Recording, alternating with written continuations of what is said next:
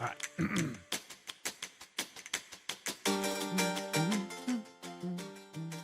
Oh, I should probably open my chat, huh? Okay. Hi guys. Hi Ifrit. Hi Tiny Roses. How you doing, guys? How you doing, Black? Toyiko? How we doing, boys? What up? Bro, you guys are in here so quick. It's actually just crazy insane. Yo, what up, Spy Master? How you doing, man? You up in here early. Holy moly. Yes. Good day. Yes, good day to you. I got notification. Right on. Did Canon kill BDO PvP or no? Do you mean in the past or currently?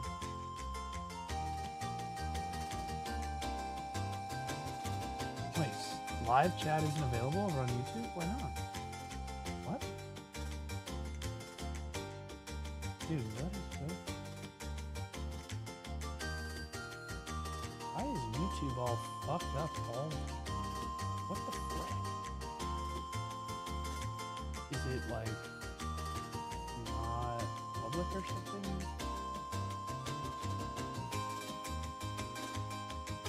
Hold on. Monitor on. Recording date.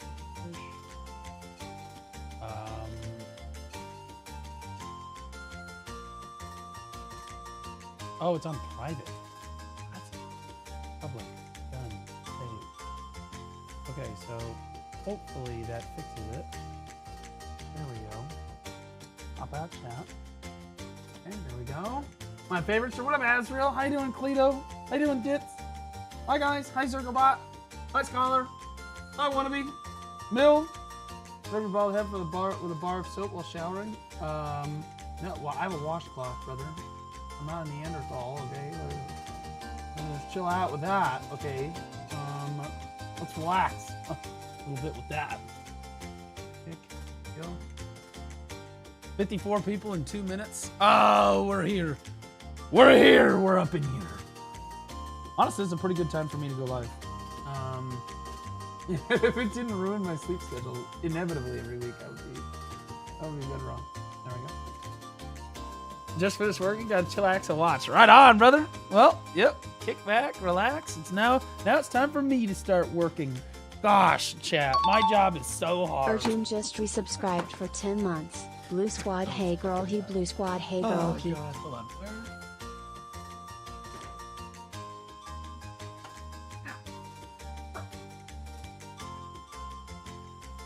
Job,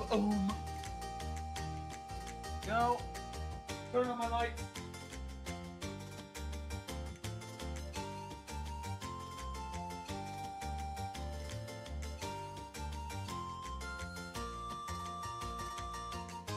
Oh, she's still on the ground from our session.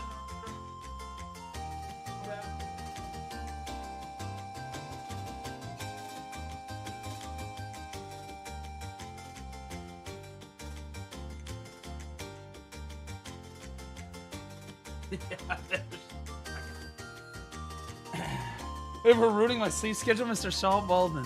Yeah, dude, I ruined my own sleep schedule. What's Canon want? Uh-oh.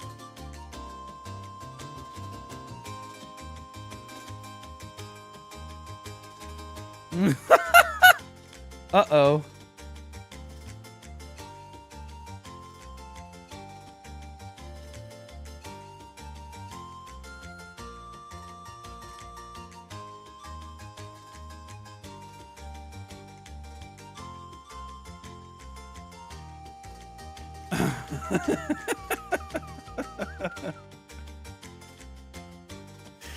Okay. Bro, the BDO community is literally just shitting all over. Oh my god. Alright, well. Welcome back, bitch. You know? Dude, what the fuck is this? Holy shit. Oh my god. Alright, I'll show his response. I'll show his response to it. We'll talk about it. We're gonna talk about it. What'd you do? I didn't do anything. I didn't do anything. Also, I don't think that YouTube is actually live right now, so I'm gonna have to. For some reason, it was privated. It was like a privated video. So hopefully YouTube's live now. Toyiko, first one over on Kick, it looks like. Yeah, there we go. Yes, we are. It's up now. Perfect. Okay, awesome. Where?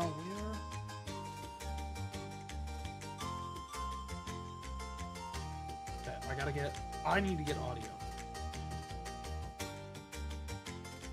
Okay, I need to get my audio going. You guys can hear it, but I can't hear anything until I fix my, there's adjustments that have to go on a 2PC setup with a volume mixer that you have to, it's complicated, bro. Audio sucks. Apply. Xiao just resubscribed for 15 months. Blue, you are so big. And bald and beautiful. Yeah, hold on. I think it's the headset being retarded. There we go. Okay, there we go. Now I can hear it. Awesome. Okay, yo, Xiao, first up of the day. Thanks for the 15 months, buddy. Appreciate you so much. Love seeing you in chat. You're so big, bald, and beautiful. Thank you, buddy. Appreciate you. Tina Carlisle. Tina, if you don't have a boyfriend and you don't have a penis, please, my DMs are open. I've been losing a lot of weight. I own a house. I'm available. Thank you for the brand new T. Nothing makes me wetter than a brand new T17.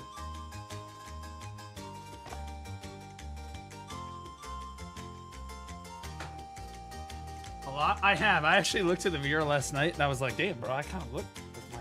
Hey, girl. Hey, girl. Hey, girl.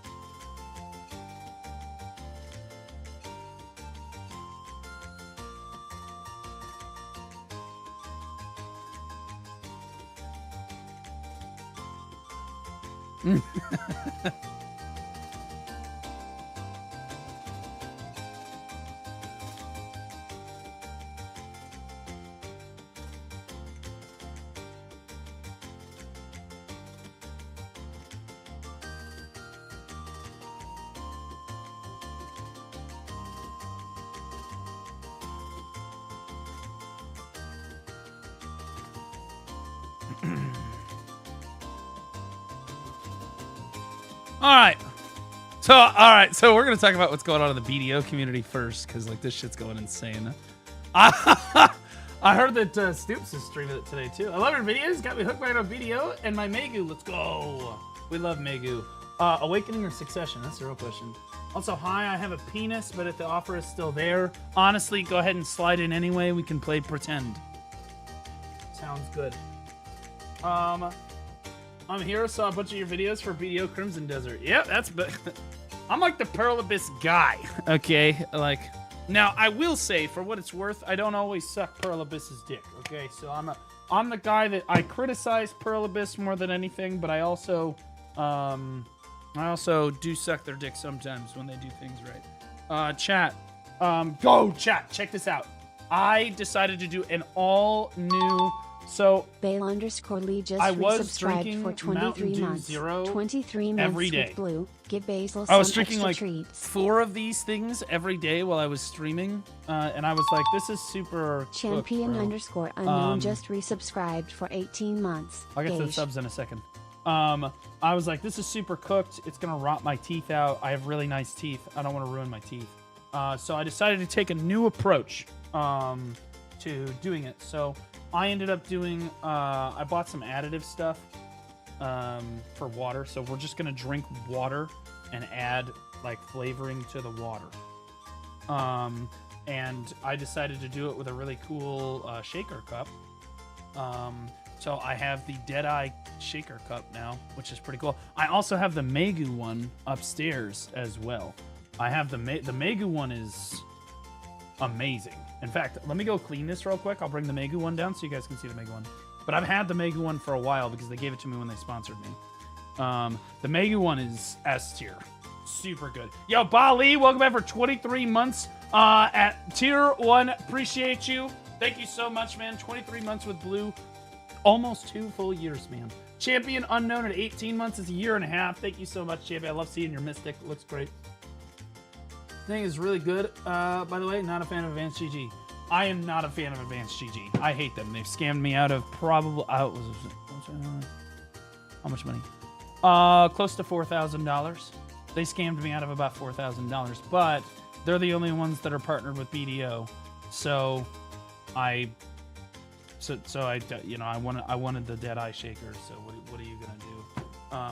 But yeah, I do not recommend their products unless you just really want to have the shaker. They're pieces of shit and they're horrible to work with. But the shakers are cool. All right, hold up.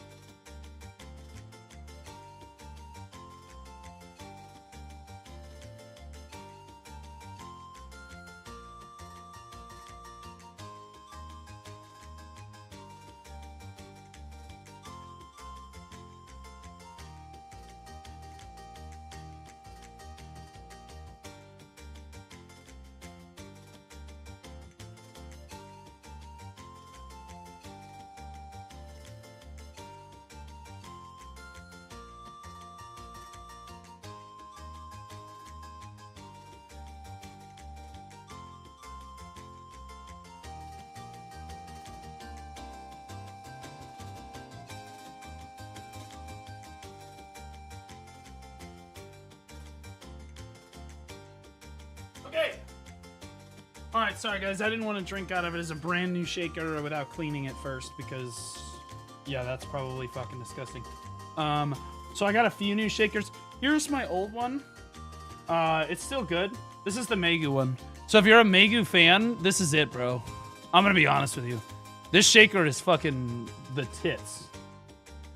Like that shaker is super fucking good.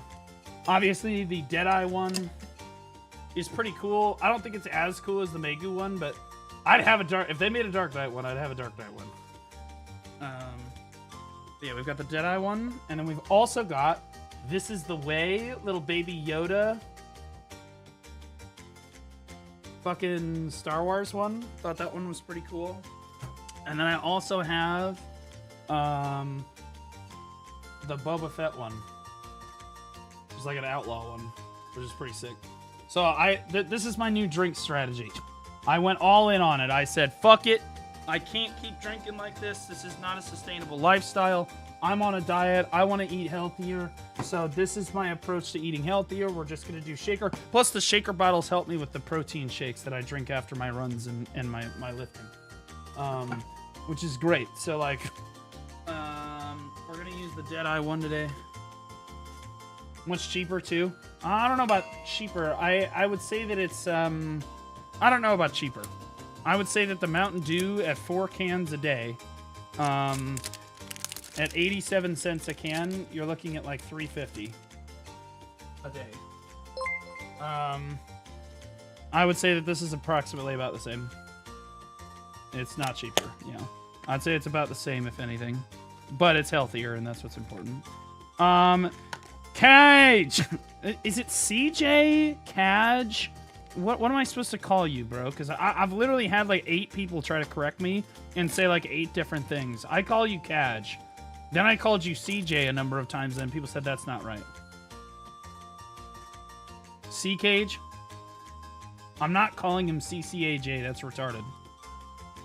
Werewin's Beat today? Yeah, we'll play some Werewin's Beat today for sure. Alright, we're trying the strawberry peach flavor. Yeah, I probably will not do advanced GG moving forward. The only reason I did it this time is because I was going to buy the Deadeye Shaker, and it was cheaper if I bought that. Also, I used my own code from like fucking a year and a half ago. They never disabled it because they're a retard company and they're dog shit at literally everything. I literally scammed them by using my own fucking code. So fuck them. I just call him dumbass. No, that's what I call Zero. It would get confusing. And Zero's a much bigger dumbass. If you're looking for a good quality shaker, this is the one I've used. Nah, I've got the again, I have the shakers now. We're done. Yeah, that looks great, but like I wanted like the themed ones. The only thing I care about for my shakers are the themed ones. Okay. You can call me Kaj. That is correct. Okay, so I'm gonna call you Kaj. A lot of people call it like Spice.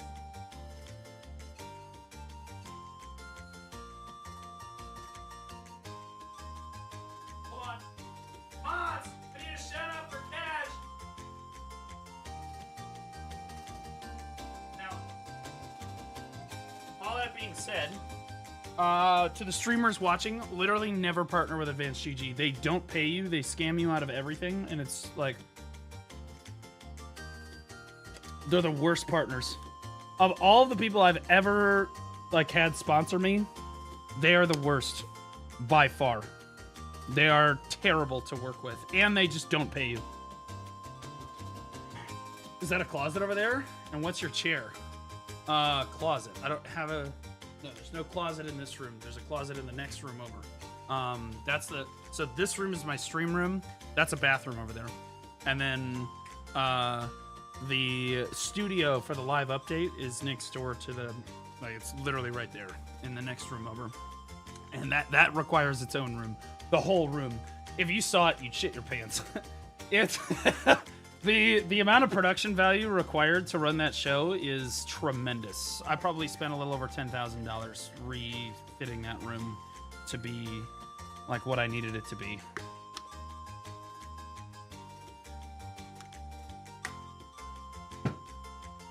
I got Advanced GG reach out to me for a sponsorship. Had some issues with them getting the account set up. It only gets worse from there, bro. They sent me a shaker. Yep, and that's all you should let. Yeah, they said that's how they started with me too. And then never contacted me again. Yep. I wasn't about to be trying to work with anybody to stay in touch with them and walked away with the free merch. Yep, that's exactly what I should have done too. Except they pushed me a lot harder because and I should never have trusted the CM team on this, but the CM team strongly recommended that I partner with them. I was the biggest BDO partner at the time, and they were like, yeah, we really want you to promote our product, blah, blah, blah. So they were a little bit more insistent with me, but even still, I should have, like, there were warning signs. There were, but like, there was like a changeover. So like the previous person that was handling the sponsorships at Advanced GG was being fired because they weren't good enough, and I was like, oh, okay, so they understand. They're bringing in somebody new. And then like the CEO or some dude, some dipshit retard came in and was like, yeah, I'm gonna do it totally different. It's gonna be so much better. I got into a call with him. He gassed me up. I signed a contract with them. They never fucking paid me. They literally never did anything. I hate that fucking company.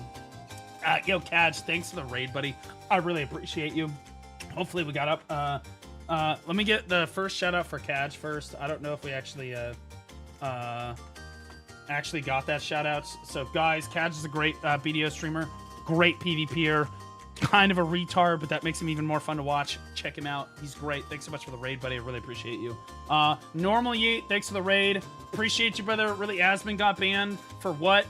Yeah, Asmon did get banned. It's because it's a retarded ban. It's stupid. I completely agree with Asmon. I think that the Twitch banning him for something like that is fucking stupid. Twitch is in the wrong.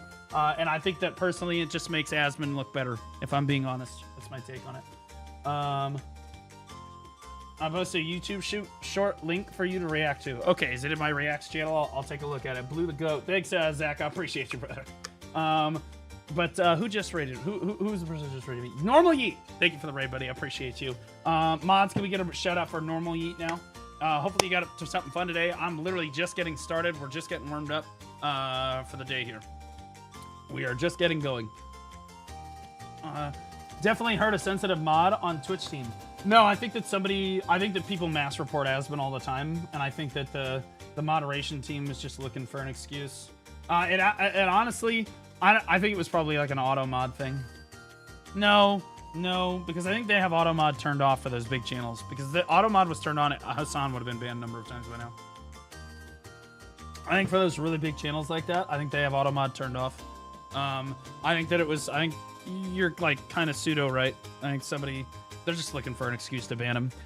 I think that it just makes them look really bad. I do. And I think that it's making me want to multi-stream on Rumble. I know that Tectone went over to Rumble recently. I know that the only person that's really on Rumble that really is relevant is like Crowder and stuff, and that's a lot of like super right-wing stuff. I'm not into the politics stuff at all, but like, you know, I look at Rumble as a platform objectively, take the politics out of it. They don't ban anybody. So I'm like, okay, well, it might be smart to start like multi-streaming to Rumble, at least for my normal live streams. I won't include it in any of the multi-chats or anything because you can literally just like say the N-word or just put porn in chat on Rumble and they don't give a fuck. Rumble does not care. Okay? So like, yeah. There's no way you're talking about advanced, right? When I click the stream, literally trying to get paid, ghosted on my second monitor. Yes, that's exactly what I'm talking about. They owe me like close to $5,000. It's closer to 5K. They never paid me. I signed a 6-month contract with them to do a number of things. I even wrote them. They even had me put their brand logo in my brand logo. So there are versions of the Blue Squadron logo and like my banners on YouTube and stuff that have the Advanced GG logo next to it because they wanted that as part of the thing. I did all this fucking stuff for them. I promoted their products, glazed the shit out of them. They didn't pay me a fucking dime. And you should press them, Vert. But I'm gonna be honest, that's how it is. The reason I signed with Mythic Talent is Advanced GG. That's literally the fucking Advanced GG and companies like them are just the absolute worst. They're the reason I have Mythic, because with Mythic, they can't fucking do that to me. They'll get sued. Mythic will just fucking sue them. I get paid regardless. When I do a sponsorship now, I'm guaranteed to be paid. No strings attached, no questions asked. I will get fucking paid. Because Mythic has its own legal team that handles all that stuff. Okay, Heavens, I'll look at it when I hit go here. What up, Zerda? Man, we got all the BDO partners in here. So we're going to talk, guys, the first thing we're going to talk about today, we'll talk a little bit about Asmon. That's not going to take very long. We're going to talk about Cannon. Because apparently Cannon is playing BDO again, and he's come under a tremendous amount of controversy. So we're going to talk about that a little bit. We're going to talk about that a little bit. Why would I talk about Shroud? What's wrong with Shroud? No Dark Knight? No, there's no Dark Knight Shaker bottle. So anyway, the only reason I ordered Advanced GG this time is because they had the Deadeye Shaker. I love BDO. I mean, guys, you're talking to a person that literally, yesterday I cut my grass instead of streaming, right? So I cut my grass and did a number of other things. But like when I cut my grass in like the Black Spirit, like diamond logo. Because it reminded me of BDO. And that's who you're fucking talking to, okay? So like I wanted the Deadeye Shaker, obviously. What are you gonna do? And so with the Deadeye Shaker, I did order some Advanced GG stuff. I literally used my own code because they never disabled it from like 2.5 years ago. Because they're retarded.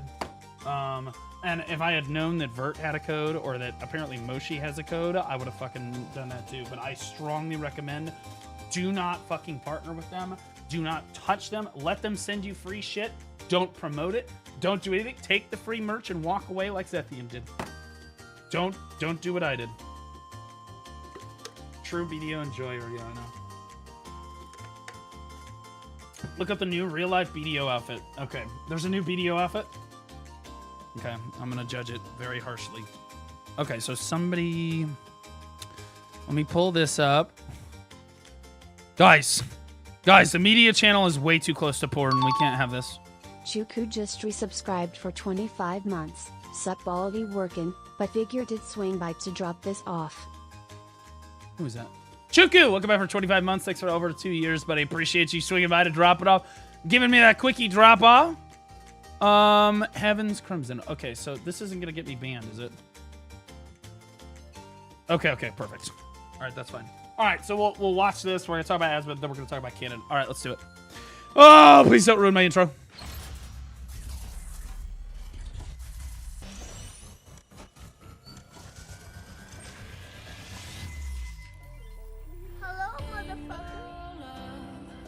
I don't care. It still counts. I don't care. It's close enough. Close enough. Clean fucking intro, by the way. Okay. All right. So we'll watch this first because this is like really short. Then we'll talk about Asmon. Then we'll talk about Canon. What's this? Why can't I hear the? Oh. Elden Ring player versus Sekiro player versus IGN journalist in Crimson Desert. Dude, I just never lose to bosses. Maybe I'm just built different. Okay, I did struggle with the ice guy, the Ice King guy. It was a little rough. I died like 4 times before I finally killed him, and it took half an hour.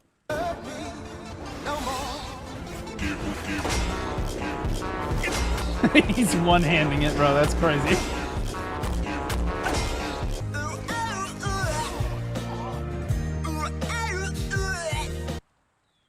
Honestly, do you know? Dude, what are those recommended videos, dude?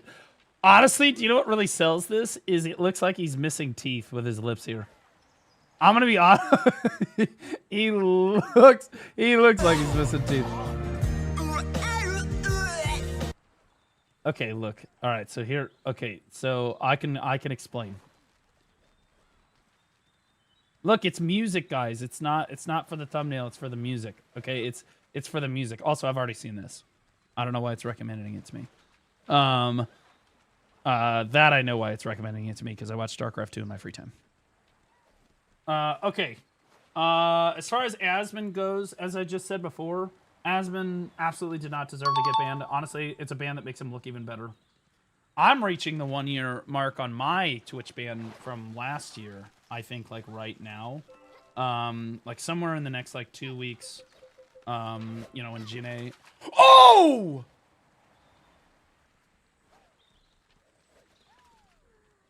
No! No, it's retarded. Bro, fuck this goddamn event, dude. You can't even catch Migaloo here. I don't even know what I was thinking. Fuck me. Okay, anyway. Now I'm pissed. Okay, anyway. I think that personally, I think it makes Asmon look like way better. I think that getting banned for stupid shit like that literally just helps you. He should not have been banned for something like that. I say worse shit than that every day. I heard what he said. I was like, that's it. I say worse shit than that literally daily, but fortunately I don't have 20,000 viewers, I suppose.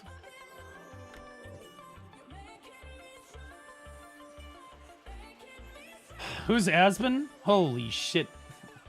That guy kind of my goat for real, bro. That guy doesn't know who anybody is. That's insane. That guy's fucking crazy. Okay, we have to go sell our... Okay, yeah, it's time to... We gotta go sell our fish, bro. I put it off as long as I can.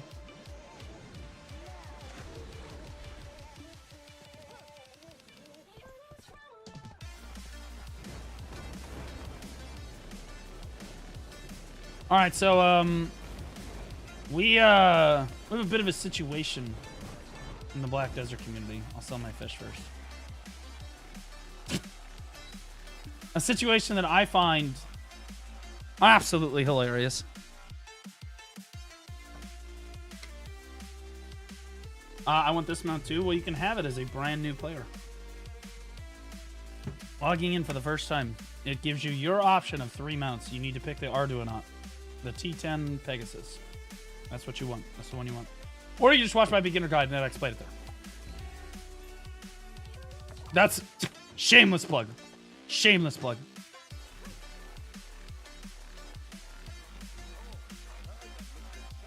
I don't care.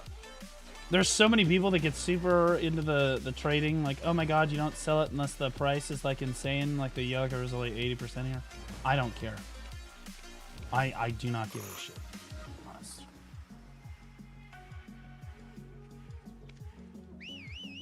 Tried was playing BDO on stream yesterday with Armin helping. Dude, are we back? Yo, are we back? Yo, we're not back until Summit starts playing it. We're not back until Summit starts playing it.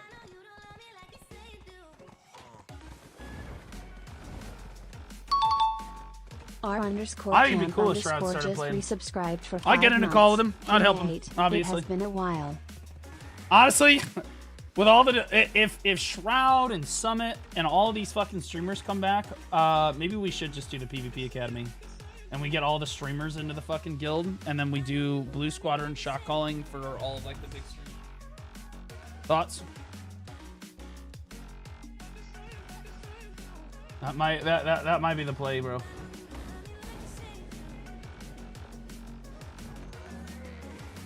Shroud's kind of a whiny bitch. Yeah, but so is everybody else. Name a streamer that's not a whiny bitch.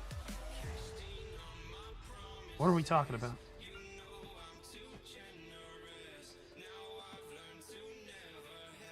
You? I am the ultimate whiny bitch, dude. All I do is sit up here all day and complain about how Pluralist doesn't do enough. Honestly, my biggest complaint with Crimson Desert is the fact that they're listening so much. It's upsetting. And quite honestly, offending as a Black Desert player to watch these fucking developers literally listen to everything that everybody fucking tells them to do. It's offensive. Like, honestly. The King Joni just resubscribed for 12 months. Joni, welcome back for 12 months. One full motherfucking year, brother. Appreciate you. Thanks so much, man. Thank you. Cannon got invited to Notorious and maybe got gonna pull Stoops with him, while Shroud apparently got invited to Family. Nah, I'd just gather them all up. They're gonna go wherever the content is the best. I'd scoop them up.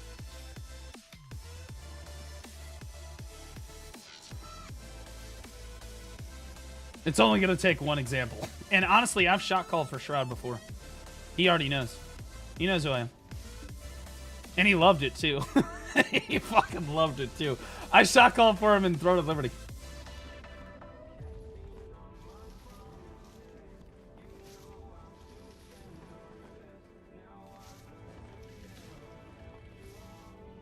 Someone linked the Don Skeptic message clip. Well, obviously these guilds want like the big streamers in their fucking guild because it's really good publicity for their fucking guild. But I'm gonna be honest with you, it honestly might hurt Family. Family is kind of fucking completely retarded, and the moment that Shroud shows up to a node war and he realizes how fucking retarded Family is, they're just going. It's not gonna help. They're not exactly bright people. They're not known for being bright, bro. Hello, Ken. I'm Skeptic, the GM of Family. I've heard rumors that you're interested in joining us. As a PvP enjoyer and enjoyer of one-sided decks, I cannot accept you. Thank you for your interest. I cannot wait to see you in the overworld. Love, Skeptic. Okay. As a PvP enjoyer and enjoyer of one-sided decks. Okay. Just so you know, you do know. Just so you know. This is so triggering for Cannon. I'm gonna be honest. This is so triggering. I can already tell. I can see it on his face. He's like, oh god. Skeptic, you know that one-sided deck. No. I'm not a big fan of, and they changed that prior to me playing BDO, right? They did not. I'm gonna explain. It's cool. It's cool, but like just so you know, like, are you aware of that? You are aware of that, right? I'm curious if like the time, like, because that would be like something that's more objective, right? Yeah, rather than an opinion. That is not true. But I will explain everything. All right. We're gonna explain it. Let me finish planning my crafts real quick. Let me do this real quick so I get these going, and then we're gonna talk about it. Just so that, because I guarantee you, the majority of people watching don't even fucking know who Cannon is or what his connection to the Black Desert community even is. I'm gonna explain the whole fucking thing and why people get really upset about Cannon.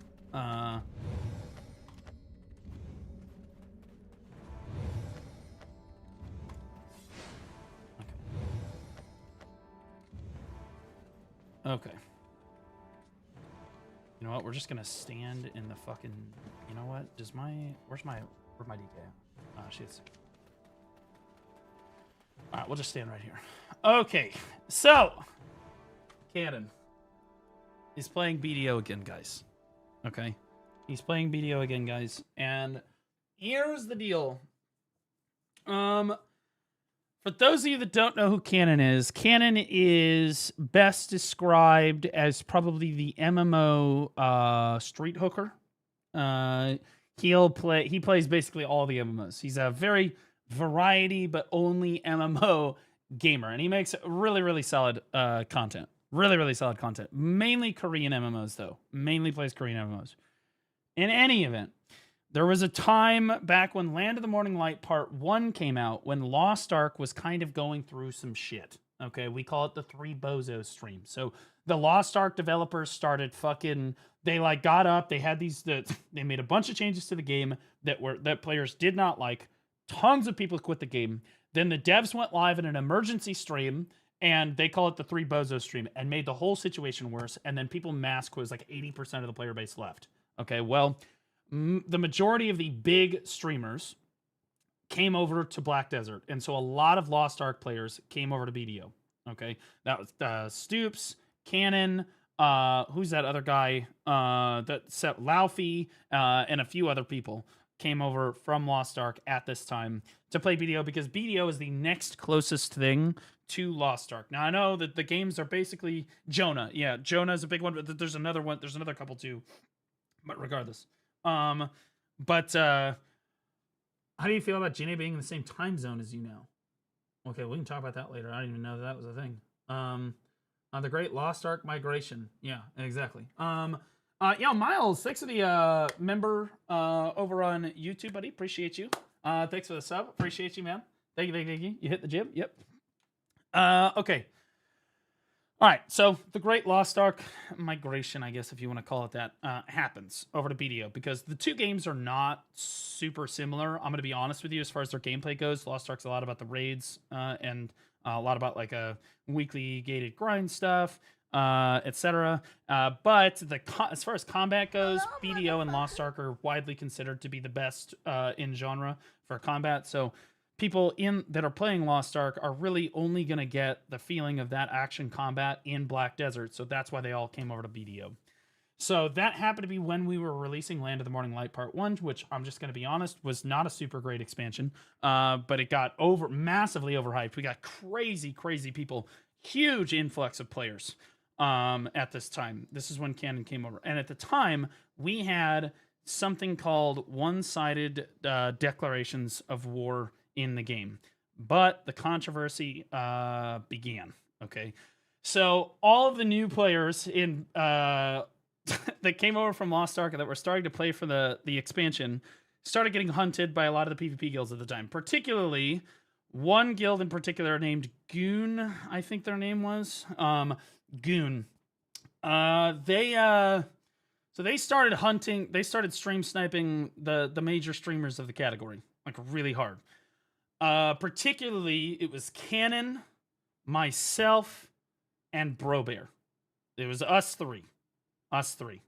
And of the three of us, I basically just bent over and took it up my ass. I'm going to be honest with you. I just said it because I'll be real. I had, like there were like 2 years previous, I had been hunted on stream, and I tried to go through the CM team and get it because they had hunted me for like months, and they wouldn't leave me alone. So I tried to get out and report them, and all it did was it gave the CM team literally gifted all the people that were hunting me value packs and said, "Keep doing it. We hate Baldy." It's crazy. So ever since then, haven't really worried about reporting people. And so like I basically, when you fast forward like a year and a half, and so this shit starts happening, right? I'm like, reports basically aren't going to do anything. I think that I put in one report on like Flowrang or whatever because he was running me down. And I think he got gifted a value pack too. At the time, I was like, yeah, okay, yeah. I don't even know why I bother. But that being said, I basically just sat there and took it every day and just said, hey, this is how things are. And that's how a lot of BDO streamers were at the time. Is you just basically had to sit and fucking take it. People could stream snipe you. And for those of you that don't know, hiding your server does literally nothing. These people are like giga no-lifers. We're talking about like you could pass somebody in town and they'll whisper that person and be like, hey, what server are you on? And to get your server. There's like 100 different ways that they can figure out what server you're on and pinpoint your exact location immediately. There was also a feature of the game called the Black Robe Man. where you could walk up to an NPC, type in the character name of a player, and it would auto path you directly to their exact precise location. So you could immediately hunt people server to server to their exact location. Okay, it was a little fucked. Okay, so I'm telling you, when I say that we were getting stream sniped, I mean we were getting run the fuck down hard, and I was just taking it. I was taking it. Bro Bear was also taking it in the ass. Bro Bear did report it a number of times, but the same thing happened to him that happened to me. We were just like, well, like it's just nothing happens. And so Bro Bear like reported them like once. Nothing happened because of it, and so he just moved on and he just sat and took it every day. And Bro Bear, I think, got the worst of all the three of us. Bro Bear obviously had it the worst. Bro Bear, I'm not joking, guys. Goon had they had Bro Bear hours. Okay, they had specific people in the guild for specific hours of his stream because he used to be live for like 12 hours a day. He would stream for like 12 hours a day, and Goon members would take over on shift to grief him so that he could not grind. Okay. And you're like, well, why didn't they just drop the deck? Well, at the time, we had something in the game that allowed you to declare war on an enemy guild. But they did not have to be war decked on you. Okay? They did not have... I don't have any war decks right now. But, like, if I type in the name of a guild here, like if I type in digital and I hit deck, it'll send a war declaration to digital, but it will ask digital for permission. Whether... It used to not do that, okay? It was a little more complicated than that, but you could basically just deck... What you guys need to understand is you could just deck anybody for any reason all the fucking time, okay? And so they could basically... They declared war on Bro Bear's guild, on my guild, on Cannon's guild, and they just ran us down. There's no karma loss. They didn't lose anything. No karma loss, no gear loss, nothing. There were no punishment. They just ran us down across all servers, could not grind, whatever, right? And I'll be honest with you, Bro Bear had it the worst. Cannon, I mean, I probably had it the next worst, but like, again, I just take it like a bitch. Like the moment that they started griefing me, this is the time when I was like, you know what, fuck it, I'm just gonna go react to stuff. So like that's, I started doing react content, so I was like, you know what, I'm just gonna go watch some YouTube videos. So I would just stop playing the game. Like, I don't fucking care anyway. I don't give a shit, right?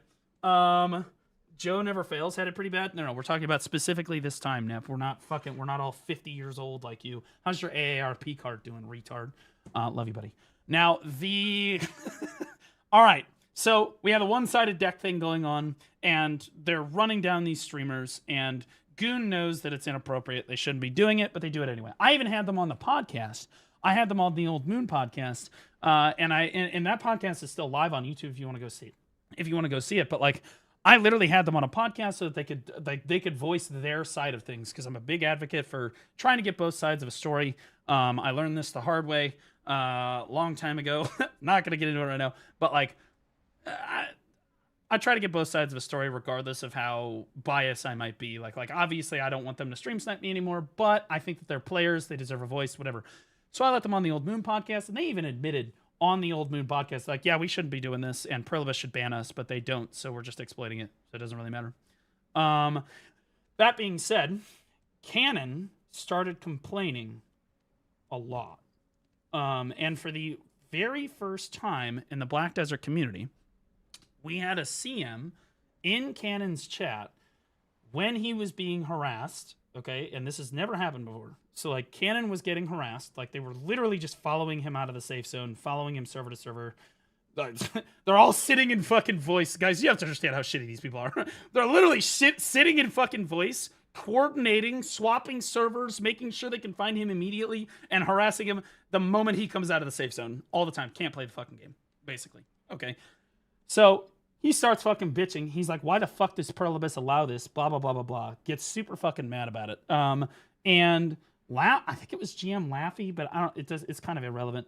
One of the CMs was sitting in his chat, and they were like, well, that's actionable. We can ban that. And he's like, okay, please do.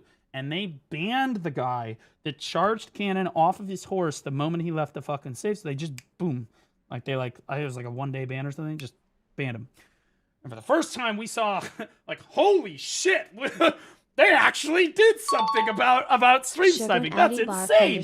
Just subscribed for 24 months. 2 decades, let's go. It's the first time I've ever seen anything like this. And I'm not in the BDO partner program at the time, but at the time I was in the BDO partner program. So I have the privileged information of knowing what the fuck was going on behind the scenes, which I'm going to share with you guys right now. Sugar Daddy Bark, welcome back for 24 months. Thank you so much for the 2 years. I appreciate you. Thank you. Because there's a lot of misinformation that I think gets spread about this particular situation, and I'm going to clear that up, okay?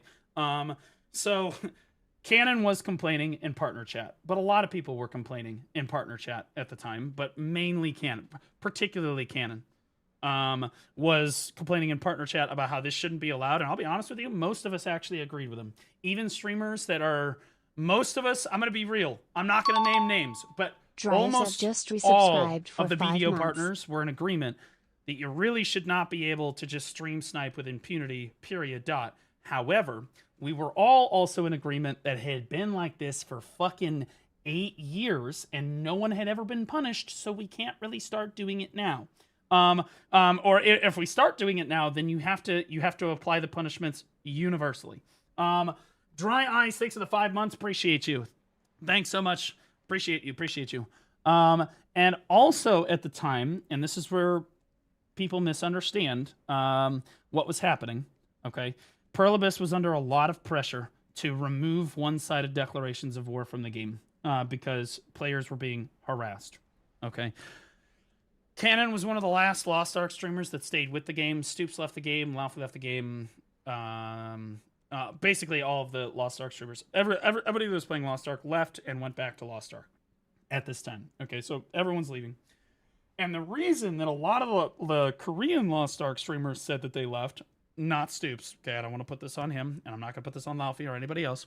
The reason that a lot of the Lost Ark streamers said that they left from Korea was that, oh, we're just being harassed too much. They were stream sniping us. Because it went on in Korea too. Not to the same degree, but it went on in Korea too. We were just being harassed too much, blah, blah, blah, blah, blah. So they went back to Lost Ark. And originally, the Pearl Abyss was not going to really do anything. They were upset that they had lost all these players, and the devs incorrectly...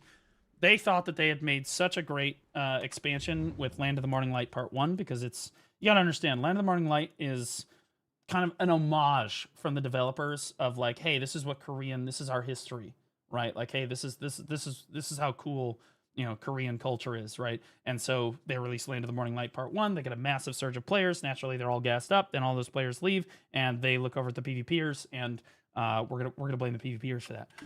But... all of this said and done, this is all happening at the same time that Canon starts complaining about this stuff. Okay. And people start getting, for the first time in BDO, people start getting banned for harassing people live on stream. However, the only people, to my knowledge, the only people that got banned, and I know I have a lot of streamers watching right now, so you guys can correct me if I'm wrong here. What did this guy get banned for?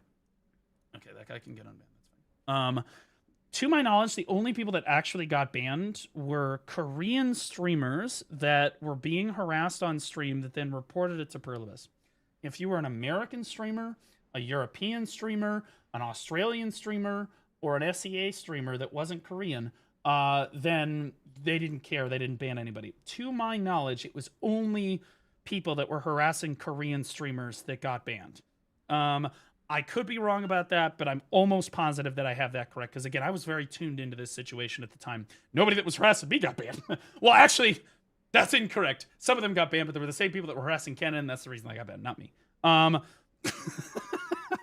That being said, Pearl Abyss implemented a new policy at the time that was, hey, you're going to have an escalating ban if you're caught harassing another player. Like, if you can give us evidence that they're stream sniping you server to server, we will ban them for a day. Then if they do it again, we'll ban them for 3 days. Then if they do it again, we'll ban them for a week. Then it's 2 weeks. Then it's perma, right? And then it resets every, 6 months or something. I don't exactly know the super specifics, but it's basically an escalating ban system.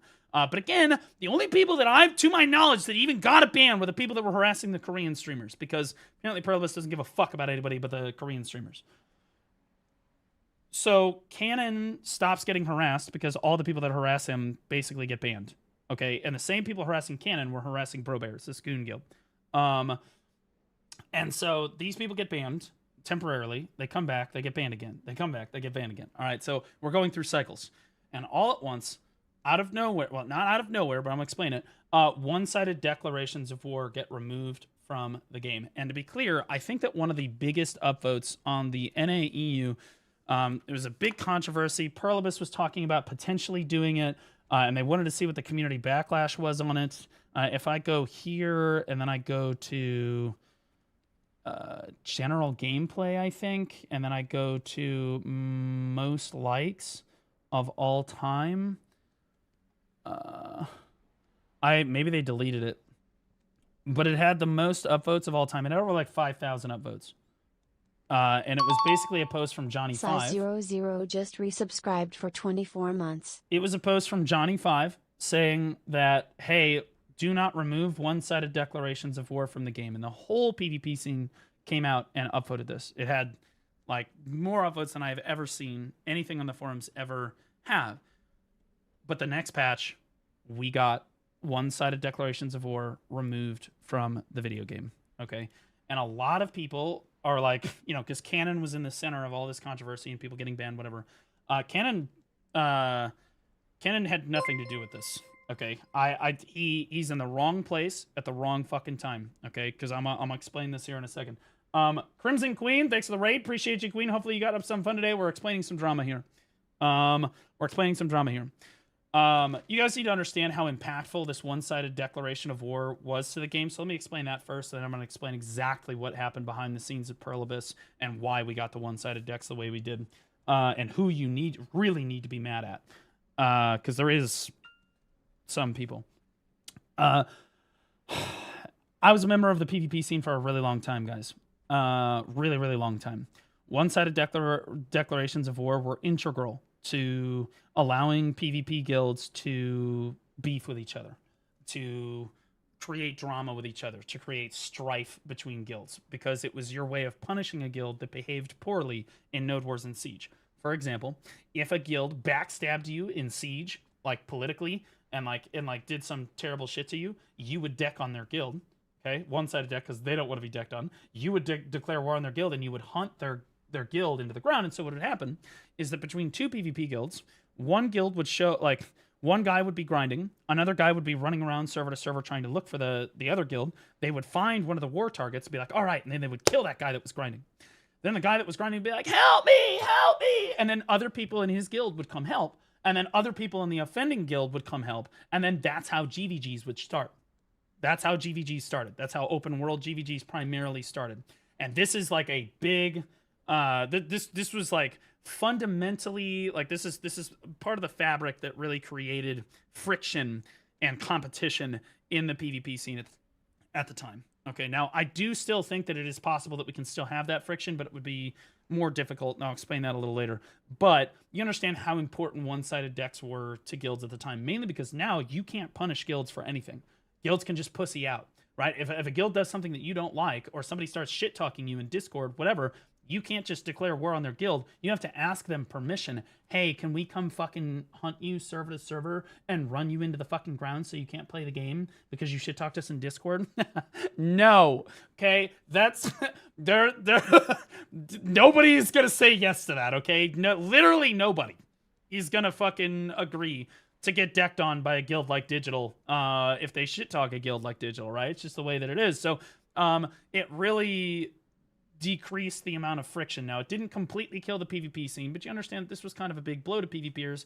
This particular feature had been in the game for 8 or 9 years. Now, at the same time, they also removed that NPC that I talked about earlier, the Black Robe Man. You might see a meme floating around about with like Jae-hee Kim's face on him. It's like, that's not a thing anymore. Yeah, so they removed the Black Robe Man from the game. And I'm going to be honest with you, I completely agree with that. I think that the Black Robe Man being in the game was nothing but toxic. That should have been removed years ago. And I think that most people, if they're looking at the situation practically, kind of agree with me on this. Even if you're a PvPer, the Black Robe Man was nothing but a disruption. Totally fine to remove that. One-sided decks were another thing altogether. So the PvP scene banded together, and probably one of the...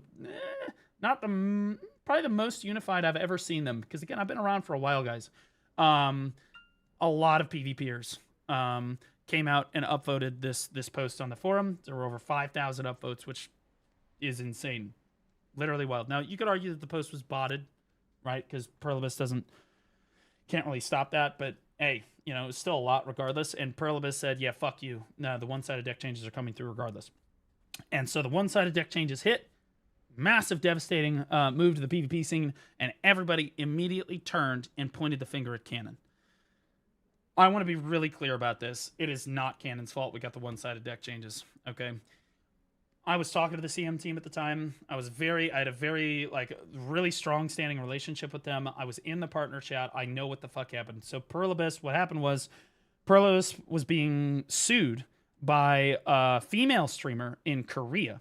So a female streamer in Korea, because it's a much smaller country than, you know, the United States or even, like, you know, Europe as a continent. It's very small. She was being harassed in game in BDO. Well, they took the harassment IRL. Okay, they came and found her, and some shit happened. I'm not going to explain exactly what. Shit happened. She was harassed IRL, and because she had put in several support tickets saying, "Hey, Perlibus, you need to handle this. This is getting out of hand. They're doxing me. They're coming after me. Blah blah blah." And Perlibus, in their typical fashion, did literally fucking nothing. Okay, because that was their way of handling things at the time. And this is all happening while Cannon is doing his fucking thing too, right? This is like the root cause. So she gets harassed IRL. Some bad shit happens, and she decides to sue Perlibus because they can't control what the fuck is going on in their game. And so Perlibus, in an effort to say, you know what, okay, they didn't want to open themselves up to more litigations and more lawsuits in the future, Perlibus decided, okay, we're going to change the TOS completely, and then we're going to remove one-sided decks from the game because this seems to be part of the problem, and we're going to do all this stuff so that, because again, they're getting sued. And so all of these changes got pushed through. They got pushed through in Korea first, and that's important. Okay, Korea had these changes before we did, and we were all like, please don't give us the changes. That's the reason for the forum post, is we saw the changes come through in Korea a month or two before they were pushed to live in the West. And I know for a fact that the community management team for North America went to fucking blah, bat. blah, blah. Can you... The CM team for NA, as much as I flame them for stuff and whatnot, guys, if you're a PvP member, you corruption and Etsu went to fucking bat for you guys. I mean, like, they went in and they argued with the development team.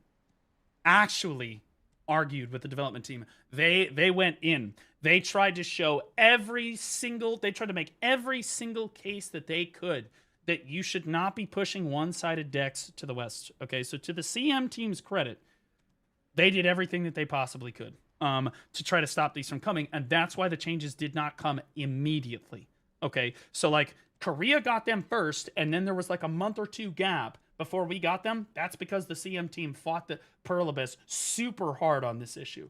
Super, super fucking hard. Now, Cannon did not help, okay, but the CM team had Cannon's situation kind of under control. I'm going to be honest with you. Cannon's situation was completely separate than one-sided decks, okay? In my opinion. Yes, they were a part of it because they were one-sided decked on Cannon and whatnot, but they had already kind of handled Cannon's situation by the time that these changes ended up pushing through. Because they were like, okay, yeah, if you can prove that a player is harassing you, yeah, we're just going to ban them in an escalating change. And I think that most PvPers, if you're looking at it objectively, if that had been all that Perlibus implemented, I think that most PvPers would have been okay with that. They keep one-sided decks, but if you're harassing one player in particular and hunting them server to server and preventing their gameplay, then yeah, you can get a 1-day ban and then a 3-day ban and a 1-week ban. I think most players were generally okay with that because it didn't hurt the overall... it didn't hurt the general, like the overall PvP scene, like the fabric of the PvP scene, right? That's a cool story and very good point. I think I'll blame Cannon. Okay, well, I'm getting to it. So, because all of this happened at the same time, Cannon's the one that, and he was kind of the face of trying to stop the toxicity in the game. I think that Cannon, honestly, I think that he was advocating for less toxicity. And I think that most streamers, whether or not they want to say this or not, I'm going to say it because I don't give a fuck. I don't care. I think that what Cannon was advocating for was just banning stream snipers, straight up. And I think that he was correct about that. I think that, like, if Perlibus If Perlibus really wanted to, mainly because stream snipers are really they're just disrupting the gameplay of a player, right? It's not even like streamer privileged. It's like, if it was happening to you, they should ban that person too, right? If you had a recording of people fucking hunting you server to server, they should ban that person too, right? And it's only fair that that same rule is applied to streamers, okay? And I personally agree with that sentiment. I agree with the fact that they should ban people for deliberately disrupting gameplay. Now, if you get killed on a server and you're at war with an enemy guild, that's not harassment. I just want to be very clear. If you're getting killed on a server and you're at war with an enemy guild, that's not fucking harassment, brother. That's PvP. That's just the way that it is. Okay, I don't know what to tell you. Okay, especially if you're in a PvP guild. If you're in a PvP guild and you're complaining about people killing you, you're a retard. You're just a fucking retard. Okay, I am very specifically talking about players that are not in PvP guilds that are just getting hunted server to server. That's most of our streamers. That's most of the BDO community. Those players should just not be harassed. There's just really no reason to sit and harass those players. But if you're in a PvP guild, in my opinion, one-sided decks do not need to be fully reverted. But I do think that if you've dropped on a node war for the week, I absolutely think that your guild should be open for one-sided decks. And I think that most people would probably agree with me on that.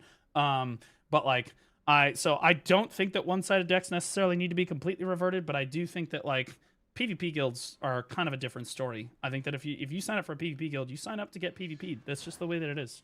Now, all this being said and done, Cannon came under a tremendous amount of pressure because of this, and then he stopped playing the game shortly after all of this shit happened. Okay?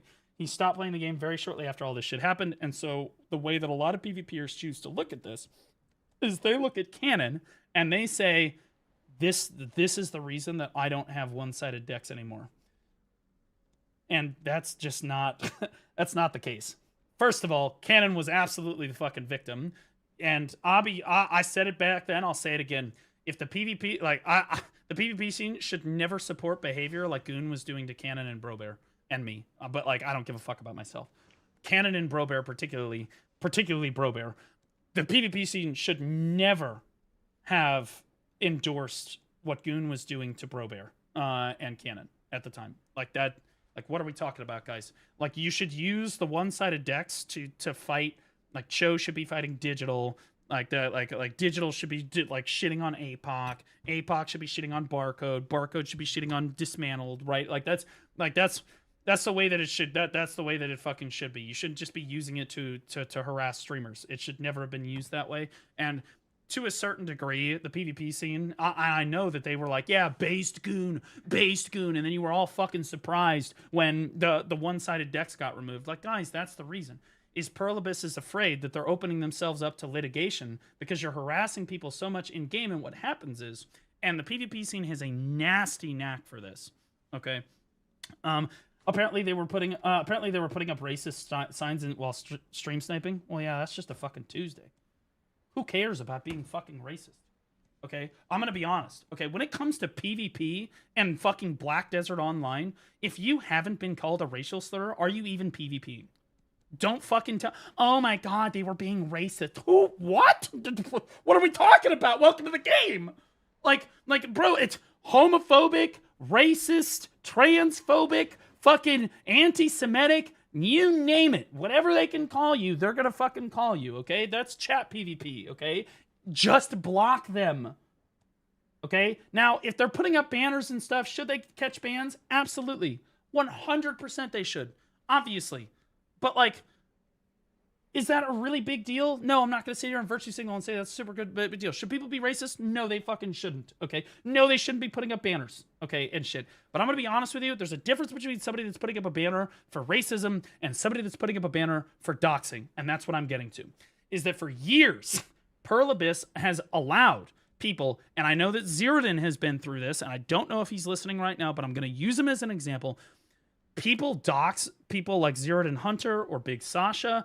He was the GM of Black Rose and several other people in game for years and received no punishment. You could lean against a wall and just put their address on a fucking banner. You could name your character their first and last name and then pop a bell to announce what their name was to the entire server.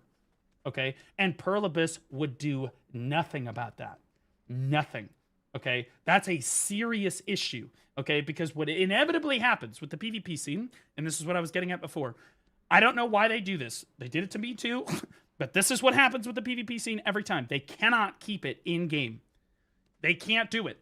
Inevitably, so there's like sniping somebody server to server and trying to get GVGs for your guild. That's one thing.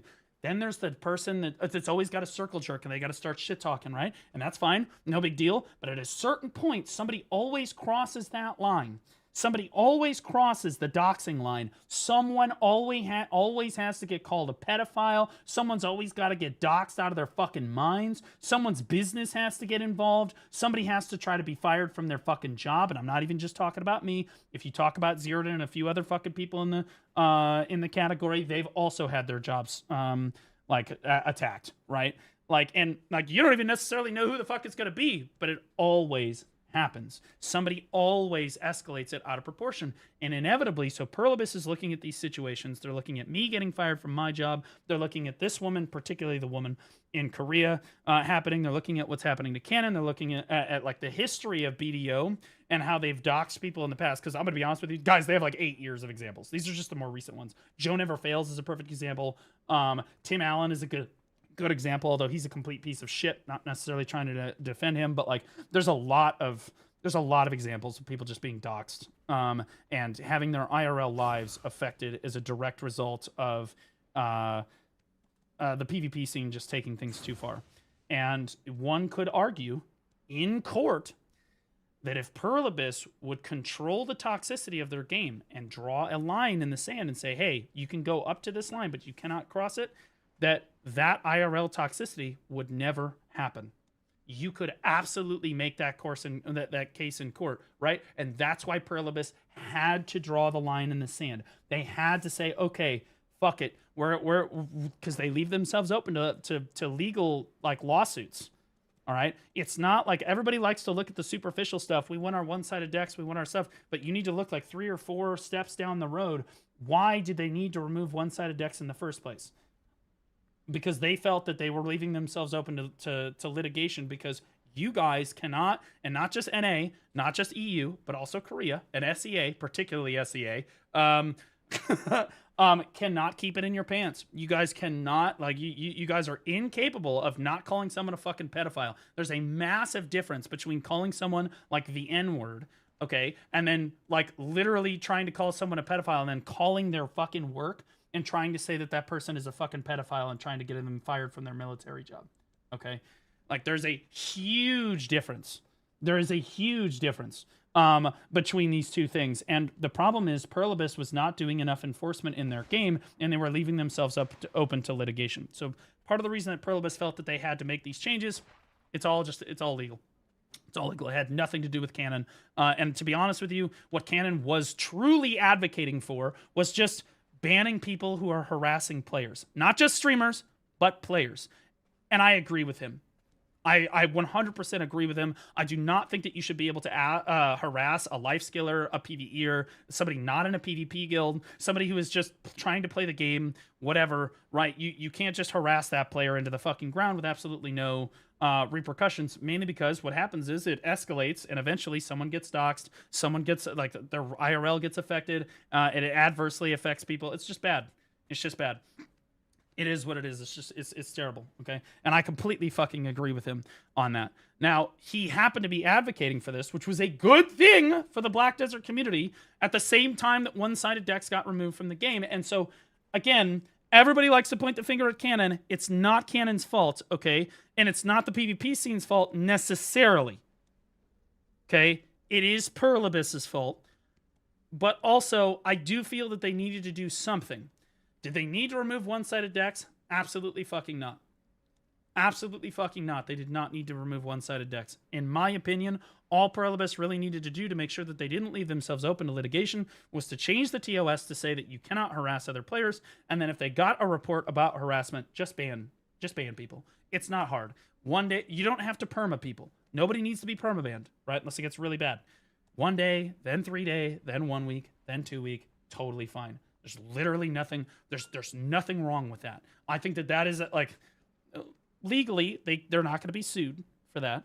And I think that from a toxicity standpoint, I think it keeps people from going over the line because people then know that they can go to Perlibus and say, hey, they're coming after, or like they're harassing me, and that should be the signal to Perlibus to be like, okay, well, we don't want this to escalate any further. Let's give that person a 1-day ban. It's pretty simple. It's pretty simple. Now, the problem is a lot of people have used this as they've tried to abuse this. And I'm not going to point out which streamers necessarily have done it because there's a couple of them in my chat right now. But there have been a number of streamers who have tried to pretend that they're being harassed by somebody. And really what's happening is they're just being killed, okay, on a server, and then they swap servers and nothing happens, okay? Or they'll pretend that they're being harassed, or they'll pretend that the CM team is on their side with stuff. And I do think that those people should be banned too. Yeah. So I think that the road runs both ways, in my opinion. I think that if you try to report somebody for harassing you, and then it's very convincingly proved that they are not in fact harassing you, I think that you are the one that should be banned. And it shouldn't be 1 day, 3 day. I think you should get like a 1 or 2 week ban for that, in my opinion. I think that and that's to prevent people from doing exactly what some of the streamers tried to do, because the moment that they realized that they could try to get people banned for hopping server to server and killing them, streamers pretended that I mean, guys, there are clips of streamers that literally were on the Arsha server talking about how they're like, oh, I'm clipping that. Well, you're going to get banned. Well, you're harassing me. You're on the Arsha fucking server, brother. Okay? You're not being harassed. Okay? That's just not how it works. All right? Has anyone heard a word this guy said? I'm just looking at that ass. Could you guys stop looking at this dude's ass? Like, fine. Okay. All right. Better. You're welcome. I don't understand why you're looking at that, but hey. You would need a person sitting and verifying the bans, and people would be like, I was unfairly banned. I didn't do nothing. No. I think it's pretty easy to say, to show that people are harassing you, right? If you have a clip of them, and it has to be within, like, all needs to be 1 clip. Not 2 clips, not 3 clips, not 4 clips, 1 clip of somebody killing you on a server. You swap servers. They kill you in less than 1 hour. They come, they kill you again. Right? Less than 15, 20 minutes. They come, they kill you again. You swap servers, that it happens again. Yeah, that's harassment. That's harassment. And I think that should be the standard of proof that Perlibus asks for. It's really simple. If you get killed on a server and then you swap servers, this is all in 1 clip, so it can't be edited. Some clipped out of content. Oh, it was at the same time or whatever the fuck, and they're clearly like the time of day in game is like fucking completely different, right? Like, if it's all just 1 clip and they swap servers and, you know, it's within like 15 to 30 minutes and even an hour if they want to say an hour, and they get killed again, okay, there it is. And then when they put in the support to Perlibus, they could be like, here are the timestamps of this 1 clip I am submitting you of this person harassing me server to server within an hour. Bada bing, bada boom. It's pretty simple. It's really not that hard. It's pretty easy to verify from the combat log. Yeah, Perlibus could also just do their fucking jobs. That would also, because that Perlibus has evidence of all of this stuff.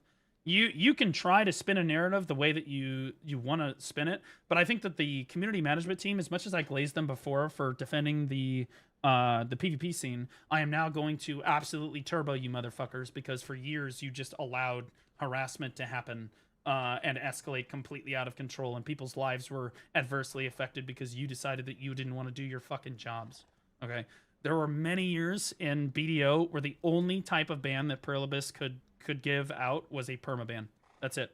That's all they would do. They would just permaban people for everything. And so their excuse for not enforcing their TOS before, for not harassing players, was that, oh, well, we don't want to permaban someone necessarily for, you know, just like, you know, the harassing, which we can't necessarily verify, whatever.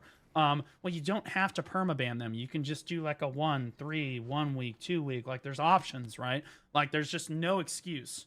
Like, I watched them allow the people to harass Big Sasha, myself, Cannon, Bro Bear, Joe Never Fails, a lot of people. They harassed a ton of different people. And did all of those people deserve that harassment? No. No, they didn't. I don't care how bad of a person you think that Joe Never Fails was, or that Tim Allen was, or even that I am. No, they don't fucking deserve to have their playtime completely grief. Guys, it's a video game. Okay? And obviously, I love BDO. It's a huge part of my life, but at the end of the day, it is a game. Okay, so we need to relax. People play it to relax. Okay. What happened to Joe Never Fails? So Joe, and this is actually interesting. Maybe I should include this as part of the story. Joe Never Fails is before the time that I was a streamer, but I will explain what happened to Joe. Should I explain Joe's entire arc? I think that I should explain Joe's entire arc. Fuck it. Fuck it, we ball. Okay, so a long time ago, in a streaming community far, far away, there was a streamer named Joe Never Fails. And it's important that you understand Joe Never Fails was a complete douchebag. Think like frat boy personality. All right? Like, and I'm somebody, I used to watch Joe. I did. I watched Joe very frequently. Okay. But I would go into Joe's chat. Joe was somebody that, like, I would go into Joe's chat and be like, Joe, I failed my full tet roulette and I'm back at Fogan's grinding with 1 durability on all of my weapons and armor. Sad day. And he would just be like, you rouletted without having a backup? That was smart. Fucking retard. Right? And he wasn't joking either, like the way that I joke about people when I call people retarded. Like, he was just, like, serious. Okay, and there's just something about the way that Joe spoke that I think really rubbed people the wrong way. And so Joe was a super polarizing figure in the BDO community on one hand, but he is right. I mean, he was right, but it was still hurtful. A lot of the way that I treat my viewers, right? But, like, again, I'm more of a comedian, though. It's different. But Joe was very polarizing. On one hand, Joe had very informative, excellent content. He had a guild where he had a seasonal guild where he would teach brand new players how to play the game, and he would, like, teach them how to get through seasonally and would coach them, blah blah blah. It was like this big thing because this is back when seasonal had just come out. He had guides. He was very informative. He would answer all your questions, and he was super upbeat. But also at the same time, there was a massively toxic part of Joe that, like, always ended up coming out on stream that, like, people love to exploit. And eventually, Joe decided to start doing PvP. And this is the rough, this is where it started getting a little rocky for my boy Joseph. Okay. Joe started doing PvP, and Joe could not get into a PvP guild because Joe was fucking terrible. Yeah, he was fucking terrible. I mean, honestly, one of the worst streamers I've ever, Joe played the game for like 8 hours a fucking day, and I shit you not, this guy was a floor POV mystic. I've never seen anything like it. Like, dog. Like, guys, there's like me, I'm dog shit. And then there's like fucking a huge gap. And then there's where Joe was performing. That's how fucking bad he was, okay? So no one would take him until he became like this super gear monkey. He got a ton. Wasn't he Striker? He started as Mystic. And then he transitioned over to Striker because Striker's a lot easier. Striker's gameplay loop, just very quickly. First me grab, and then I'm gonna kill them. Well, what happens if you play against a Dark Knight? I'm gonna grab her, and then I'm gonna kill her. Well, what happens if you play against a Striker? I'm gonna grab them.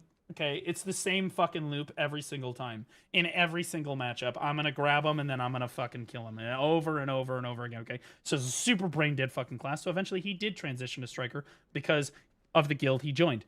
So he ended up becoming like a super gear monkey. And no matter how bad you are at PvP, you can get kills if you have a tremendous amount of gear. It's as true today as it was back then. Even more true back then. And Joe was super geared. So he joined a guild called Black Rose. And for those of you that don't know, Black Rose is a super controversial, or was a super controversial guild in the community back then. They like to paint themselves as like the bad boys of the BDO community because like everybody hated them, but like they decked on everybody and they fought everybody and they fucking, you know, they were super cool because they were led by Big Sasha, etc. The reality of the situation was the leadership of the guild was fucking terrible. They didn't know how to do politics, and the reason why nobody wanted to fucking interact with them was just because, well, quite frankly, they were just miserable to fucking work with all the time. Terrible allies. Terrible fucking allies. Now, that being said, Sasha was a lot of fun. He was really cool. But everybody hated Black Rose. Everybody hated Black Rose. So when Joe Never Fails, somebody that is terrible, joined Black Rose, well, shit, Show Nation was like, fuck, man, this is great. This is the best sex we've ever had. Right? Because they were fucking him forwards, backwards, and sideways. They didn't give a shit. You got to understand, like, it was free real estate. Every single day that Joe fucking left the safe zone on stream, he got fucking rolled. And I mean, legit, like, they just ran him into the fucking ground. They stream sniped him worse than I've ever seen a streamer stream sniped. Cannon, this makes what happened to Cannon look like a fucking walk in the park. I'm talking, this was the most sweaty. They had like 80 people on patrol looking for this guy all the fucking time, even when he wasn't streaming. He could not leave the safe zone, could not play the game. It was a horrible experience, okay? Terrible. Absolutely awful, okay? And this was a little rough, right? So Joe kind of went through it, right? But honestly, and this is how the PvP scene worked, at least how it used to work, this was their way of welcoming a new streamer to the PvP scene. And I went through this too, on a lesser scale, but I definitely went through this. They stream snipe you, they run you into the ground, and what happens is you become a better PvPer. You become better. You get better because people just come running you the fuck down every single fucking day. Eventually, you learn how to play your fucking class. Because this is just how men operate. Men are like this. We probe each other for weakness so that we can, that's just what we do, right? And then we just make each other stronger by shitting on each other. That's just how we are, okay? And that's kind of the culture and atmosphere that I have in my stream chat all the time because, you know, that's how men are, right? I mean, nobody gets shit on harder than me by my own stream chat. It is what it is. Now, that being said, Joe got absolutely dumpstered over and over and over again, but he eventually did get better at PvP, and the harassment stopped. He put in report after report after report. I'm talking Joe. Joe Never Fails reported more people than I think any streamer has in the history of the game. And it's not even close. Every fucking day, basically. He just went in. And in fairness, I think that pretty much every streamer in BDO has reported somebody at some point in time. Even people like Choice. I know that I know Choice has reported people before too. For stream sniping. But the difference is nothing ever happened until Cannon, right? So nothing happens with Joe Never Fails, and mine was the worst. When I reported people, Delphi gave them value packs. And I'll be honest with you, I met Delphi, the CM that gifted them the value packs. I met Delphi, IRL, and Delphi said, "Oh yeah, I don't regret anything. You deserved that." And I'm not joking. He told me that to my face. Brutal. Absolutely fucking brutal. Okay? But that's the way that the Perlibus handled it back in the day. All right? So anyway, Joe's arc is not over at this point yet. Joe ends up eventually leaving Black Rose, going on his merry way. He meets up with a guy named Tim Allen, which did no favors for him. He moved in with Tim Allen, IRL. And they had like a streamer house where they were paying the mortgage with their funds from streaming and whatnot. Anywho, so there was a bit of a dispute over who was going to be paying the mortgage for that particular month. My understanding is that Joe paid his end of the mortgage, but that Tim came up short because Tim was a smaller streamer. Tim asked for more money. Things got heated. Joe got hit. And when I say that Joe got hit, I mean that, like, Joe needed facial reconstructive surgery for his face. That's how bad he got hit. And so Joe ends up moving out. And at the same time, you have Tim Allen trying to sell, like, gifs of Joe crying for money on the internet. Like this huge falling out between these two guys. And like Tim Allen's just a total piece of fucking human garbage. As much as you might not like Joe Never Fails, Tim Allen's like a caliber. He's probably the worst streamer that's ever played BDO. Like in terms of toxicity level. Now that being said, Joe went back to his he kind of went back into his shell. He came back to streaming, and honestly, I think that he at this point approached it with a much more level head because he was better at PvP. He was more knowledgeable about the game, and I think that his content at this point started moving in a positive direction. But it was forever stained by these two incidents. But he was never really harassed again after that point and didn't really give a fuck.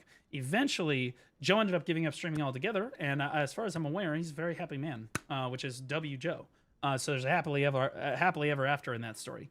But like as far as the BDO community goes, again, it serves as an example that no matter what happens, the BDO community always got too toxic. Whether it was Tim Allen hitting Joe, or it was somebody doxing Zerodin Hunter, or it was somebody getting me fired from my teaching job, or whatever, right? Whoever the fuck it ended up doing it, whatever the fuck you want to believe about that, it always got too toxic. Always. And in my opinion, Perlibus did need to do something about it. Joe's arc was extreme, but he was probably the biggest example when you look at BDO history about who was being stream sniped and who got harassed the most. Joe Never Fails and Bro Bear are the top two for sure. Joe Never Fails was number 1, Bro Bear at number 2, in my opinion. What about Shaky? Shaky really never had to deal with harassment on stream because Shaky really never streamed. The only time Shaky ever streamed was to just go shit talk people. What Shaky did was he would do off stream and he would clip farm people. So if he killed you 1 or like 3 times out of 100, he would say that it was a best of 5 and he beat you 3-2. Okay. And like now we have like Temu Shaky Bay, which is Neptune's. Admittedly, Neptune's is better at the game, but also not as good at rage baiting people as Shaky was. I love Nep, but if you're talking about strictly rage bait content, Shaky's the best in BDO history. He's absolutely the best rage baiter in BDO history. Because that's why everybody hates him. And honestly, even ChatGPT hates this motherfucker. Hold on, I've got it. Hold on, I've got this. This is fucking crisp. I'm gonna have to scroll up a bit here. This is funny as fuck.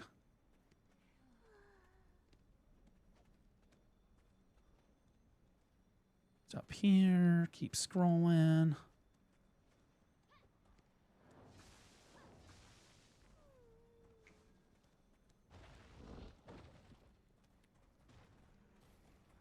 Should be right in here somewhere.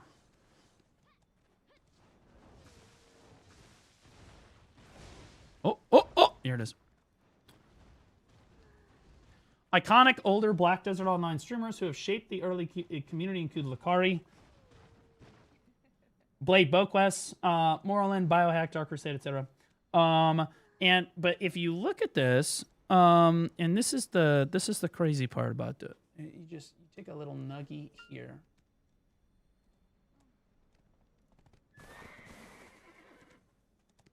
Okay, you look right down here. Don't look at me. Okay, nobody cares. Known for a controversial, high complaint, worst takes style of content.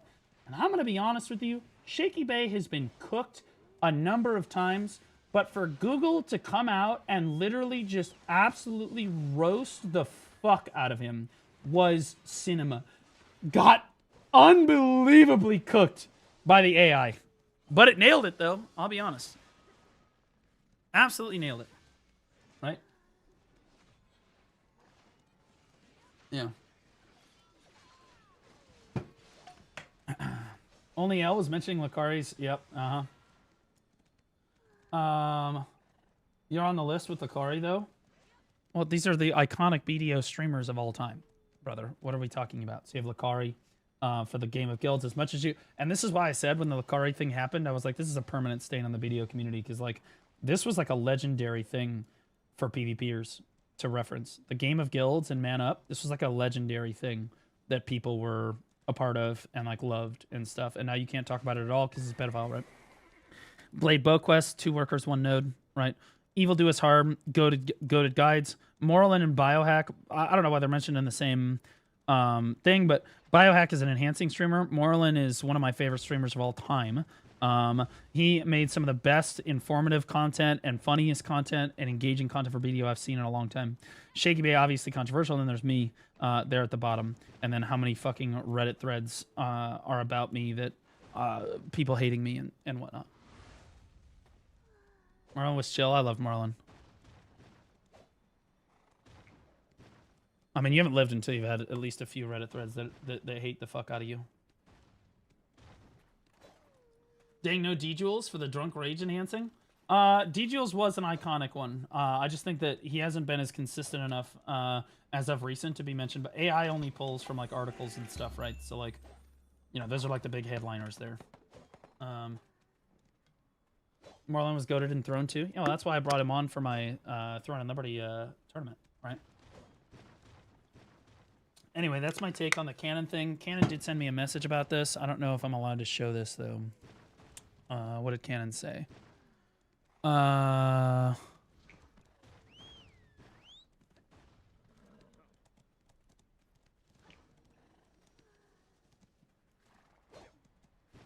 boy. Oh God, dude. Honestly, I should just tell him to make a Google Doc. That's what if you were a real BDO community member, you'd make a Google Doc, because that's whenever the BDO community has something like really important, we have Google documents for this, right, guys? I have like 3 Google Docs about me. It's awesome. You haven't lived until you've had one. It's kind of crazy. But Guild War changed September 6th, 2023. In Korea, the system was updated at the end of July. First of all, we'd like to thank adventurers for enjoying Black Desert. Today, we would like to provide prior notice regarding the changes to the Guild War system that has been in place for a long time, starting on September 13th. The new Guild War system will be changed to allow wars between guilds with mutual agreement. Yeah, in Korea, this was added in July. Since the system has been in place for a long time, it required careful examination and consideration of the situation and necessity in each service region. Again, legality stuff and like logistical stuff. As a result, the update schedule for this content in the service region was adjusted. We kindly ask for your understanding regarding this matter. Why do you have this down here? Who is your favorite BDO streamer and least favorite BDO streamer? From 3 years ago. Honestly, I should go read that fucking post and see how poorly that's fucking aged. A red thread you can look up talking about favorite streamers of BDO in October. 0 mention of any guild deck accusation. Well, that doesn't mean you didn't do it. Okay, like what? Harassment, drama, final address, shutting down. This is 11/1/23. So yeah, you've literally just disproved your own argument, Cannon. You said live on the air. Okay, this hurts you. I'm gonna be honest. You literally said live in this clip. Does anyone have this? Oh, here it is. Hello, Ken. I'm Skeptic, the GM of Family. I've heard rumors that you're interested in joining us. As a PvP enjoyer and enjoyer of one-sided decks, I cannot accept you. Thank you for your interest. I cannot wait to see you in the overworld. Love, Skeptic. Also, Skeptic's a fucking roach. I'm not going to say why, but I'm going to be honest. Skeptic's a fucking roach. That was all optics right there. Okay. Okay. As a PvP enjoyer and enjoyer of one-sided decks, okay. Just so you know, you do know, just so you know, Don Skeptic, you know that one-sided deck I'm not a big fan of, and they changed that prior to me playing BDO, right? Now, him not being a fan of one-sided decks, absolutely the truth. As much as you might not like it, right? Well, at the time he kind of was. But, again, what he was advocating for, now that I've explained it to you guys, I don't necessarily have to explain it again. What he was advocating for was punishing people that were harassing players. He was not advocating for one-sided decks, right? Like, that's not what he was doing, right? We all know Kanan was a major factor in crying about PvP and getting changes, then dipping out. And literally yesterday, he was crying about PvP changes when he contributed massively. He didn't, like, dude, this is not, again, nothing I say is going to convince you otherwise, because people make their opinions up not based on fact. But the man is here. Oh, Cannon is here. Bro, this was out of context, off the cuff. I explained so many times on stream. When it was, just enters the category, and I just started farming Cortuga. On my chat, told me about the change. Yeah. So, I mean, like, again, even your own picture, Cannon, shows that you were playing BDO and made this, right? Like, you were absolutely a part of it. You know it. I know it. I mean, like, you were playing Black Desert when the change happened. But you had nothing to do with it, in my opinion. And to be clear, that's just a fact. As somebody, I have more facts on this than most of the other streamers. Basically, every PvPer, mainly because I was like, guys, you guys understand, I was like Perlibus's guy back then. I was like their fucking go-to guy for stuff. Like I was like their, like they went to me for all kinds of stuff. I talked to that CM team all the time. I was very in touch with what was going on. Cannon was really not advocating for one-sided decks. He was advocating for people to get banned who were harassing players, which was a good thing. He was not advocating for one-sided decks. Now, when one-sided decks happened, he was not necessarily against that. Okay? He was not necessarily against that. But, like, again, Cannon was really never a part of the PvP scene, so he didn't really necessarily understand the fabric of, like, the PvP scene and whatnot. But, again, he never advocated for it, so it just kind of happened around the time that he was being harassed, right? A collaborator, you say? You can say that he was a collaborator, but I think pinning it on Cannon at all is literally, like, the most brain-dead take. Yeah, like, you're just looking for somebody that's not Perlibus to blame, and in my opinion, that's retarded. I think that if you're going to blame anybody for one-sided decks, you have to point the finger at Perlibus. Directly at Perlibus. Okay? Like that's... They're the only ones that can make changes to the game, okay? And I already explained the reasons why they made those changes. You could also point the finger at the PvP community itself, because they're extremely self-destructive, and anyone that's done PvP knows that this is the case, okay? As much as you might not like to admit it, the PvP scene is extremely self-destructive, and they cannibalize themselves constantly, and they constantly take drama way, way too fucking far on everything, right? Get on call with who? Get in a call with who? Who do I need to get in a call with? Shut the fuck up, Blue. Cannon and Lunar want a call with you. I will not speak with Lunar. I will speak with Cannon. I do not believe that Lunar has my best interests at heart. And I don't think that he approaches arguments in good faith. He is somebody that has shown time and time again that he does not like me, and that's totally fine. But, like, let's not pretend here. I know that Lunar doesn't like me. He has never approached an argument involving me in good faith. And I'm not interested in... He's not even a part of this. In what way is Lunarlay's opinion even fucking relevant on this issue? He's just trying to insert himself into drama. I don't even think that Lunar was streaming at the time that all of this happened. Like, what are we talking about? Like, you're not even, your name isn't even here. Like your name isn't even in here. Like, what? Like, no, I'm not gonna fucking platform you. Like, what? Like, bro, you hate me. Okay? You've never approached an argument in good faith with me, okay? Off stream you have. That much I can say. We've talked off stream, even with, like, then you seem like a reasonably, like, okay, well, that's more reasonable, right? But, like, when it comes to, like, having discussions on podcasts, like with Zerodin and stuff, like, where you've done multiple times, it's not like you really give me a benefit of the doubt on anything, right?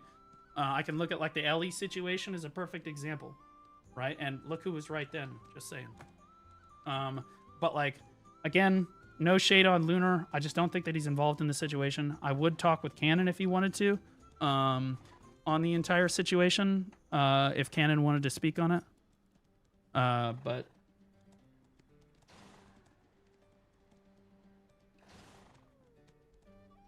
one, I'm not asking you to platform me. Your viewers are. I have denied it.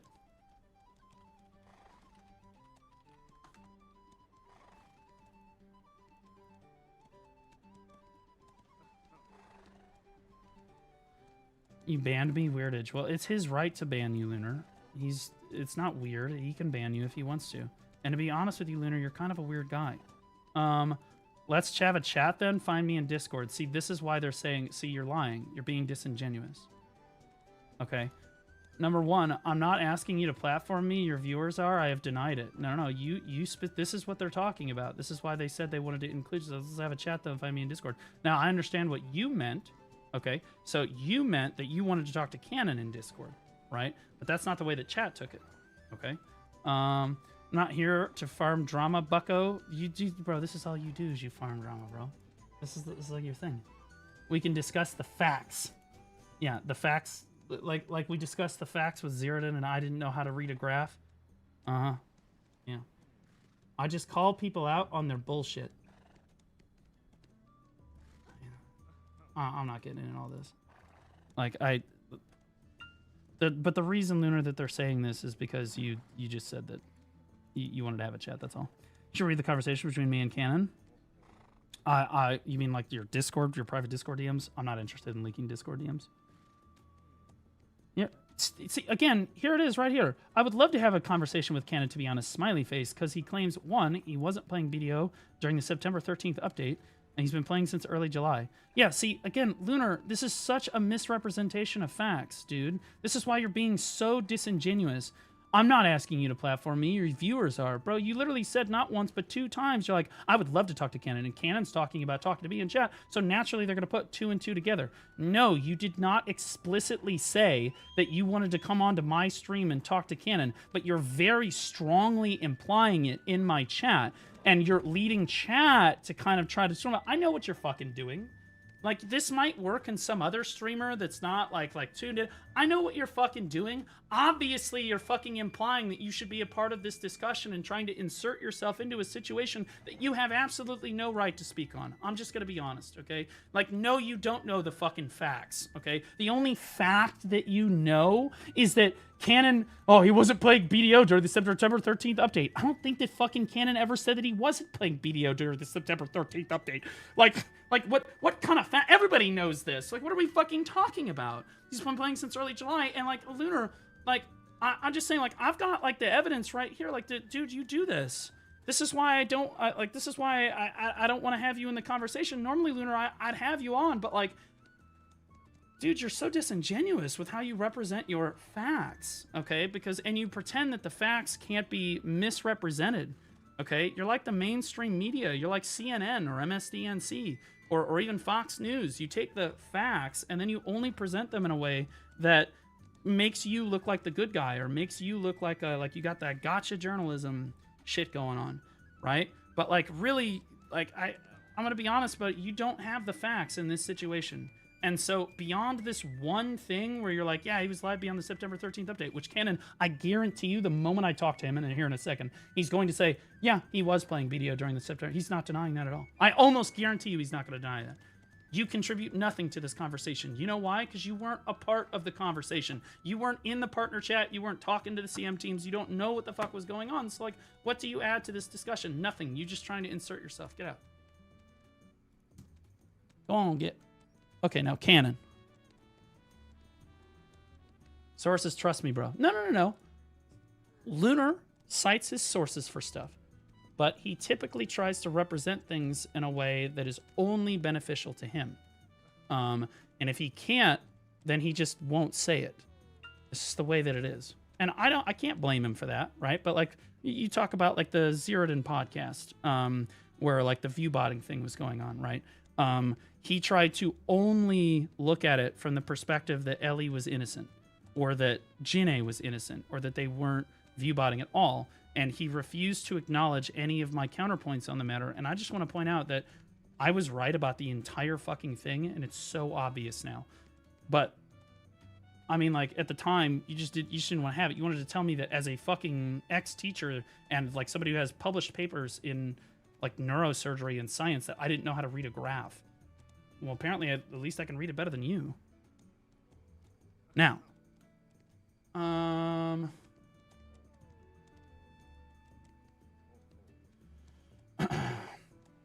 what up, Don? How you doing, buddy? Okay, so we're gonna call Cannon. We'll get Cannon on call, and we'll get Cannon's side of the story here. Yeah. Okay. All right. Hold on. Let me adjust you here. All right. So Cannon, let's just start things off. Were you playing BDO during the September 13th update? Sorry, you cut out there. Were you playing Black Desert Online during the September 13th update? Yeah, I started playing my BDO arc in NA. Fresh account started July. It started July. So like, and I think I sent this in your message, but like, there's a clip, and I'm engaging with Lunar because he uploaded a video. So just to clarify the clip, wait, because he uploaded a video. Yeah, he uploaded a video. About this? I have no issue. Yeah. It's like a short video. I mean, well, honestly, welcome to the club. Welcome to the club, brother. Yeah. Welcome to the club. Look, I've been exposed before. Honestly, I thought that he had 2 videos about me. I've been exposed before too, man. And I'll be honest, Yeah, it's there's nothing new probably for- a it's not follow-up new for video me. coming. There's probably a We're used follow-up to- video. I'm probably gonna Yeah. get exposed again. Here we go. Yeah. Yeah. That's the thing, right? It's like, okay, look, listen, I don't have issues with people hating on me. In fact, like, obviously you could turn it into content, whatnot, but like, at least get the facts straight, right? Like, so yes, there's a clip of me where I 100%, like I will admit, like in that clip, you see me saying that I wasn't playing, like it was before I got into BDO. That like you stream Blue. It's of course it's like off the. I literally clarified so many times in that same exact stream that it was when I started. I started July. I literally said that the VOD is the VOD is public. You can look it up yourself, right? Yeah. I said so many times it was when I was playing I was farming in Kratuga when this happened. My chat was like, correct. Yo, did you hear about the guild deck changes? I was like, damn, that sucks because I actually don't like it. The issue with my biggest issue, little sidebar here, with them removing the guild deck changes is because it removes the social element, right? You like it's just as aggravating. Like imagine some dude just grinding over your spot, taunting you, and you can't do anything about it. It sucks, right? Like I've played this game, like I literally, you're talking to someone that only played on Arsha when I played on the C region. I have 12K hours on my C account, by the way. So like I get it, right? But like, okay, listen, I hear the frustrations about, you know, hey, is it possible that PA gave me preferential treatment by suspending people who, in my opinion, I'll stand by this, deserved to be suspended? Absolutely. Like, like, agree. Yeah, like, agree. Yeah, like 100%. Like, and in special treatment, would that frustrate people? 100%. Yeah, like I get that, but like for me, I was new to the community. I didn't know like what the history was. All I know is this was a problem. By the way, this is I'll send you this DM, and this is to get. Please blur out the name of this. This is the types of DMs that I was getting, and I want you to notice the dates for all of these things happening. The dates for everything, right? So if you show that on stream, just delete the name because I don't let. Okay, never mind. That's oh my. I don't know what you want me to do. Oh my! No, it's all good. I'm sure Strider's fine with it. This is the type of harassment I was dealing with, by the way. Popping bells with TOS names, mainly. You know what I'm saying? Like, this is not PvP. Are you kidding me? I fucking PvP. Are you saying? I literally went on to Throne and Liberty, the literal game, like hardcore PvP game of managing like an alliance of 800 people. This is not PvP. So they were pissed. These guys were pissed that they got suspended for doing shit like this.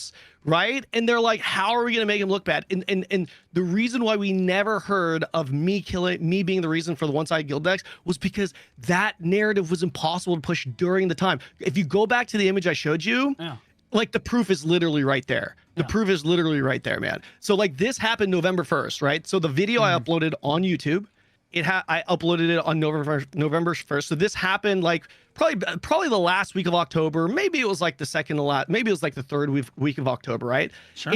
Guys, go to Reddit, go to the forums, and try to find a single negative post about me prior to October. You're not gonna see any. Why? Because no one. Sorry, go ahead. Sorry.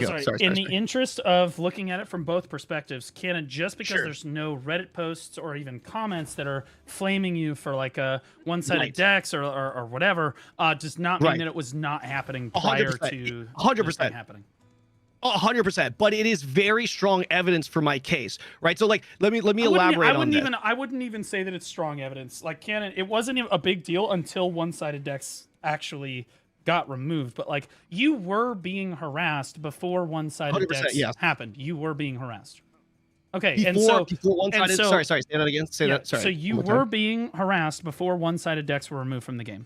Like that was 100%. No, it wasn't. Bro, they sent this update in July in Korea. In July, that's when I just started playing the game. We're talking about NAEU.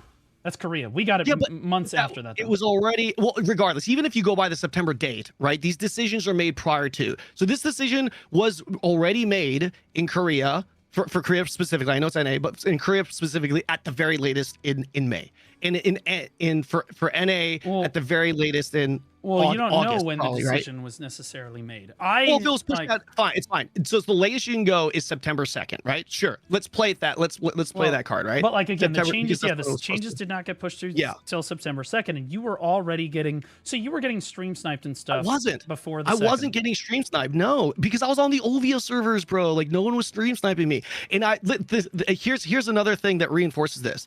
people like Lunar Lee. If you look at their chat logs, brother, these. Cannon, I'm not just sending it to you. I'm warning you. He's not going to approach this with a. I know it's fine, but don't do it. I'm just telling you. Look. This is just. I'm sending it to you. I'm not. I can't. I don't have a screen here, so I'm not going to show it up, right? And I'm not going to show this on my stream.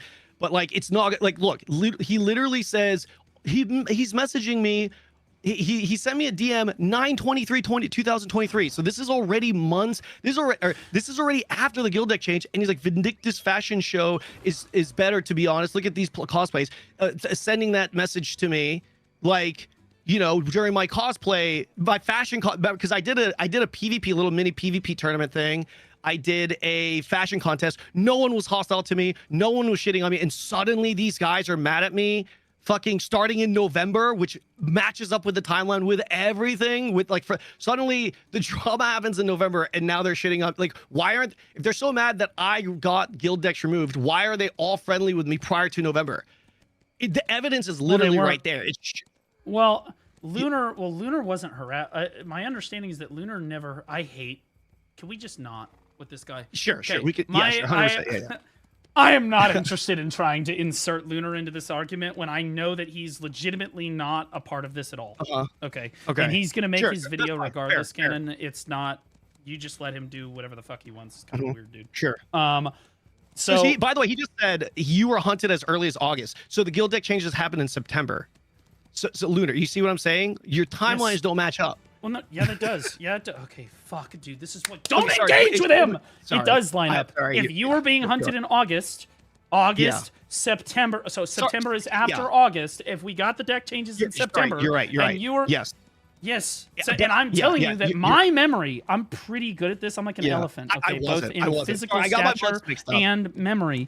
I'm like a fucking elephant. Okay, I remember this. I remember you getting harassed prior to the. I did it. Why wouldn't it have been a big deal starting then? Okay, that Laffy clip of like Laffy saying that he had actionable stuff. Do you have that clip? What day did that clip happen on? Do you remember when that happened? What do you mean? Sorry, I could probably pull something up. There was a CM in your chat, and they were like, "Yeah, that's actionable. We can ban that." Do you know what his name is? It's CM_Laffy, right? Yeah. I'm so sorry, Laffy. I am so sorry. They're chat logs in my channel, but I'm pretty sure it's Laffy. I'm pretty sure it's Laffy. Yeah. It was definitely Laffy. No, you're right. You're remembering right. It was user CM_Laffy, right? It's just CM_Laffy. Yes, or it's GM Laffy. It might be GM Laffy. Oh, is it GM? User GM Laffy. I have a good memory for this stuff. I do. Like I'm pretty good about this. I don't always get it right. But... Mod view, user GM Laffy.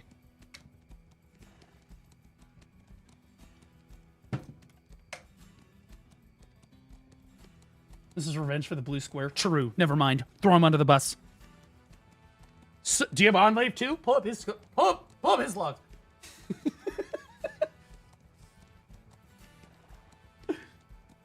Yeah, I pulled up his log now. I'm just going through it. Okay. Just gotta scroll up because he's been in my chat after. Laffy's a big fan. So I gotta take this all the way up to when he first came in. Yeah, because I'm. You want me to look specifically for when he mentioned something like what? Yes, it says actionable. Like we can do something about that. I'm pretty sure he said the word actionable. Because this was a big deal back then. This is like that was the first time we've ever seen anything like that from BDO, and so that was like the heart of when it was happening. So like if that is after the September update, well then there's a. Okay, well then. Would you give me that smoking gun? Yeah, that would be a smoking gun for me. Okay, hold on. Because that was about when it was going on. It was when it was going on. Of course, fucking Laufey's in here, bro. She'd be in here eating. Hold on, I got this. I got the whole fucking BDO scene in here right now, bro. Just so you guys know, it's Laffy, not Lofty. Wait, it was to October, right? No, November. November, that's right. Okay.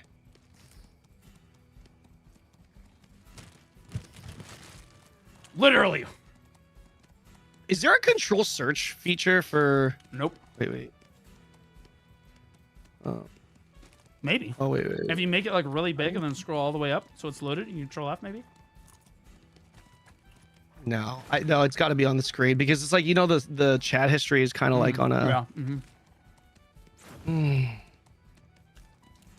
I do know what you're talking about, though. I'm pretty sure he said that word. That was a too, big. right? That was a big moment. I don't know if anybody has that. But that was a big deal. That was the first really big moment that you had where people started hating you. People have been popping bells and alts and TOS made me the N-word and the hard R. Well, I'm gonna be honest with you. That second line right there, that's been going on in the PvP scene for years. That's nothing new right there. Perlibists are big fans of the N-word, as far as I'm concerned. And honestly, bro, if I go in game right now, all cannons looking this up.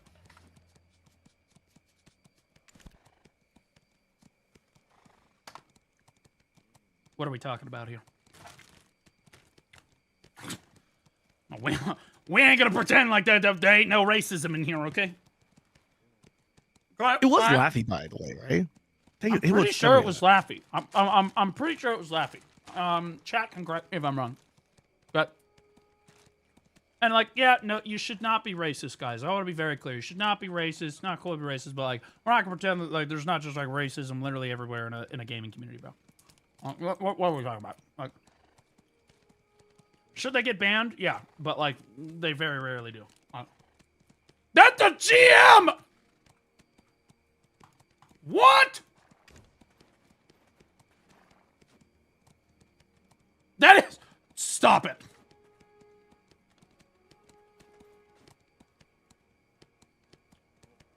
That's crazy work.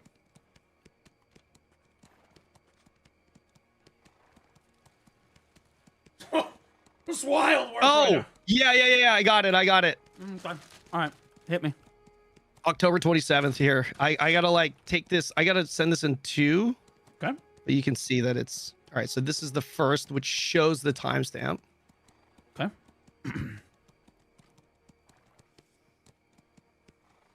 Okay, so the last message there is ninja buffs, right? That's the wrong one. Oh, here we go. Dude, Laffy is the only one. Oh, okay. All right. There we go. All right. Wait. Reading this back, to be fair, I don't. He doesn't say actually. Yeah, that could have been. Yeah, I just saw a ticket. Hold on. Just go to that August. could possibly not be it. Yeah, I'm going all the way up. I'm just not seeing actual. That's the first one I saw him say something about ticket. I got excited. Yeah, I'm looking. You got a bag of popcorn left at the fair or what? This is fucking America, okay? You will not make fun of me for portion size. Do you understand me?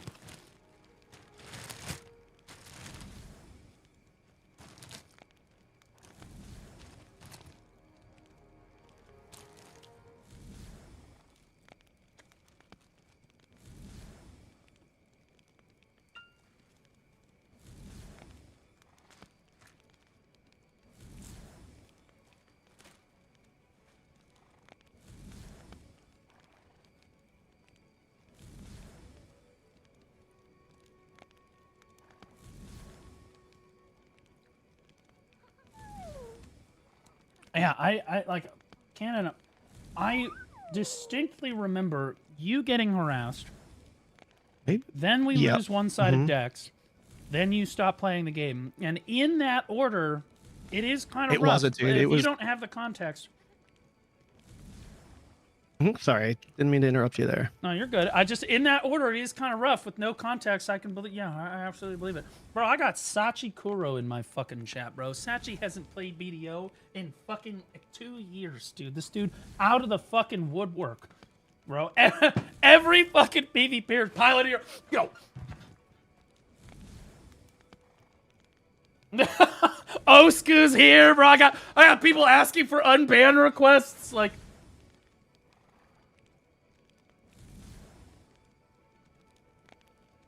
Well, this is I'll be honest, this is important. The PvP scene fucking hates Cannon. And so this is Cannon's opportunity to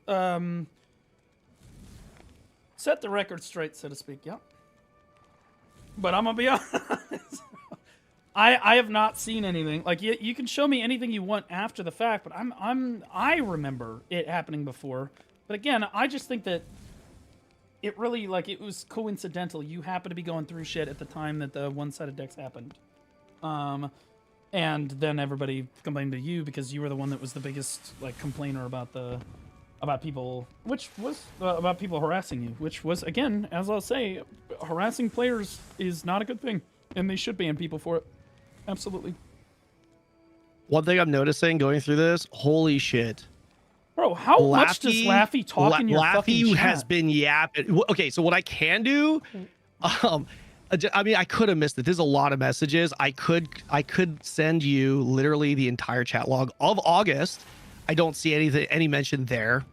I don't see any mention. Well, Laffy's only talked 446 times in my motherfucking chat, bro. I'm like scrolling, man. Like, dude, it's yeah. He's been kind of yapping. Oh, we got banned here. That's rough.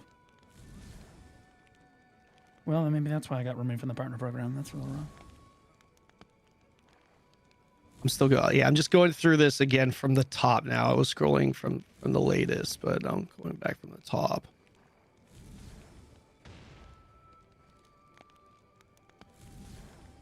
Bro, I love how we're low-key pulling up Laffy's fucking shit from fucking, yeah. Wait, Laffy's first message in my chat is from 11/11/23. This dude didn't give a fuck about me. He's been at Perlamus for like 4 years. What?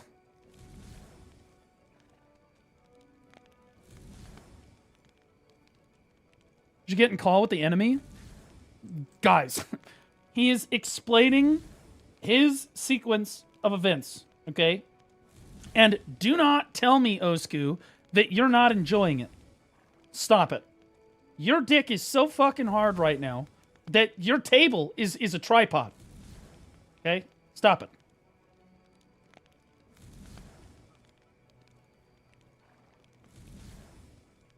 Yeah, I don't have any messages from Laffy before November because he doesn't give a fuck about me or my existence.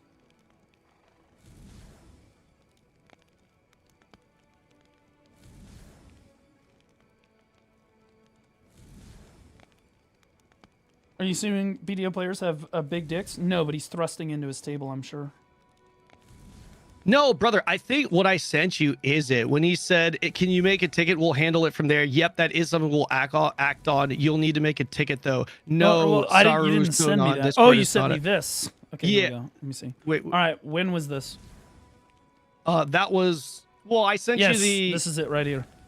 Yeah, that I sent you the above one because the above one shows the date, so I'm not faking the date, which shows 10/27. That's why I sent you the long one. Okay, so this happened on October 27th, 2023. October 27th, 2023. Yep, which lines up perfectly once again with what I'm saying, which is I started getting harassed when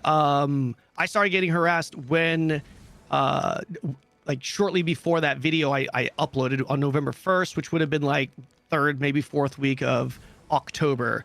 Which also no one has anything negative to say about me prior to October. Is it possible that someone fucking flagged up on me and killed me once? Yeah, sure, but there's I mean, I don't remember exactly, but like Goon killed me in Kratuga that week, brother. That's when the dude came. I was literally in Kratuga. I remember this I remember that. When was this video published? That's what sparked it, which, by the way, I didn't have any issues with him killing me there, by the way. Like, I swapped channels and then... This is it right here. When the fuck did I publish this? Is it? Yeah. Yeah, you can check on your analytics. If you go to analytics, it'll show, like, an upload date. Yeah, just do that off the screen. I don't know what I'm about to show you. Yeah. When did this... This went live on November 1st. Wait. Your video? Yeah. Of course it did, because that's when everything happened. That's when all the drama, the harassment thing happened with me, man. Is it not a coincidence that everything lines up with that November date? Maybe it's possible but here's the thing, Cannon. How were they harassing you without one-sided decks? They weren't. They were just going negative karma, bro. But I wasn't in a guild or anything. I couldn't fight back. I was a fucking like, because I feel like they delayed I feel like they were doing negative karma. The change. I feel like they made the announcement that the change was coming, and then they delayed it, and then it actually came later. Because like, man, I rarely get this stuff wrong. I'm pretty sure. Oh Oh, bro, here's the smoking gun. Okay, let's You hear it. see that guy, the Surasonin guy that was that Surasonin guy that that Laffy in that screenshot was responding to? Do you see that? You see that he's responding to him? Oh wait, let me pull it up again. Maybe it got cut off. This is okay. This is the smoking gun. User GM Laffy. That was October. Can you give me that date again? It was October 23rd? 27th. Yeah, 27th. 27th. Okay. October 27th.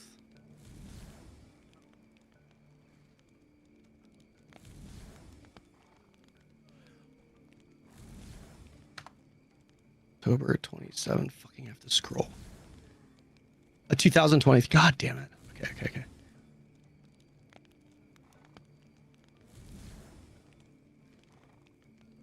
Okay. So this is this. There it is. All of that is linked. So these are timestamps from. Sorry, I would do it in like one long one, but like my monitor's not long enough, and I can't like increase the window size. That's the Node War rework. I just sent it to you. Okay, yeah, I'm looking for the forum post from Johnny 5. Go for it. Because again, he made that post, and not too long after that, they gave us the changes anyway. Is there apparently those guilds have a bot to search people on all servers, and they did at the time. Goon had that. They could literally just put your name into a bot and tell you where you were. Goon Stray's been doing this for years. They had not had this bot for years, but sadly nothing ever happens. It's fucked up that they never get punished. Haven't other streamers been putting in tickets for months? Yeah. So that's in response to Laffy. So that's when he said that's to prove that Laffy is talking about the harassment here, and that's what you're talking about. Okay. Yeah. When he said to put in a ticket. Yeah. Abuse the Black Robe function game. Yeah. Ad hominem, bro. Hominem kitchen strays, bro, for real. When was this? I don't know. It was like, please don't change one-sided decks or something. I don't remember. Well, it was. I'm calling it a smoking gun because Blue said it would be a smoking gun. It is a smoking gun. That is definitely helpful. But now I'm like, dude, did I gaslight myself here? Because again, you could have been misremembering, dude. It's 2 years ago, man, brother. It was a long but I even time knew ago. the fucking GM that fucking told you in the chat. But dude, my fucking memory for these things is really good. True. True. I know. Okay, Pepperidge Farm remembers. I don't see RBF rework as a complete slap in the face of BB. Okay, hold on. Most likes. Node War rework feedback. Do not rework GVGs the way it was announced. Maybe it was this. This is September 6th. I think this is it. Yeah, this is Johnny 5. Here it is. So on September 6th, Johnny posted this, and then we got the Node War changes about 2 or 3 weeks after this, if I remember, if memory serves. So we did, in fact, get the one-sided deck changes at the end of September. It still falls short of October, man. It does. It still does. In every way you push it, it does. So why the fuck? Because even in my mind, I was like, yeah, so one-sided decks, and then... So, like, Cannon came over, one-sided decks get removed, Cannon leaves. Huh. Because it's probably just... Probably just the gaslighting. I gotta hand it to them. They did a pretty good job with this one. They timed it pretty well. Like you said, it was bad timing. Yeah, but I don't gaslight myself, though. Yeah, that's true. You're usually pretty good with this. I'm usually pretty good about this kind of stuff. So why the fuck did I think that... I don't know, because then your harassment... Brobear had been harassed for months leading up to it. Literal fucking months. You started getting harassed, and then shortly after you got harassed, one-sided decks got removed, was my understanding of how it fucking went down, but apparently that's just not... Yeah, it wasn't. I almost wish I had a clip of me talking about the one-sided decks being removed. Okay, hold on. I have somebody... Don't leak this on stream. Okay. Okay, all right, hold on. I have a smoking gun, but I can't show it. Oh, fuck. That's damning.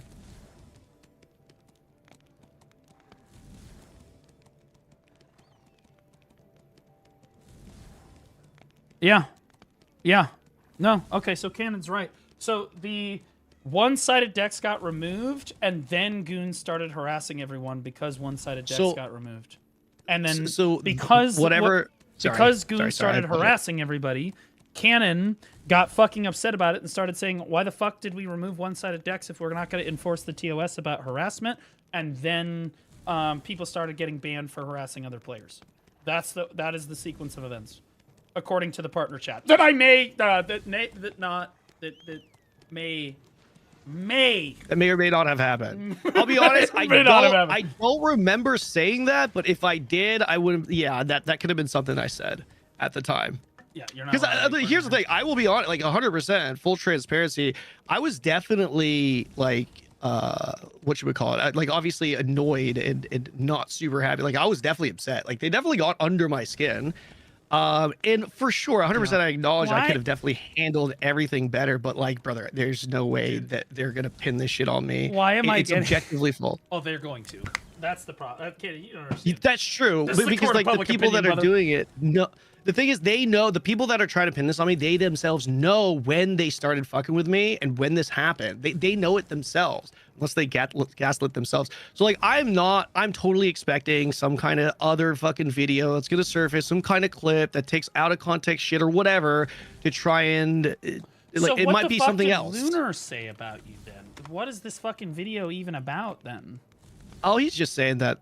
He's just calling me a liar, pretty much. He's just saying essentially. Welcome to the fucking club, brother. Yeah, I mean, he takes that clip that I mentioned earlier, where I 100% did say in that clip, it was before I even played, but like I mentioned to you already, like it's a little out of context, off the cuff type of thing, because I explained many times during that stream that I was indeed playing. So okay, and then he just goes through my Twitch tracker numbers and be like, this is when he started playing, and this is when the change happened, and you know, yada yada yada. Yeah, but what matters is when all of the drama actually started, because you started playing, and then there was a month or two, and then the drama started happening. So. Yep. Okay. Well, he didn't hesitate to put you in the video at the end. Did Lunar put me in the video at the end? Yeah, like people. Please tell me he put me in the video. Me these clips, dude, Hold on. and I'm just laughing inside about this. Because I know, like, people don't realize you're a comedic channel and you say shit like, I literally have said this too. Oh, here's me. Wait, hold on. Wait, this is an ancient. That's me in the apartment in 2023. Hold on. Brother, go ask Blue Squadron. Ask your boys that you watch. Look, what Cannon did was a W. To be honest with you, you can call him a pussy all you want. Didn't I say that today too, by the way? Because he got one-sided deck changes basically removed from the fucking game. Okay, hold on. Brother, go ask Blue Squadron. Hold on. Ask your boys that you watch. Look, what Cannon did was a W. To be honest with you, you can call him a pussy all you want. He got one-sided deck changes basically removed from the fucking game. Which was a goddamn win. I don't give a fuck what anybody says about it. It was a fucking win. Yep. That was a huge fucking win. It removed so much harassment from the game. The entire scene is healthier because of it. I don't care. The entire... so what I'm talking about here, the scene, the Black Desert scene, okay, because he's making it sound like I'm talking about PvPers. Hold on. Is Blue the start of the rumor? I did not start the rumor. He's making it sound like I'm talking about the PvPers. I'm talking about the BDO, like PvE, PvP, like a BDO collectively is a scene. Which, by the way, it is a W for like stopping harassment in the game. It was. It was a W for stopping harassment in the game. It absolutely was. And I said earlier that Cannon advocated for stopping harassment in Black Desert, like stopping harassment of players in BDO, okay? And I have this out of order in my head. The only thing I'm turned around on here is that Cannon, the one-sided deck changes came through, then Cannon started getting harassed, then people started getting banned for killing players on various servers. That's the sequence of events. And I feel like everybody thought that was the case. Like, I don't know. Like, I literally, maybe I just gaslit myself into believing that Cannon, because Cannon did not get one-sided decks actually removed from the game. One-sided decks are not ever coming back. As an avid PvPer, I think Cannon will be a valued member of family. Okay, buddy. Okay, buddy. Everyone is denied. Yeah, no shit, Blue. Yeah. So Cannon did not get one-sided decks removed. This is just objectively what I said was wrong. Like the way that I said this was 100% wrong.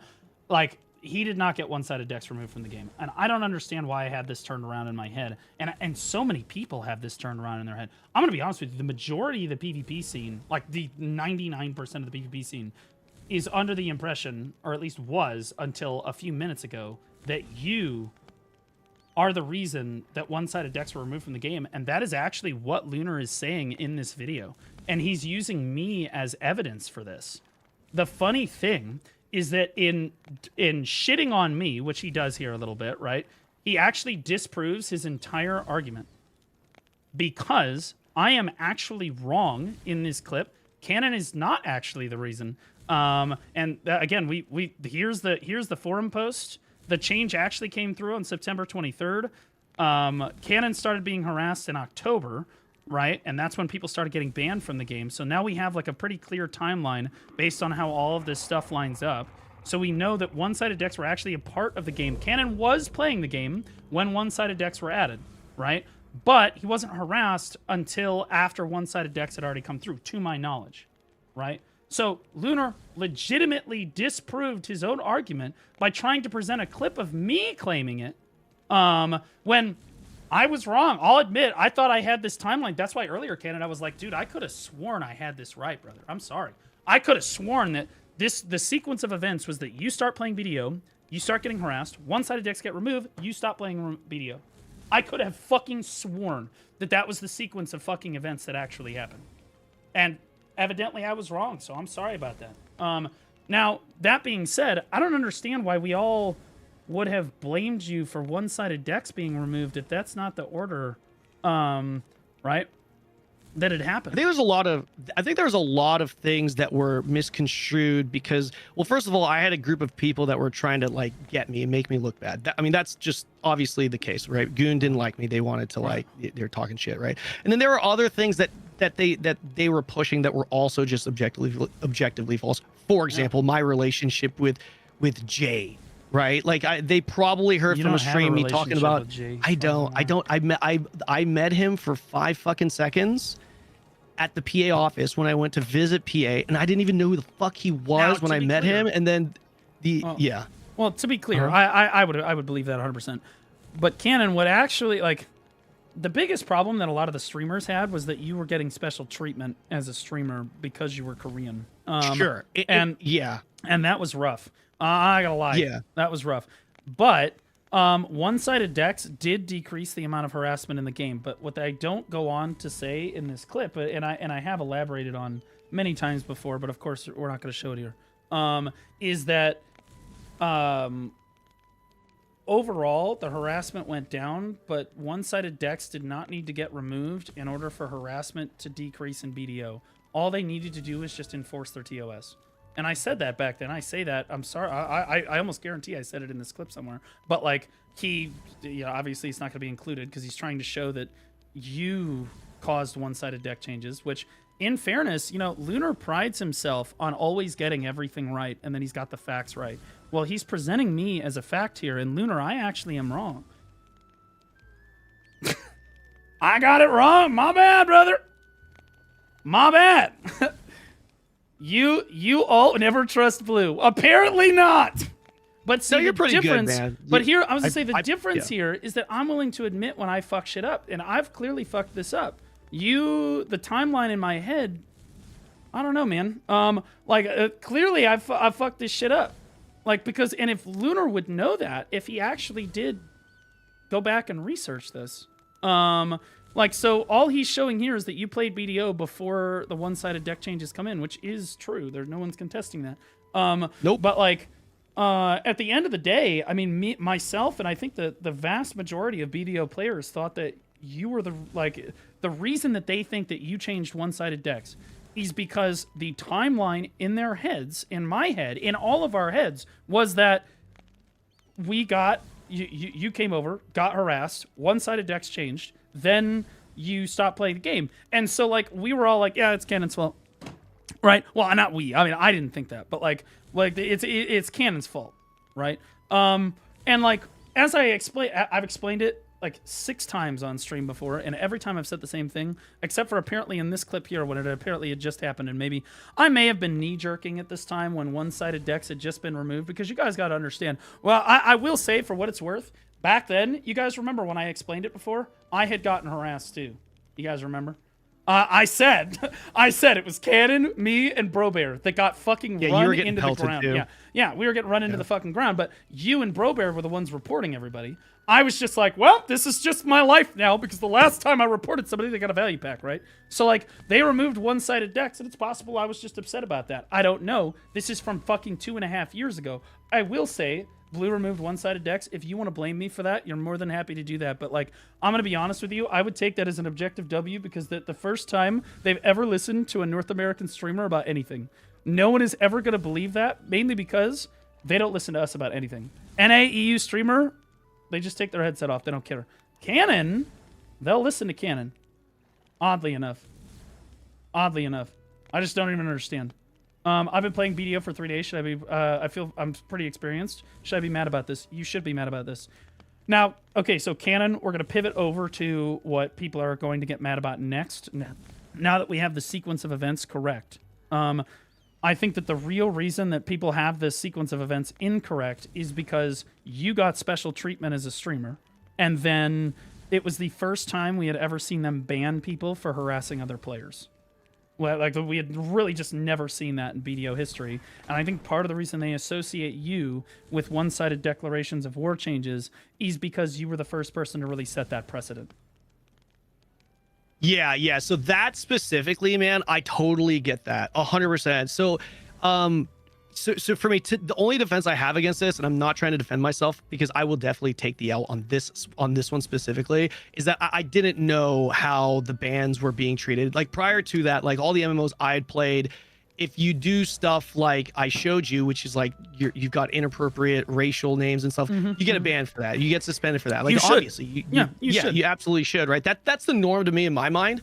I was definitely short-sighted in the sense that, hey, if other streamers or other people that have been reporting this type of stuff, like they don't ban it and it's just the way it is in BDO, if I had that perspective is probably not the best word, but for the lack of a better word, perspective, I would definitely not, like going back, I would definitely not have even reported it. 100%. I don't want to get special treatment. And actually, to be perfectly honest, even after this whole debacle, that's the argument back then and still currently is that it's not really special treatment to ban people from the game who are harassing players, right? Like that should just be a standard thing. And I said that before when I explained the entire situation. I said Canon advocated for banning players that were harassing other people. Like that's he just wanted, like, you should not be allowed to harass other people. Now, particularly for you, it was definitely special treatment. And to this day, Canon, again, because I stayed with the BDO community after this, they still have not banned anybody. To my knowledge, they have never banned somebody for harassing a streamer other than yourself. That's obviously wrong, right? That's wrong as in like that's bad. That's an L on a Pearl Abyss. Like knowing that now, like I'm gonna get stream sniped. I'm not gonna report anyone. Like you know what I mean? Like it is what it is. The stream sniping I'm gonna have to just fucking deal with. But no, like you're right. Like the fact, like if I got preferential treatment because they banned the people that harassed me, but no one else, yeah, that's absolutely bad, right? That's 100% on PA to like do a better job on that. Right. Yeah. I will say that I think that once people blow, I will also say this, and I should have said this before too. I think that people blow one-sided decks out of proportion massively. One-sided decks actually did not have a very big impact on the PvP scene's day-to-day operations. Node War still continued. Sieges still continued. Guilds did not just completely fall apart overnight. That's not how it worked. The PvP scene did not fall apart until after that when they changed Node Wars. It was like they changed one-sided decks. People were really upset about it. People were very frustrated. Some people quit, but not very many. but it was the node war changes that was the nail in the coffin for the vast majority of PvPers, and the PvP scene, at least in North America and EU, has not recovered since they changed node wars. And it was it was node wars that ultimately basically killed the PvP scene for basically everybody. Can I ask you a question? This is a little bit of a side topic. This is actually kind of piggybacking off of that topic, which is PvP. I've obviously played a lot of different MMOs. Recently, I played ESO and I played some Guild Wars 2. Sure. What are your thoughts? I don't know. Well, you played a little bit of Guild Wars 2. I don't think you did the World vs. World, but essentially both games have a World vs. World system where it's 24/7 a battleground. Like think of it like a siege, but like 24/7 siege battleground, and you gain like character progression by farming it. In fact, it's one of the best ways to get gear and shit in Guild Wars 2. And some people literally just live there. Cyrodiil and ESO. What do you think of a system like that in BDO? Well, I think that if we're talking about fantasy things that we want added to the game, I'd love to have the Crimson Desert client to update BDO. Like, I'm gonna be honest. Like, bro, we're never gonna get shit like that. They've suggested it before. Have they really? Yeah, they've suggested. But like, what's the sentiment on it theoretically with the communities? Do you think that would be? Yeah, a lot of people would love that shit. But I'll be honest with you, like most people just don't. Until they fix node wars at a fundamental level, no one is going to participate in PvP on a much greater scale. So, like, my take on one-sided decks being removed is, to be honest with you, I don't think it has like a tremendous impact on the PvP scene as long as there are a lot of PvP guilds. The reason is, if there are a lot of PvP guilds and one of the guilds is not accepting decks, you just cut them out of all fights. You just the scene can just punish them. If there are enough PvP guilds, you can just say, well, fuck you, we're not going to let you have any fun until you stop being pussies and actually accept our decks. And so if there are enough guilds that you can continuously set up fights without including that guild, you can effectively cut them out of the equation entirely and keep them, their guild will just die. You can essentially kill their guild. And so guilds guilds in the PvP scene could absolutely enforce, even if they didn't have one-sided decks, they could absolutely have GVGs if they were able to enforce with each other. Hey, yeah, these guys are being pussies. Let's just not include them in any fights for the week, okay? And then people would have to accept decks. But the problem is there's not enough guilds on the PvP scene currently to enforce that. So if you cut Vagabonds, for example, completely out of the PvP scene, there just wouldn't be nearly as many fights. Like, you just can't set up your fights anymore. You can't balance... You can't balance fights anymore. And the same thing is true for, like, family and whatnot, right? Like, if you try to cut one guild out of the scene, you just can't do it because there's not enough guilds. So, like... I think that if they fix node wars, I think the one-sided deck change actually is... We can live with it, guys. I do think that the PvP scene can live with one-sided decks and make it work, because we can basically force each other to stop being pussies. Absolutely, it's doable. Also, and I advocated for this before, and I'll say it again, if PvP guilds were... Like, if you drop for a node war, you got forced to accept one-sided decks, I think that would be a totally fine change for the game as well. And I said that back then too, and I say it now. I think that that's totally fine. I actually my hot take on this whole thing is I actually don't think that one-sided decks really have a tremendous impact. I don't really talk about it very much, but like, no, one-sided decks don't really have a crazy impact on the PvP scene. Node wars are the thing that really bring people together to PvP, and then GVGs happen as a result of drama that happens during node wars in a lot of cases. So like you have some drama fallout during a node war, one guild beats another guild, they talk a bunch of shit, then GVGs start happening because those two guilds start hunting each other. If you kill node wars, then even if we had one-sided decks, open world PvP would be dead right now. And I think that if you're being honest with yourself as a PvPer, just be honest with yourself. If we had one-sided declarations of war in the game right now, how much more active would open world PvP actually be? Not very. It would be few and far. It would be basically being used for what it was used for before, which is trying to harass people. That's it. And the reason is there's just simply not enough node war guilds, and the reason there's not enough node war guilds is the fact that they fucking destroyed node wars. So ultimately, you have to have a good node war scene. You have to have node wars be a good functional game mode, or you simply cannot have... First, there must be good node wars, then you can look at GVGs and actually have good GVGs. If you try to fix the GVG system without fixing the core of the issue, in this case, the node war system, then you will still not have it. You'll still not get it. Shit take. Okay, I'm going to pull you up. Yo, can I ask you a question real quick? Go ahead. I don't mean to interrupt your while you're cooking here, but this is something I never really understood. Open world PvP, like Arsha exists for a reason. Why is Arsha dead? Because there's no PvP guilds anymore. So you got to understand, there are two types of people that fight on Arsha. Okay, there's the people that want the bag, and there's the people that want a PvP. Okay, and over the last 2.5 years, people can say, I want you to explain why this is a shit take, brother, while I'm talking to Cannon here. Over the past few years, you've seen Perlibus transition towards a very PvE focused game and making silver per hour in the game. So like how much silver you can make in an hour. And so people generally go to Arsha. Even if I ask chat right now in just a raw poll, guys, why do you go to Arsha? The vast majority of people are going to be like, yeah, I go there for the 50% drop rate. And if anybody PvPs them, they're just going to swap servers immediately. Right? Like that's the only reason that they go. They're not there to PvP. In fact, on Arsha, I have better etiquette than I do on main channels. When I go to Arsha, they're like, hey, you're not going to attack me, right? Yeah. I'm like, I go to Arsha, they're like, you're not going to attack me, right? I'm like, no, you're not going to attack me, right? They're like, good. And then we just grind next to each other and everything's fine. Like that's literally how it is. Okay. Like so we've transitioned towards like we have a lot more PvEers playing the game now and a lot more people that care much more about PvE because this is starting with your whole sequence of events and one-sided decks and then into node war changes and all of the shit changes that they've had for PvP since then. A lot of PvPers have just kind of left the game, or when they come back to the game, they choose not to participate in PvP at all anymore. And so Arsha declines as a direct result of that. So you have a decline of the overall population of people that actually want to fight on Arsha. Then you also take into consideration that the majority of fights on Arsha before were primarily between PvP guilds. When you stumbled into a big GVG at Orcs or at Miramok or wherever, depending on the time period you're playing in, it was almost always between multiple different PvP guilds. That's just how it is. And now there's just no PvP guilds. I mean, like, honestly, Cannon, you can almost list on two hands how many guilds can do T2 plus Node Wars. Like, that's really where we're at. Yeah, that's where we're at. At least in North America. In the EU, it's like 2 times better, but that's not saying much. It used to be 5 times better in EU. The EU PvP scene used to be insane. There were like 60, 70, 80 guilds on the EU PvP scene before all of these changes started happening to the game. Now there's like 20, maybe, right?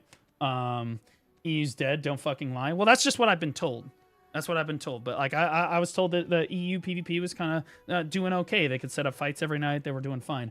And if that's not true, that's not true. But I can only speak for NA. NA's PvP scene is completely fucking dead.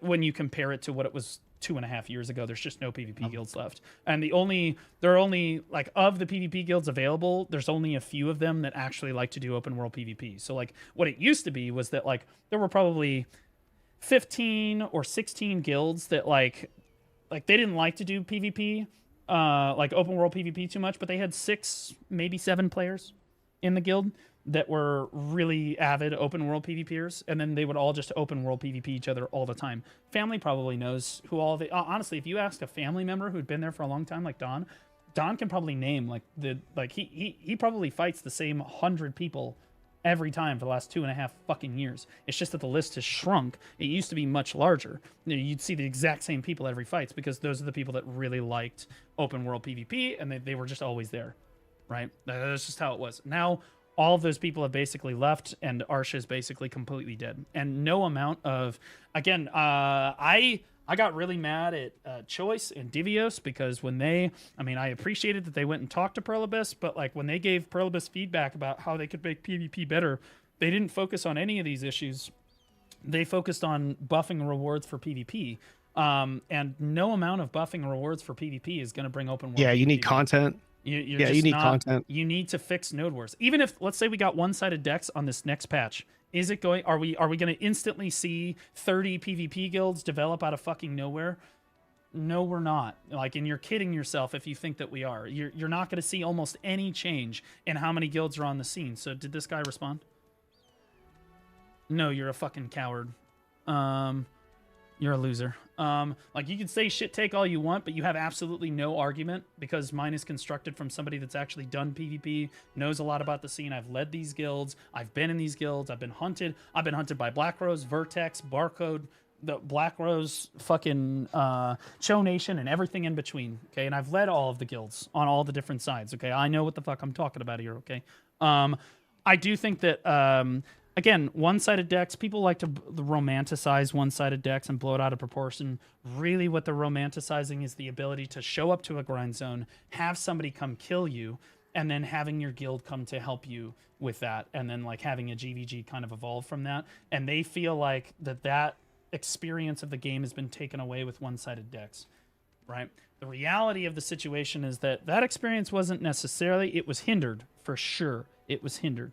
But like over the years, because that used to be the case with one-sided decks, that's what you had, right? But over the years, as the PvP scene kind of dwindled down, ultimately what one-sided decks were used for was for the 6, maybe 7 players in each guild to just go around harassing whoever the fuck they wanted to. And so it was ultimately being used to just harass the shit out of people instead of what its original intended purpose was, which was to start GVGs. Ultimately, players were using it more to harass 1 or 2 people in a guild than fucking start GVGs, right? Like you Brother, do want... sorry to interrupt you. I'm gonna have to run. Okay. Yeah, I appreciate you. Do you have anything else to add? Me on and yeah, honestly, yeah, I guess the last thing I would like to add is well, first and foremost, thanks for having me on. Appreciate you for letting me speak my piece. And I'm totally fine with being the bad guy, because having a bad guy in PvP is for people, right? Not to like everyone, but like I'm gonna warn you. Yeah. I mean, if it's too much, 100%. But like, if you're hating on me, that's totally fine. Just all I ask the BDO community, like whether you're part of the toxic community or the PvP community, whatever, just please, if there is future PvP content, please don't like cross the line and like dox and racial stuff. Like just, that's it. Like talk all the shit you want. Say you're bad, I own you, whatever. Like, but like, just don't cross that line. That's all I would ask from the BDO community. Which 99%, which most of the people obviously agree with. So yeah, I appreciate you, Blue. I'll let you go, man. Thanks, man. Buddy. Yep. Talk to you soon. Bye. And that's why it's important to always get 2 sides of an argument, guys. It's because you don't always have it right. Right? You just don't always have it right. My timeline in my head was definitely misconstrued, for sure. Absolutely. So, do I have anybody that wants to get out? What up, Zefty? How you doing, buddy? Do I have anybody that disagrees with my... I know I have people that disagree with my take on open world decks. I'd love to have this discussion with you guys. I'm more than happy to talk about it. I do think that one-sided decks being removed from the game... This is the statement. I think that one-sided decks being removed from the game had little to no impact on the PvP scene. And I think that overall we could absolutely bring back massive amounts of open world PvP just by simply adding tons of PvP guilds. If you had a lot of node war guilds, I do think that the problem would solve itself, because I think that we would all just shit on the people that were being pussies. And I think that remove the karma system. I think that you probably could well, I think that the karma system needs to be toned down for sure. Right. For high-end guilds, it has no impact. One-sided deck removal kill PvP for small guilds. Lots of small guilds used to get little GVGs. No, the small guilds are the ones that are refusing the decks. That's the if small guilds want PvP, they'll go to Arsha with 6 or 7 players, and then like they'll go fight people on Arsha, right? But like small guilds did not want to get decks from those bigger guilds. Make Arsha drop amount instead of drop chance. You fix the problems? No, I don't think you do. I just think that you make a bigger problem, because then you have people arguing that they're being harassed on Arsha, which is physically not possible unless you're being doxxed or something, right? Because like I think that no matter how much, and again, another hot take, I don't think that PvP rewards help at all. I think that you could almost entirely remove rewards. Maybe not entirely, but like for the most part, remove almost all PvP rewards from the game and almost nothing would change. And again, the reason is you look back on the PvP scene, like the history of the PvP scene. Why did any of us go to Siege every Sunday or every Saturday? It's certainly not because we were going to get paid a lot of fucking money. Fuck no. We all lost $5-6 bill in consumables at fucking Siege every week. We didn't give a fuck. It was about sending a message, bro. It's about shitting on your fucking opponent. Don't give a fuck about how much money you're making. Who fucking cares? But PvP is not about your silver per hour. It's about being objectively better than the other men that you are fighting. That's it. That's all it is. Like that. If karma isn't punishing, then big streamers will not be allowed to play BDO on stream. Yeah, I mean, kind of, right? And again, I will say that Cannon did get preferential treatment. Gut power to him for recognizing that. I still get stream sniped to this day. I have like 1 or 2 people that just come out and kill me every time I start grinding. Chat knows. Like every single time I grind, even off stream, they'll come and kill me. But like primarily on stream, they'll just come kill me. It is what it is. It is what it is. It's been going on for years. You just deal with it. Like, you're a streamer. You get to be popular in the community. It is what it is. I just don't think that, like, people romanticize one-sided decks as, like, this one-size-fits-all problem. I think that if they added one-sided decks back to the game, nothing changes about the PvP scene. Like, yeah, you'll see a little bit more open... You'll see a surge of open world PvP where people are abusing one-sided decks or trying to like, use the system, right? And then it'll just die right back out again. That's it. You're not going to see new PvP guilds rise up so that they can go do open world PvP. No, if a guild wants to participate in open world PvP, they can do that right now, right? That's not the problem. The problem is that node wars suck. If node wars were really good, it would create drama between guilds that you could then use to snowball open world PvP in a big way, right? So if node wars were really good, that would mobilize a lot of people to get into node wars and have fun with node wars, right? We used to have 20 or 30 streamers that would like stream node wars.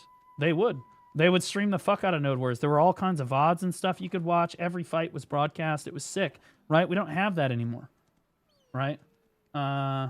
I'd abuse everyone. Yoo-hoo. Yeah, Don, you don't even abuse me now, bro. Like, I don't even give a fuck about you. You're a loser. Don,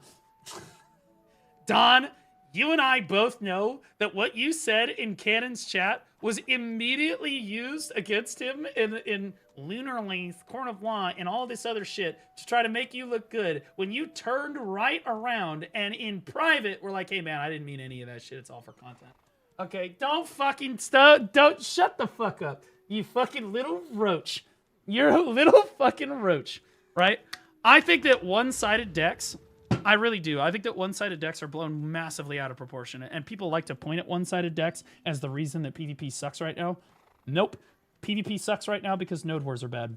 You have to fix node wars. If you fix node wars, that gives people a reason to come together. That gives people reason to assemble in Discord, talk about the game, discuss about the game, fight with each other in game, etc. Right? Then because of node wars, they will branch out and do open world PvP. But first, there must be node wars.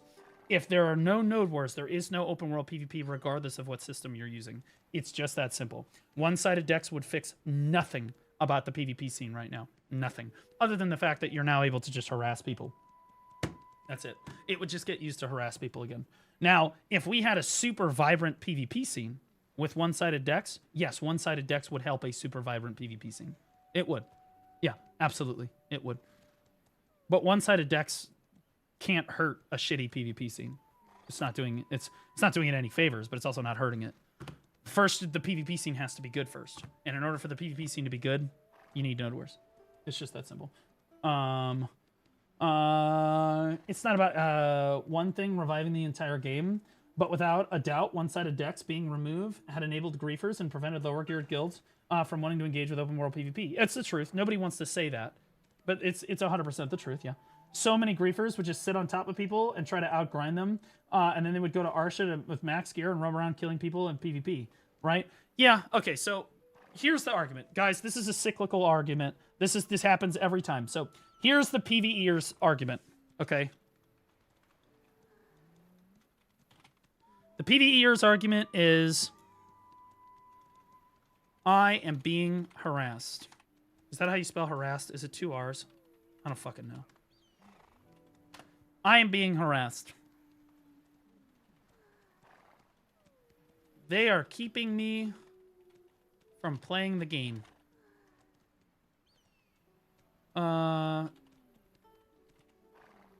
They are killing me unjustly. Okay. And the PvPers argument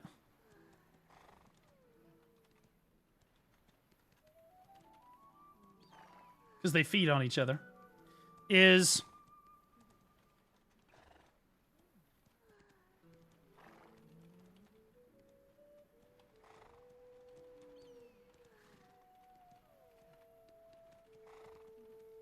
That's it. And around you go. It's always the same argument every single fucking time, okay? All this lore is before my time. Yeah, well, you came onto the scene and fucking peed yourself, okay? That's why nobody wants to harass you, is they're afraid that you're gonna soil your fucking underwear. Now, so the PvEer complains that they're being harassed. So inevitably what happens is somebody is grinding. Okay, if it's a PvEer grinding and a PvPer comes and kills them, the PvEer will say, I'm being harassed. Okay. If the PvPer is grinding, the PvEer shows up and he can't kill the PvPer, so what he does is he grinds over the top of the PvPer and he kills them. Or, forcing the PvPer to one-sided deck. So, right, so one-sided decks were used as a deterrent to keep PvEers from just walking onto your grind zone and just taking the grind zone from you because they're a piece of shit. A streamer that used to do this was Big and Shiny. Big and Shiny used to literally just walk onto your grind zone with a full DP set with no intention of fighting you, and then just like aggro all the mobs and run around and grief the shit out of your grind zone until you left because he had more time to grind in the day than you did. That was his fucking strategy, right? Now, which one of these is more toxic? It's absolutely the fucking PvEer, okay? Anyone that's had a PvEer come in, I think most players would way rather be just fucking brutally murdered immediately rather than have the PvEer come in and just fucking grind over the top of them. It's so fucking annoying. It's so fucking annoying. Now, that being said, there's no necessarily good way to fix this. But the problem with the PvP argument, and what they don't want to tell you, it's kind of like that Homer Simpson meme, where it's just like, the PvEer is griefing me, I had no choice but to take him. And then the camera flips to the backside of him, and all crumpled up on the backside is, we want to be able to harass literally everybody with impunity and never want to get banned for it. So, like, what PvPers end up doing with one-sided decks is instead of being used to prevent people from griefing them, ultimately it ends up being used to just harass people. That's it. You just pick one person, usually ends up being a content creator or a streamer, and you're like, the fun that you're going to get out of the game is keeping that particular person from playing the game. That's not okay. Can't fucking do that, right? And that's primarily what one-sided decks were being used for, like towards the end of its era in BDO, right? And it was super toxic, and it's just, that wasn't it, right? That wasn't it. Now, in the moment that you turned around and said, bro, we need to remove one-sided decks, they were like, no, but then we won't be able to stop the PvEers grieving me, right? Because this is a pretty ironclad, I'll be honest with you, this is a pretty reasonable argument to say that, yeah, I have to be able to kill them, otherwise they're gonna grind over the top of me. I think that's an ironclad argument. My argument would be to ban people. I think that if you record yourself grinding on a grind zone and then somebody comes in and starts grinding over the top of you, that person should be banned for a week. Ban them. Fuck that person. Fuck all of those people that just come in like toxic pieces of shit and just start grinding over the W. Ban those people. And by the same token, also ban the people that are harassing people and abusing PvP, right? If you do these two things, you can bring one-sided decks back and everything will be okay. If Pearl Abyss can ban people, right, who just abuse the system, do their jobs, then it'll be okay. The problem is the community management team, the CM team for Pearl Abyss, does not want to have to ban people. They are not interested in banning people. They don't want to have to deal with banning people. It's kind of like Steam review, right? It's kind of like a Steam review. Like the Steam reviews, people like Steam just does not moderate their reviews at all, and they just let the spice flow. They don't care, right? Because if Steam at all starts moderating it and they start banning like certain reviews for being racist or homophobic or whatever, well then they got to ban they have a whole hornet's nest of issues, right? By that same token, Pearl Abyss does not want to get involved with these people. At that point, why not just make Marnie Realm no cooldown? Also, just karma bombing shouldn't be a thing. They need to just add a jail system like in Arcade, yeah. So like my overall take here is that I don't think that one-sided decks have nearly the impact that people think they do. We'll talk about this in a second. And I think that them being removed from the game ultimately had little to no impact on the game other than removing toxicity. The only way that you see it, again, if they added it back to the game today, you're kidding yourself if you think that the PvP scene would resurrect itself. If you think that suddenly we're going to have 15, 20, 30 more PvP guilds out of nowhere because one-sided decks got added back to the game, you're living in a fantasy land. Those same people are like, oh yeah, we're going to get the Crimson Desert Client. It's just not a thing. Now, if they fix Node Wars and a bunch of PvP guilds come back to the scene, then if they added one-sided decks back, okay, then it could be a positive. Then I could see it being a net positive. However, because then it can be used for what its intended purpose is, which is trying to start GVGs between guilds, right? Like, that's okay, sure, then it's fine. But like right now, there's not enough guilds for it to really start GVGs and beef between guilds, so really all it's used for is harassing people. And everybody knows it, but nobody wants to fucking say it, so fuck you. I'm just gonna say it. That's all it is. Like, yeah, people could also just avoid the system entirely by removing or by just dropping guild the moment that they got decked, and then you'd have to flag on them, and then you're fucked, and then you're just completely fucked. They need to add a jailed system like Arcage. I think that again, if they add one-sided decks back to the game, I would be totally okay with that, but they do need to enforce their TOS, and Perlibus does not want to enforce their TOS. They don't want to have to ban people. From a fundamental level, from a logistical standpoint, they don't feel like they have the man-hours to go through all of these different cases that people are going to do. I think is probably what's going on. That's my assumption, right? But if one-sided decks did get added back, I think overall, that's fine. I just don't think it's going to help PvP at all. Like, maybe not really. Who is going to just suddenly be like, oh, yeah, let's go out and fight family? Nobody that wasn't already able to fight family before. Like, it's literally just that simple. Like, nobody wants to believe me. But that's exactly what would happen, and I know that because I ran PvP guilds. I know what it's like. I know how you avoid decks and stuff. People will just avoid it. It's literally just that simple. If you're in high-end PvP guilds that's taking nodes and regions, should be open for organic PvP. Well, that's what I said before. Is I think that the best fix to this overall problem, the best solution, if you drop for a node war outside of a T1 node war. By the way, okay, first thing, T1 node war guilds should not be able to drop for Siege. Except on Balanos and Serendia. Period. Dot. Okay?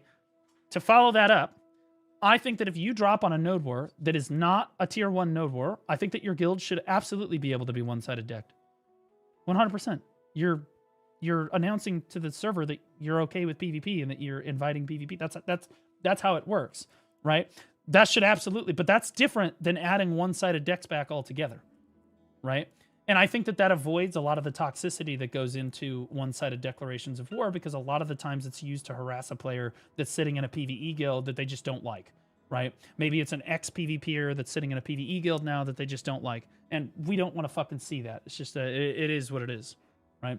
I think that that's absolutely a fix to the problem. I think that adding one-sided decks back to the game altogether right now, if they just reverted the change, it changes almost nothing about the PvP scene currently. That you still have a shit number of guilds. Node wars are still garbage. No one wants to PvP. In order to look at this fucking PvP scene, bro. Look at this. This is pathetic. This is like, look how many empty fucking nodes we have here. And sure, you could argue that only one guild can win a node, right? But like, you know, maybe there's more guilds fighting, but only one guild won, right? But that's not the case in every event, right? This is cooked. This is absolutely cooked. Even before, like, think about the node war scene before. We used to have at least the guilds would just drop when they didn't want to fight for a night. They would just drop on another node. All the nodes were taken for the most part. Almost every single node was taken in the game, regardless of whether or not there was a fight on that node. Now, the only nodes that are taken, this is a good representation of how many fights there actually were this week, right? And look how few fights there actually are. Now on T1s, there's some snipe guilds and stuff. There's some stuff going on Balanos, Serendia. But like, most of these are fucking snipe guilds. Nobody fucking cares about, right? But like, it's ass. This PvP scene sucks. And you're not magically going to have a bunch more PvP because one-sided decks were added back to the game. All you're going to have is harassment. Okay? The only way that one-sided decks helps the game is if there's a bunch of PvP guilds. So the first problem that you need to fix, and the reason why I talk about it most frequently when I talk about fixing PvP, is node wars. You have got to fix node wars. You've got to make node wars a super fun and enjoyable experience. And no, that does not mean adding more rewards. You could make node wars, for winning a node war, you win 50 billion silver per person. And there still would be as many fights as there are today. It would not matter. The only thing that you would increase was the number of guilds that were trying to snipe, like, forts. That's all you would fucking do. Okay, you're not actually physically adding to the PvP scene. You're just adding the PvEers that are just like trying to snipe. Like that's it. That's like, and they have no intention of actually PvPing. It's just that simple. In order to get fun engagement between guilds, you have to have a fun system that guilds want to engage with. And right now, T1 Node Wars are a fucking disaster. There used to be 60 T1 guilds by itself. Polly's Forest, every night, used to have like 30 fucking guilds. 16 to 30 guilds drop on it. Basically the maximum. As many guilds as could place would drop on Polly's Forest. And the same thing was true for Wolf Hills when that was a Node War zone.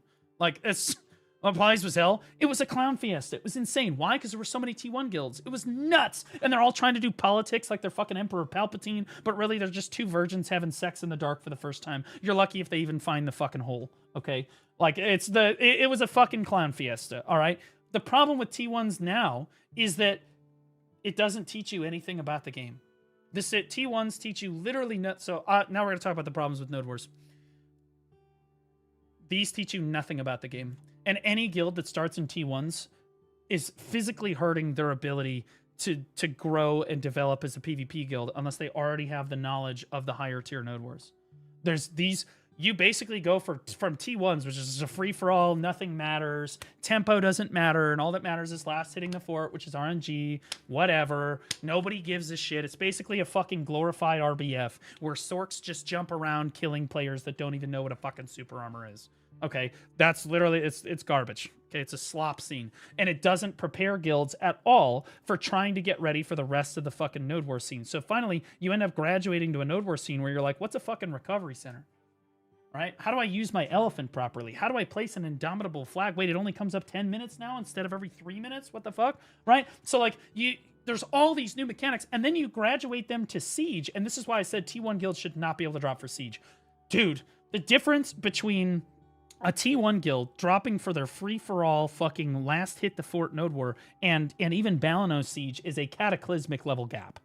Cataclysmic level knowledge gap. Okay, you've got walls, you've got ballistas, you've got cannons. Well, actually, I don't think the ballista is on Balanos, but like, regardless, you've got all of these extra features added. They have no hope of making any of it work unless they already have experience in doing it. It's just not going to fucking work. So like, in order to fix Node Wars, T1s must be the same format as the rest of the scene. Okay. Or it just will not work, because this is the introduction that players have to Node War. It's like the kiddie pool of Node Wars, okay? That's just how it is, all right? Now, how do you fix the rest of the scene? It's actually really simple. We had a scene that worked before. We did. And the reason it worked is because the community made the scene amazing, okay? So we had kind of a mediocre system, but the PvP scene was able to make it work. We're like, okay, yeah, we can do politics, we can set up fights, we can do all that stuff. And clearly Perlibus has shown us that they are not capable of developing a system that removes those aspects of the game. So in my opinion, the only things you really need to do to make Node Wars viable again are make Node Wars 2 hours. You need to make Node Wars 2 hours, and then everything needs to be construction, the one where you have to build the fort and stuff. Like, that's it. That's it. You need to have every single Node War zone needs to be that same thing, okay? And then Node Wars need to be 2 hours again. And you're like, well, I don't want to Node War for 2 hours. Well, you very rarely do. The only time where you Node War for 2 hours is when the fight is really fucking good. So, like, really all you're doing is you're allowing the scene to set up fights that will actually have a fucking conclusion now. See, the problem with 1 hour Node Wars is you have a wide scope, guys, of the amount of Node Wars that you're able to have, okay? You have the Node Wars so this is like the 0 minute Node Wars, and these are the 2 hour Node Wars. Okay? And here's the 1 hour mark, okay? All of the shitty fights are over in the first 15 to 30 minutes. Okay? And any fight that's going to extend beyond the 1 hour mark is probably a fight that's actually close and is actually fun, and people are having a good time with it. What we have right now is the fights that are actually fun and people are having a good time with it, they get edged. And not in the fun bedroom way. They're in the middle of the fucking fight, and then they can't finish the fight. Like, nothing matters. Like, they just, like, you get 30 minutes in and you're like, well, this isn't going to conclude, so everybody just gives up. Like, it's just the way that it is, right? So, like, you need to have Node Wars be the full 2 hours, not because it needs to go the full 2 hours every time, but because it allows the fights that are actually good to extend beyond the 1 hour mark. Construct for the second week in a row. Well, honestly, another big problem with the scene is that Perlibus is actually allowing a guild. I don't know what guild is in charge of it right now. But Perlibus is allowing a guild that to basically choose the format of Node Wars for the whole week. That's stupid. You should never give that kind of power to the players. And because then they can throw a fucking hissy fit that they're not being worked into fights and just like ruin Node Wars for the entire scene. Medaya chooses, okay, because it rotates. Whatever the uncapped region is, so is choosing, and you do not want Ray Lion to have this kind of power. So right now the Ray Lion is, and it's nothing against Ray. When Loads is it, we shouldn't have Loads having that much power anyway, right? Like, you should never have one person that is just deciding, yeah, none of the rest of you guys get to have fun this week, haha. Right? So thousands of other players just don't get to enjoy the game this week and just have their game experience ruined because one person decided to choose the other Node War format. Right? Pretty sure it's the same two guilds always rotating what they want. Well, to be clear, if you actually want to fight, you should choose construction every single time. Like, the other Node War system is kind of a complete joke. The only reason you would ever choose the new Node War system over the old one is because, like EU does, you just give up on having a good fight and everybody just goes in RBFs. It's a dog shit system. Everybody knows it. But, like, you can't have a good fight anyway if you tried because the Node War is only an hour, as I just explained. So you just fucking give up. That's it. That's the reason, right? I'm just starting. Yo, Sasha, I was talking about you earlier. We were talking about harassment in BDO. Your name came up. My goat. They couldn't handle this ass. So true, brother. So true. Again, guys, the PvP scene can get really upset about it. One-sided decks are not why your PvP scene sucks. Canon is not why your PvP scene sucks. I'm not why your PvP scene sucks. Lunarlay is not why your PvP scene sucks. Zerodin Hunter is not why your PvP scene sucks. Your PvP scene sucks because Perlibus decided to change Node Wars. That's the reason. If you had a really fun Node War system, you would have people engage with that Node War system in a much more practical, reasonable, non-harassment sort of way that encouraged more people to get involved with the Node War scene. We used to have a T1 scene that would be like, yo, Blue, how can I get into Node Wars? I'm like, oh yeah, join one of these like 8 T1 guilds. They'll show you how to play the game. And then if you want to, you can graduate off to like Crawling Chaos or some other fucking guild once you have the gear, right? Now it's like, Blue, what do I want to do if I want to, what should I do if I want to get into PvP? Yeah, just install Throne and Liberty, but then only play it for PvP. Because the game is dog shit outside of it. Anyways, like there's literally no, like, because you're not going to get it. Okay? You're just not going to have PvP. As a new player, I have no idea what the fuck anyone is talking about. New players, bros, but I was playing for 8 years. Why are we not talking about new players that the game needs? That shitty must-do downgrind system be like a PS1 game? Atrocious. Not mentioning rubber banding after 10 years, desync. Brother, there's always going to be lag. The difference, like, lag does not matter. Again, another hot take. Lag doesn't matter. It doesn't. I said it. Okay? And the reason lag doesn't matter, is it frustrating? Absolutely. Should they work to fix it? 100%. But is it going to keep people from doing PvP? No, it is fucking not. On the grand scheme of things, no one gives a shit. Okay, we're all still going to drop for the siege, and we're going to have the 4v4, regardless of whether or not it's laggy. And I know no one gives a shit about it because we put up with it for 8 fucking years. We didn't give a fuck. We fought straight through the lag. Was it shitty? Yeah. Did we complain about it? 100%. Should Perlibus fix it? Absolutely. But it's not going to keep new guilds from getting involved in the PvP scene. Right? Currently, what gets...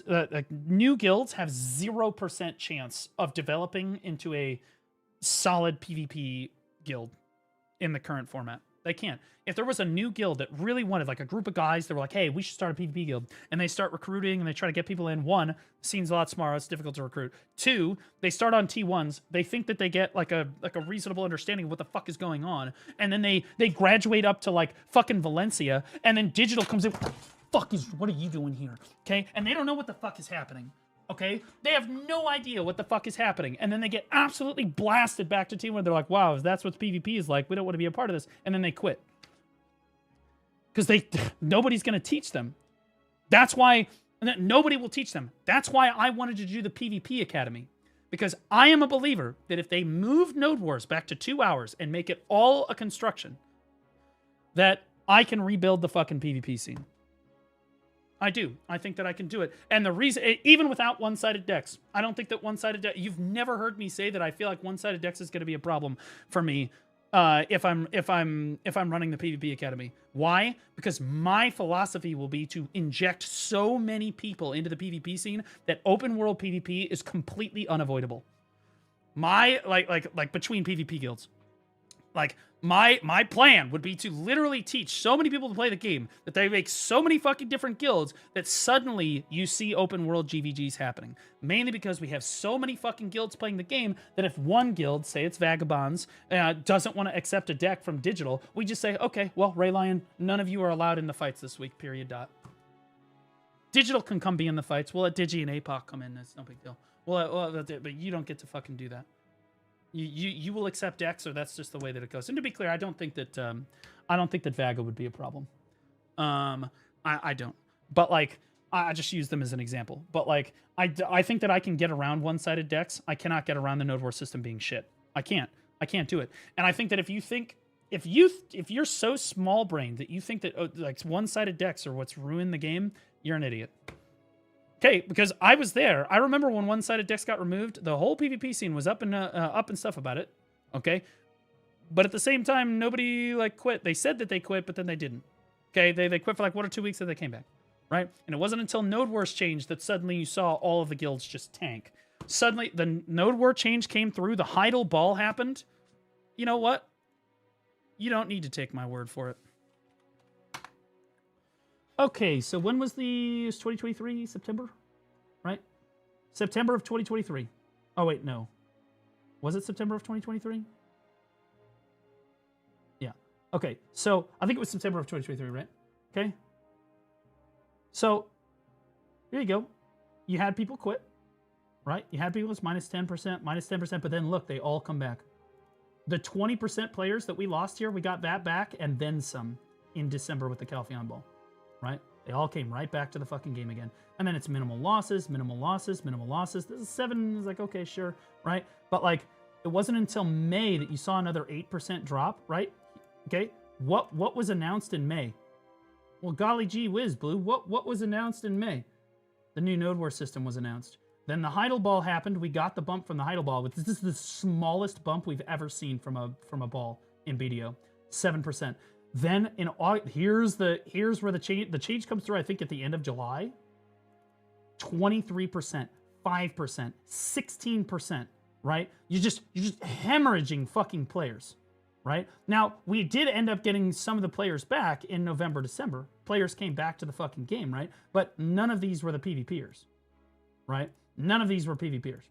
Nobody that PvP'd came back to play the game, and I know that because look at this. Right, so we replaced non-PvPers with PvEers, which is fine, but like the proof is in the pudding here. Right? Good. You could argue that that's good, but I would argue that the PvEers, in every PvEer, there is a PvPer that just hasn't been awoken yet. I strongly believe that no matter what player it is, and no matter how dedicated you are to life skilling or PvEing, if you had a really fun experience with PvP when you did it, you would probably do a lot more PvP, right? Like, and I know that because some of the most dedicated PvEers of my life that I've known in the game tried PvP and they had a great experience with it, and they were like, "Holy fuck, this is amazing." Most dedicated PvEers that hate PvP just had a bad experience with it. Usually it's in the open world and they're like, I hate PvP, but they've never experienced like Siege, right? Of being a part of something greater than yourself and having people come to help you while you're grinding, right? They've never experienced that. I would argue that if you gave a PvE or a really good PvP experience, I would actually think that the overwhelming majority of them, 70 to 80% of them, would continue to do PvP moving forward. So this is fixable. Even though we replaced a lot of PvPers with PvEers, we can fix it, right? we can fix it. We're at 21K players or so right now. That's pretty fucking good for BDO. Okay. And I think that a lot of these PvEers, I bet I could convert them. I do. I think that I could convert you guys. I think that PvEers, if you saw me go to Node War with a bunch of new and returning players and trying to teach them how to do Node Wars and how much fun we could have with Siege and stuff, I think you would absolutely come try it out with me. And I would give you a great experience, and then you would go try it out with other guilds too. That's my take on it. Right? But like there's a reason that we saw massive losses to the game. And to be clear, it was right through here that Perlibus started doing oh shit streams. They started doing oh shit live streams. In fact, wasn't it right in here where Jay said that like they got rid of Jae-hee Kim? It was right here, December. Like November, December, Jae-hee Kim stopped showing up and they literally got rid of him. And that that restored confidence in a lot of people, right? We got Wansu at this time, right? And he gave this big speech about how he was going to focus on PvP and stuff, and here we are today. Wansu hasn't done shit for us. I'm just going to be honest. Right? I heard that there are RBF changes on the global labs. RBF is not going to fix PvP, guys. It's not. Adding more PvP modes is not going to fix PvP. RBF isn't going to fix PvP. Your mother's not going to fix PvP. I don't give a shit. The only thing that will fix it is the only thing that allows us to do group content in this game in a practical way. That's Node Wars. Node Wars brings guilds and people together in a way that nothing else in the game can. Period. Dot. That is the reason that you get into voice with your friends. That's the reason that a lot of people log in. That's the reason that people stick with the game long term. Okay? Because it builds communities. It builds friendships. I know, God forbid. It builds like a lasting want to play BDO long term. You don't play BDO long term because it's an incredible game. You play BDO long term because your friends are all playing BDO, and all of the people that you love play BDO. That's the point. Right? If it was just you playing solo, those players typically don't last very much. Remove alliances, the Merc system, fix the Karma system, add open world incentives for PvP. That does literally nothing. Open world incentives literally do nothing. I just talked about it. Fix Node Wars. Bring back construction permanent. Yes, yes. Adjusted caps for T1 to T3. Okay, sure, whatever. Reinforce guild representation. Just some stuff, in my opinion, to fix the scene. I think that, okay. Hot take! You could remove PvP rewards. Okay, if you, let's say you only got 500 mil for participating in a node, or for winning a Node War. But the trade-off was that you got some fucking like super cool fucking like you got like an outfit. According to whatever node or region that you had, you were able to wear a special outfit for the fucking week that is exclusive to the people that own that particular region. Okay? That reward would be way, way fucking better than just adding more silver. Period. Like, any sort of flex, you need to be able to flex on people hard. Okay? Like the owning a region is a big way to flex on people because your guild banner is flying in all the major cities in that particular region, right? That's a big flex. You need the ability to just shit talk the fuck out of people. You want men. It's an environment for men. Okay, you need something that allows us to shit on other men in a non like, you know, we don't need to be like racist or anything like that. But like you need to allow us to flex like really hard on the other Node War guilds. If they added rewards like that to PvP, that would do a lot more to encourage people to want to do PvP, because when a player walks through a town, the first reason I even consider PvP at all was the first time I walked through Calpheon as a brand new player. I'm walking through Calpheon and I just see this gasming hentai girl face on all of the flags in the city. All of the soldiers are diligently holding this flag of this gasming fucking hentai girl. I'm like, what in the fuck is going on here? And like notes like, oh yeah, so Hikikomori owns Calpheon, and apparently your guild banner goes all over the region that you own. I was like, holy fucking shit, that's awesome. Like that's sick. Okay, that's really cool. We like that. That cool shit like that's what we want. Cosmetic shit. That's what we want. Right?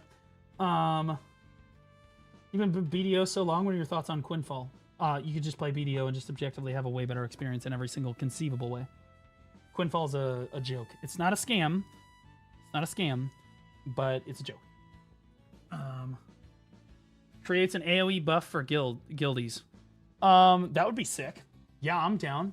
Right? Like the more nodes you own, or maybe you own a region or whatever, and then your guild master or your quartermasters or whatever are online, everyone around them in the aura gets like a fucking AP DP buff. That'd be cool. I'm full of ideas, actual ideas. Better yet, you create a class that wields a huge spear that has a flag on it that buffs and buffs. Boom. Okay, well, no. We don't want to do that. And the reason we don't want to do that, Sasha, is we already have Shy, and Shy is already a problem. I don't want another support class that we have to have 4 or 5 of in the guild in order to even remotely be competitive in PvP. I think that people should be able to play whatever fucking class they want to play. I don't want another fucking support class. And you're like, oh, well, it's not going to be a support class. Yeah, okay, they said the same thing about Shy. Like, if it offers substantial buffs like you're talking about, it will be required for PvP. You know it, I know it, we all know it. Like, I don't want another fucking class like that. The furthest that they can go is, like, Dosa. Like, Awakening Dosa gives buffs in, like, a small area. That's fine.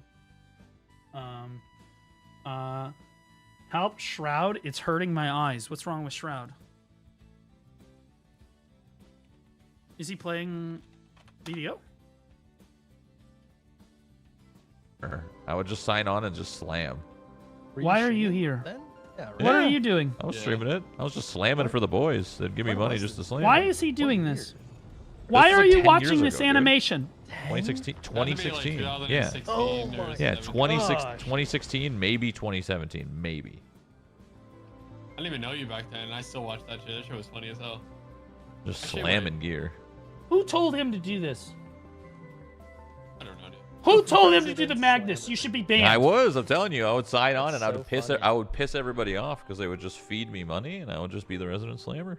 Did they just You do do it it to your so stream? you would do it so inefficiently too. Yeah, I would just slam everything. It was great. Did you get any like? Wait, what super class is he? severe? He's playing Did you, Seraph? Like, get decked? Don't He's remember. playing. Is he I Nova? don't think he Or is ever he hit Sarah? anything. I don't think I hit shit. Yeah. Dude, I don't think he it ever was- hit anything. Hold on, let big. me see what he's doing. Dude, the system was so. Where is he awful going? Back in the day, it was. Okay, well. Reminds me of Lost Ark, and I. Okay, all right, okay. It's okay though, dude. I'm a Lost Ark raid logger now. Lost Ark sucks. Stop talking Are the about it. raids fun? Dog shit. Yeah, they're freaking awesome. I mean, I think Lost Ark has some of the best raids in the genre. Of course they do. For sure. And that's all they have. Like even this latest That and WoW hot raid women. reminded me of Lost Ark so hard. Why is he going Lost Ark back does to the the best. Magnus? He just teleported out of the Raids Magnus. are fantastic, but there's like nothing else to do in the game. That's like the issue. There's like literally nothing to do but your dailies, raid? which just gets because like what am I gonna go do? Chop some logs? Like there's literally Oh, nothing to do in the game _note nowadays besides _ raid. just resubscribed for 42 months. That's like my biggest Yo. gripe is Welcome back for 42 like, I months, can't brother. just go Appreciate farm you. something or do anything. It's just tied to energy. Yeah. it's Well, that's just- the nice part about this game is like you could always just do Dude, a he's got the loop and just, like, tooltip on. grind shit. yeah, like there's stuff to do in the overworld, right? But yeah, Lost Ark raiding, it is some of the best stuff. Stop. Do not jump into that fucking. What the fuck is this quest Holy, that my I have eyes to are do now? bleeding. What is he doing? Yeah, honestly, TJ, you're. I mean, you could stop. What's he anytime you want. doing? I have 2 I'm minutes locked left on in, my bro. buff. Don't tell me I need to stop. Use the Fuck. Altanova well I to have talk 39 to minutes on my Wuji, phone. then I'm talk doing to something, I'm Wuji, doing and talk to Wuji. What does that mean? He doesn't need to do the. Alright, Brother, well, He it's didn't supposed talk to do it. Wuji. Okay. Okay, well, shut up and grind. Am I going into the Magnus? I'll ask him. Name.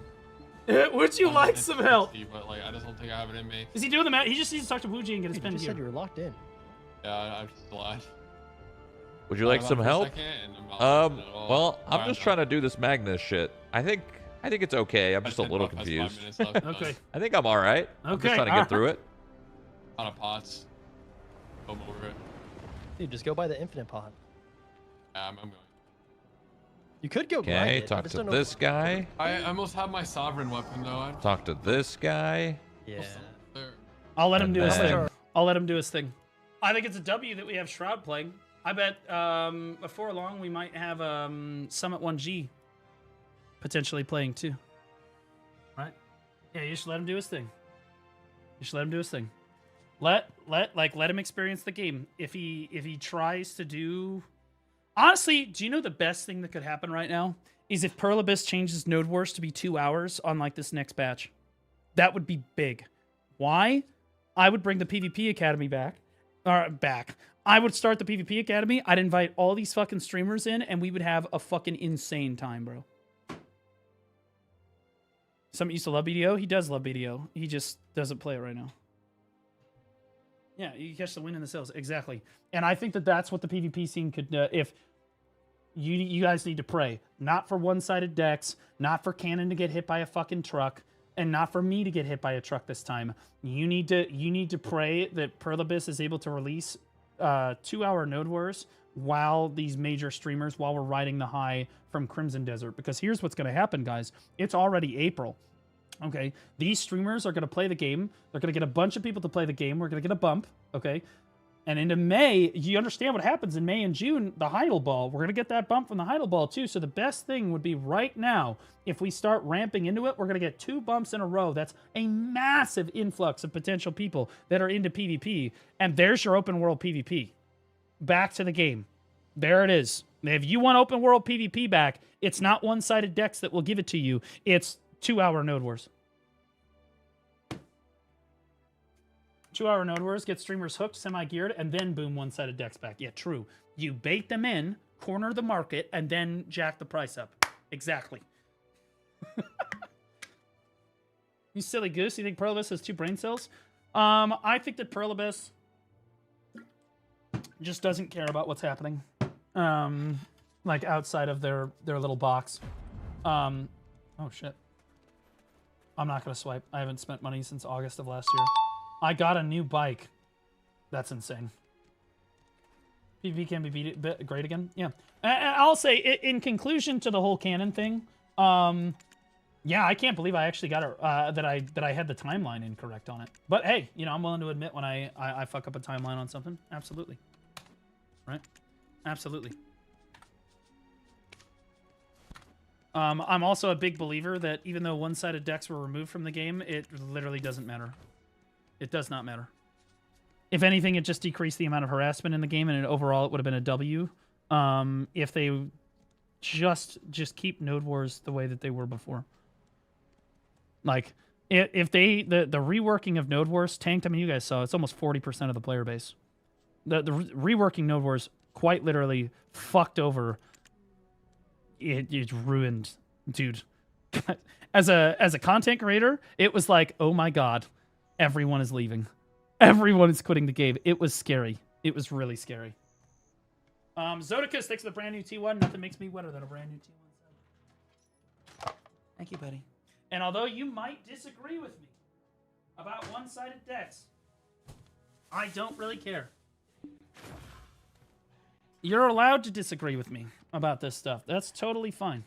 I think that personally, if you're a believer that one-sided decks would fix the PvP scene if they brought it back, I think that that's a stupid, foolhardy fantasy land that you live in.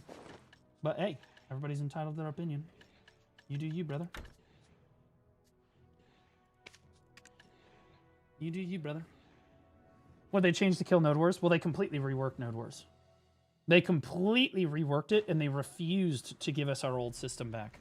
So what it did was they forced us to play their new dog shit, terrible King of the Hill RBS style mode for like, what was it, 8 months, guys?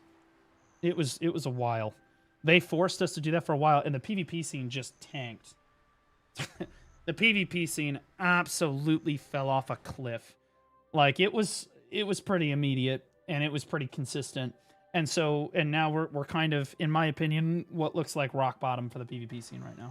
This is as low as you're going to get. The only people that actually do PvP right now are like the hardcore. HMU in DMS or explain on stream if what in the Canaan convo is video worthy for tomorrow. Basically the whole thing. You need to explain. You need to let me talk about, at least give a little bit of context about the situation beforehand, and then just include the canon conversation, and then maybe a little bit of the after, and then that's it.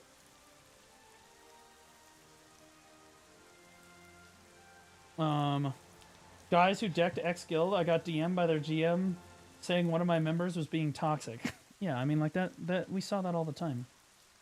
Again, one-sided decks were not like... They were primarily used to harass people. That's what they were primarily used to do. Okay, like, I'm not somebody that really ever abused that system. I was somebody that did PvP all the fucking time. I led some of the most active PvP guilds on the fucking scene, for Christ's sake, for years. And I can tell you, not one time was I really exploiting the fact that I could declare war on another guild. Most of the time it was them forcing decks on me, but I would, I don't fucking care, because, like, we're a PvP guild, so fuck it, we're just gonna take it. I used to take all kinds of harassment from all kinds of places, bro. Didn't matter. I remember joining Vertex and having Sasha and Miz and all of those boys run me down at Mountain of Eternal Winter. Bro, they would wait for me to go start grinding. I remember. I remember I'm grinding Awakening Witch. I look breedable. Like, it is what it is, right? And then the Vertex boys would come help out. You join a 6-year war. Exactly, bro. But did you ever hear me, like, really, like, bitching about it? No, because, like, you know, it is what it is. I joined a PvP guild. What are you gonna do? Like, that's and to be clear, I still look back on the GVGs between Vertex and BR as some of the fondest GVG memories I ever had. I shotcalled those GVGs. It made me better. Shotcalling Node Wars doesn't necessarily make you better at shotcalling Node Wars. Shotcalling GVGs, however, will. You get an integral understanding of... You get a much better understanding of the environment, the terrain, how to exploit certain classes, all that stuff. Just resubscribed for 7 guys, months. We Enjoy had free money. Hope guys, you are well. We used to have more people would show up for a Black Rose GVG in Vertex than would show up for Siege. I'm not joking. Siege was capped out at 100. For a BR GVG, we'd be fighting 120 into 110 or 130. Like, bro, it's like both of our guilds. It's you get the fuck out of bed, you come roll up. And to be clear, both guilds, Vertex and Black Rose, wanted that deck. They did. We were shitting on each other, but that's the way that it was. Like, we wanted that deck. One-sided deck changes not being in the game would not have stopped those GVGs. Right? Because why were we fighting? Because of our beef during Node Wars and Siege. That's why we were fighting. Well, it was a 6-year beef, but yeah. Ultimately, it goes back to the beef that was created between Node Wars and Siege. That's what it all comes back to, Node Wars and Siege. That's what it's all about. Node Wars and Siege create drama between PvP guilds, which ultimately turns into open world GVGs that are mutual for both guilds, because both guilds hate each other. Right? That's how it is. And nowadays, if one guild refused to deck on another guild, if we had a ton of people playing the game, or a ton of PvP guilds, we would just shit on them. Hey, why are you being a bitch? Why are you not taking that deck? What's wrong with you? You know what I mean? Now, it's one thing if your players are getting... Like, if one of your players is specifically being harassed by a guild, okay, well then fuck. Okay, then you can drop the deck. That's whatever. But, like, if you're just preventing your guild from having content, to be honest. Even if you're losing a GVG, the winning mentality is to show up. You can't turn a loss into a win if you don't show up. And that's at the heart of the PvP scene. Right? Like, you can't do it. What we would do in Dismantled is we weren't better than everybody else. And even Reforged, we were not better than almost anyone in terms of open world PvP, because, like, they had better players. But we would show up with much greater numbers. And we would shit down their throats with numbers. And that was cool. That was sick. Bring numbers. If Lakari was back, it would help the PvP scene. Lakari is a fucking pedophile, and the only thing that it would allow him to be back on the scene, the only thing that he would help with is the fact that the entire PvP scene unanimously would run him down like a fucking dog. Like it was like we were simulating prison and he dropped the soap.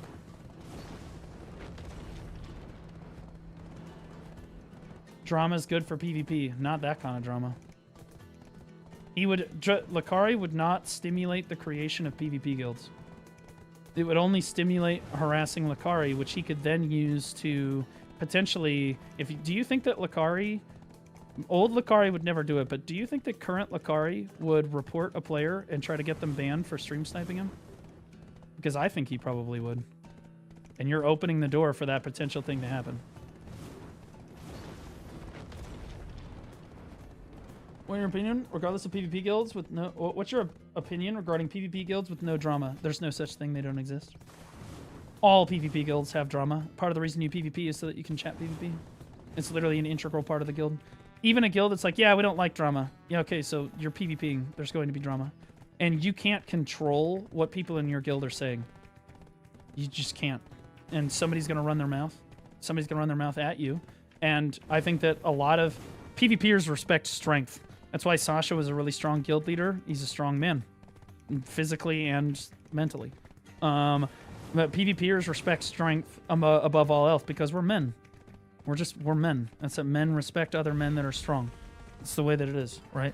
And I think that if your guild is getting shit on or getting chat PvP'd by another guild, and your guild lead is like, yeah, guys, we're just not going to engage with this because they're just talking like, oh yeah, they just try to disengage and try to just be like, oh, well, we just don't want drama. Yeah, that's weakness. Most men are going to see that as weakness, and nobody's going to want to join your guild.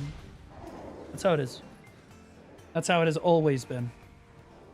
You can do that. It's something that you can do, but like no one's gonna join your guild if that's your perception on it, right?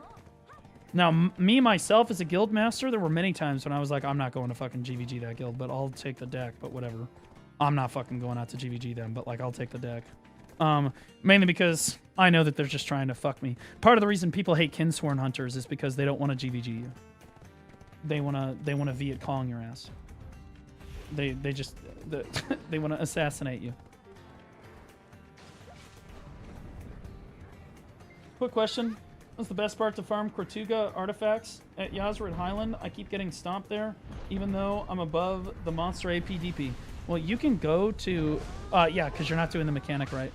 Your brain is turning off and you're getting hit by one of the red zones. Yeah, it'll one-shot me too, brother. It's rough. It's rough out there. So, one, pay attention. But two, you can go to Tungrad Ruins and that probably won't happen, brother. If you can't be emotional about protecting children, oof. Okay, Drac is not... Guys, Dracul is not trying to protect a pedophile. What he's saying is that a pedophile being added to the PvP scene would like add drama to the scene that everybody would collectively hate that person and want to do more PvP, which he's not necessarily wrong, but my argument was that it's not going to make new PvP guilds. I would know more than anyone that has ever played the fucking game what makes PvP guilds. Why? Because I've made more PvP guilds. I've been in the weakest new and returning player guilds starting from the ground up, and I've been in Vertex, which was at the time was the second strongest PvP guild on the server. Suck my dick, Sasha. I've done everything in between, so I know what it's like to be the person shitting on everyone, and I also know what it's like to get shit on really hard. So I know the perspective on both sides, and I know that the trials and tribulations that all these different guilds go through. Like, it's just, like, I understand the systems more intimately than most other people are just even going to remotely, even vaguely understand. The problem you have with a lot of the other streamers is they've always been in the biggest, best PvP guilds no matter what, right? For example, Zethian's one of my favorite streamers in the BDO category, and I love his takes on most things, but I bet that we probably disagree on one-sided decks somewhere. Mainly because he was always in Show Nation. His perspective on it is different than mine. He was always in the strongest of the strong guild no matter what. He was never going to get fucking... he was never going to have an issue, right? He did get harassed when he first started streaming, right? But then he got really strong, and it made him really strong, right? And that's great. That's awesome. But then he sat in Show for a really long time, so I think that there's an aspect of that that's like, okay, well, you probably don't remember what it was like to just get absolutely shit on week in and week out every single fucking time. And it's not, and the solution for that, because it's different now. It used to be when Show was getting shit on during Serendia Siege, because this is a long time ago, it was different because shitting on you made you stronger. Now, when somebody shits on you, they're not coming after your guild, and they're not here for beef. They're here for you. It's personal. It's very personal. And in a lot of ways, it's just flat out harassment. It's people that are trying to harass you not just in-game, but also out of game. Because there's some freaks on the PvP scene. There are some weird fucking people on the PvP scene that will just do shit, right? And so precautions need to be taken so that those people can't just ruin the game experience for everyone around them. Like, oh, geez, Zeth Stream Sniper. Well, honestly, I think that we should all look at stream snipers as kind of like a squad goal. If you look at Tyler 1, he's fucked his stream sniper so hard he has 2 kids with her. Tyler 1's current significant other started by harassing and stream sniping him on stream all the time. That's what she did. And now she's the mother of his children. So, like, I'm going to be honest. I would encourage, especially, again, to the women watching, please come stream snipe me. Please, God. Someday, I might get to fuck you too. You know what I'm saying?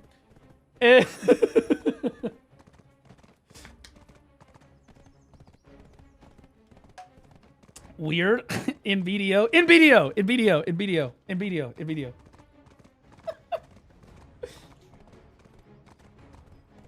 I'm a girl if you pretend. I'm down. Let's rock it out. I've gotten freaky with Don Skeptic before. You don't even understand. I'll bounty you and where winds meet. I would destroy you. Well, go ahead. You've probably completed your breakthrough, so probably not.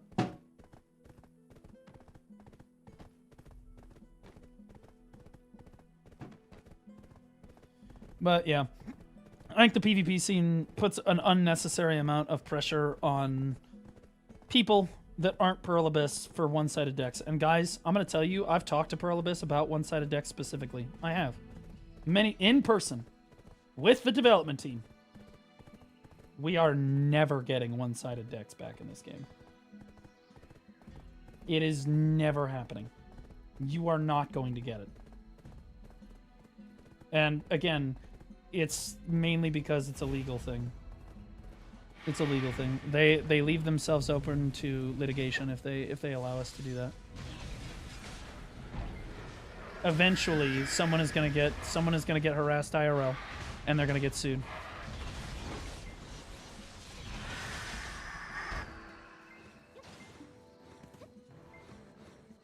You're so bad at where winds meet, a 5-year-old could beat you. Well, that should tell you how bad Laufey is. I mean, again, point granted.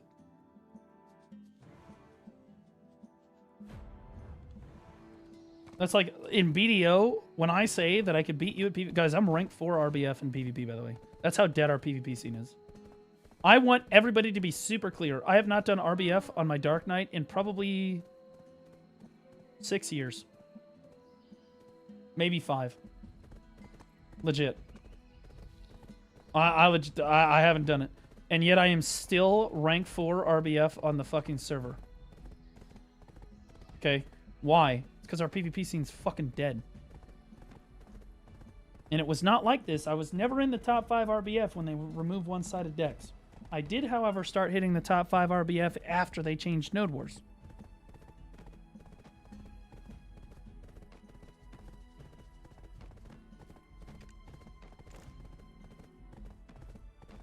Nobody cares about this game mode. It's dog shit.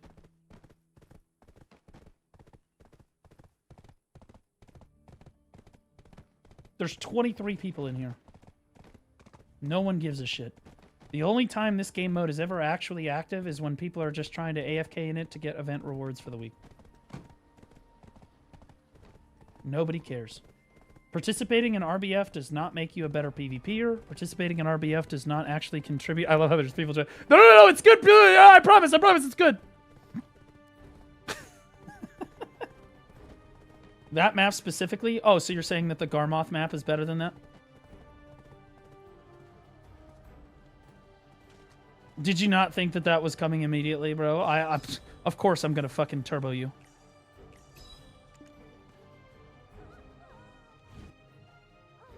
Probably the same ping for Aussies and NA. Talk about false advertising. Agreed. Why RBF had so many channels, I'll never understand. What a joke. Yeah, I mean, I'm okay with RBF being in the game, but, like, I'll be honest, they change RBF more than they change Node Wars and Open World PvP.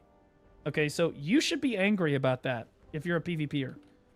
Which one would you rather have fixed? Open World PvP, Node Wars, or Red Battlefield? I'm willing to bet that 98% of PvPers would rather have Open World PvP and or Node Wars changed before RBF.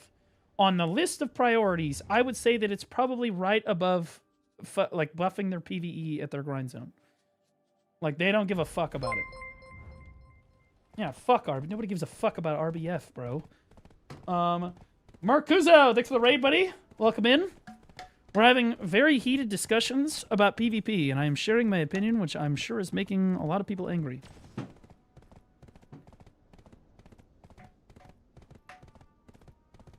Been playing BDOs for years. I haven't tried a single RBF map, but I bet you would probably try Node Wars.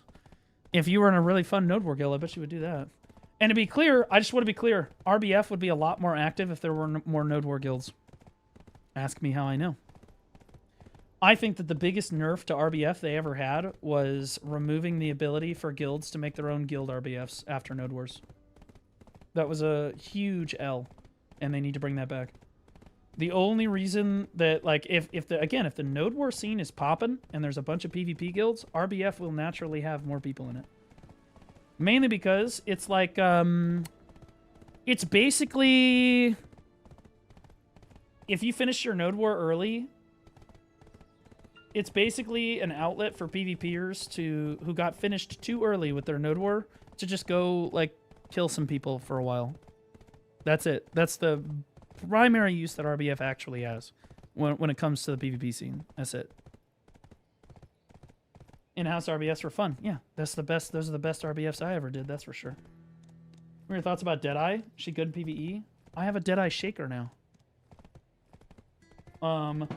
Deadeye got a lot better in PvE after the recent buffs, but I wouldn't say it's like an S tier class or anything.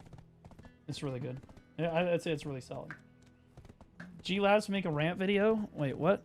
Is there... Okay, so I've heard that there's RBF changes on the Global Labs. And again, this pisses me off. If this is true, why the fuck are we getting...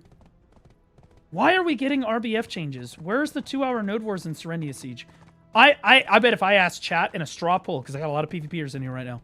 Chat, would you rather have Serendia Siege and 2-hour Node Wars? Actually, which one would you rather have? We'll do Serendia Siege, 2-hour Wars, RBF changes. I will almost guarantee that the vast majority of chat says these two things right here. One of those two things. Or both. Before this one. This one is irrelevant. Nobody cares. Stop fucking touching it. No one gives a shit. Hattern is just trying to troll me now. AOS. Yeah, right. RBF because I'm special. Yeah, okay, you're trolling. Yeah. Minority RBF changes. Yeah, right. That's again, most people do not care about RBF. Like, and by most, I mean 99.9% of even the PvP scene doesn't give a fuck about RBF. Dude, what the fuck are we doing? Wait, so we have Guild League event season, RBF. You know what's a better game mode than RBF? Guild League. It's just better. As part of our continued efforts to balance the rewards for different content so you earn silver. Okay, so this is all about silver rewards. Nobody cares. Red battlefields have been improved. We increased the number of RBF tokens obtained on victory in the exchange list. However, we also designed the rewards only given to adventurers who truly enjoy Red Battlefield by adopting the auto matchmaking system by the AOS and set minimum requirements to obtain Battlefield tokens in order to minimize griefing. Please note that this minimum requirement is not based on your strengths. Nobody cares. Nobody cares. Again, they could buff RBF to be like 1 billion silver a match, and all that would do was get a bunch of people that are just AFK for rewards. They don't give a fuck. They're not here to actually PvP, and they're not actually engaging with the content in any meaningful way. A perfect example.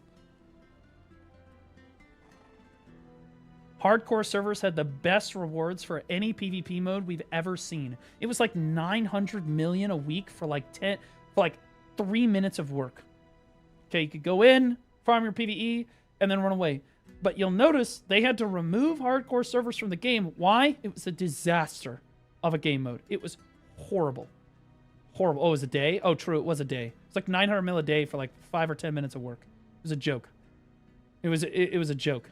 The best rewards we've ever seen for PvP didn't matter. Nobody engaged with the game mode because the game mode was shit. Yeah, so you're getting more RBF tokens.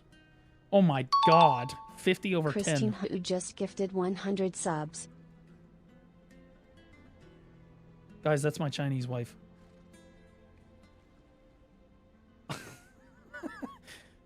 I'm not gonna lie. I don't know where that woman gets money from, My DMs are open. Also, they might have a penis, but I'm pretty sure that they don't. I'm like 80% sure that they don't have a penis. Like 100 gifted sub. Christine, relax. Okay, I'm gonna play Where Winds Meet today. It's gonna happen. Okay, let's just chill out. Holy shit! Thank you for the 100 gifted. Oh my god. Potential sugar mommy is sugar mommy right now. Literally fucking insane. Thank you, Christine. Laufey, she gifted me the subs. You... Laufey's over here like, my DMs are open too, Christine. Honestly, I've always hated men. Come on in. The water's warm. Get out of here, Laufey! Cake is a cake, even if it has a candle on it. I'm gonna need you guys to chill the fuck out. I'm thanking her for playing Where Winds Meet, idiot. Okay, yeah. Thank you for the 100 gift. Holy fucking shitball. Oh my god. Alright, so RBF rewards are getting buffed. And then Guild League didn't get any attention. It's basically the exact same as it was before. PvE changes. Nobody cares about quest changes. Whatever. Okay, so we're still not getting 2-hour node wars. And we still have no idea when they're coming. We were supposed to have them in February, by the way. Fucking February.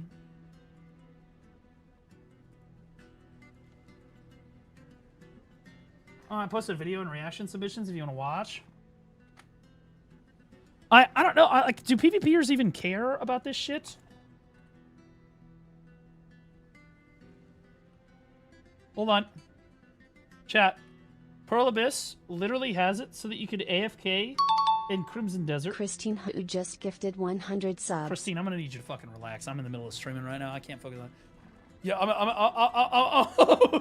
gonna need you to chill the fuck out. Holy shit, brother! What the fuck?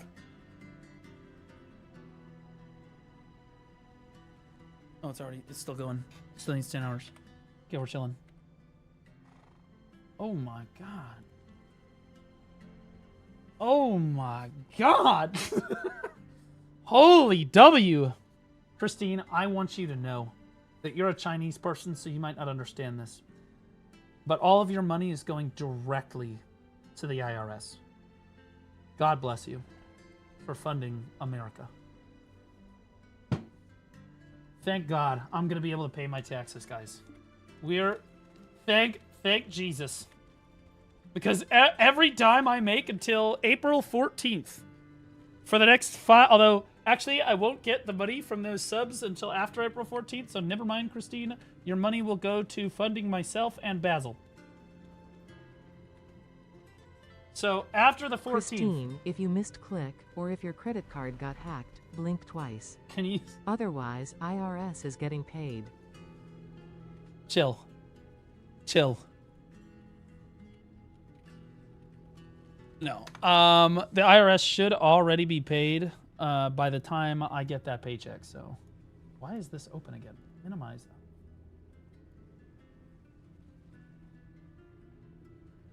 You call this an RBF rework? Wait, is this... This isn't the RBF rework that they were talking about, was it? This isn't the RBF rework, is it? This is just RBF changes. Did they say it was the rework? China has their own tax divisions, yes? No. In China, when you make money, it's not my money, our money. Our money. There's no way that this is actually the rework to RBF, right? Stop. Christine, are you needing a kidney and is blue a match? Thank you for the 200 fucking gifted subs is absolutely insane. Absolutely wild. Again, Christine. We can get you into America, okay? We're not much for illegal immigrants right now because Donald Trump is president, but I promise you that I can figure out a way around it. Okay. What is it? As part of our continued efforts to balance the rewards from different content so you can earn silver and enjoy PvP at the same time, RBF has been improved. Increase the number of RBF, however, Okay. By adopting the automatic. Oh my god. Oh my god, this is the rework. The entry method has changed. Holy shit. I can't wait. Chat. These changes are going to come through. Right now, there's 23 people in RBF right now. These changes are going to come through. There's going to be a big surge of people trying RBF. Then, 2 weeks after the changes, I bet I can farm it for literally no one being involved with the game mode. Honestly, you know the worst part about this is I can't immediately farm how dead the PvP scene is based on how dead RBF is. That's the worst. Can you even see how many people are queued? Okay, Castle Ruins map is better than... By the way, this is better. Castle Ruins map is better than Valencia. This is the better map anyway.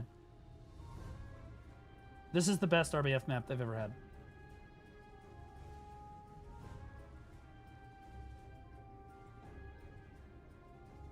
They need 40 to even start? Oh, dude, I can't wait for the videos about that. Well, now I understand why you're mad. I didn't realize that the... I had no fucking idea. I'm gonna be honest. That was the RBF change that they were talking about. That's holy dog shit, bro. At least for PvP, at least for Node Wars, they gave us concrete things. We're gonna get Serenity Siege and 2-hour Node Wars. Copium. That's what they said. Those are the exact things. They said 2-hour Node Wars, Serenity Siege. Okay, I can work with that. You know? Valencia is shit. Nobody likes Valencia. It's dog shit. She has a visa? Wait, does she? Wait, how do you know that? Wait, who are you? Are you her boyfriend? No. Are you, no. Are you his boyfriend?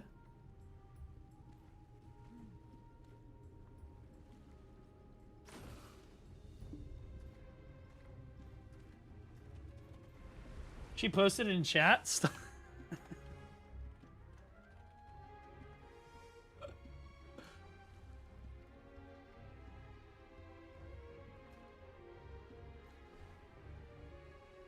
This is the wrong person. That guy's just retarded.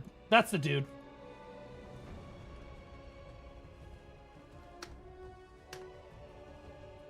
That guy has a penis. Okay, here we go. I have Visa Slay. Okay, you're not helping. You're not helping with the you don't have a penis argument when you use the Blue Squadron Slay gay emote. Okay, like okay. That being said, we can arrange something. I'm down. I'm in for it. Visa credit card. I also have Visa. I have Visa credit card. Yeah. Christine Wimman. What? Don't challenge me with a good fucking time.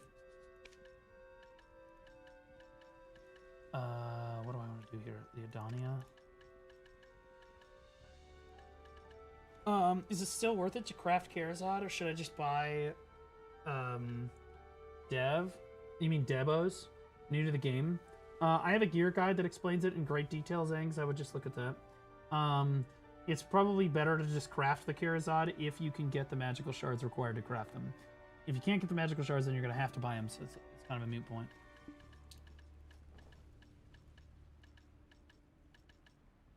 Okay, I think I've got everything. Chat, I'm going to run out of a Villa buff in 10 minutes, so we need to get this done.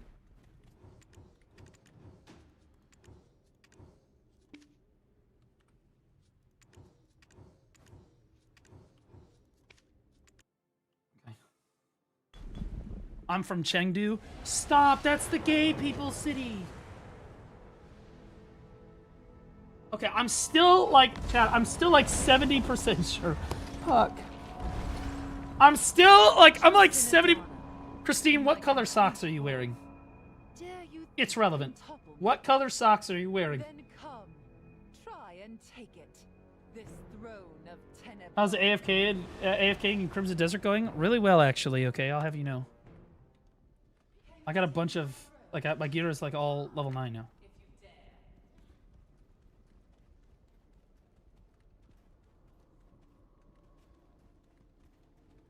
I'm like 50%, guys. I'm like 80, 60, maybe 70% sure that she doesn't have a penis, guys. I'm like for real, for real.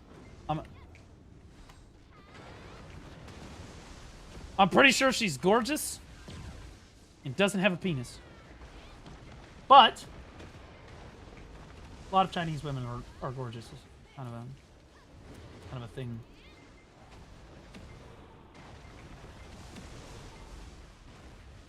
White? Stop. Stop. Why are you doing this to me? You have white socks on? Okay, how do I phrase this? How do I phrase this? How do I phrase this? If you were gonna give me a gift of socks, what color socks would you give me? Has to be asked. For those of you that don't know, it is traditional in China that gay people wear white socks, and they give white socks to other gay people to show that they are interested in them. It's like a tradition.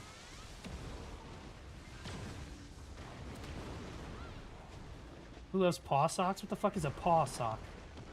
What is that?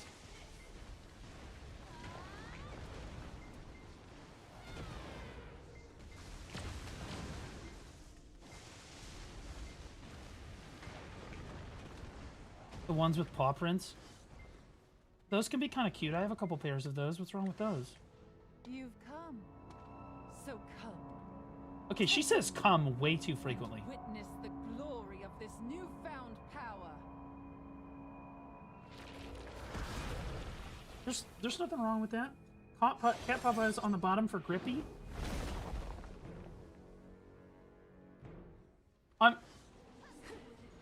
Are you trying to call me a furry for having like I have like border collie socks and stuff that are like, you know, Basil themed. Okay, that doesn't make you a furry, okay?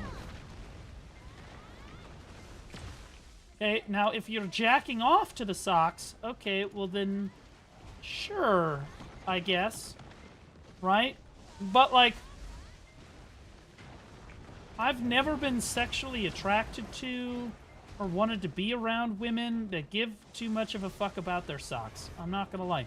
I've had women ask before, like, do you want me to keep my socks on during sex? Honey, I honestly don't care. Mainly because I'm not thinking about your feet. I'm not a feet guy. So you keep them on, take them off. You can have hooves on for all I give a shit. I don't fucking care, okay?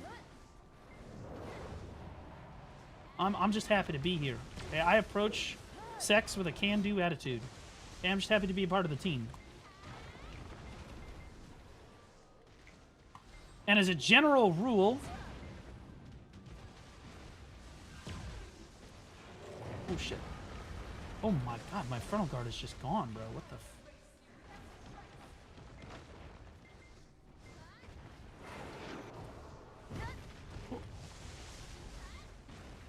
As a general rule, there's very little I'm not going to do if she's super hot. Okay? Okay, now I have general things that I would rather not do. That I'm not a fan of.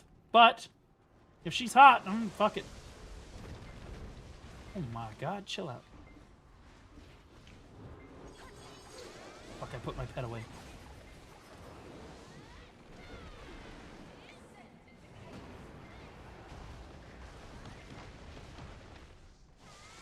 When was the last time you did it? Okay, I'm not gonna answer that fucking question. That's crazy. That's insane. That's an insane question. Hold on, armpit. Nice. That should tell you right there.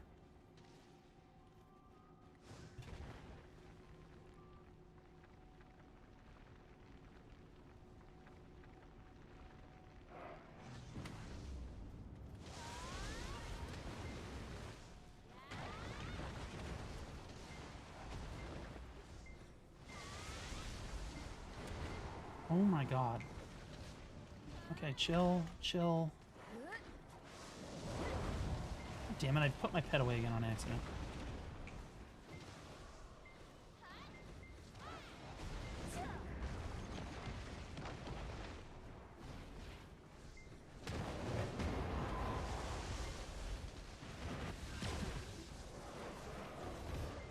I've gotten so good at killing Carson. on the witch. Such a complex boss for sure. Witch, a very complicated class, a lot of buttons to push. Complex, high skill ceiling. If you're in trouble, literally just jump. If you're not in trouble, cast skills that literally are the entire screen in AoE. Requires a lot of effort. Difficult. Not everybody could do it, just saying. Somebody who is disabled or maybe had extra chromosomes would struggle. But not that much.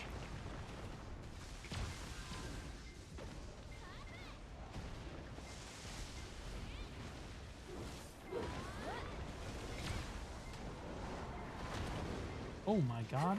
Holy. Okay, no, we're Ving. We're Ving that. She's at 1 HP. There's no shot I die. Okay, we're fine. Hottest boss by far? Well, yeah, the other bosses are like, well, Encelar is pretty hot too. Up, skirt! Let's get it. What did you clip? What did you clip? You're here all day. What did you clip? I've never been sexually attracted to or wanted to be around women. Why would you clip it like that? What are you, fucking Lunarlay?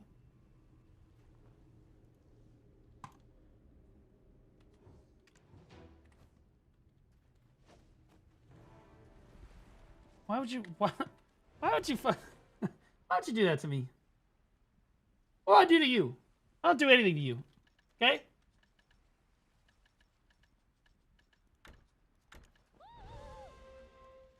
Okay. Back to town we go. We got it done, boys.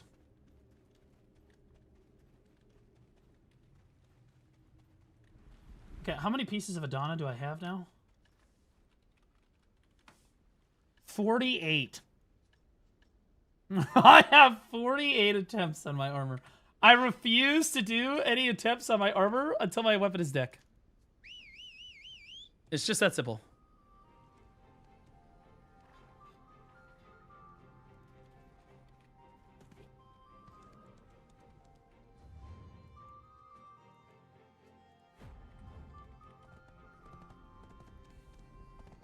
Thought you had deck weapons already. I have one deck weapon, and then I have one Nove weapon with 121 fails on it that reminds me constantly that everything I do is worthless and we're all going to return to dust someday. Also, I'm very likely going to die alone if Christine doesn't DM me and come into the country with a visa. Offhand? Well, the offhand is... The offhand made sense because the day that it happened, it actually allowed me to do Encelar. I was able to literally do Encelar because I hit the deck, which was pretty cool. As a streamer, it made a lot of sense, and I don't regret the deck offhand at all. That also took me like 120-something attempts. The worst part about the deck offhand was that I spent like $1,000. So I didn't get it with the crons that I had on hand, which was like a few $1,000s. Then I spent an extra $1,000 on stream swiping. And then I got all the cron stones ready, and I got it on the next attempt. It was probably the most depressing... It was not my brightest moment. I'm gonna be honest. And yeah, it's just literally just minus 1k. So that's why this one I have not done. I have not gotten it yet because I have not done. I have not paid to win for this one. Technically, I haven't spent any money on these.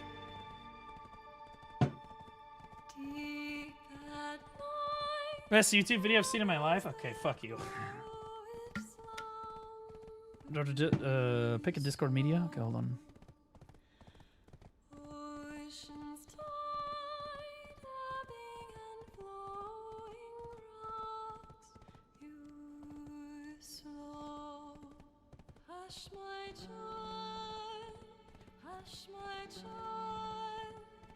Oh fuck, I forgot to do a Discord announcement.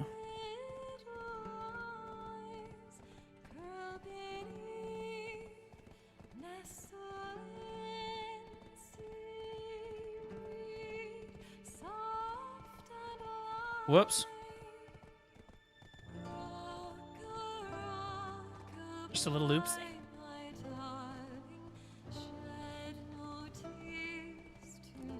Okay, chat.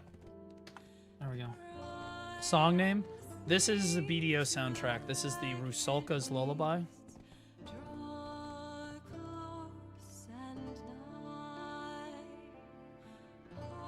I just want you to know that if you like this song, chat, you're racist because Rusalka kills a black person in the main storyline. So enjoy your racism, racist.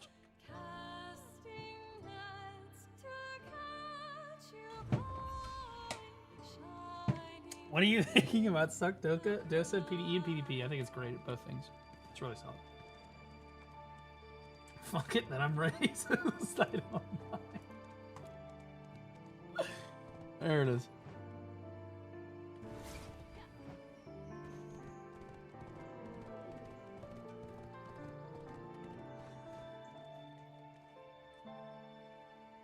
You finally get the N-word pass? Thanks, buddy, but I'm still not going to say it because you shouldn't say it as a white guy. You really should not be saying the N-word.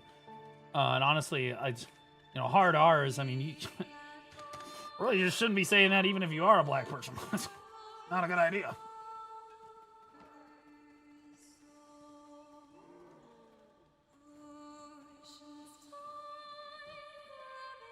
Now, I will say that while I was playing Crimson Desert, I may have said, not the N-word, but there's one that starts with an F that people don't like very much. I said that a few times. I did. It's real. Igo is just resubscribed for 4 months. Fugar. Yep, that's the one. Wait, why am I on my... No.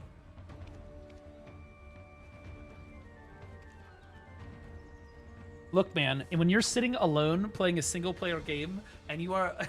Bro. Crimson Desert can be kind of infuriating, I'm not gonna lie. Yeah! Oh, you can get kind of mad. It's really egoism. Welcome back for 4 months, man. Appreciate you. It can get frustrating.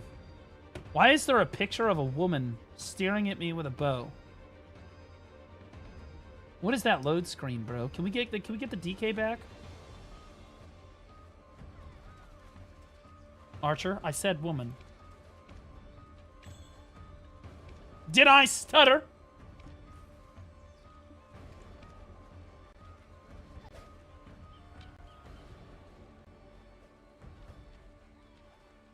I got a warning before sending the F word. Yeah, don't do that.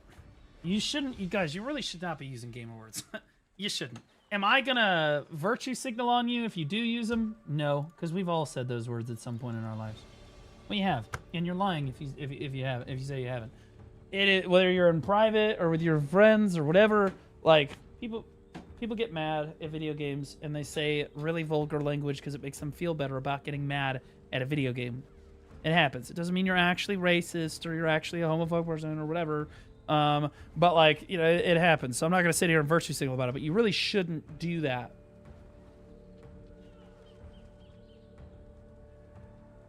You got distracted? I don't think he's seen it. Seen what?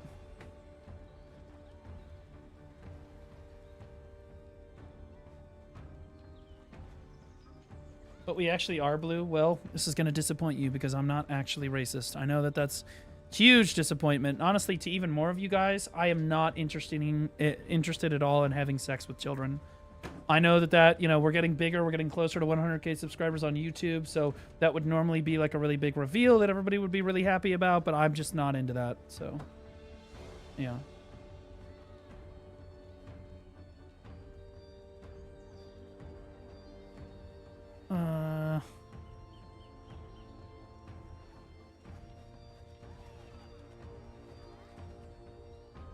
What is this?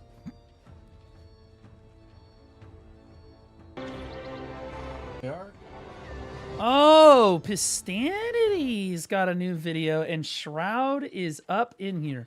Guys, if Shroud plays this game for any sort of extended period of time, I'm 100% going to try to collab with him. I'll try to get up in there and help teach him the game. I will. Even if he wants to PvP, in which case, fine, I'll go do it. Right? But I doubt he's going to get into the PvP aspect of the game. But if he does... I'll see. Well, I've heard about you. Armin's been helping him. Well, Armin can help with PvP.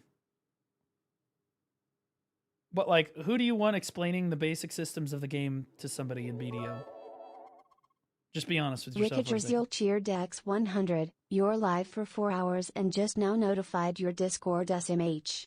I did, yep. I've heard about you. Hopefully all bad things. Welcome to the, depending on what you've heard, racist, lying, homophobic, sexist pig, chauvinistic pig that constantly misrepresents and is wrong about everything and is a fake PvPer. Welcome. They have a butthole? Sorry. I'm not leaving.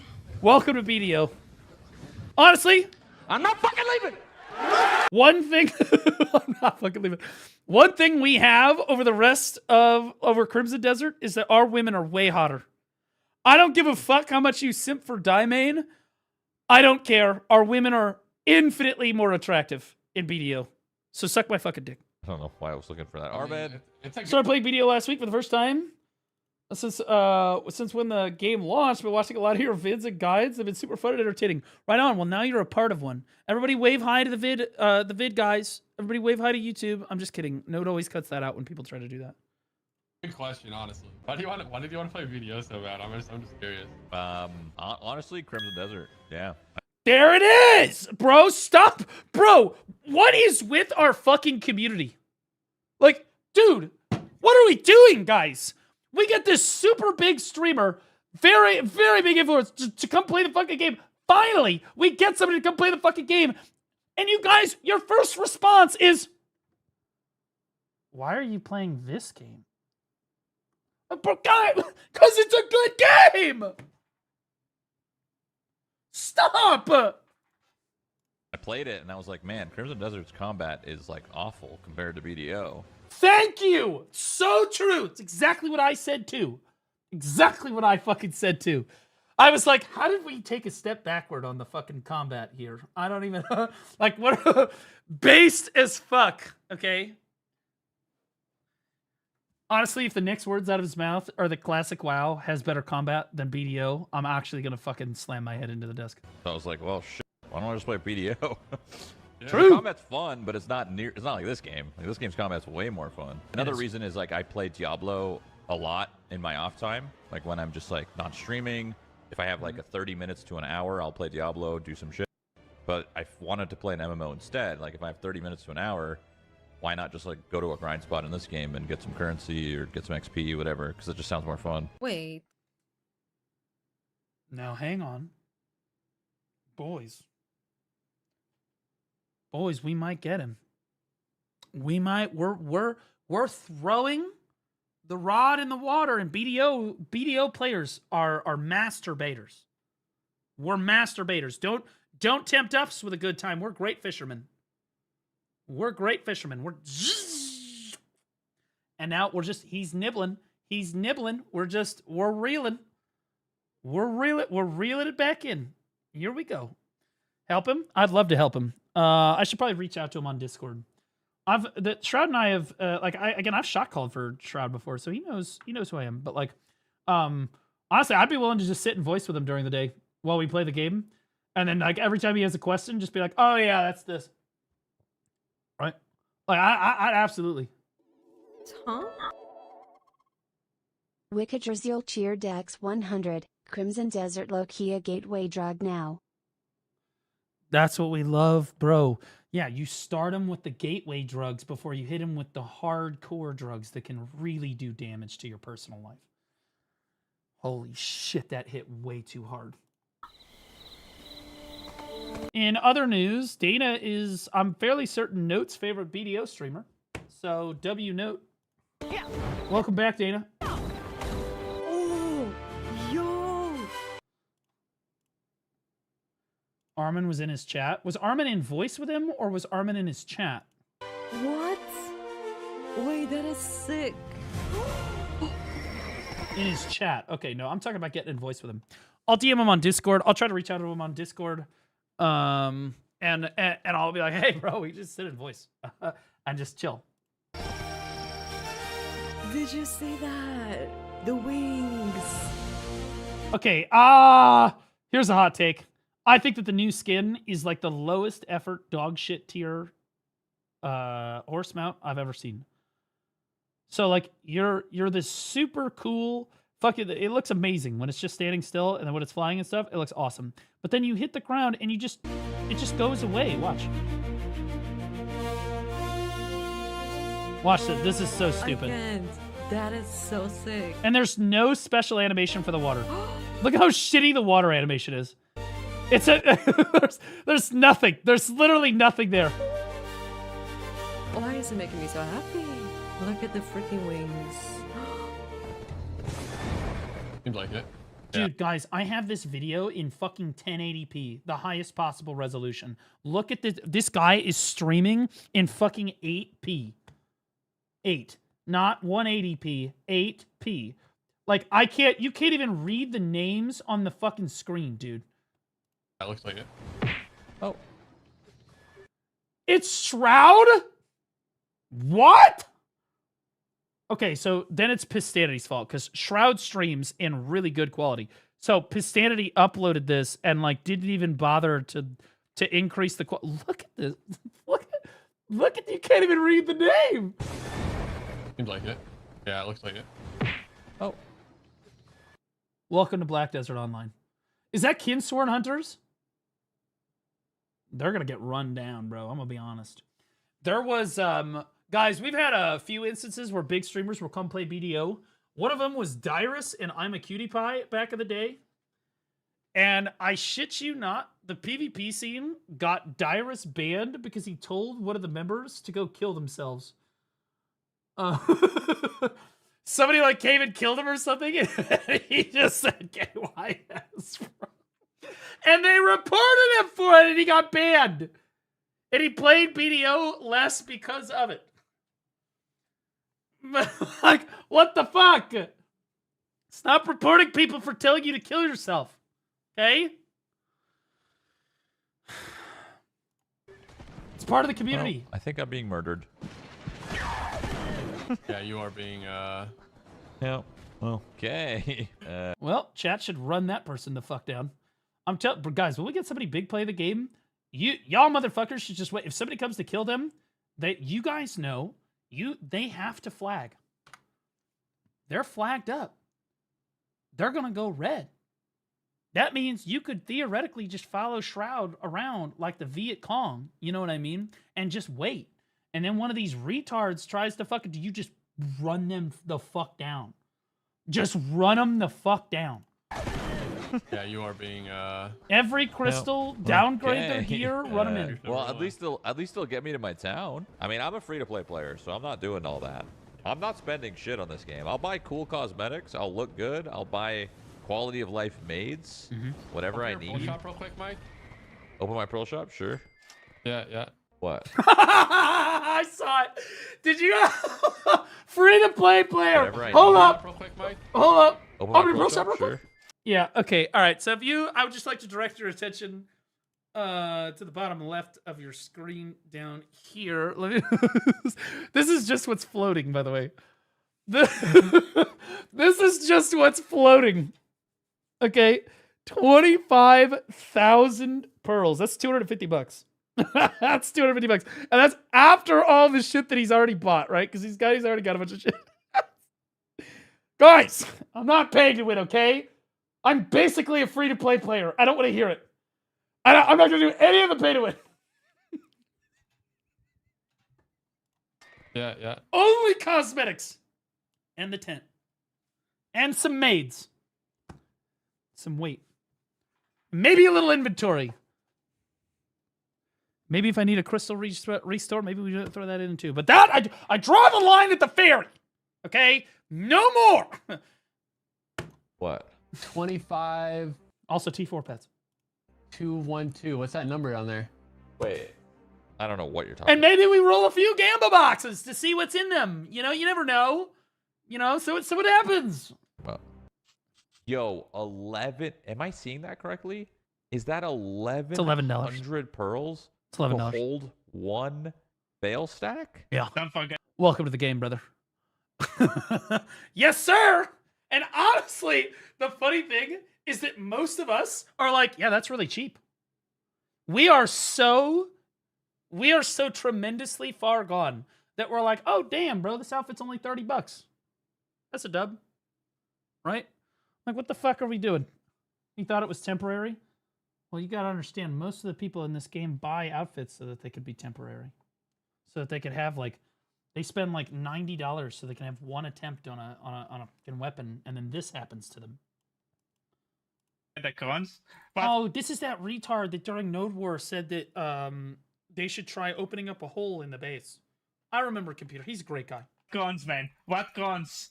What cons? Giga carried. One tap. No struggles. No struggles, chat. Never struggled in my life. Yo, let's go! That guy's gonna cut his wrist later. Temporary like the 2K spear. It's not. The 2K spear isn't temporary. It's permanent.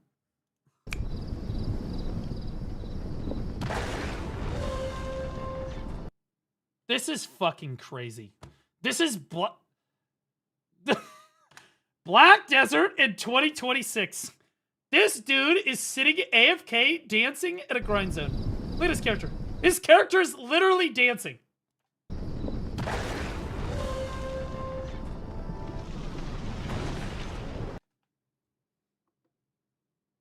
Misan Al-Gaib.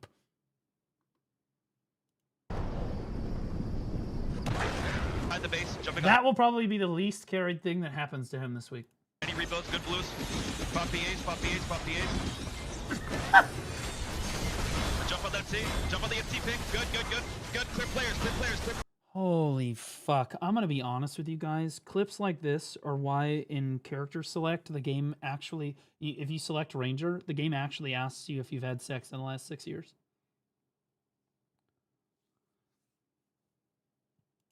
Quick players, quick players. Burning on the fort now, burning on the fort now, burning on the fort now, burning on the fort now, burning on the fort, burning on the fort. Put your damage on the fort, put your fights on the fort. Put your fights on the fort. Heals on the fort, PAs on the fort. You're wiping them here. Sometimes That's one of the best Rangers I've ever seen in my entire life. Honestly, this position is like porn for Rangers. And honestly, the best part about this entire clip was actually this part right here. Hold on. At the base, jumping up. This right here. Any rebuilds, good blues. This, what is that, a Wusa? Shows up like he's some hot shit, and he just turns around and just, I'm not trapped in here with you. You're trapped in here with me. You know what I mean? Like, to Megu? Okay, there you go. And then he just frags out. Then the next guy shows up. Easy V. But this is exactly why, by the way, this guy is following the call. Okay? He is in the correct spot. This is how you're supposed to play Ranger. Okay? He's following the call. He's listening to the objective.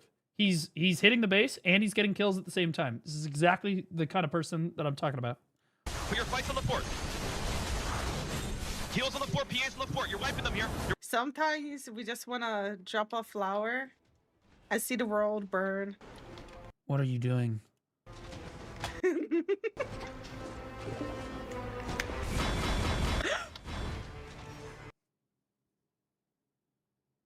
Well, if it isn't the consequences of your own actions.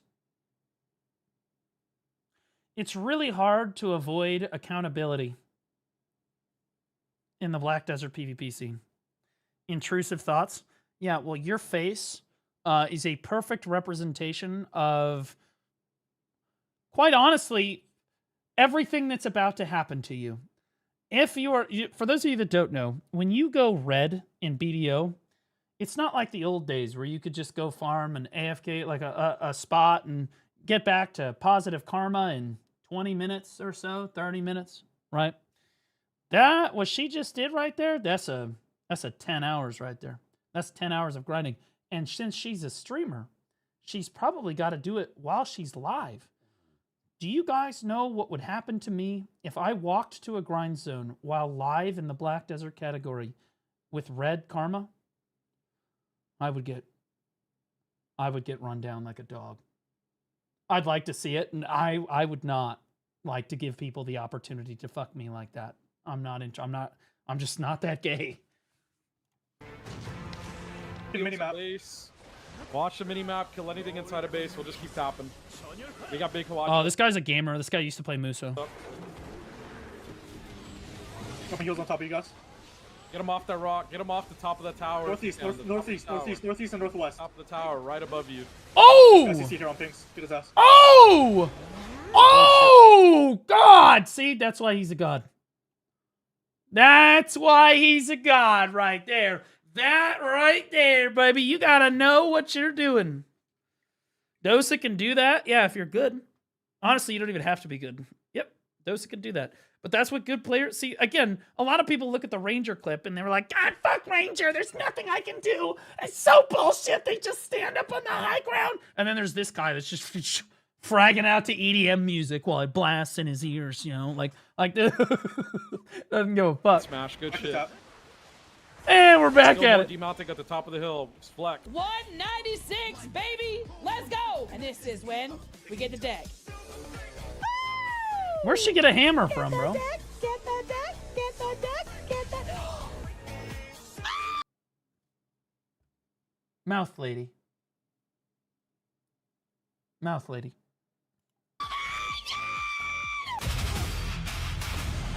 Huge grats on the deck. 195 is suffering, bro. I hope that I don't ever see 195. But we all know that that pity be coming. Oh, lordy, it coming.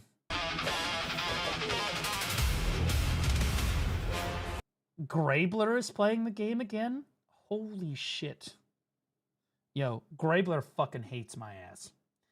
On a list of people that hate me, I would say that Grabler is probably number 6, maybe number 7.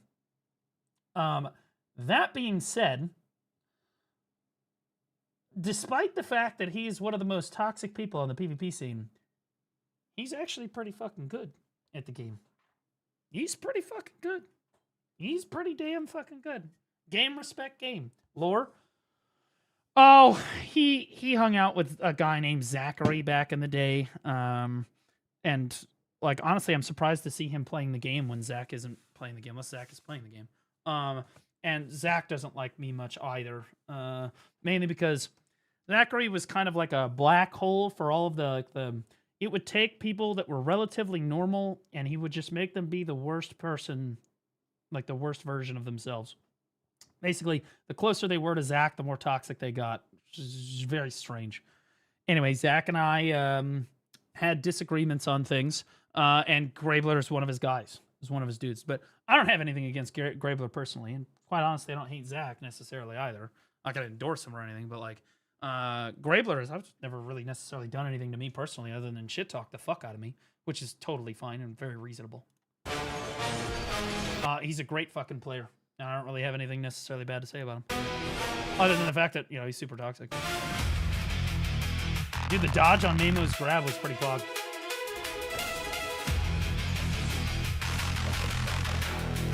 Oh, shit, bro. He's gaming.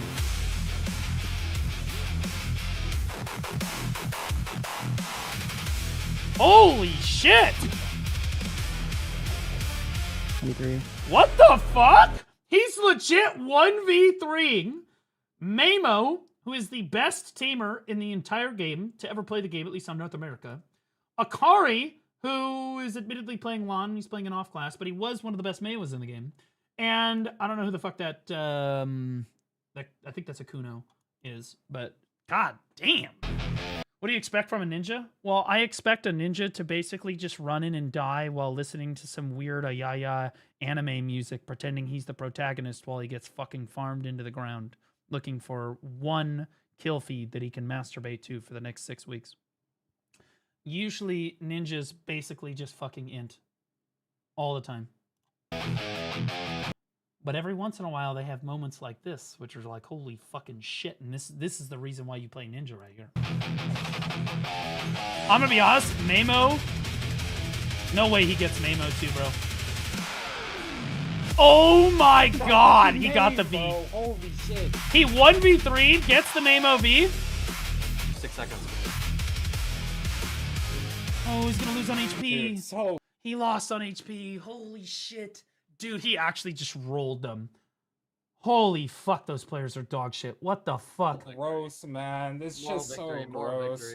What It's a just so- monster, bro. Holy shit. What is this? Wait, hello, I'm back again. This time I want to share something that happened on the Taiwan server during a top guild 1v1 match. The opposing side used a bug that prevents players from being teleported to the safe zone on the battlefield. As a result, right at the start of the Node Wars, the players they summoned immediately appeared under the fort. I'm sharing this on a platform with a larger audience to bring attention to this bug and hope that PA will fix this issue seriously. Using this buff gives the attacking side a huge advantage. It is extremely unfair. This is true, but I'm going to tell you right now, as somebody that did Node Wars for like 6 years, this has been going on forever. This ain't some new ass bug. This been going on forever. People have been abusing this like crazy.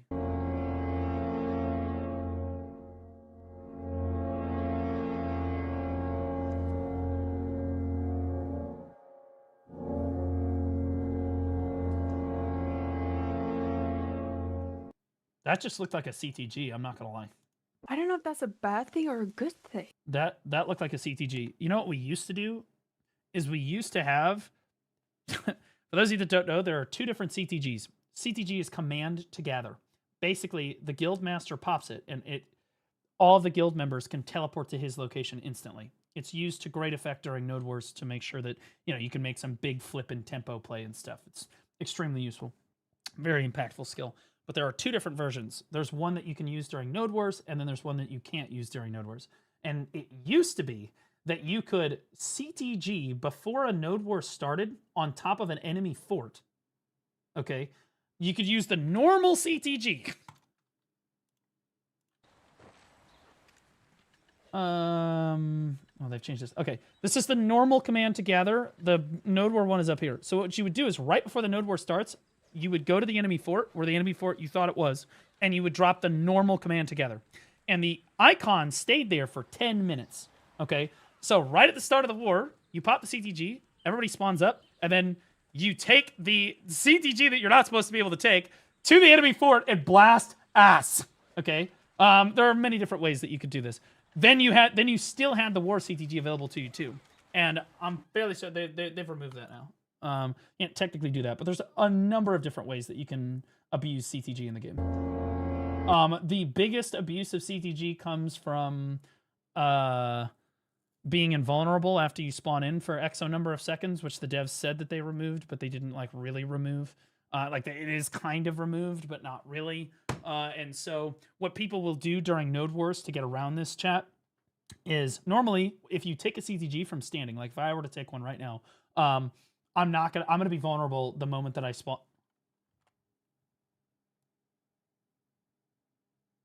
You son of a bitch.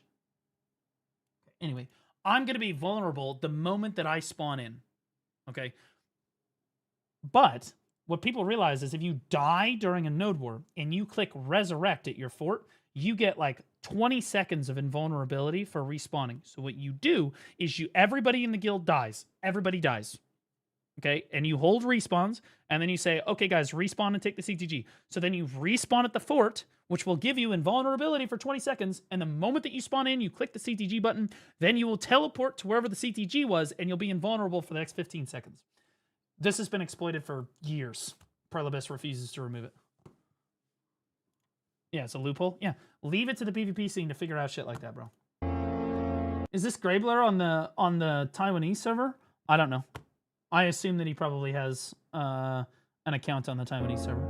I don't know if that's a bad thing or a good thing. Like that Hesty doesn't have a Oh, that's Swidex. Oh my god, I haven't seen Swidex in a minute. That's one of the best Valkyries to play the game right there. That guy's a unit. It's like fucking Seraph's both dashes. Yeah, they changed the hitbox. Yeah, that's Why bad. did they, Like how? though? Because that's your main engage, right? Yeah. Imagine you just going through a platoon. I just go Yo. Yeah, that was bullshit. For those of you who don't know, they're arguing that Hostilidium doesn't have the CC on the end of the skill. Do you see how fast that motherfucker's moving? How the fuck are you supposed to stop that? The dude's like an intercontinental missile.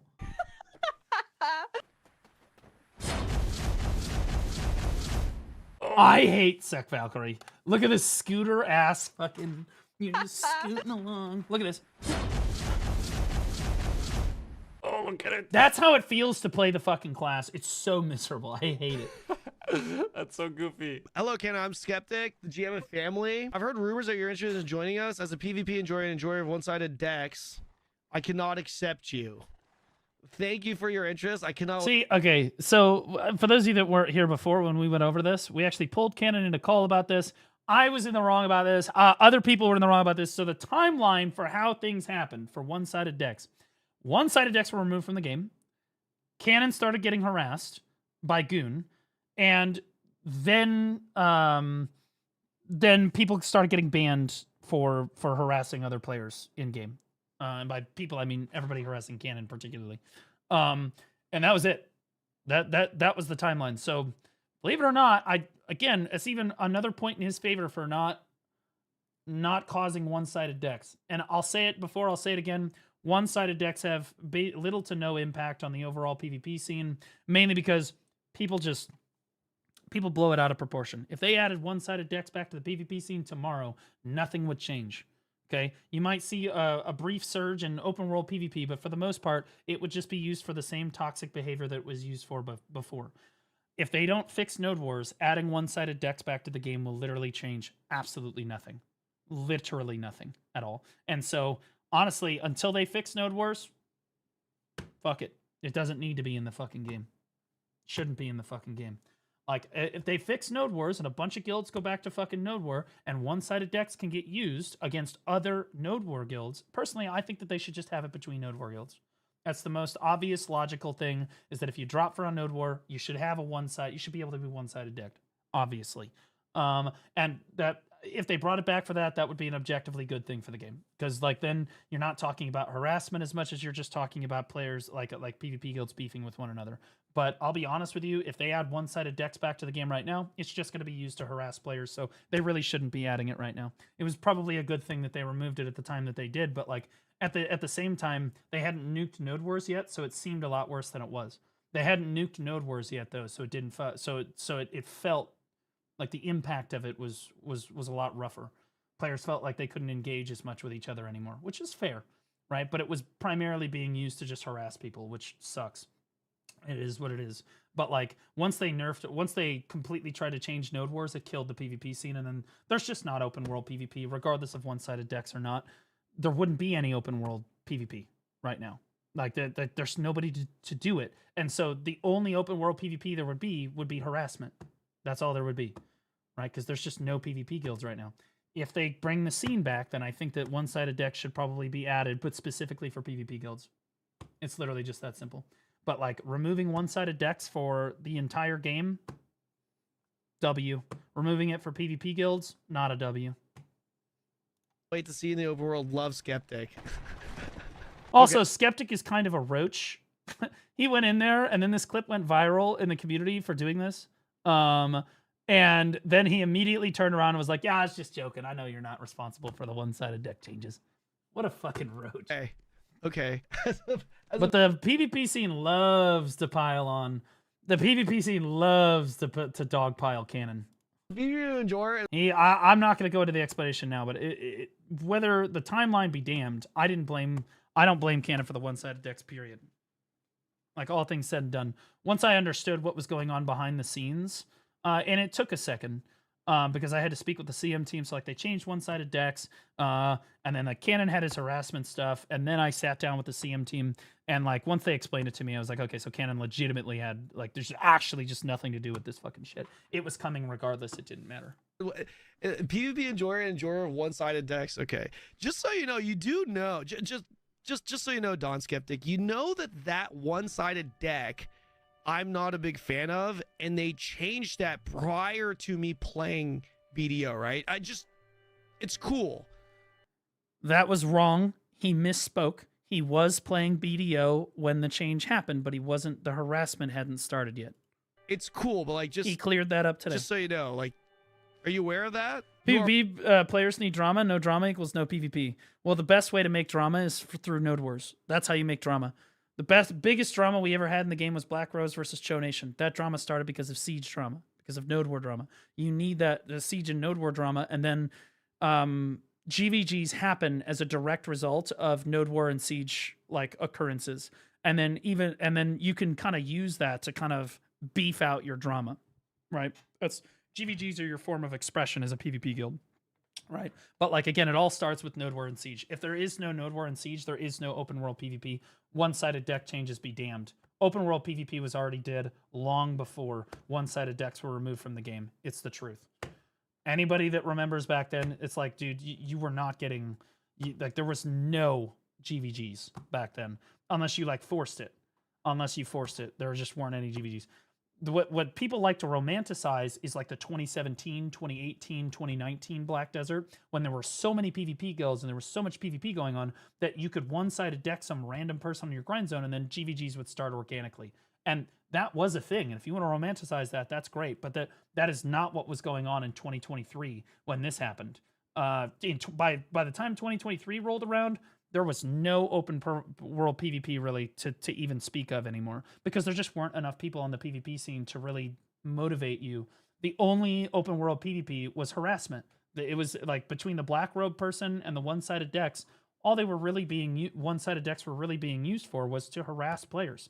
That's it. Like Black Rose and Vertex had decks on each other for years, right? Whether BR shit on Vertex for the first, like, I don't know, 3 or 4 years that they beefed. They dumpstered them, but Vertex still had the deck running. And then you flip that, when Vertex started to win, Black Rose never dropped that fucking deck. Like, that's just the way that it was. Like the high-end PvP guilds didn't really affect them very much, because most of the people that say they want a PvP actually just accept the deck. That's the way that it goes. And if you're in a guild that's not accepting decks as a PvP guild, you should probably reconsider your life choices. And I'll be honest with you, y'all are a bunch of fucking hypocrites about this. I'll be honest, I know several PvP guild leaders right now that don't accept decks, war decks from people, and PvPers bitch and whine and moan all the time about one-sided deck changes and how, oh god, it was so bad for the game and stuff, yet you deliberately support a guild master and a guild leadership core that is actively participating in deck suppression. They are actively declining declarations of war from other guilds because they just don't want to fight those guilds, whether it be digital or it be or whoever it is. Right? Like, you should, if you truly gave a fuck about this, how you know that this is all just a virtue signal bullshit. If you truly gave a fuck about the one-sided deck changes, if you truly gave a fuck, you would drop guild. If you heard that Raylion or some other fucking virgin was fucking, or Roots or Loads or some other fucking virgin was not accepting decks from another fucking guild, you would drop guild immediately, because they are deliberately causing, they're part of the problem. What's a deck? It's a declaration of war between two guilds. And in other words, you can kill each other in the open world without having any penalties. But instead, you see all these PvPers that want to blame canon and they want to virtue signal about how important one-sided decks were, and then their guild masters are just not accepting any decks at all, and they're the part of the problem. You are the problem. Okay, you're the issue. You can virtue signal all you want. You can blame me, you can blame Canon, you can blame Perlibus, but at the end of the day, you support the one-sided deck changes way more than Canon ever did by simply being in a guild that constantly declines PvP in a fucking PvP guild. If you're doing Siege every week and you're doing Node Wars every week and you're declining decks from guilds, yeah, you're part of the problem, and people should drop your fucking guild. Okay? Stop being hypocrites. Stop it. It's fucking bullshit. Of course they won't, though. They'll keep blaming me or blaming Canon or saying, oh my god, they wanted one-sided decks, or they wanted this, they wanted that. You wanted it too. That's why you sit in your fucking PvP guild and you never have any PvP, because that's what you want. That's why you support your guild leaders and your guild masters that are all actively declining declarations of war. Yeah. You don't see family declining decks. Don Skeptic gets excited when he gets a deck. Yeah, you don't ever see that, right? But these other guilds, yeah. As far as I'm concerned, there's only a few true PvP guilds left on the server. Family is one of them. As much as you might not like family, and you don't like family, I don't ever hear of Don declining guild decks, ever. But I hear all kinds of shit about other guilds constantly declining decks, and then you want to turn around and bitch about how it's Canon's fault. That one-sided decks are gone, it's Canon's fault, it's so terrible. Oh, by the way, don't deck Digi. Oh, don't do that. Oh, don't do that. Oh, don't deck Oh yeah, don't let Vaga deck us. Oh yeah, don't do that. Yeah, no, you like the one-sided deck changes. You sick fucks. Stop pretending like you're some Chad. Stop pretending like you're like, oh yeah, based, I like one-sided. Fuck you. You love it. You absolutely fucking love it. Because now you can try to deck. You just hate it when the guilds that you want to fucking deck won't deck you back. But you love the fact that Digi can't just come around and farm you anymore. You can just run your fucking mouth as much as you want, and your guild master will protect you because you'll never accept a deck from anybody. Fucking pussies, bro. You're all virtue signalers. Don't know shit about PvP. Aware of that, right? I'm curious if like the time, like, because that would be like something that's more objective, right? Rather than an opinion. Dive the board, dive the board. Take the board, take the board. Okay. Next one. Good. Okay. Okay. Regroup to our watch again. Regroup to our watch. Crosscom is the copies here at the eastern border. This is a pretty good stage. This guy fucks. Hello. Mappy. Are you here at the eastern border? This guy is fucking. Hello. Dude, this guy is an elixir rotation gamer. This is how you know this guy is good, bro. Normal PvPers nowadays, they just pop the drought. They don't give a fuck. The PvP damage drought. This guy goes through and individually pops elixirs and uses an elixir rotation in 2026. Holy Chad. Depends. SEA? Yeah, of course it's SEA. Are you listening to the shot caller? Do not redeem! Do not redeem the fort! They are at Serendia. Oh shit. We go to the violation. We go to the violation flag. We go to the way. Move here. Go up, guys.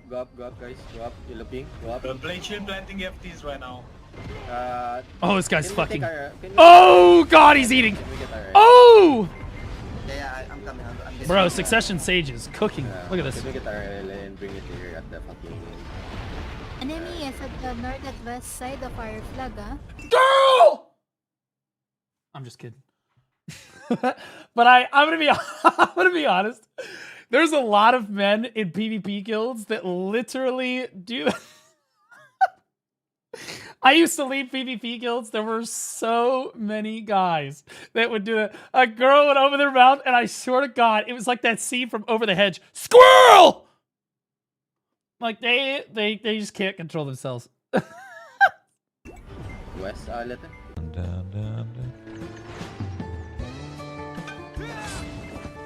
What's he doing? Sure. Getting sexy in here. Yep. Wait, actually, what the hell's happening? I didn't even. Of course it's Toes. This guy is a fucking degenerate, bro. This guy is in Manos Hose. Okay, his title is Divine Waifu. His character name is Toesies, and then his family name is Toesies, and then his character name is also Toesies. And also he's the advisor for Manos Hose, by the way. And then look who it is. There's Ronald, right there, pretending not to be a fucking simp. Classic Ronald. I'm just playing WoW, I swear to God. I realized I didn't look at my. Those of you that don't know, Ronald is probably one of the very best mooses to play the game for North America. Screen. It's actually getting sexy in here. What's happening? Ron, don't ever expect me to glaze you ever again. We're on the RP server. But in fairness, he does have the greatest Musa title, so. Bro, this is one of our main channels, the RP server. What the fuck? I'm gonna be honest with you. It's overall W. We got Shroud coming up in here, bro. We got Shroud coming up in here. It's a dub. And honestly, I expect other streamers to potentially follow. I think Shroud's kind of the tip of the iceberg. And he has experience with BDO, so I expect him to want to play it. This is a Crimson Desert highlight. Uh-oh, I'm on the thumbnail. Oh, shit. I'm about to get flamed, bro. I'm probably going to get fucking rolled in the comments. Whenever I'm on the thumbnail of some video, it's always because I have some hot take about some stupid shit. Why are you enhancing Reblath in 2026? What are we doing? I haven't seen someone using Reblath in years.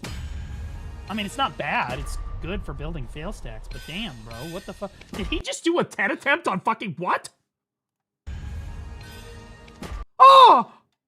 Oh, no, it was a pen attempt. Okay. Oh! Holy shit! The balls on this guy, dude.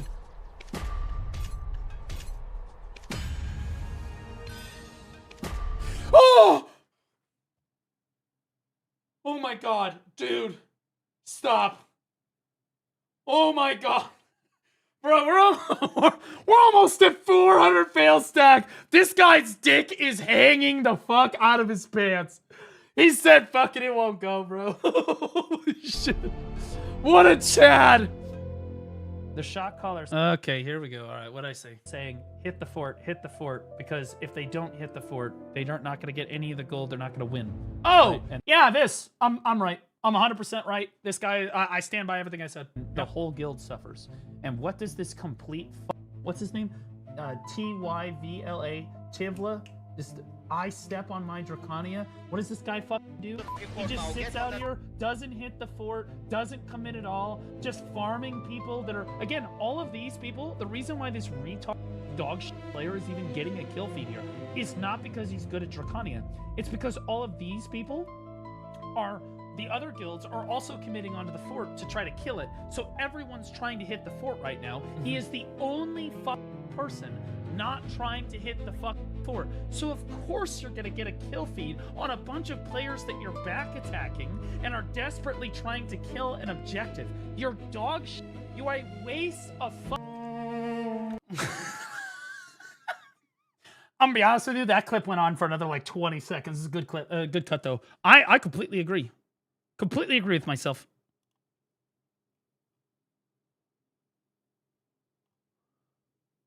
Blue just pointed out 99% of PvP clips that get shown, lol W. Actually fucking true, by the way. Actually true.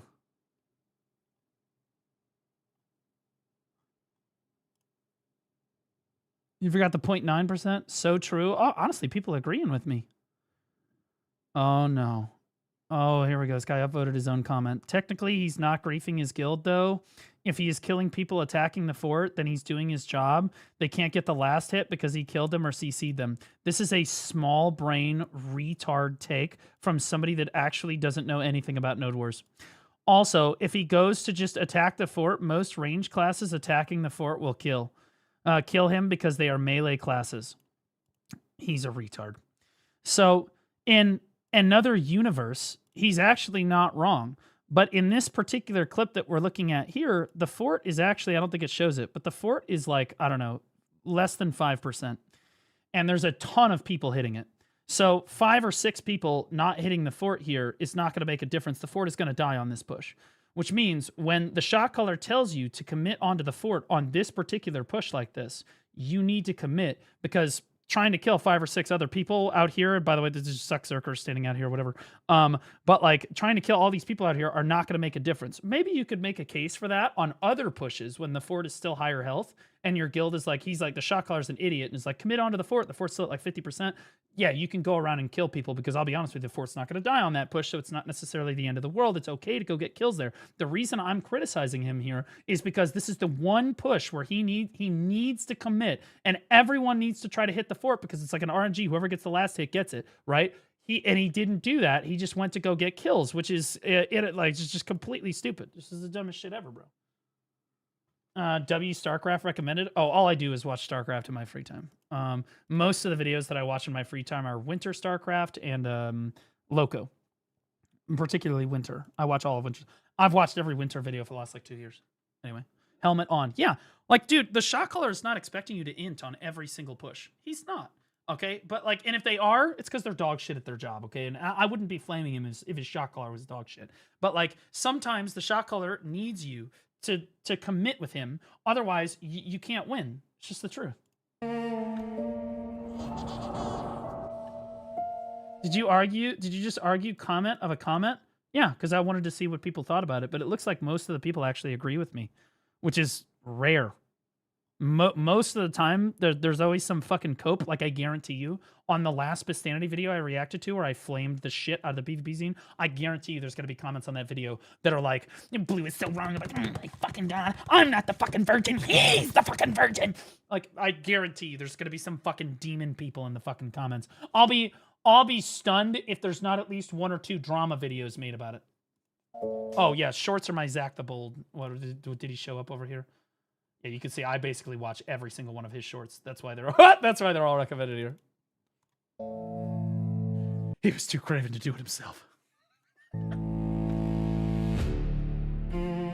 Oh my god. Dude. I just hope that this doesn't happen to me. I'm gonna be honest. I just hope that it doesn't pity. He put it in a lower fail stack. Stop it. Oh my god. I would have quit the game. If it goes the tap before pity when you put the lower fail stack in, that's it. That's worse than pitying. At least if you pity it, you have the copium that you pitied it and you can like feel sorry for yourself. It's the one right before the pity. If it goes on that one, especially on the lower fail stack, it's so cooked. You just uninstall the game, bro. I'll be honest, it's over, bro.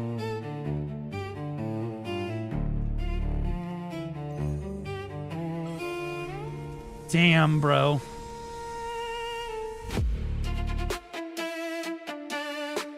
Dude, that suck drac movement was absolutely fucking disgusting. It's not incredibly difficult to do, but to execute it during a node war into this position was sick.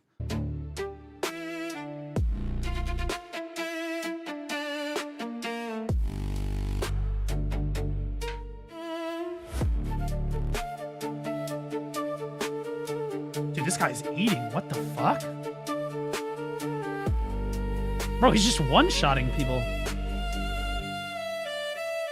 Honestly, one of the scariest classes in the entire game to jump into my offense ball when I was a shot caller was Succession Draconia for this reason. Because they just don't die. They're like fucking Terminators, man. And then like you would see them charge up the sword and you'd be like, it's been a good run, boys. Because that bitch doesn't jump in unless they got crazy ions, you know what I mean?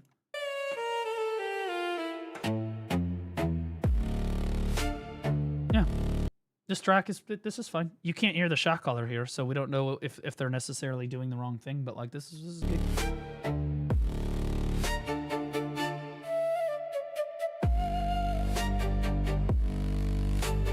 I think the best Succession Dracs I ever played with were in Corrupt. There were, I don't know, 3 or 4 suck Dracs in Corrupt that were just unbelievably good at that fucking class. They were so impactful on basically every offense push we had.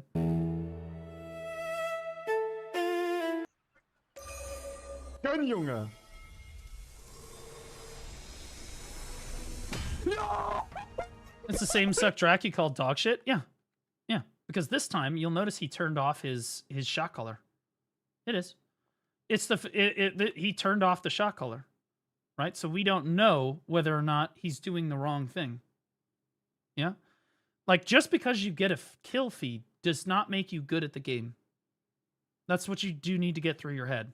Right? His mechanics here were really solid. There's nothing wrong with his mechanics. Right? His mechanics here, like I said, the movement early on was really good. Right? But, like, where's his guild right now? Is his guild supposed to be hitting this fort? Is he supposed to be doing this, right? Because it's one thing to just go off on your own and do whatever the fuck you want without listening to the shot caller, and it's another thing entirely to be able to get a kill feed like this while listening to the shot call, right? So you'll notice there is no shot caller in this clip, probably because he heard me flame him on the last clip, so he said, fuck it, I'm just going to turn off the comms so that they don't know, right? That's what I would do if I was flaming me. No! Let's go, 310! Oh my god! Everybody gets one of their Karazods really early on. It's bound to happen at least once. Now, if you get 2 or 3 of them early on, yeah, fuck you, you're getting reported. Blue, is it possible their shot caller told them specifically just disrupt the whole time too? No. And even in the case where the shot caller says, hey, I want you to run disruption for the offense ball. I want you to pre-engage and disrupt the enemy ball when we engage.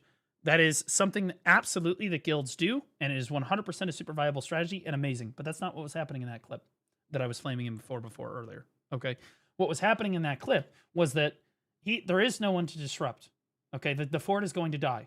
So regardless if you're flex or a cannon team or whatever, you take everybody standing right now and you say everybody has to hit the fort right now. So it doesn't matter what the shot caller told you before. It's like, oh, I want you to disrupt or engage. This is not an engagement. This is not an engagement. Okay, so disruption does not matter. This is, we need to just put the helmet on and hit the fort. And every guild, anybody that's ever been a part of Node Wars knows those pushes. We've all been there. Where the shot caller's like, guys, we can't just frag out on this push. We have to commit on the objective. And so like, you're not worried about kills and disrupting the enemy offense ball because you're not looking at the enemy offense ball. You're looking at the fort on this push, right? So even if the shot caller did tell him, hey, I want you to be a flex pre-engage, that's totally fine. Again, if it had been a different push, like I said, I probably wouldn't have flamed him nearly as hard. It would have been okay, right? Because you could theoretically say he's pre-engaging for his offense ball, which is great.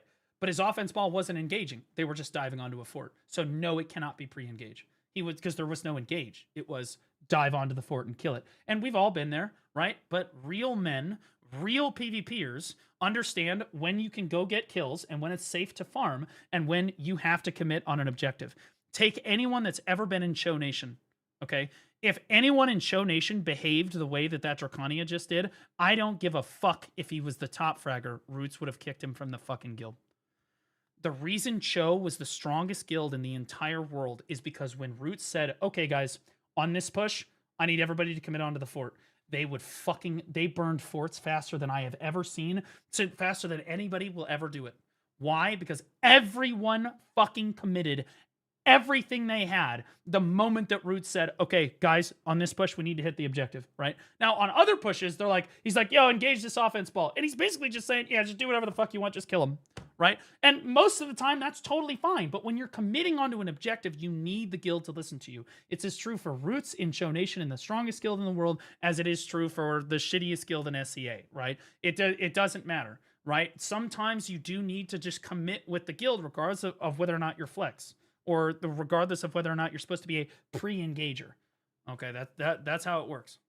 Freedom, Alter. When two black holes love each other very much. They jump What? now or what? Jump! Go! Jump! Okay, guys, roll jump, guys, roll jump. 1, 2, 3. Is this all Sork guild? I mean this in the most respectful way possible. This is exactly what I would expect a guild of all Sorks to be doing all the time. Basically worshiping Karshan in her armpits like she's a real person. Like, also, I'm not gonna lie, I'd love to be just in their Discord server just eating popcorn, because like the ego clash between the different Sorks. Sorks typically have the biggest egos of everybody in BDO. They think that they're like the best players in the entire universe. And if you put all of them in the same place together, oh, dude, it's cinema. Watching those people literally just tear each other apart for one reason or another. And then I heard a couple female voices in there too. Oh, man. Oh, shit, that's just going to be so cinema. I survived!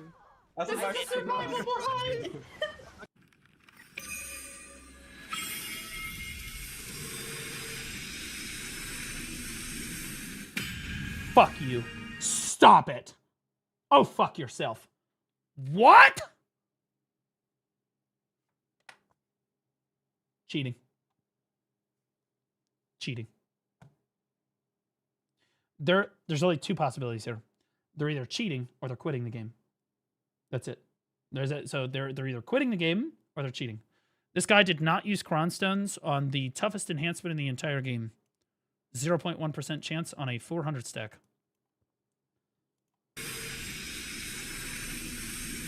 We saw one or two people on the Russian server, the first ever pen Fallen Gods that were ever tapped. There were clips of it, and they weren't using crons and whatnot. They were all cheating. They all got permabanned for cheating. This guy, he could just be quitting. He could just be like, fuck this, I'm quitting. And then he just happened to get it. It's possible.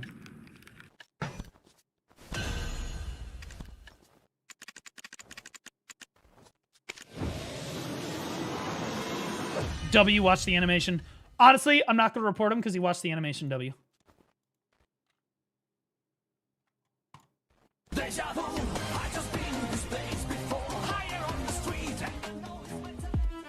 Okay, guys. Bro, Be first time? ready because the fort is going down. Okay. We're gonna jump in 3, 2, 1, and let's go. Let's go fly. And we can follow. Jesus Christ. They got there after the fort already died. These people are retarded. Okay, so what these guys are doing up here, guys, is they're trying to wait for this fort to get really low on health. 2, 1, and let's go. Be ready because the fort is going down. Okay. See, he's saying the fort is going down. So he's saying you guys need to dive in so that we can get the last hit on the fort, which is why, by the way, everybody commits. I just want to be clear, everybody commits. But when they land, they start laughing. I'm assuming that's because the fort already fucking died and they're too late. So honestly, at that point, just frag the fuck out. We're gonna jump in 3, 2, 1, and let's go. Let's go fly. This is wild, bro. They all took... Look how much damage he took from fall damage. Look how much fall damage he took. And we can follow. Jesus Christ, that was so far away. Honestly, they're having a good time. You can't fault them. I've seen people, let's see, Yellow back in the day had a PvP guild that was only, what was his, Skirmish? I think it was named Skirmish. And he would only take, if you were you had to be rank 1 or rank 2 on your class on the entire server. Like, so like ranking wise, you had to be known as literally the number 1 or number 2 person on your class. And they would have tryouts where like, if you wanted to get in, you had to beat one of the other people in the class, and they would kick the other person and they would take you if you beat them in the battle arena trial. And that was one of the worst guilds to ever do Node Wars. That was the funny thing, is that Yellow's guild, Skirmish, was a complete disaster. It was terrible. They literally just could not beat anybody. And the reason is, all of those people had massive egos, just like the fucking Drac that we saw before. I'm not saying he necessarily has a huge ego. He made a mistake. What are you going to do? But like all of the people in Skirmish had massive fucking egos. And all they would do, they wouldn't listen to the shot caller at all. They wouldn't commit onto objectives. They literally could not win Node Wars. They could get kills. They got crazy amounts of kills. They got insane amounts of kills, but they couldn't fucking do anything. Stray just ran fucking through them like they were grass. Like they were nothing. They did decent. Decent is getting kills, then yes. If decent is winning, then no, they're dog shit. That's why they died immediately. Oh man, this is so fucking beautiful. Holy shit. Run it down, run it down. I want you guys to know that this is way more coordinated than most PvP guilds out there, guys. Yeah, I'm gonna be honest with you. The people that I've seen in this call, these people are committing. He's right. These people are committing more to calls than I see in normal PvP guilds by far. I'd love to review a VOD of this guild. Let's go. It'd be kind of fun. Oh, let's fucking go. These ones, please. I'm so proud of you. Bro, 2 grabs. One grab. That was too cute. Fuck Awakening Lawns, bro. No, seriously, I want to fuck one. But like also, she's super hot, right? But all Awakening Lawn is I'm gonna grab them. I'm gonna dash, and then I'm gonna grab them. Such a son and father moment. Pedro Sanchez.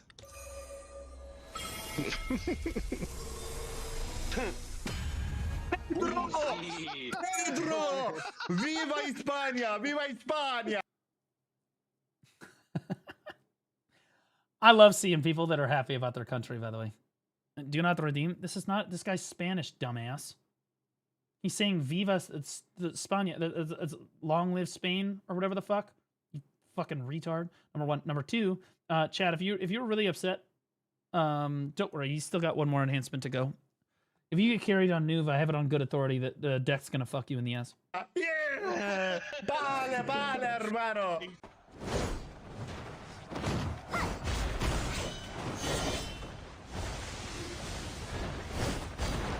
Oh fuck yeah!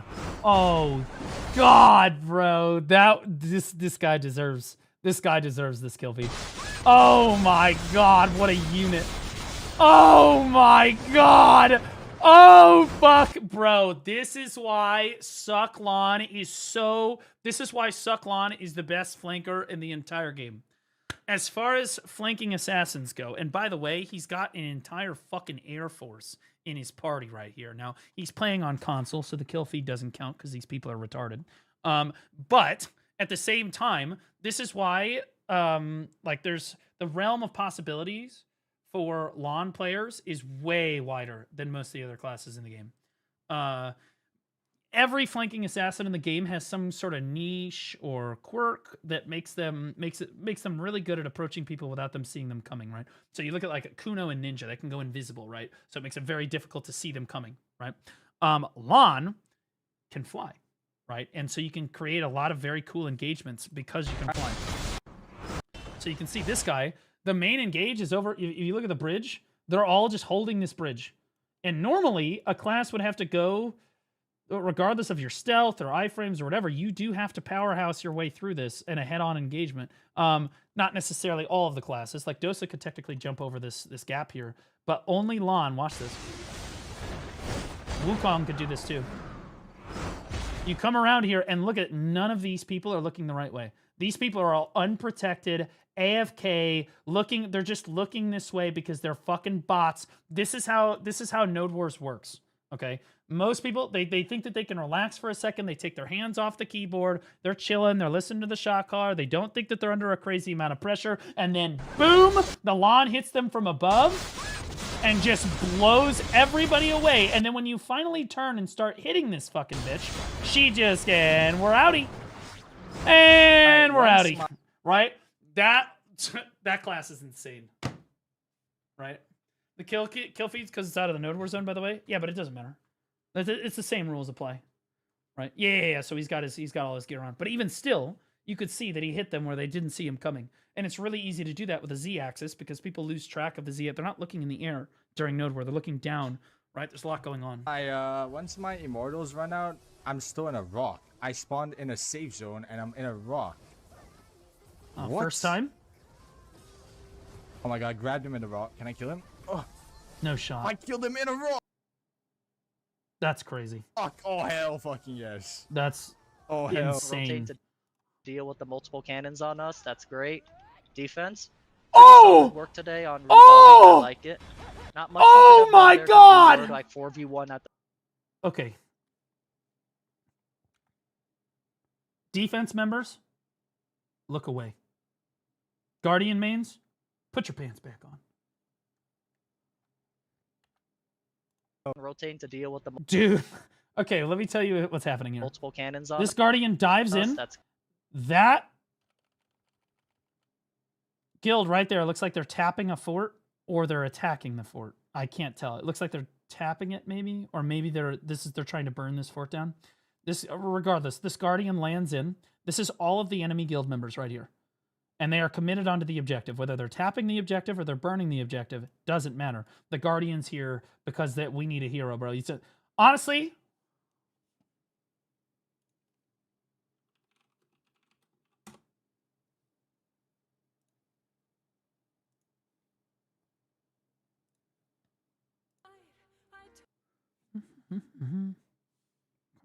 oh hell, fucking yes. And I turn and I dream of what I need. Yes. Oh hell. Rotating to deal with the multiple cannons on us. That's great. Defense. Pretty solid work today on rebuilding. I like it. Not much we could have done there because we were like 4v1 at the start. They viewed us as kill target number 1. They got scared when we didn't follow. That dude wiped the whole fucking guild by himself. NorLimpy just resubscribed for 4 months. That guy unironically, I'm pretty sure, is this his fort? This guy killed the entire fucking they viewed guild. us as kill target number 1. They got scared when we didn't fall for dead instantly. Red player stirring a Node War, bro. Nora Olympi, thanks for the 4 months, buddy. Appreciate you. He's in chat. Okay, so what's his name? They were burning us. They died as I landed. Okay. Target number 1. Oh, wait. Did they lose the? Did Cotton lose the Node War? As you landed, and so technically they're outside of Node War zone. Defense. Pretty solid work today on. I prefer to think that you're a god. I prefer to think that you're a god and you save the node war all by yourself, okay? That's the narrative that we're going with, okay? Really what happened, Chad, is that these guys got knocked out of their fucking node war like 2 seconds before they were able to kill the enemy fort, and then the Guardian landed, and they happened to not be in node war anymore, so we killed them all in one shot. But what a great deal with the multiple cannons on us. What a great clip, though. Great. This is like this is porn for Guardians. Pretty solid work today on rebuilding. I like it. Not much we could have done there because we were like 4v1 at the start. They viewed us as kill target number 1. They got scared when we didn't fall over dead instantly.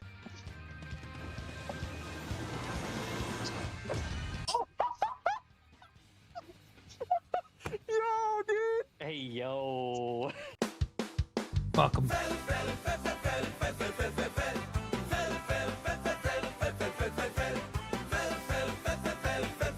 Dude, you train your entire PvP career to have a clip on Pistanity that makes you look like an absolute Chad, and then this is the music that's chosen to showcase you. Also, this is not even this guy. We're watching a floor POV scholar that's already dead spectate his team member that's actually good at the game.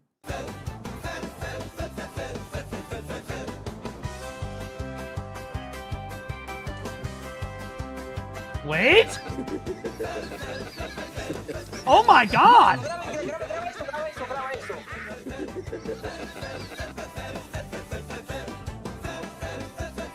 You use a 1v3, it's so over, bro. Oh my god. Bro, Seraph's stupid.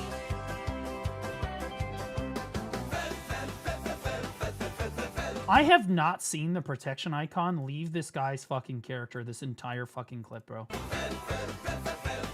This is on like 3x speed. Look at it. What the fuck? It's just... Talk about perma SA. Has this guy been unprotected or in an iframe? Like, what a... He has literally not been unprotected a single time. What a dumb class, bro. What the fuck? Yellow bin, commit to yellow bin. Okay, here we go. Here's the sword. Here we go, baby. With the yellow bin, alright, red. No, there's like 6-7 people on all flags.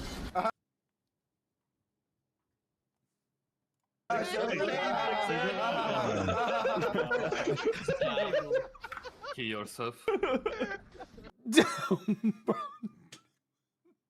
God, he said heal yourself. He said heal yourself, guys. He said heal yourself because the guy was low on HP. That's what he said. I'm pretty sure that the guy said 6-7, and then everyone else started laughing, and then the Sork said heal yourself. Yeah, heal. Yeah. They're saying thicker, get him thicker, get him thicker. That they're thicker. It's fucking people. Oh shit, I'm wadded into it. Okay, let's go. 5 more attempts.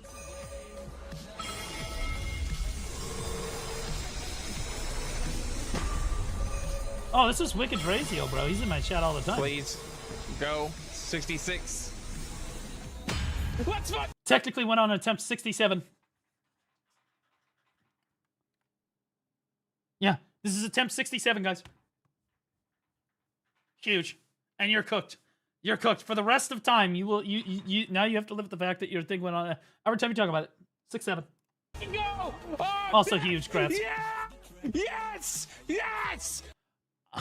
Honestly, this guy's neighbors thinks he's having the best sex of his life right now. I'm gonna be honest with you. Think about this from the perspective of his neighbors. Please. Go. 66. Let's fucking go! Oh, death! Yeah! Yes! Yes! Correction. The best gay sex of his life. Yes! Yes, dick! Oh, yes! Bro, you gotta... This guy is getting the best dick of his entire life. Fuck yeah! I used to have my old neighbors at the apartment. They all thought I was fucking crazy. Because I used to shot call, right? So I came out to the... By the way, I walk around like SpongeBob. I come out in like SpongeBob pajama pants and red Crocs, right? And if you don't believe me... Anyway, I come out and I'm like, I'm standing at like the mailbox, you know, and like one of my neighbors will come out to the mailbox and they'll be like, "Oh, hey, Blue, you live alone, right?" I'm like, "Yeah, why?" "No reason." And honestly, I didn't think much about the interaction until later that night. I realized that all these people can hear is me just fucking screaming at myself for hours, referring to myself as we, right? I'm literally, it sounds like I'm having a full-on conversation with myself. I'm shot calling a node war, right? Like, it's either I'm having sex all the time, right? Which is, they know is not true, okay? Or I'm a very vocal masturbator, or I am just fucking crazy. And they went with the latter. And I let them think that. I'm okay with that. They thought I was fucking insane. I'm not gonna lie. They legitimately thought I was fucking crazy, bro. Until one guy moved in upstairs. And I was outside one time letting Basil out, and he happened to be smoking. And he goes, "Hey, man, are you a streamer?" And I was like, "Caught. How'd you know that?" And he goes, "I live above you." And I was like, "Fair." So one guy at least knew. Anonymous tipped $6.90. Ah. Nice one, dude. You gotta put a bunch of H's after it, so it's like super annoying for everybody else in chat. That's what you do. Yo, I don't want to hear it. Toes, I don't want to hear it. You're literally on Shroud's stream, like as like the ultimate gooner.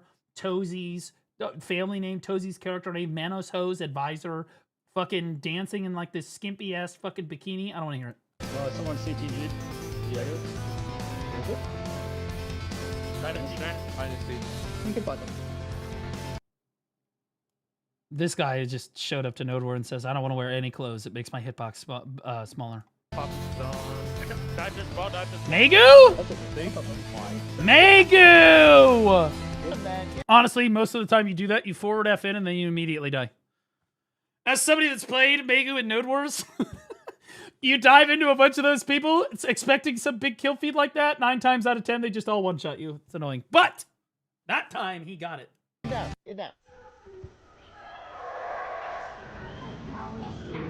Another dude, no, today's gonna be the greatest healers of all time. Chat, 1 in chat if you guys have hope. 0 in chat if you have no hope and you've lost. Is that C-Zane? But this is Bean's stream. This is a OG corrupt member right here, so he's a G. Hoping you hate me. Go ahead and pick poison, pal. Chat, ping 1 in chat if you love me. Ping 2 in chat if you hate me.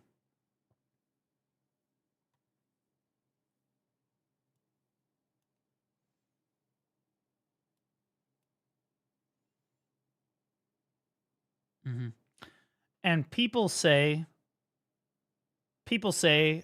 I'm an influencer. People, uneducated people. I'm like, I can't influence shit, bro. I can't even get them to type a fucking number in the chat unless I say the number 6 followed very shortly by the number 7. I can't get them to do fucking anything.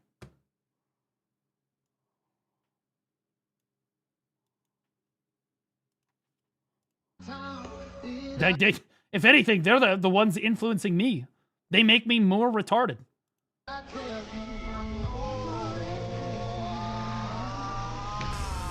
First attempt, fuck you. Fuck you, first attempt. First attempt, fuck you, bro. Holy shit. Gumping it? It's not... Dude, you're not even using the word right, okay? It's not... I'm surprised that there's a lot of people agreeing with this. Is the top. This is a 60 upvoted comment on a Pistanity video. Jesus fucking Christ. All Soaks Nodor is actually peak content. Yeah, I'd love to. I would love to review one of the All Sork VODs. Blue didn't understand the situation. The stick had only like 5 seconds to go only. All the more reason to commit onto it so you can try to get the fort. It's literally just that simple. The shot caller said commit onto the objective. You didn't commit onto the objective on the one time he's asking you to. That's because you're retarded. @sung_clan share dex 100. Alright, I'm gonna head out to sleep. This video better be uploaded tomorrow when I come to work, or I'm gonna DD you so hard that 6-7 broccolis won't save you. No cap, for real on God. I fucking guys, we tried to appeal to a younger audience. It didn't work. Okay. I don't want to hear it. Okay, we can't talk like this. Okay, we're not retarded. Okay, and we don't have enough brain damage. For real. We don't have enough brain damage. All right, so people are talking about this. I talked about this before too. Asmongold got banned on Twitch. He said he doesn't give a fuck about the opinions of illiterate third worlders. In the full context of what he said, he was talking about people, the illiterate third worlders, in his words, that believe the AI slop that the IRGC is releasing about the war in Iran and how they're winning and how they're nuking Israel and how they're shooting down all of our planes and how Iran is winning, right? They believe all that AI shit, right? So like in the context of that, that's what he was saying. But even without context, I'm going to be honest with you. This is a relatively mild statement for Asmon. I'm going to be honest. Even in context, is a relatively mild statement. And I'm just going to be honest. I don't think that this warranted a ban. Regardless of whether you like or you hate Asmon, this was not a ban-worthy thing, in my opinion. And I actually think that if you're an Asmon hater, this is bad for you. Mainly because this ban makes Asmon look good. Because they banned him they look like a bunch of idiots, right? Which is going to garner support for him, which means he's going to have even more of a following when he comes back. It's just not a good look. Plus, he can just go stream on other platforms, whatever. But yeah. I mean, we literally had Hassan shocking his dog live on the air and didn't get a ban for that. We've had Hassan talk about the PTSD, how he hopes that people get PTSD for serving in the United States military. He's talked about how people in the United States military are more terrorists than Al Qaeda. We're talking like bad shit. We deserve 9/11, whatever. Has never gotten a ban. Has never gotten a ban. Not like that. Not a 1 week ban like this.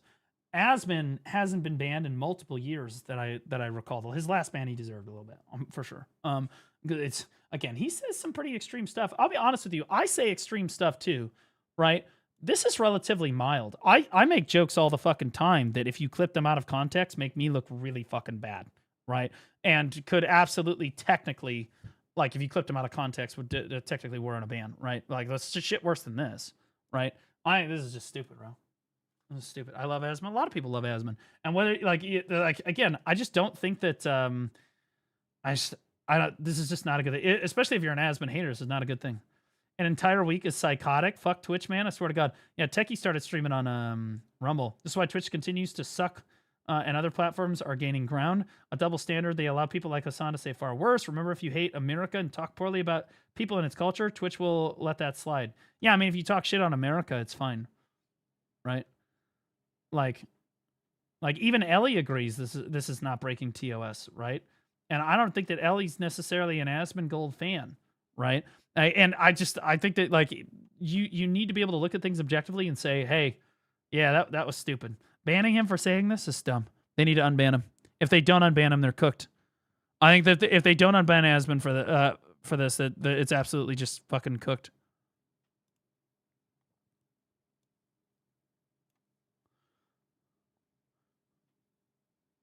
They won't. They are cooked. Yeah. I mean, my 1 year anniversary of my ban, I think, is coming up in like a week or so.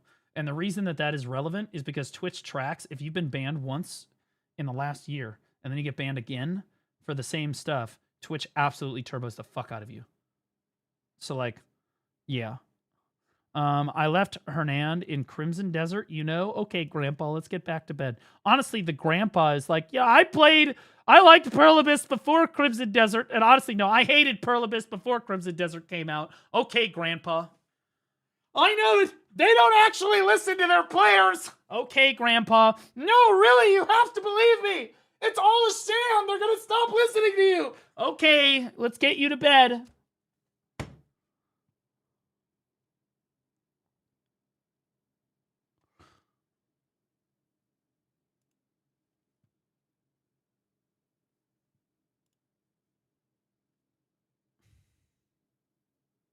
Oh God. What are you doing? Linking a Discord link here. What in the fuck?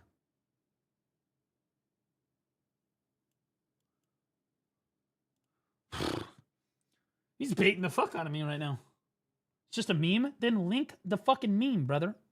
Fortnite Crew subscribers will be losing 200 V-Bucks a month starting in June. What? What is this?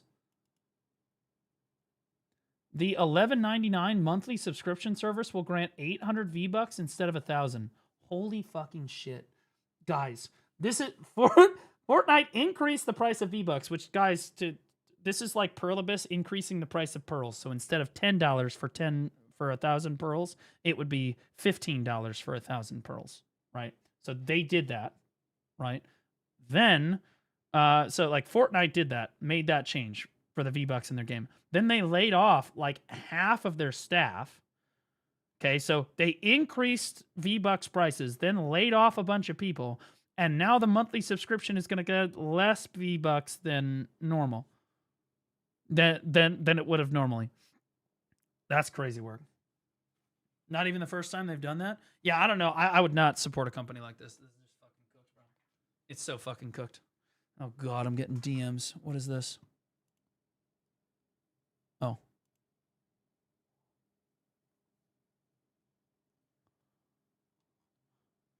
Insane. Can't wait to cover that on the live update, though. That's going to be fucking cooking, bro. Okay. Did anything else happen today? Donald Trump called Joe Biden a mentally retarded person. What? Okay, I'm not a... Are we really surprised, though? Are we... Oh, Kim Jong-un used to call Joe Biden a mentally retarded person. That's insane. Have you read what I said earlier about how your pen unfocus, camera unfocus? Oh. Is that better? Is that better? Okay, so we need to go...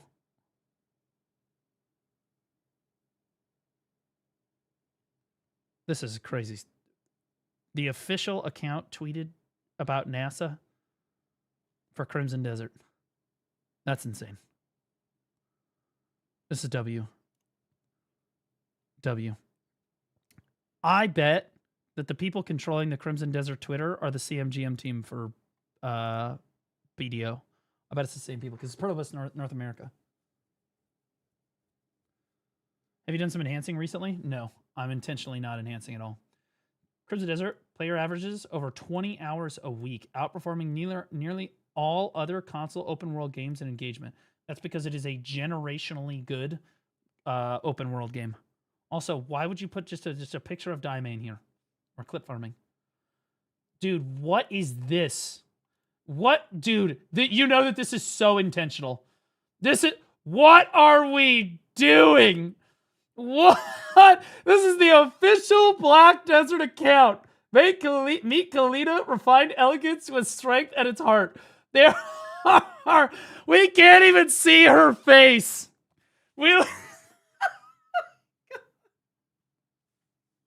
It's just her leg and her ass, and then both of her legs together, and then her boobs. Crazy work. You click on the whole photo, they're there. Crazy work. That's Wait, crazy new mod for Crimson Desert? Make your own character creator. 98 face presets, 159 hairstyles. More customization options to come. I don't really want to mod my Crimson Desert game because if they do ever make the game multiplayer, then you're not going to be able to participate if you're modded, right?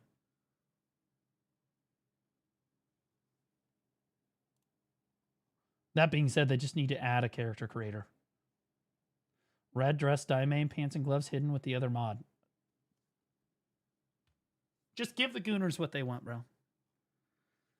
Just give the Gooners what they want. Wait, what? The voice actor led a campaign to make Anran less attractive and to challenge beauty standards, so Blizzard made her hotter. I love it. I love seeing these wokesters fail in their cancel campaigns. As much as I want to believe that that is true, I highly doubt that that is true. Blizzard has shown nothing but leaning into the whole woke thing. If anything, the Overwatch characters 5 years ago were like 3 times hotter than they are today. So like, I highly, highly doubt that this is actually a thing. Highly, highly doubt it. Fun lore fact. Every cat you pet in Warwind's Beat has a story. Every single one, they're recorded in the compendium. Jesus. Should I play some Warwind's Meat now? Here's a time lapse of me going into space in Crimson Desert. I didn't even know that that was possible. I didn't even know that that was possible.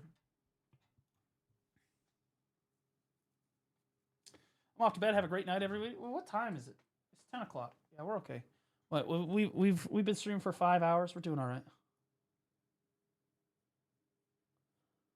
But Blizzard is literally having the first ever Pride Parade in WoW this coming June. Yeah, we talked about it. It's like the least gay thing going on in WoW this year. At least that's what everybody collectively agrees on.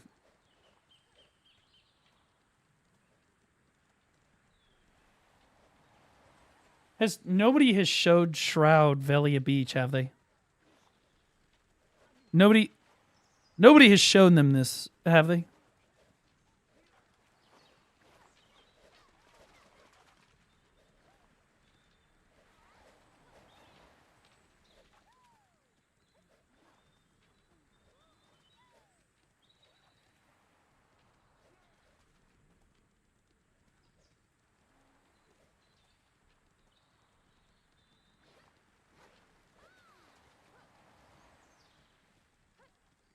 Wait.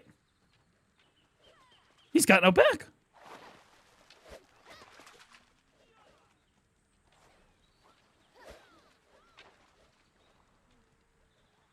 Okay, here we go.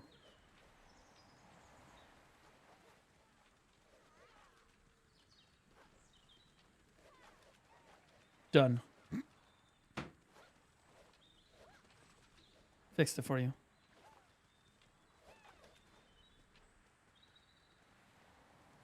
I'll try to DM Shroud. I'm totally down to sit in Discord with him and answer questions as he plays the game. It would certainly make his game experience a lot easier. That's for sure.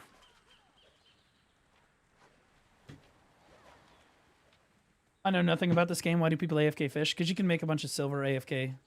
If you leave your computer on and then you can minimize your game like this, it takes like almost no computer power.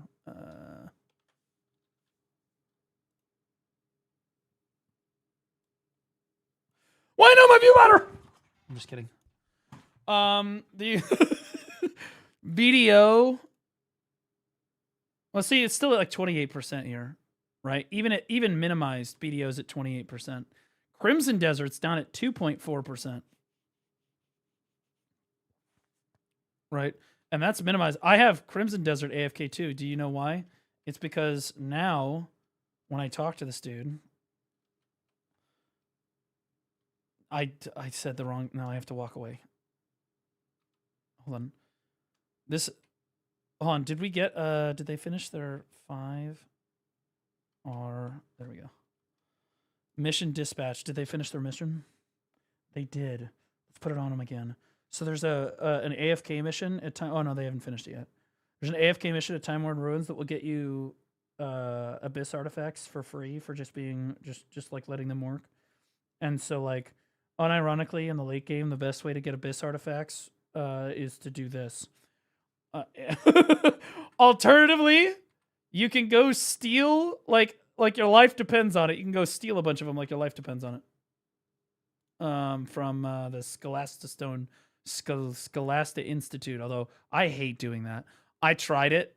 Dude, fuck that shit, bro. I hate it. I am AFK in both games. Yeah, fuck you. I don't care. I got you. I understand.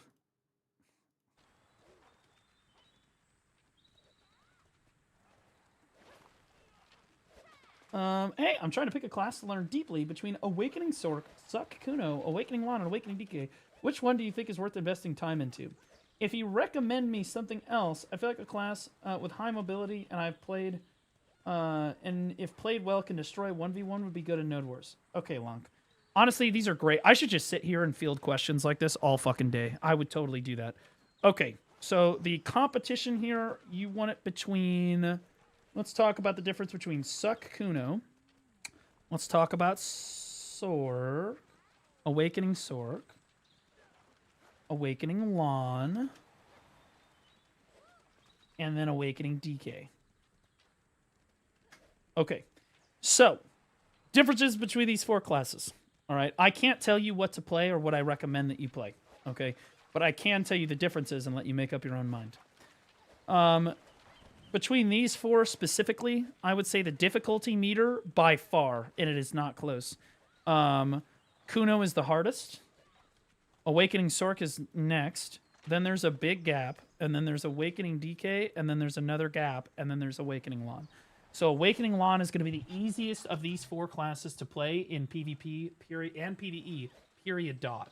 Okay, it's not close. However, will it be the most rewarding? I don't know about that one necessarily. I've played all 4, well, except for Sork. I've played 3 of these classes, and I can tell you that when you pull off plays on, honestly, probably all 4 of them, you feel like it's super gratifying. But the gratification is different. On Awakening Lon, because it's an easy class, the difficulty on your plays in Node War are going to come from... The only gap I care about here is the land's thigh gap. That's fair, and that's based, but Awakening DK's is better. That being said, Awakening Lon doesn't come from being like a mechanical god. Awakening Lon comes from being... You know what? We just had a great example of this.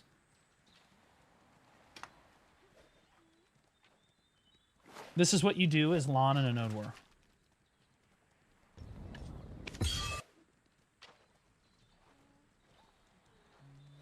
Here it is, right here.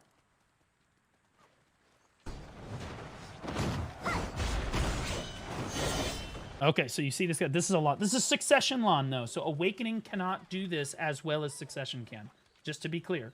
But this is generally speaking what Lons do in Node War. What good Lons do. Boom. You are most... You are most successful on a flanking assassin class when your opponent does not see you coming. Okay? And it is very difficult to catch Lons coming. Whether they're Awakening or Succession, you're flying through the air, their attention is not on you, they're looking this way. Everyone's looking this way. And you end up hitting people from above or from the side. And this is a perfect clip of that. Of where you're seeing somebody like... And then, so you kill all these people. And before they even know what the hell happened, they turn and start hitting you, and you just get right up and you fly away. All right, once... Okay? Now, Awakening is not going to be as good at that as Succession is, just to be clear. It's not. But that will be what you're looking for in Node Wars. And it's going to be hard. The skill ceiling for positioning on Lon is extremely high. The class itself is not incredibly difficult to play mechanically. It's one of the easier classes in the game, in my opinion. But positioning-wise, it's going to take you a while to try to figure out how to position like that and hit those moments. But when you do, it's a fucking nut like that guy had right there. Now, that was a Suck Lon, but like it's the same thing. Now, so Awakening Lon can fly, and that's its whole gimmick thing in Node Wars. So if you want that, you know, it's an easier mechanical thing, you want to focus on positioning, probably Awakening Lon. We'll look at Kuno now. Kuno's gimmick thing is that she can go invisible. And Succession Kuno is a lot, very, very much like a rogue. Like if you like rogue in Dungeons and Dragons, you basically come out of stealth and you just fucking pump people. You pump people. You have massive burst damage. You don't have a crazy amount of AoE, but you have really killer movement skills. You have really solid single target burst damage. But the idea is that you're going to jump in, deal a shitload of fucking damage, and then get the fuck back out again. And you're looking for small-scale skirmishes. It's very rare when you're going to find a Kuno clip in a Node War of killing like 10 or 15 people. Doesn't happen very often because her AoE and stuff is not as good. Lon, you will get those big fat clips because she does have the AoE to do that, and because of how her kit is designed, you can theoretically get that off, like I showed you before. Suck Kuno's clips come from you're skirmishing in the open field and like the bits around the fight, trying to set up before the engagement actually happens. You're skirmishing people in 1v1s. She's a great 1v1 class. destroys small-scale skirmishes, and then when the engagement happens, you end up engaging onto the back line of the enemy guild. So like if this is the enemy guild here, you end up winning the small-scale skirmish out on the side, and then you hit the back line where they don't see you coming, abusing your stealth mechanic, okay? But you get in, you drop your damage, you get the fuck back out again. Okay, and you're going to get smaller kill feeds, but they're going to be super rewarding. Succession Kuno and Kunoichi in general is one of the most rewarding classes in the game when played properly. Now, that being said, she is also one of the very hardest classes to play in the entire game. The learning curve for that class is tremendously steep, and then the skill ceiling is also absolutely insane. Probably the highest skill ceiling in the game. Kunoichi and Ninja are probably the 2 highest skill ceilings in the game, in my opinion, overall. So, like, if you're in for, like, a long-term grind, you want something that's really mechanically challenging and where you can really show people up in small-scale 1v1 stuff, and then maybe every once in a while get a big clip in Node War if you hit the backline at just the right time, Sukuno is probably a play for you. Let's talk about Sork. Sork's big thing is basically all of her movement are short-range iframes. Okay? So you're able to jump around in like one area. It's the best 1vx class in the game, where we talked about Awakening Lawn. You get in, you dump your load, you fly the fuck back away again. Sukuno, you get in, you unstealth, you blast people, you drop your burst damage, you get the fuck back out again. Sork does not ever have to get back out again. Okay, a good Sork never has stamina issues, and don't ever let people tell you that Sork has stamina issues, because a good Sork never has an issue with his stamina. Okay, so you are basically able to jump into the middle of an offense ball with like 30 people trying to kill you, and you're jumping around like a fucking like Jingleheimer Schmidt. Okay, you're jumping around like crazy, okay, looking for an opening. But when you come out of your iframe, when you come out of your movement skills, you're gonna be vulnerable. Okay, so Sork's big thing is that when it comes out of iframe, you can kill it. Okay, so when it stops to Grim Reaper's Judgment or whatever, she's paper. She is paper mache. So if she stops and tries to Grim Reaper's Judgment or something, or Shadow Flame or whatever the fuck the skills are called, she comes out of iframe and she tries to use those skills at the wrong time, she just gets one shot. Gone. Right? Katarina from League of Legends. No, because Kat has less iframes than Sork. Sork like legitimately cannot be hit. She's just a perma iframe like class that like it's extremely difficult to lock down. The weakness that Sork has is asthma. Okay, so I said that you don't have stamina issues before, but I said all of your movement are short range iframes. If people just run away from you, and most classes in the game have better mobility than you in terms of like covering distance, they can just like leave you, and then you're like, what?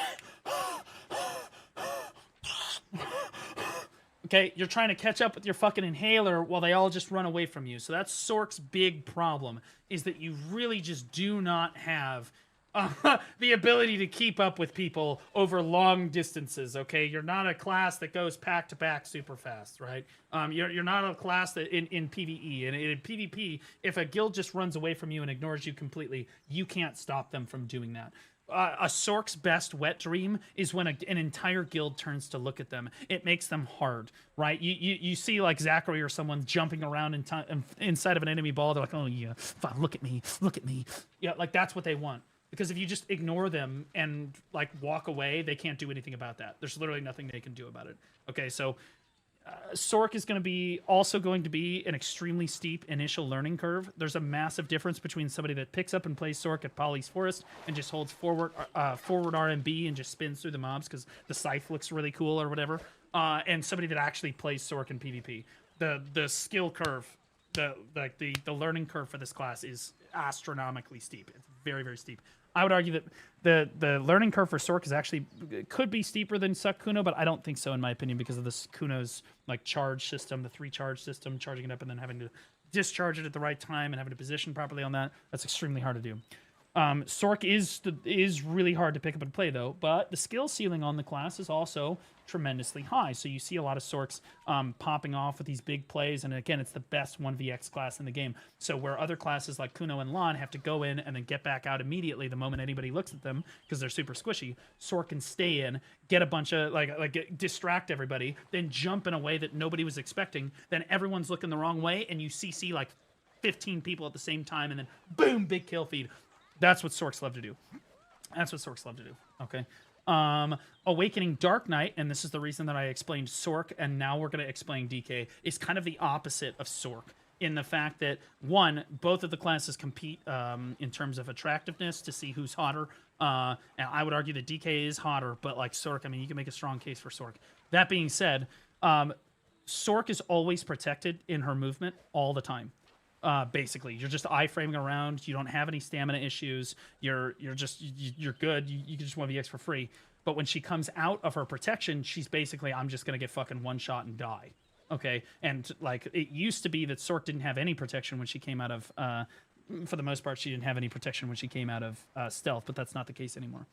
DK is kind of the opposite. She is not everything Dark Knight does is completely protected. So Awakening DK can move longer distances than Sork can. She's got much more range in her mobility and how far she can get. However, you will struggle with stamina issues when engaging for long periods of time, number one. And number two, when you come out of that movement, you're generally speaking on Awakening Dark Knight, you are much more protected than Sork, and you're much less likely to die when you come out of your movement. Okay, you've got range. You've got a lot of range on Awakening DK, so you're more of a mid-range caster instead of having to be a melee. All three previous classes we talked about are melee only. Awakening DK does have a decent amount of range that they can poke people with, and you're supposed to poke people with, soften them up before you go in. But a lot like Lan and Kuno, DK has to choose her engagements very wisely because she's very squishy. So she needs to dart in, she softens them up from range, darts in, blasts ass, gets back out again. She does have a decent amount of iframes, but not nearly as much as Sork. And unlike Sork, when DK comes out of those iframes, you will find yourself more protected and able to absorb a little bit more damage than Sork can. Because Sork is going to put themselves in the middle of everything. And as Awakening DK, you're never diving into the middle of an offense ball. You're basically, you're skirting around the outside, and you're waiting for Seed of Catastrophe or Shattering Darkness to poke people, and then you dart in, blast a ton of damage, and then get out.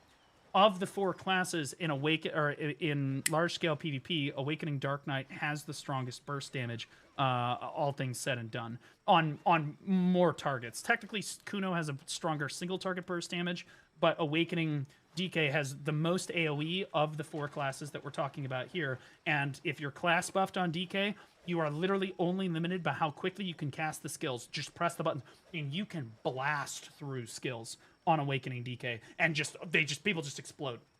There's tons of clips of people just like, where did I just go? You just see the sword come down from like the heavens, like Seed of Catastrophe comes down, Spirit Legacy is already going off, and Shattering Darkness is already raining down on them, and they just lose all their HP and die. And also your class buff on Awakening DK gives you a tremendous amount of accuracy. So it's I'm gonna kill people for the next 30 seconds. You can kill anything in the game. You class buff on Awakening DK, you kill anybody. On any build, doesn't matter. Assuming that the gear is even remotely close, you kill anybody for the next 30 seconds. The other classes aren't necessarily like that.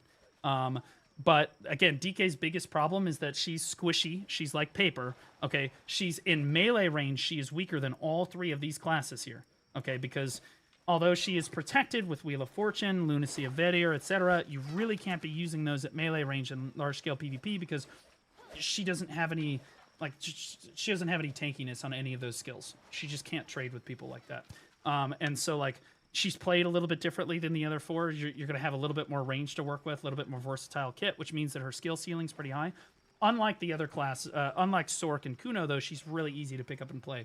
Her skill floor, how easy it's going to be when you initially start playing, really low. No problems. You're just using your shift skills. You're blowing through people. It's going to be really easy to pick up and play the class, a lot like Awakening Lan. But her skill ceiling, in terms of how hard it is to master the class overall, is definitely up there. It's a gap between DK and Lan here, for sure. Okay, so hopefully that explained the differences between those four. What about Suck DK? Well, Suck DK is another conversation entirely. Succession DK, in terms of like how difficult the class is to play, I would say that Awakening Lan is probably harder to play than Suck DK is. Unironically, Suck DK is a super easy class to pick up and play, and there's not a tremendous amount of skill ceiling there. But what you're dealing is, think like you're an Awakening Sork, but you have way more burst damage. Sork, by the way, does not have crazy good burst damage. Compared to these other classes here, Sork's burst damage is not super great. But you can jump around in the inside of the offense ball forever, so you don't necessarily need crazy burst damage. You just have to be consistently getting damage down on people. But Sorks complain all the time about their damage, but it's because they can literally just sit inside the enemy offense ball. These other classes, they have to dart in, they have to dart out. There's a trade-off. Sork, there is no trade-off. You can just jump around forever, and so she lacks burst damage in that regard. Suck DK is like Awakening Sork. However, she has infinity. She has some of the highest burst in the entire game. She puts the other four to shame. Even Awakening DK, she just Suck DK will come in and blow you the fuck up before you can even blink. You didn't even know that she was there. Okay, that's how quickly she can blow you up. However, she is a completely melee range class with all of the weaknesses that Awakening DK had before her. She is Awakening Dark Knight, but she has much better dueling potential in close range melee combat. She's a much better skirmisher. She's still just as squishy as Awakening DK is, but you can get closer and you have more tools to keep yourself protected in that close range combat and to catch people in close range combat like that. She also has stronger burst damage overall. However, unlike Awakening Sork, she can only jump around inside of a ball for like 3, maybe 4 seconds tops before she's just out of movement skills and she's cooked. Awakening DK has a lot more options for movement overall and struggles a lot less with stamina issues. As far as stamina issues go, top stamina issues on this list are probably Suck DK and Suck Kuno, and then followed probably by Awakening DK and then Awakening Lon as well there. But yeah.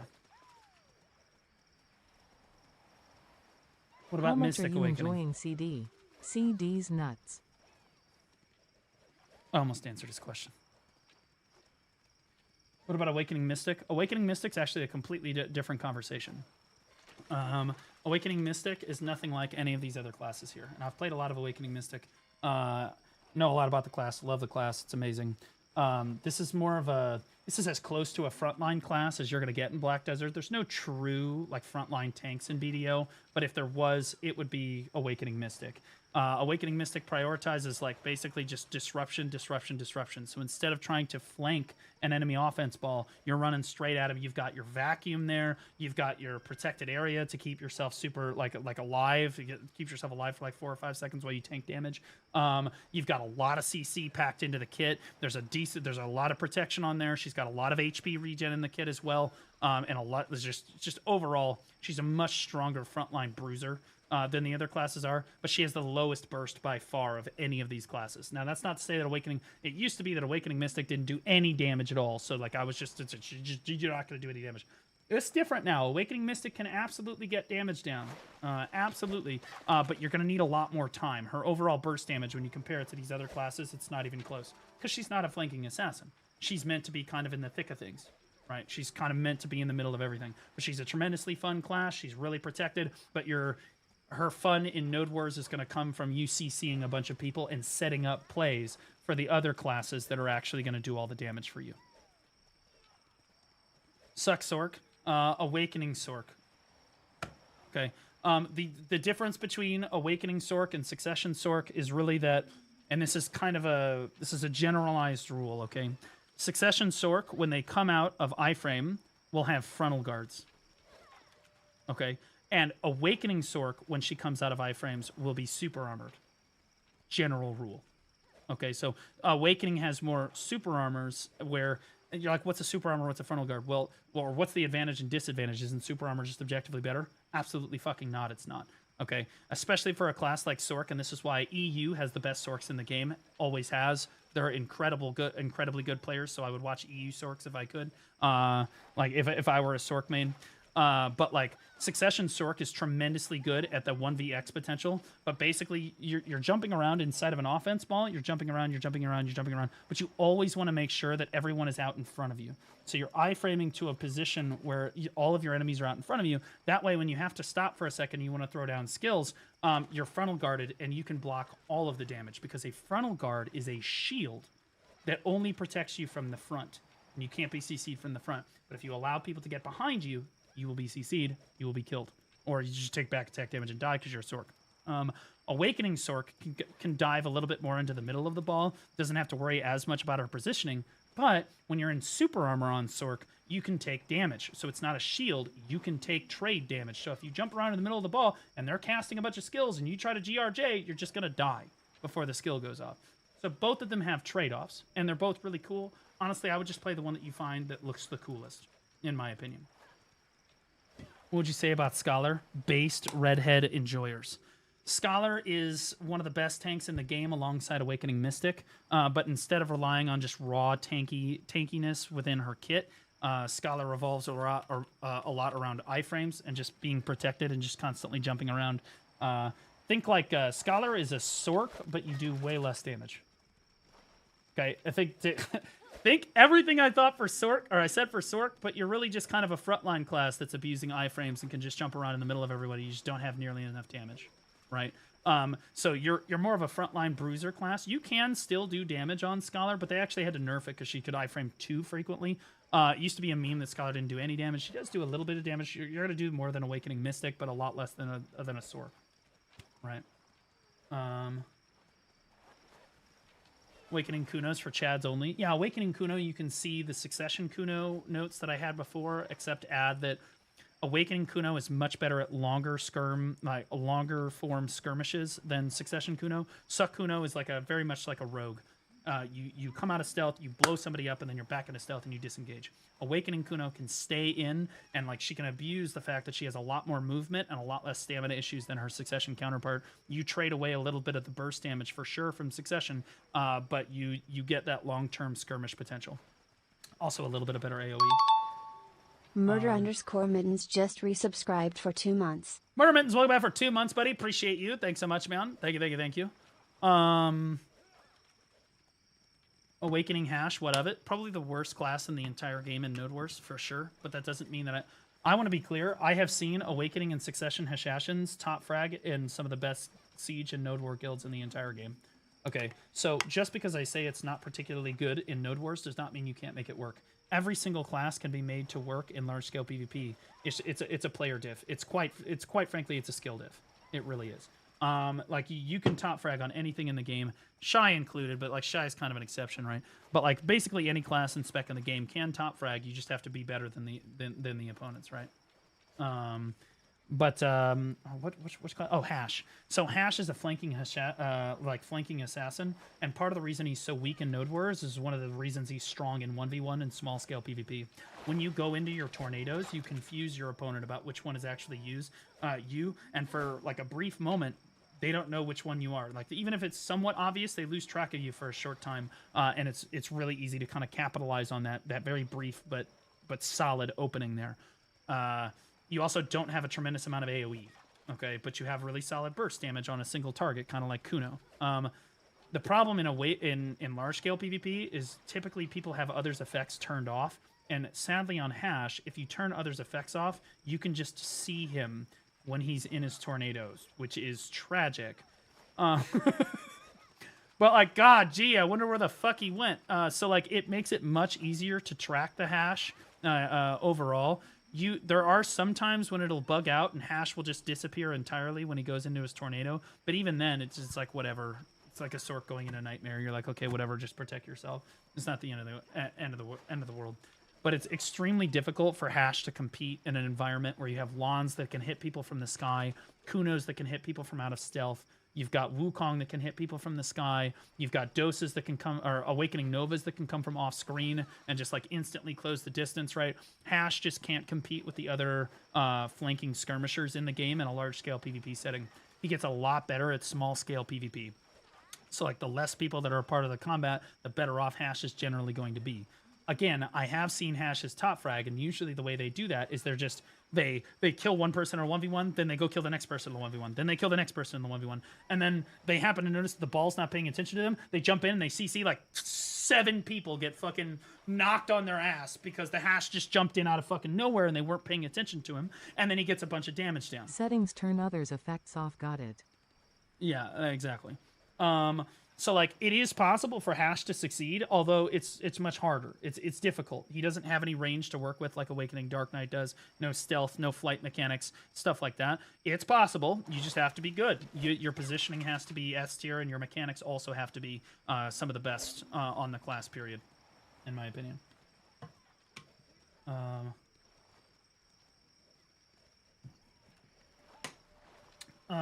What's your thoughts on Seraph in large scale combat? Seraph is a lot like Succession Draconia, or like think Awakening Mystic. Think Awakening Mystic, but you have way more burst damage and AoE, but less CC. Okay, and you're more protected.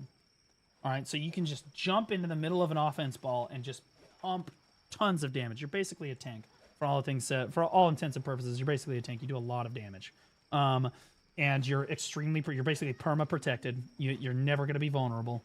You're always in iframe or super armor basically the entire time. But you don't have a crazy amount of big like catch skills. Like you're not going to be like pre-engaging necessarily. I mean, you can, but like you're not going to be as great of a pre-engager as a class like Awakening Mystic would be, because your kit just doesn't have quite as many CCs as Mystics does, right? You also don't have like a vacuum or anything like that, right? But you can, again, do a lot more damage. And if you want to play like a frontline bruiser class that just does damage and you're not as worried about the CC, Seraph's definitely your option. The trade-off for Seraph over something like Succession Draconia is that Seraph is entirely gated in large-scale PvP behind whether or not she has BSR, which is difficult to acquire. In PvE, they've buffed Seraph to a point that like she can have her form up most of the time, like 90-ish% of the time. But in PvP, you're simply not getting hit by everybody all the time, and also you're not doing you're not killing people all the time necessarily either, right? So like you're just waiting for your BSR to tick up. When your BSR does tick up, you're probably one of the best like frontline DPS classes in the entire game. You do so much fucking damage. Crazy AoEs, you're super protected, etc. But you kind of have to wait for that BSR to be up. Now, you don't have to wait, but like she's way less effective without the BSR up. With your BSR up, you are fucking. Without your BSR, you are just simply having sex. There's just a big difference, right? Like Suck Nova. Oh, sorry. Succession Nova is Seraph, but worse. So Suck Nova is supposed to be a frontline staple, I'm a shield wall kind of class, but they've kind of just destroyed her identity overall. And so she does have a frontal guard, but you need to understand that in large-scale PvP, you don't really have a frontal guard when it comes to like, you know, if you're standing out in front of your offense ball, right? If this is your guild back here, this circle, and you're standing at the line right there, and this is the enemy guild right here, their range classes are just poking you for free. You're just taking, your guard is just getting pelted. And yeah, her block is the strongest one in the entire game, but like she can't rely on it as much as she could as something like a Suck Sork, again, she can just jump around and rely on her iframes. Succession Nova, yeah, you might not necessarily be able to kill her block, but the entire idea of a frontline tank like Seraph is that you can dive into the middle of everybody and get a bunch of damage down. Succession Nova cannot do this. If you dive into the middle of everybody on Suck Nova, you end up taking a bunch of back attack damage. You're not going to get CC'd. The class is frontal guarded super armored, basically perma. But like, you don't have great initiate tools. Your movement speed, your movement is gimped, and the only way you die is if you take a bunch of back attack damage. So the best way to play Suck Nova in large scale PvP is to stand out in front of your offense ball, and then when the engage happens, you run forward. You try to throw out your pets and stuff, but like it's kind of it's kind of uninteractive. You kind of run forward. You're trying to stay kind of towards the edge of a fight. Sometimes if you feel like, if you're feeling frisky, you can dive to the middle, right? But like, again, you're risking back attack damage at that point. In something like a siege where there's 100 people, if you get back attacked by 70 people, you're going to fucking die. Suck Nova can, however, unlike any other class in the game, tank 70 people from the front. She can. If you stand in front with your frontal guard, people can pelt your frontal guard, and it will go down. It will. But she can do it better than every other class in the entire game. And that's great. That's awesome. However, the moment that anyone gets behind you, you're going to die. Like, you're going to take a lot of damage and you're going to die. That's usually how Suck Novas go out. And it used to be that they used to have like a wall. They used to have an ice wall, for those of us that remember. Back in the day, they used to be able to put down an ice wall and it was impassable terrain. Like a Jarvan ult kind of deals, but like only in a straight line wall. It's like an ice wall that came up and projectiles couldn't get through it, etc. And so you'd have these super sick Suck Nova plays where they would dive in behind an enemy ball and they would try to wall so that the ball couldn't back up. And then they would all slam into the wall. They would all get clumped up on the wall, and then a Sork or someone would come in and just one-shot them all. Right. Alternatively, if the enemy offense ball was engaging your offense ball, you could shield wall and prevent them from getting to your offense, and that was really cool. Sadly, they've removed that from the game. Now it's like some shit version of what it was before, where if you pass through it, you get debuffed or some shit. It's not nearly as good as it was before. It is a part of her kit, and it's really good, but like it's not nearly as good as it used to be. Same on Awakening Guardian. Awakening Guardian is, in my opinion, if I was going to have like frontline classes, Awakening Guardian is one of my favorite frontline classes to fight alongside as a shot caller. So you have the same gameplay as a Seraph, right? But your skills come out a lot slower, okay? But, and that's the big complaint about Guardian is, oh, your skills are so slow, blah, blah, blah. Well, in large-scale PvP, it doesn't really matter that your skills are slow because there's so much going on, people don't see you coming, right? So, like, Guardians can get off a really slow-moving skills that in a 1v1 or a 3v3, they're going to see that coming. They're just going to dodge it, right? But in large-scale PvP, you just hit them for like 1,000,000 damage because her skills do a fuckload of damage. Some of the highest DPS skills in the game, but they're very difficult to land. Well, in large-scale PvP, it's a lot easier to land them.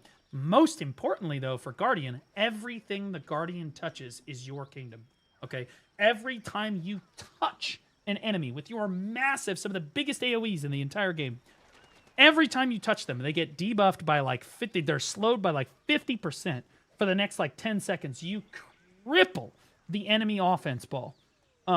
You cripple them because they're all slowed. They're like slugs. If you've ever been hit by an Awakening Guardian, you know that slow is so debilitating. It's such a great frontline class for this reason. She also has a lot of HP regen, whereas she's not going to be as raw tanky as an Awakening Mystic, like standing still, right? Like Awakening Mystic can take a lot more damage. Awakening Guardian, takes damage much more quickly. You're less tanky, but you can get all of that HP back because your skills like Cleansing Flame and stuff, or like the God Incinerator thing, they give you a shitload more HP back. So like you're basically, they're like, killer, and your HP bar's doing this. Like the whole time your HP bar's doing this, and the whole time they're all just standing there, and you're masturbating these people, masterfully baiting, if you will, these people into thinking that you're gonna die, and you're swinging your giant thing around, and you're just blowing them the fuck away in like one shot. It's a really, really, really fun play style, and I can definitely see why people go to Awakening Guardian for frontline PvP in a node war. It's because it's really, really fun. It can feel really bad because you're squishier than like a Mystic and stuff, is that you'll just dive in, and before you can even use your skills, you'll just die. That's the biggest complaint on Guardian, is that like you do need to make sure that you get your passive running and that you get your HP regen going, because if you get bursted down really hard, your HP regen doesn't do anything for you, so you just die. It's rough. It can be rough. Is Suck Mystic good? Suck Mystic is a tremendously good class, but not in large-scale PvP. Suck Mystic trades away a lot of what makes Awakening Mystic really good in large-scale PvP, the fact that she's super protected, tons of CC, etc., for more damage and single-target burst potential. So Succession Mystic is much more successful at small-scale PvP, 3v3s and what have you, because her single-target burst damage is some of the best in the game. Really, really good. Suck Mystic really struggles, though, because she relies a decent amount on forward guards, and also there's a lot of her kit that is just completely unprotected that you have to use in order to get your damage down. So in a small-scale setting, that's totally fine because you can position yourself, if you're good, you can position yourself in a way that you're just not going to take a crazy amount of damage, or that you're just not going to get CC'd, and you're going to pump out all that damage, right?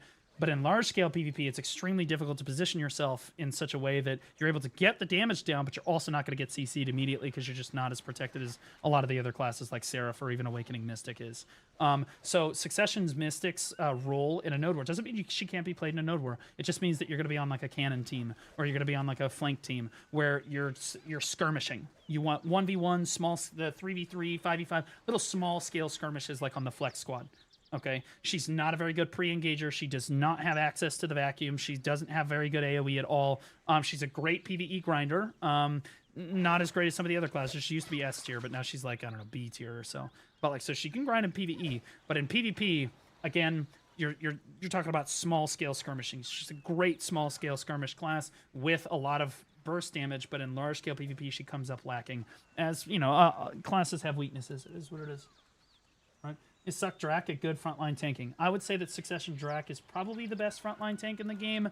At least it's certainly the most consistent frontline tank in the game. Unlike Seraph, you're not trading away So Seraph, when she's got her BSR, is just a more efficient Draconian. When Seraph doesn't have her BSR, she's just a way worse Succession Draconian.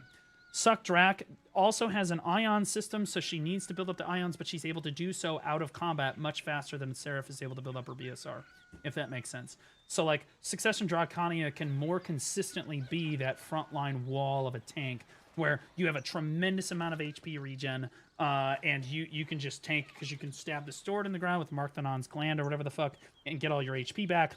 That skill is tremendously useful, right? She doesn't have as much HP regen as a Guardian does on her raw skills.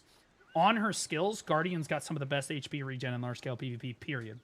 Suck Drac, though, has an ability where she can stab, like I said, stab the sword in the ground, and she's basically super armor. Or she is super armored, and she is unkillable. She gets like 999 DP for like the next 8 seconds. And she gets her whole HP bar back. But she can only do that like once per combat. So, like, you don't have as much HP regen as Guardian does, but you're also not necessarily as reliant on it. You're a little bit tankier up front than the Guardian is.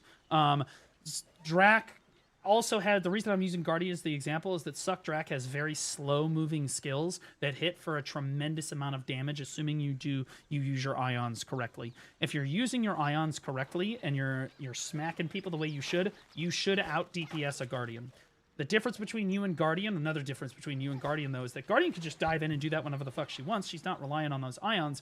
You are reliant on the ions. So when you're using the ions correctly, you will out-damage things like a Guardian. But if you're not using the ions correctly and you engage without it, you're going to find yourself way lacking. Like, way down on the damage. You're not going to be able to have the impact that you want in a war. So you need to make sure that you're juggling your ions correctly. But yes, it is a great frontline class. Like Awakening Mystic, not like, well, Awakening Mystic does have the super, like the PA, we call it PA in BDO, it's called Protected Area, gives you 999 DP. She does have that where she looks like Goku for a second, it's like super cool, but Mystic does not get all of the HP back. She gets like a little bit of HP back, but not a lot. Suck Drac could stick the sword in the ground and be like, yeah, I don't fucking care. You're basically a honey badger for the next 8 seconds, right? Infinite Fortitude, yeah, it's called Infinite Fortitude. Right. Suck Drac skill issue. Yeah. Is Seraph hard to use? No, she's a really easy class. Very, very simple. One of the lowest skill ceilings or skill floors and ceilings in the game. Very easy to pick up and play. She can be grabbed out of it though. Yeah, you can be grabbed out of most things. PvP Mystic has a shit ton of damage. Suck Mystic does. Awakening Mystic has damage, but it's not nearly, I wouldn't call it a shit ton. But she has damage.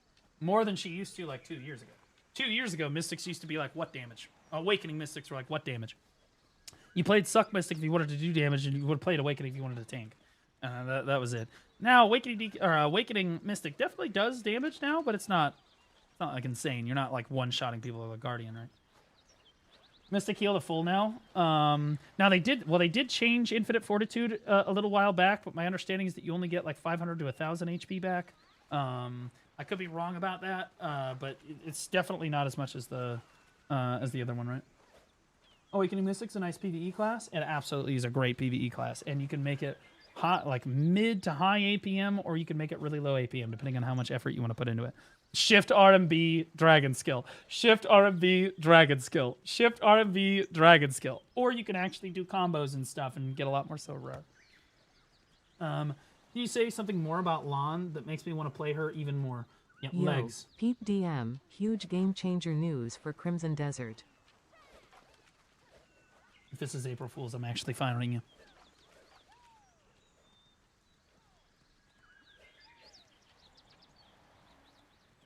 Oh no, we already saw this. I thought that this was real. Wait. Yeah, so this is a mod for Crimson Desert that allows you to have a female character creator. I'm not sure if it allows you to play as the female character instead of Cliff. That would be interesting. The super manly voice acted Cliff with like your big titty fucking girl, right? That'd be interesting. For Cliff, yeah, imagine, yes. You have this like, big ass titty fucking K-pop star girl, right? And yes. All right. It's just like Discord. Yeah, trans Cliff, exactly. Yeah, this is super sick. We talked about it before. We talked about before. I'm not gonna put a mod in the game. I want them to just add a character creator to the game. Talk to Kufu. You want to know stuff about Lon? I don't know if Kufu's actually playing the game though. We used to have like some great Lons like Azrelia, Kufu, and CTG Ham 454. Were all great references for Lon. My understanding is I don't think that any of them are playing currently. Maybe Kufu is like half playing, but like not really.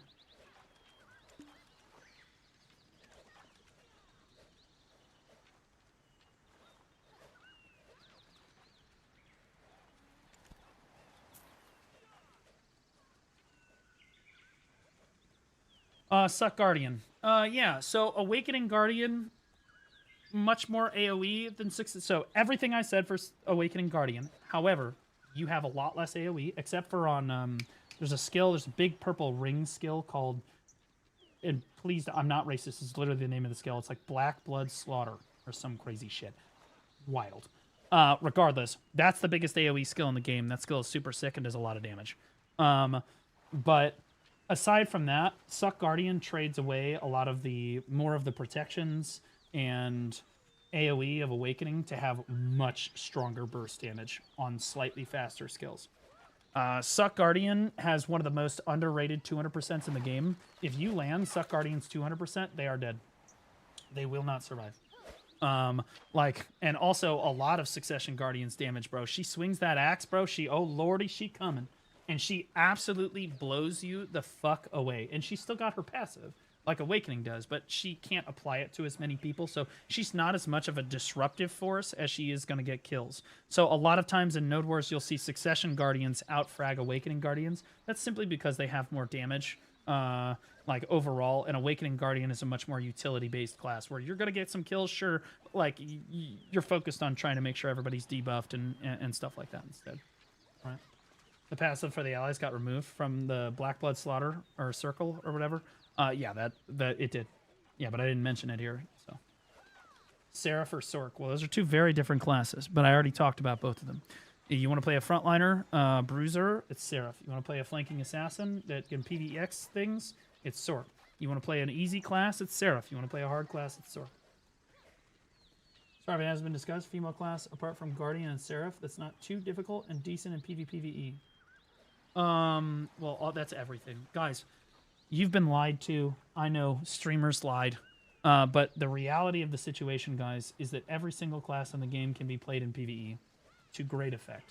There's not a single class in the game that's like, oh my god, it's completely unplayable in PvE. It used to be that way a couple years ago. They've buffed it to a point where I think every class is super viable. Yes, you're going to get outperformed at certain spots, but like this is what it is, right? Now, as far as PvP goes, it depends on what kind of PvP you're looking for. Are you trying to be good at large-scale PvP or AOS? There's a big difference there. Or 1v1s, right? Are you trying to defend your grind zone, or you're fighting on Arsha, or you're in AOS in a cap setting, or you're in large-scale PvP? There's a massive difference between what classes are considered good and which classes are considered not so great, right? Is Ninja worth playing for a new player looking at PvP? Oh, yeah. That's your, bro, that's your shit. That's your shit. Ninja is a phenomenal class for PvPers. Deadeye, yeah, if you are like an S-tier gooner and just want to look at super hot women all fucking day, but also want to be pretty solid at PvE and shoot guns because you're like the most American person ever, and also like to have range, Deadeye's a great option. Deadeye is one of the best ranged classes in the game in Node War. She top frags in Node War. Not as much as she necessarily used to, but like her rockets and her guns and stuff make her an exceptional backline threat. Like Deadeyes are extremely good at ranged pressure. Like super great at ranged damage, but she is very different than the other classes we talked about. You could talk about her like a mid-range caster like DK, but she is kind of like DK, but if she's like Awakening Dark Knight if you focused on the range and less on getting close to do your damage, right? Like you don't have to get close to smoke people with rockets from Narnia, right? Now she does have tools up close, but they keep getting nerfed, so she's more and more every patch she becomes more of a ranged class. Also, only class with an English voiceover. No, that's not true. Scholar has an English voiceover. Which class give you carpal tunnel? Well, that question is actually answered already. By the way, my choose your class guide for Seraph and Wukong should come out this week. If it doesn't come out this week, it'll come out next week. But like these choose your class guides will tell you how much carpal tunnel you'll have playing a class. So if I click on the which one, for example, I laid this out for people. So in succession, you can see like APM 3.5 to 4 stars. It's like 3.5 to 4 stars APM. Skill floor, skill ceiling is there. You go to awakening, you can see it's 1 star APM, totally super fucking easy. Skill floor 1, skill ceiling. Skill floor is how hard the class is to pick up and play. Skill ceiling is how hard the class is to master. All of these are literally on point. Every single one of those videos is S tier in terms of explaining a new class to you.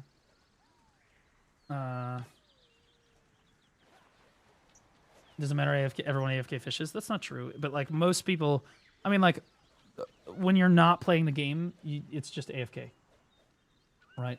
Like the Steam chart numbers for BDO are much more representative of the entire community versus other MMOs that are only representative of the active community. So people actively playing the game at this moment, whereas BDO's represents the entire community collectively. What's the difference between witch and wizard? It's an excellent question. As a general rule, if this were the bedroom, witch would be a catcher, she's a bottom, and wizards are top. And this is a great way to like think about it, is witch is a much more reactive play style. You want people to come to you. You lack overall mobility. So you want people to come to you, and you want to exploit the fact that other people will make obvious mistakes, and you will capitalize on that with your very crisp, clean protections and CC catches. Okay? You do still have a lot of damage. And that used to not be the case, but you still have a lot of damage, but you really can't be super proactive on witch very frequently because... Just like, want to say love you, Metallic Baldgy. Thanks, Scholar. Appreciate you.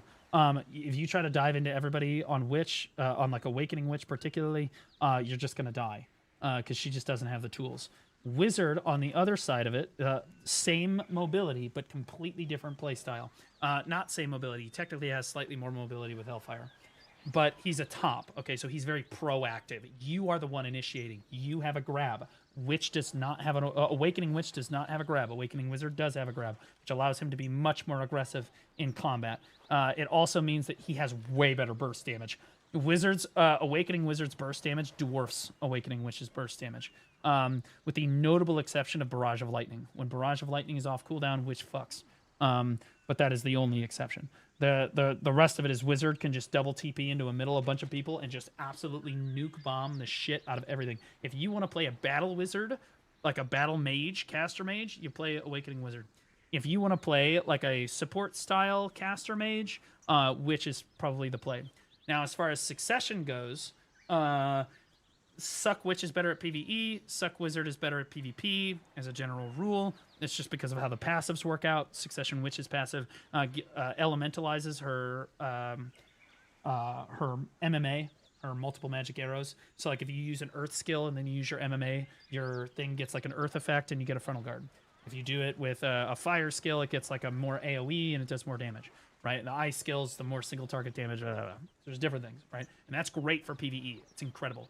Wizard's passive, by contrast, by casting skills of the same element, you can lower the cooldown of your other skills that already have cooldown. So Succession Wizard in large-scale PvP and PvP in general is massively rewarded for just spamming out his skills and getting his damage down because it'll decrease the cooldown on his other skills, which overall is just a more beneficial passive than the Suck Witches is in PvP.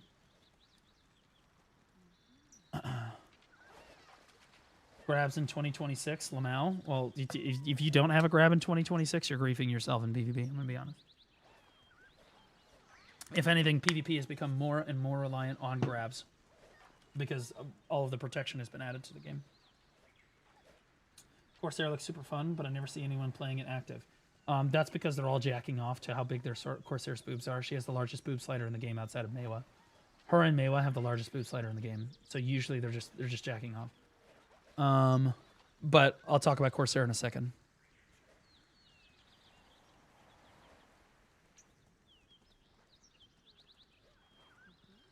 Average dating experience in 2026? Yeah, let me go and pay the bill.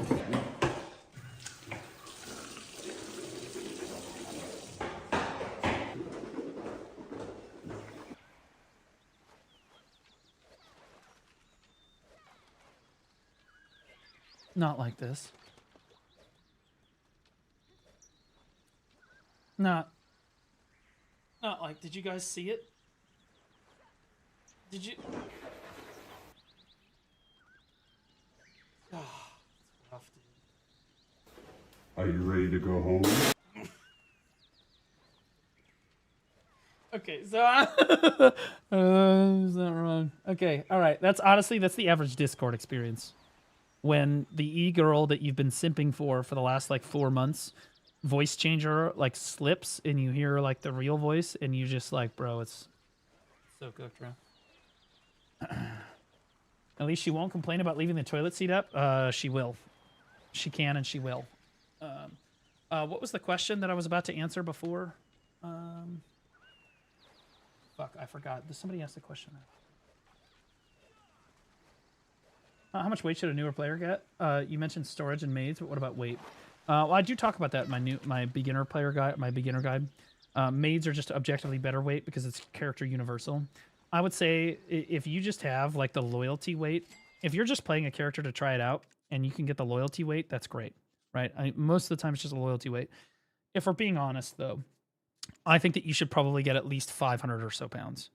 300 to 500 pounds will usually be a comfortable grind experience for you. 300 to 500 pounds.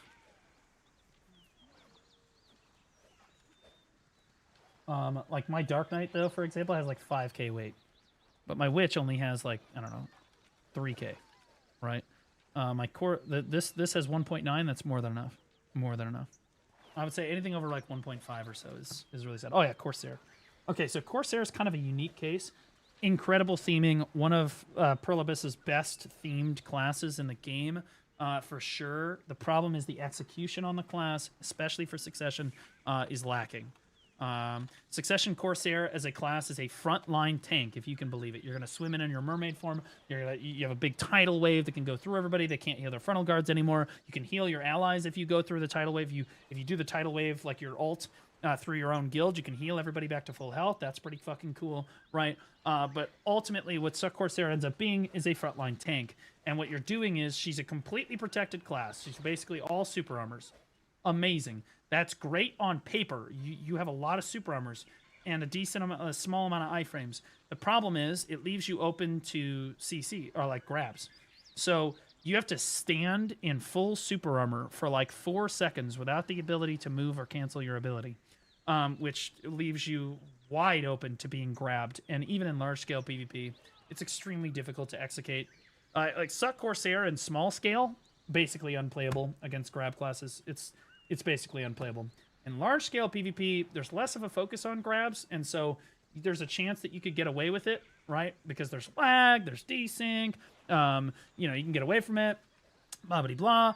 You might be able to pull it off, right? So she does a little bit better in large scale than she does in small scale. But the problem is you end up having to stand in super armor for a really long time, okay? She also doesn't have crazy burst damage when you compare it to like a Draconia or even a Guardian or even a Seraph. So her burst damage is just not there. Also, she doesn't have crazy disruption skills either, so her engage overall, she's not an Awakening Mystic. She's not going to have all that stuff. She does have a vacuum, but like she's just not as great of a disrupting force as you might find on something like, again, an Awake Mystic. Overall, she is tankier though. She's just never going to die. If you just want to play a class that's just never gonna fucking die unless you get grabbed, yeah, you just play Suck Corsair. Don't matter. She has some of the best evasion passives in the entire game. It's insane. And yeah, you're gonna get some kills sometimes. You're gonna catch people without looking, but like honestly, there are some amazing Suck Corsairs in the community, like Nuke and Leifonda, etc. But like they're few and far between because it's difficult to make the class work in PvP. It's possible, but it's difficult, right? Awakening Corsair is a different story entirely. Awakening Corsair is Temu Awakening Dark Knight. So everything that Awakening Dark Knight can do, Awakening Corsair does it, but like it's the Temu brand. It's the garbage, great value, fucking dog shit version, okay? It takes Awakening Corsair longer to cast her skills. She has less overall movement and iframes, but she is a lot of fun to play. And she has a lot better damage to structures in Node Wars because of how her cannons work. and like how her otters and stuff work, which are really cool. You can just drop an anchor on people. Seed of Catastrophe just comes out faster, and overall it just does more damage. It's a more practical skill. But hey, fuck it. Who gives a shit, right? Yeah, it's an RP spec, basically. It used to also be terrible in PvE. Now it's only moderately terrible in PvE. Suck Corsair is really strong in PvE. It's a B+ tier class, in my opinion. Awakening Corsair in PvE is like B-, probably. Almost C+ tier. Just returning, are Awakening Ninjas playable in PvE? Yes. But how much do you value the carpal tunnel in your hand? It's really, if you're okay with spending a lot of like APM to grind, you can do it. Yep, it's doable. She's my Sangunal. Yeah, so, yeah, right. But grab, yeah, Awakening Corsair does have a grab, so that makes her stronger in small-scale PvP than her Succession counterpart. It's because she does have the slipperiness, and she's also got a grab. It's a ranged grab, too, so it's pretty solid. Pretty solid. She's pretty good in like 3v3 situations and like small-scale situations. Awakening Corsair can succeed, but she's just outperformed by even like a Succession Megu. Like, Succession Megu is just a better mid-range caster. In terms of how protected she is and how much impact she's having. I just wrote for Awakening to Suck Ninja, the damage is way better. Yeah, Succession Ninja definitely does a lot more burst damage. Awakening Ninja trades away some of the burst damage for more consistent protection and the ability to skirmish longer term than Succession can. Suck Ninja is, I'm gonna, like, a lot like Suck Kuno, is I'm gonna blow him up and then get out. Awakening can do a lot more, like, you know, because he's got the frontal guard on his C swap change and stuff. He can go through longer form engagements, but sacrifices some damage for it, for sure. What's the most underrated class in PvP, in large-scale PvP, in your opinion? Well, large-scale PvP or in general? Most underrated class in PvP.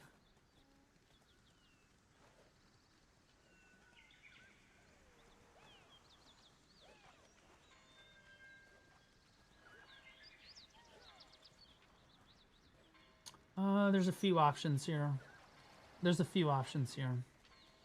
The names that come to mind initially are Succession Valkyrie, Tamer, both specs, and Awakening Berserker. Suck Valk, Tamer, and Awakening Berserker. Now, if you've ever played against a really good Awakening Berserker, you already know it. Like, you already know what I'm saying, bro. It's like, how can that be underrated? Most players don't play Awakening Berserker, and it's slept on super hard. Most people don't even know that the class is really a super viable option because Succession is just more protected, right? But Awakening Berserker has some of the best impact on just PvP in general, whether it's 1v1, 3v3, large-scale PvP, etc. When played at the highest possible level, you know, Ming and all of them are just... They're just on another level with that class. It can do things that every other class in the game just can't do. You also talk about Succession Valkyrie. Suck Valk is a super underrated class that I think is gimped by its mobility. Suck Valk is super tanky. It has a lot of buffs for its allies. It does a lot of damage. It does a lot of damage. Its damage is kind of lacking when you compare it to even things like Awakening Mystic. Its damage is just not as high as it used to be. But like, it's extremely tanky class, got great healing buffs, got great like small scale buffs and stuff for people. Very underrated class overall, but mainly because of its movement skimped. What else did I say? Tamer, best 1v1 class in the game, goes without saying, for sure. But in large scale PvP, it ends up being like one of the best cannon classes in the game. Used to be able to fly, believe it or not. You could have any amount of verticality you wanted before Prolobus nerfed it. Started playing recently. Your videos are very helpful. Well, thanks, Zealy. Appreciate you. Awakening Zerker's floor on the ceiling comparatively. Crazy buffs this week, though. We'll see. Yeah, they have to be careful about buffing Awakening Berserker because it gets out of control quickly. Watching Ming play Zerker is like watching people play Cliff barehanded and Crimson. No. Watching people... You gotta understand. There are like Awakening Berserkers and then there's Ming. Right? And then there's ninjas, and then there's Armin. Okay, and then there's strikers, and then there's Divios. Right? So, like, you're just going to see them. It's going to look like, for all intents and purposes... What about Awake Mewa? I'll talk about that in a second. First of all, T-Barnes, love you, buddy. Welcome back. Love you, man.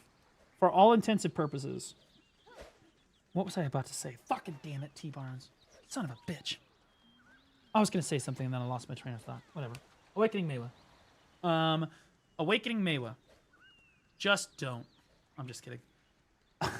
Awakening Mewa is a very frontal guard for focused flanking assassin who has obsessively good mobility. Obsessively is not the right word, but like extremely good mobility. Okay. Extremely good. So you can basically, it's very low APM and you can choose your engagements how you want to. An Awakening Mewa never has to engage unless she chooses to, because her movement is just really solid. She can dash in, dash out. Awakening Mewa struggles, and she's got great damage in this fucking narrow cone in front of her character. So, like, in front of an Awakening Mewa, this cone right here. Okay, this cone, really good damage. Insanely good. Problem is, the rest of all of her damage, right, and her AoE in general, is extremely lacking. Also, in a day and age when basically everybody else is super armored out of their fucking mind, Awakening Mewa primarily relies on frontal guards, and frontal guards in PvP nowadays are considered a catch. Like, people can catch you out of frontal guards, so it's an extremely difficult class to position correctly.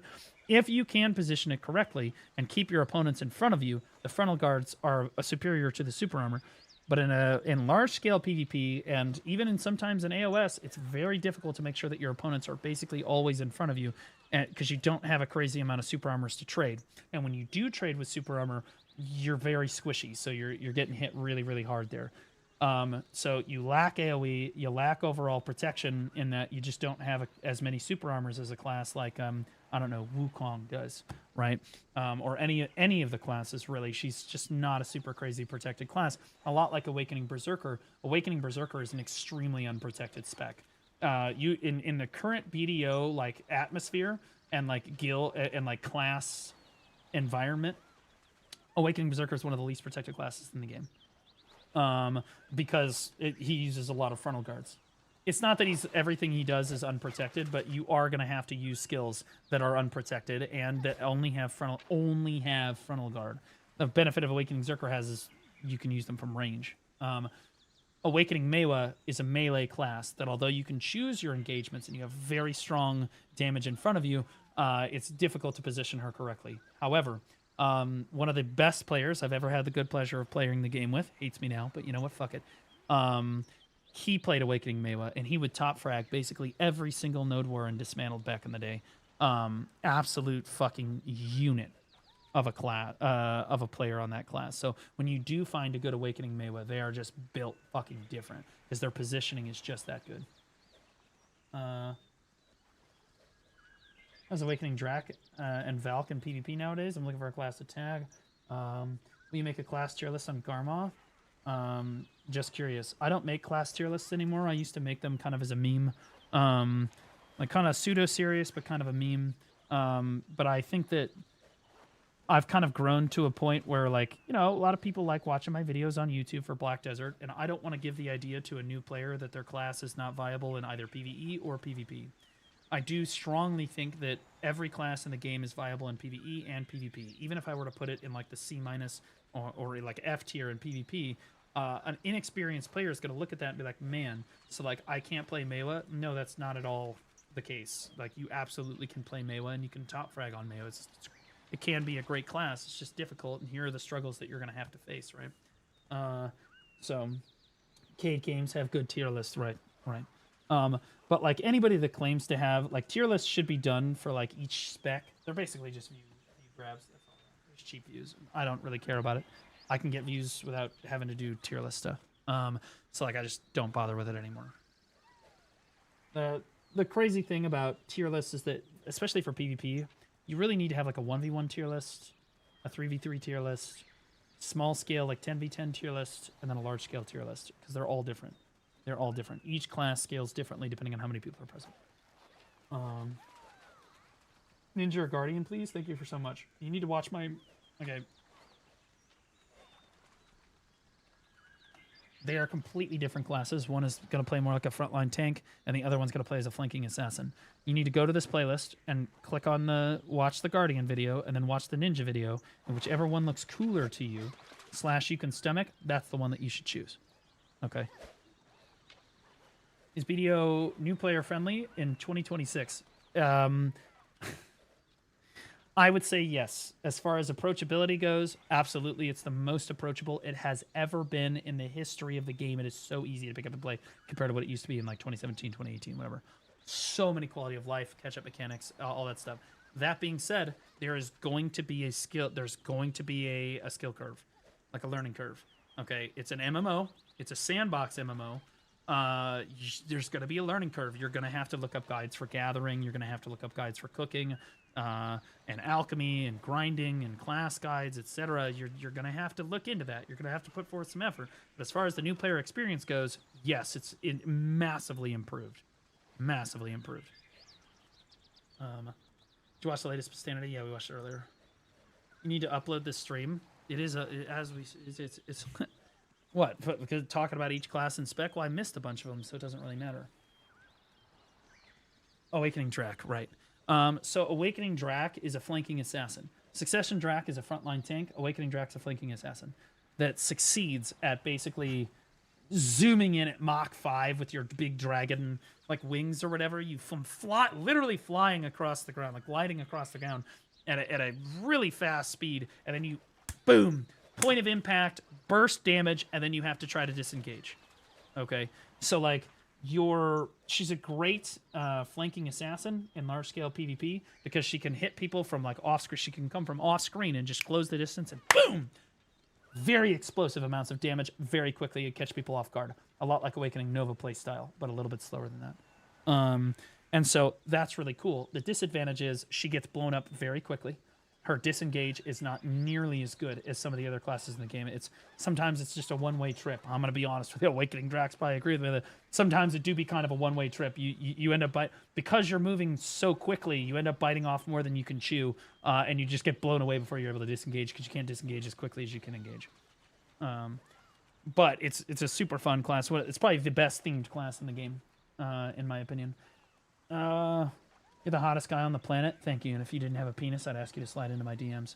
I'm new. I just started yesterday. I'm so confused. I want to play with people. I was grinding to level 35 by myself, and I hit level 35. I was falling asleep. I need to play with people.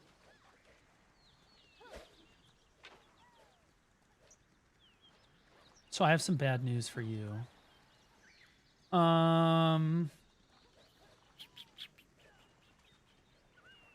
Define playing with people. You know what I mean? Because see, what really is together? Right now, I'm playing with people. Right, chat? We are playing together, chat, right? We're all playing together. Look how together we are playing currently. This is right. You can oh, honey. So, especially at level 35, you should not be grinding.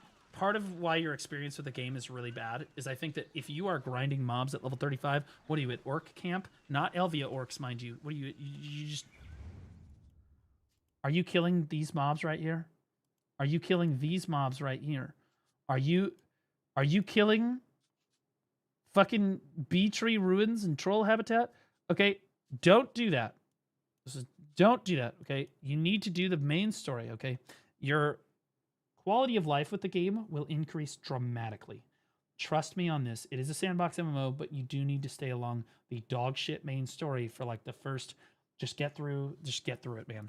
You just like ripping off a band-aid, get through the Calpheon to Medaya questline. It will give you all the tools that you need that you can then go actually start playing with other people.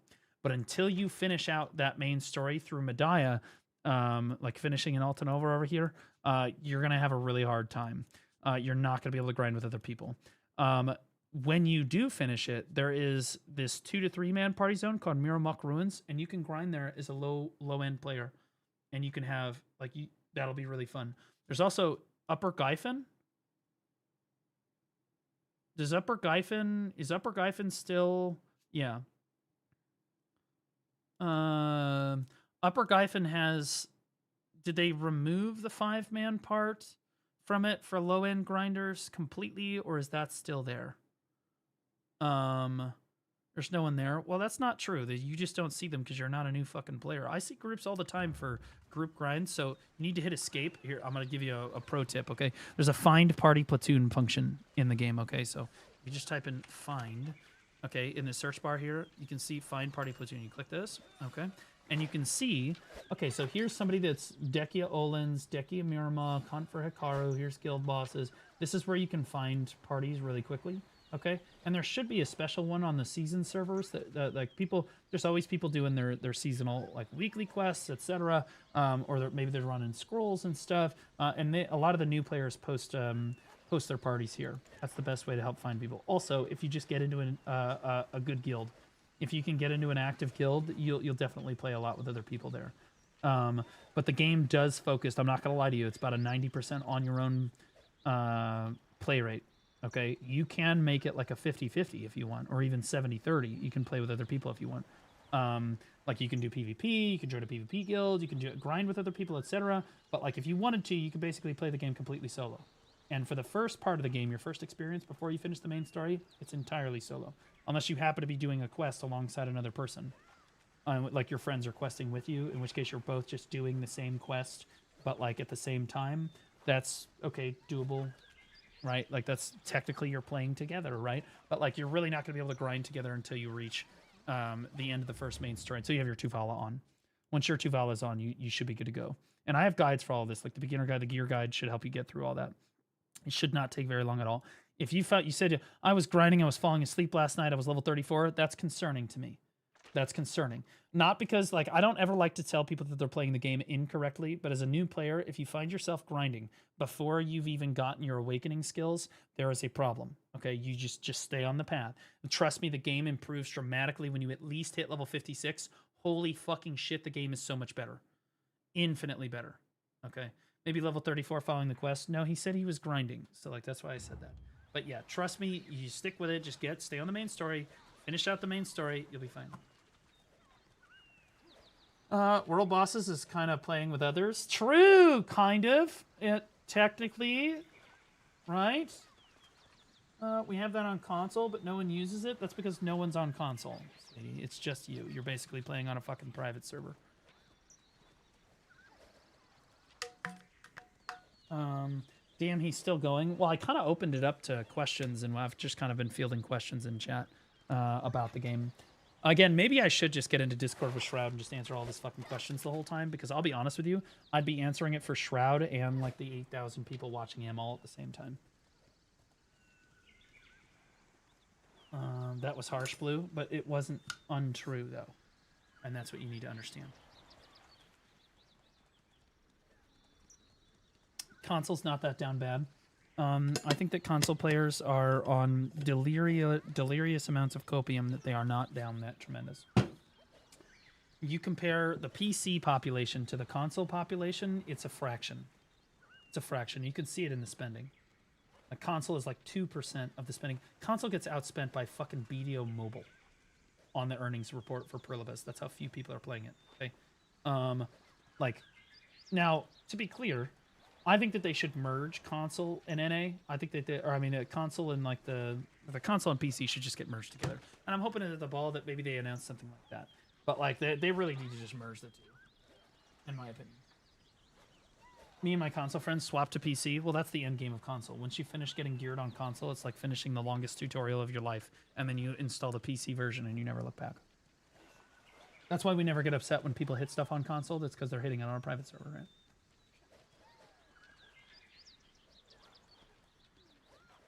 There's a skill gap. They won't do it. I don't think that there's as much of a skill gap as you might think. I think that people give console a bad rap, and yeah, I think that the average player on console is significantly worse than the average player on PC. But I do think that like the highest level of console players can absolutely compete with a lot of the high-end players in our current PvP scene. If they merge console and PC, they need a separate Node War scene, or they get destroyed. No, they won't. They'll be fine. Most of it's capped anyway. What are we talking about? They'll be fine.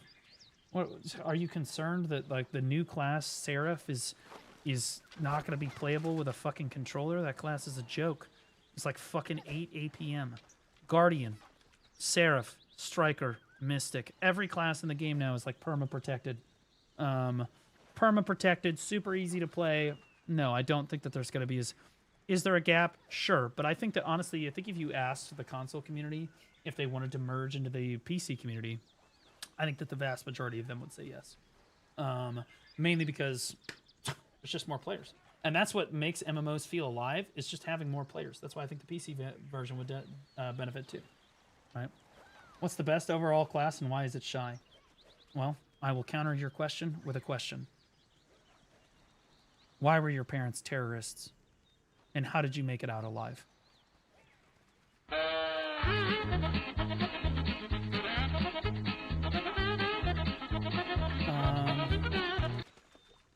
What the fuck is going on? I'm new here. I'm just answering questions. If you're a new player, I'm just answering questions in chat. But anyone that's new to the stream, you need to understand this as an innate rule. In this stream environment, we're not like the other girls, okay? We make fun of people constantly. I get to make fun of you, but you guys get to ruthlessly make fun of me all the time too. Okay? We're men here. We can handle it. If you can't handle getting made fun of, you need to leave. This is not going to be the stream for you because I'm going to come down on you hard. Okay? And chat comes down on me hard too. Not just like the bald shit, where they hit it where it hurts. I picked up a bag of popcorn earlier, and I got called a lard-ass fatty by like 35 different chatters. Okay? Like, they're going to hit you. Like, they're going to hit you hard. But yeah, you are going to find better help here than any other stream. Nope. I don't even like my own penis. I don't want to see your penis. And I would not like to touch our penises together. Did you try out the new DK buffs? I am trying them as we speak. Look at me. They feel great. Look how great the new Dark Knight buffs are, guys.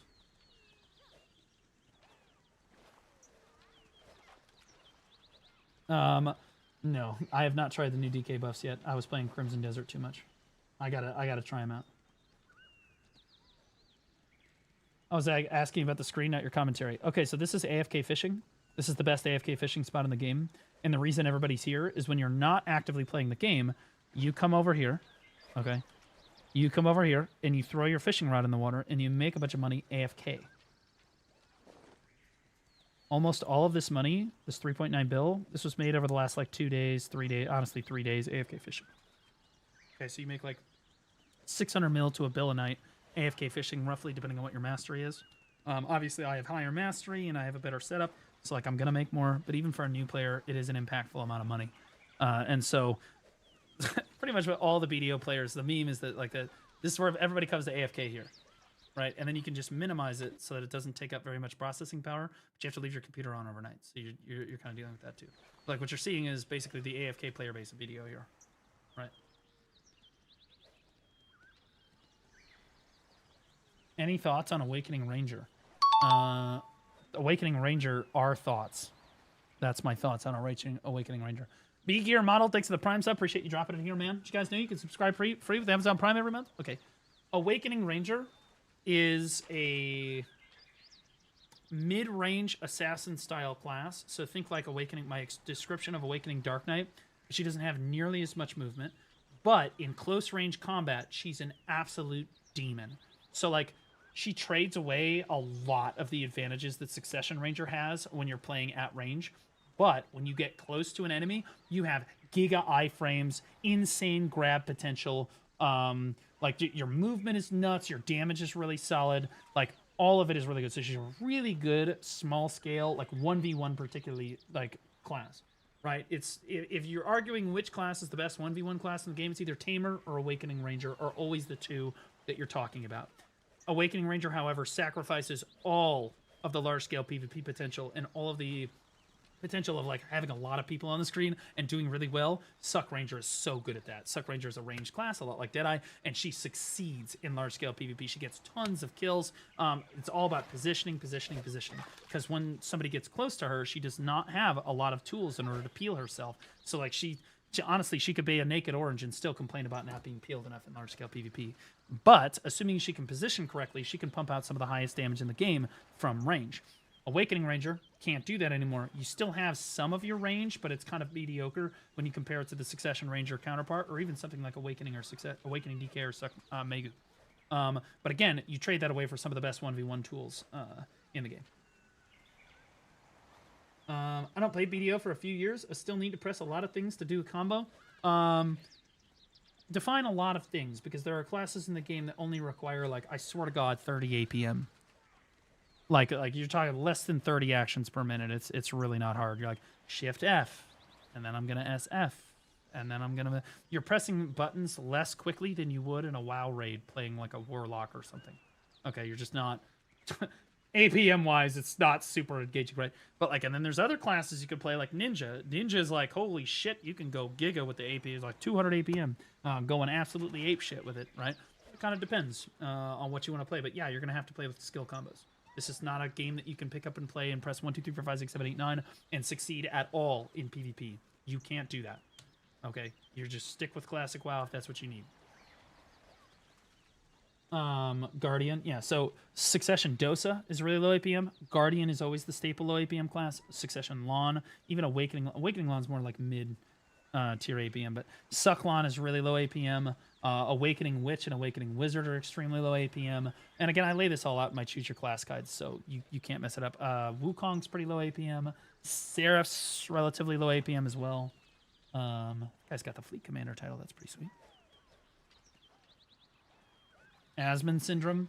Yeah, well, people like Asmon. Like, I love Asmon, okay, but people, like, Asmon hates the Black Desert combat system. He thinks that it's overrated, he thinks it's outdated, etc. And that's because, again, he hasn't taken the time to really learn the BDO combat system. He did in 2017, and he loved it.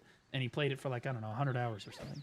But, like, that was before Awakening even came out. So, like, that's, I mean, that's night and day, right? He hasn't actually played BDO in a long time. He played it for like 2 hours like 2 years ago, and that's like his recent experience. And the reason he thinks that Black Desert combat is clunky and hasn't scaled well is because he tried to hit K, and he tried to put his skills on his hotbar, and for Awakening Warrior, if you try to do that, it's going to feel really choppy, and because you're not playing the class how you're supposed to be playing the class. You physically cannot play classes by putting the skills on your hotbar.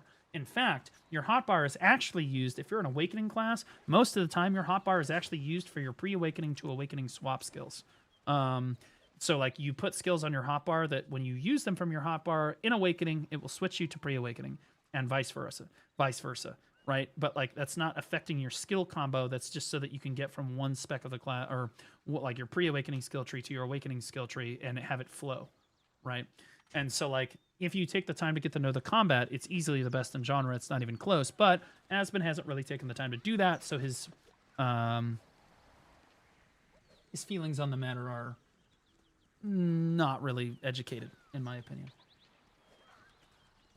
He tried to play it like it was WoW. Yeah, exactly. And again, he doesn't remember really how great it was when it came out, right? And it's gotten better, in my opinion, over the years. A little bit smoother. As a returning player, which starting zone is the fastest to complete on a new character? You need Ancient Stone Chamber, brother. Don't even look at the other two. Ancient Stone Chamber. I have a beginner guide. If you have any other questions like that, I have a beginner guide. Super good.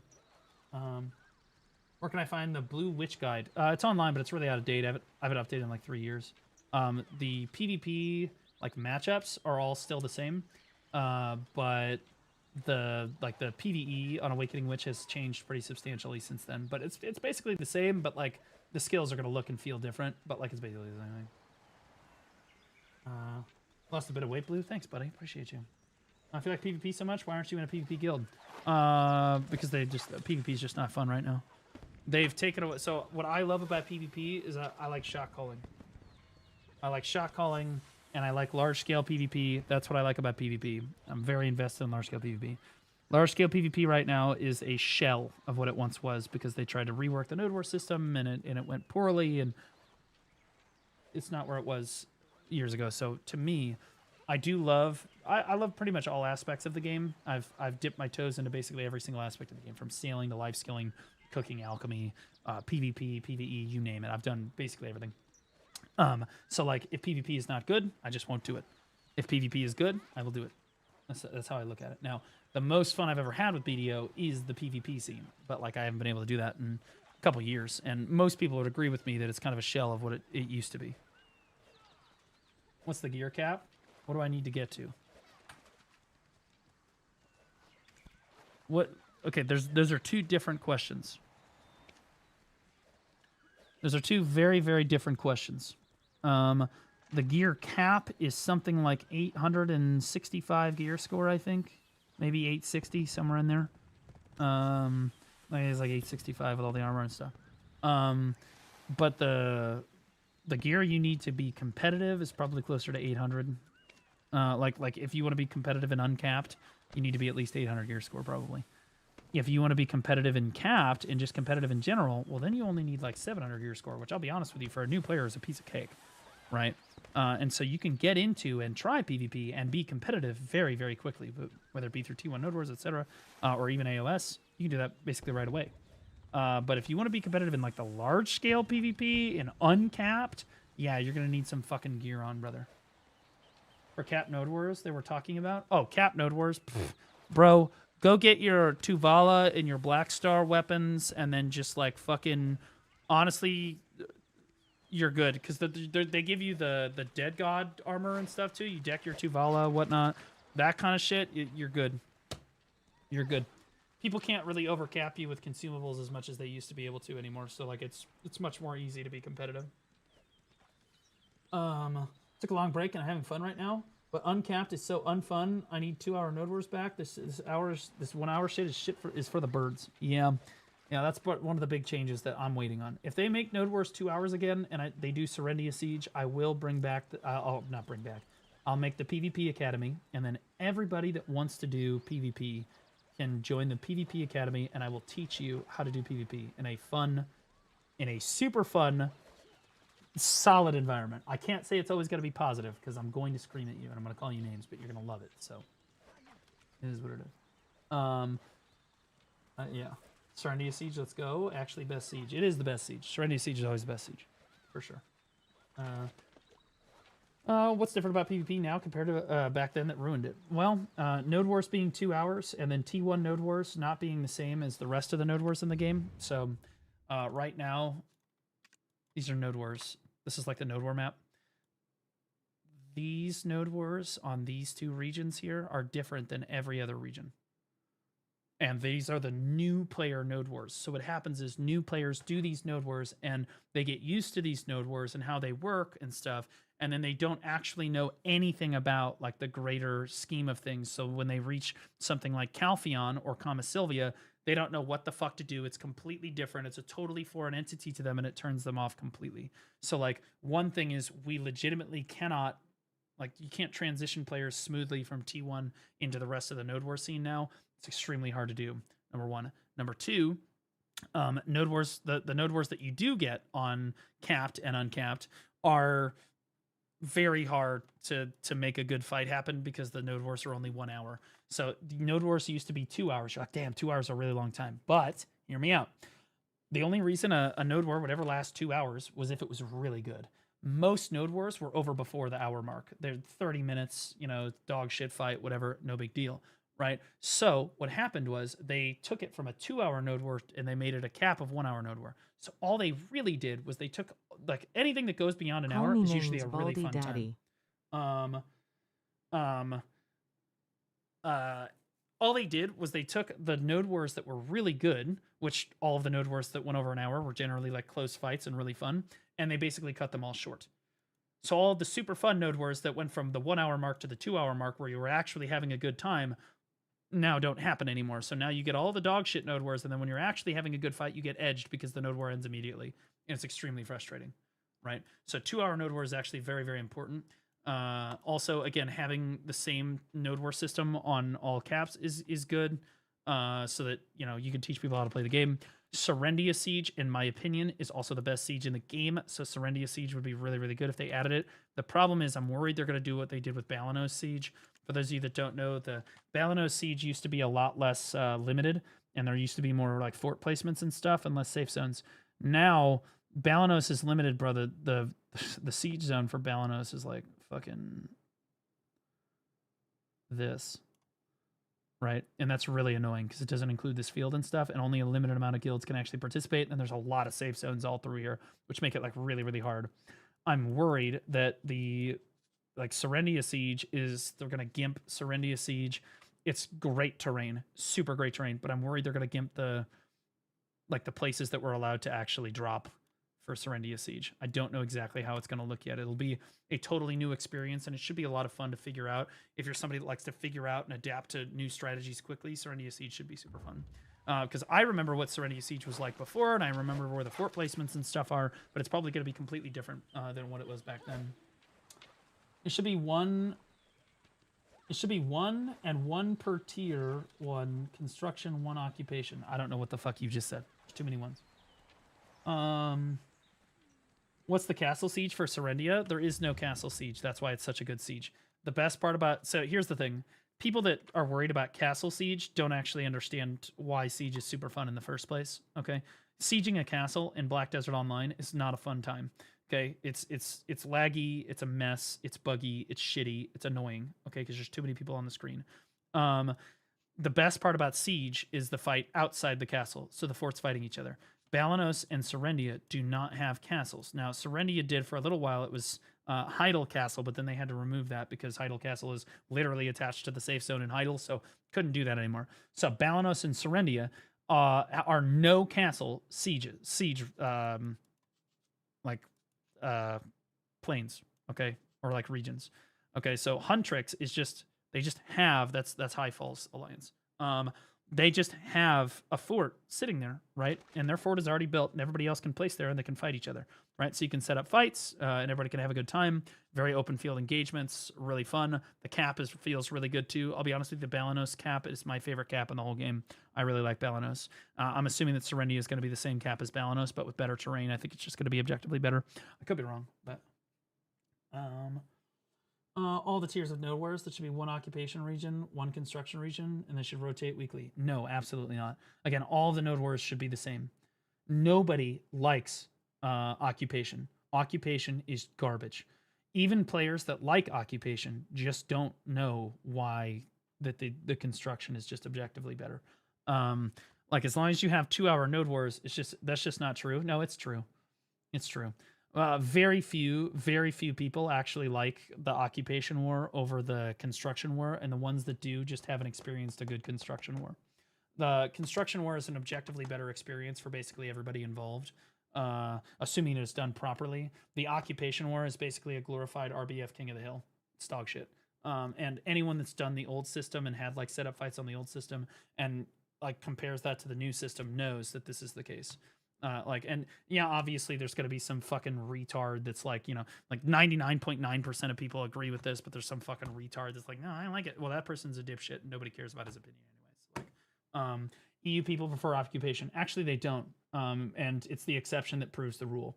So what retards think is that EU players, like occupation node wars because they pick it on a week-to-week basis. But the reality of the situation is that EU actually hates occupation node wars. The only reason that they do the new node war system, which is occupation, over the construction, is that they feel like in construction they can't set up a fight and have a super fun time for the full 2 hours. It always ends up getting cut off, so they might as well just RBF for an hour or for like the occupation time.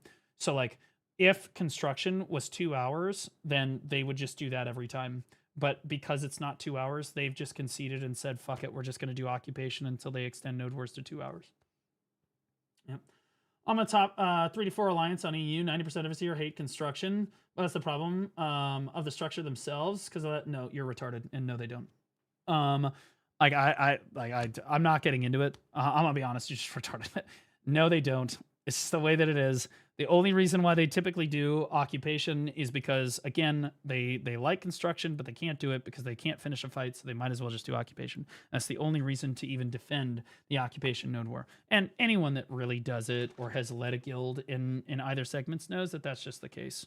It's true. The only reason to do it is because the other one is ruined, right? They feel that construction has been ruined. But if they restore construction to what it was before, then they would definitely go back and do that, and they should. And the vast majority of players in the PvP scene think this, and it is the correct way of of thinking about it. There are some retards that don't remember what construction was like before, or maybe they've never participated in a 2-hour construction war where there's a setup fight and they don't understand what it was like before. To have like your shot caller, you have tempo, and you got to have your flags at the right spot, and all the competitive stuff. Yeah, I assure you, the majority of the veteran PvPers, and they're correct on this, want the construction war. It's not even a question. Can you explain how the old Node War system worked? Yeah, well, I mean, they finally gave it back to us in like a hybrid system. And by the way, the evidence for this is actually in the... okay, so here is your coveted... Here is the amount of people that love your new your new occupation Node Wars, right here. Okay, because of your precious occupation Node War, we lost over 40% of our fucking player base. Okay, and they were almost all exclusively the PvP scene. Okay, so like again, it wasn't until they finally handed it back to us as like a construction was handed back to us as like a like an option that people were like, okay, well, we'll try Node Wars again. But for a long time, Node Wars were completely dead. So the way that it currently works, guys, in occupation is that you basically just hit G, you sign up for Node War, guilds sign up for Node Wars, they just hit enroll, basically, and on a region. And then let's say that 3 guilds drop on a region, okay? Let's say that 3 guilds end up dropping on a region. Well, if 3 guilds drop on a region with the new Node War system, only 1 fort is going to spawn. Okay? And all 3 of those guilds have to fight over this fort. Okay? The last person to hit the fort gets it. All right? And then let's say that this guild here takes over. We'll make them different colors so that you can understand better. Let's say that the blue guild here takes the fort. Okay? Then they own the fort, but then the other 2 have to push into them, and whoever last shots the fort gets the fort. Okay? It's just not fun. This is not an engaging Node War system, mainly because it's more of a free-for-all style, and it does not encourage you to actually go in. What it encourages you to do is just to sit around and wait. You just sit around and wait for the fort to get low, and then you dive in, right? Or you just run around in RBF. You just kill people for fun. You just whatever. There's no strategy involved. You're not trying to save flags or utilize the Ellie properly or even have a cannon team or any of that shit. None of that matters. You just kind of run around and do whatever you want, and then when the fort gets low, all of you commit onto it, and then it's RNG who gets it. Woohoo. That's it. Yeah, it's an hour of a RBF ball fight. What most players like, and now I'm going to explain the old system, is the old system, you would have guilds. If you wanted to participate in a Node War, you had to build a fort on that particular Node War zone. So these are all Node War zones in the game. So let's say you wanted to participate on Serendia Shrine. You would have to build a fort that is legal in the Serendia Shrine area. And what guilds would do is they would partner up. So like they would organize ahead of time, hey, we're going to take 2 people or 3 guilds on our team, and you're going to take 3 guilds on your team. Okay? And then we're going to fight each other. All right? And what they would do is they would organize the team. So if the first guild is the strongest guild on the node, the second guild is the second strongest guild on the node, etc., right? All the way down to 4, 5, and 6, right? What they would do is they would organize the team so that you would have like guild 1 is on this team, guild 2 is on the other team, guild 4 is on this team, guild 3 is on this team, guild 5 is on, depending on how strong 1 is, you'd have team 5 over here, team 6 over here. They would balance the teams so that every single guild would be able to participate and have a good time. Why is this relevant? Because guild 6 is the most important guild on the entire node. What you need to understand about large-scale PvP in all MMOs, this is as true for Throne and Liberty as it is for Black Desert, is that you need to keep the weakest guild on the scene consistently showing up to fight. You need to make sure that they're having a good time. Okay, the new Node War system, the one that I explained before, where everybody just fights over a node, the weakest guild is they're just fucked. You're just never going to get a fort. At no point in that system can you succeed as Guild 6. You cannot win. You physically cannot win. You will just get absolutely obliterated by everybody else on the node. So what happens is Guild 6 stops showing up for Node War. Then Guild 5 becomes the weakest guild on the Node War. And eventually Guild 5 says, well, fuck it, we're the weakest, we never win. So they stop showing up. And then Guild 4 stops showing up. And then Guild 3 stops showing up. And then Guild 2 stops showing up, right? So that's what happens. The scene kind of cannibalizes itself. With this system that I have explained to you here, Guild 6 has a chance to win, right? Because they're paired with the strongest guild on the node, right? The weakest guild on the node can have an impact and meaningfully have a good time in node war. It also teaches you strategy with the other guilds. Okay, so you can work together with other guilds and have allies and like form strategies and stuff that isn't just, okay, well, we're just going to show up and hope that we last shot the fort, right? And like, oh, well, we're the weakest guild on node. Oh, okay, well, then we're fucked then, right? That I know that everybody loves to talk about digital and stuff, but really the true heroes of every team fight are the weakest 2 guilds on the node who willingly show up every single time. Havoc are absolute homies for that. Havoc just shows up and basically gets farmed at every single fucking node war. I don't even know how the hell they do it. They literally have industrial grade helmets on in that fucking guild, and they just put their helmets on and they sniff their fucking glue and they just run in and they take it time and time again, right? Like that's just how it is. Those types of guilds are phenomenal for the PvP scene. And to be clear, the thing making the old node war system, the one I just explained to you, good is not the system. Right? Having to go out and build your fort every time and having to do politics and set up a fight and do politics, all that stuff, that's not great. We shouldn't have to do that, right? We should not have to do that, okay? That's not a good time, all right? However, the thing that makes this system good is that it's in the community's hands to make that system good, and we have the capability of making that system really good. We do, because we can make sure that guilds 5 and 6 are having a good time and that they want to keep coming back to the node war scene. Okay, so like when people talk about doing politics in BDO, a lot of new players are like, oh, that's so cringe. They just decide who's winning. No, you misunderstand. What politics is in BDO is trying to balance a fight so that guilds 5 and 6 are having a good time. Okay, because like it's like, okay, well, here's the guilds we have. We're gonna make sure that everybody has the best time that they possibly can, given the guilds that we have on the node. That's politics. No, it's not predetermined who's necessarily going to get the node ahead of time. If pink wins, then they get to choose who gets the node at the end on their team. And if yellow wins, they get to choose who gets the node on their team, right? But like, it's not predetermined ahead of time. It's just you're balancing the fight so that everybody can have a good time instead of just the top end guilds. Does that make sense? This works in NA and NA only. No, EU does this too. And also SEA also does this, if you can believe it. But the difference between SEA and the NA-EU guilds is that SEA are so racist that they absolutely hate each other. They don't really need to do politics all the time because their hatred for each other's race and culture really breeds toxicity into the scene so that they can keep showing up to fight each other because they just fucking hate Japanese people, or they hate Korean people, or they hate, Chinese people or whatever. Right? They just they hate each other. Okay. It's racism that really fuels the SEA scene. Okay. We need that. We need that. Not the racism. I mean, not the fights, the racism. Okay, Ron. Okay, Ron. Now, global node wars when? Well, they've had global node wars before. In an SEA, they had like a cross SEA event where SEA fought Korea, fought Japan, and they actually had to stop the event in the middle of the event. And put out an announcement and say, hey, if any of you are any more racist, we're permabanning people. That's how fucking bad it was.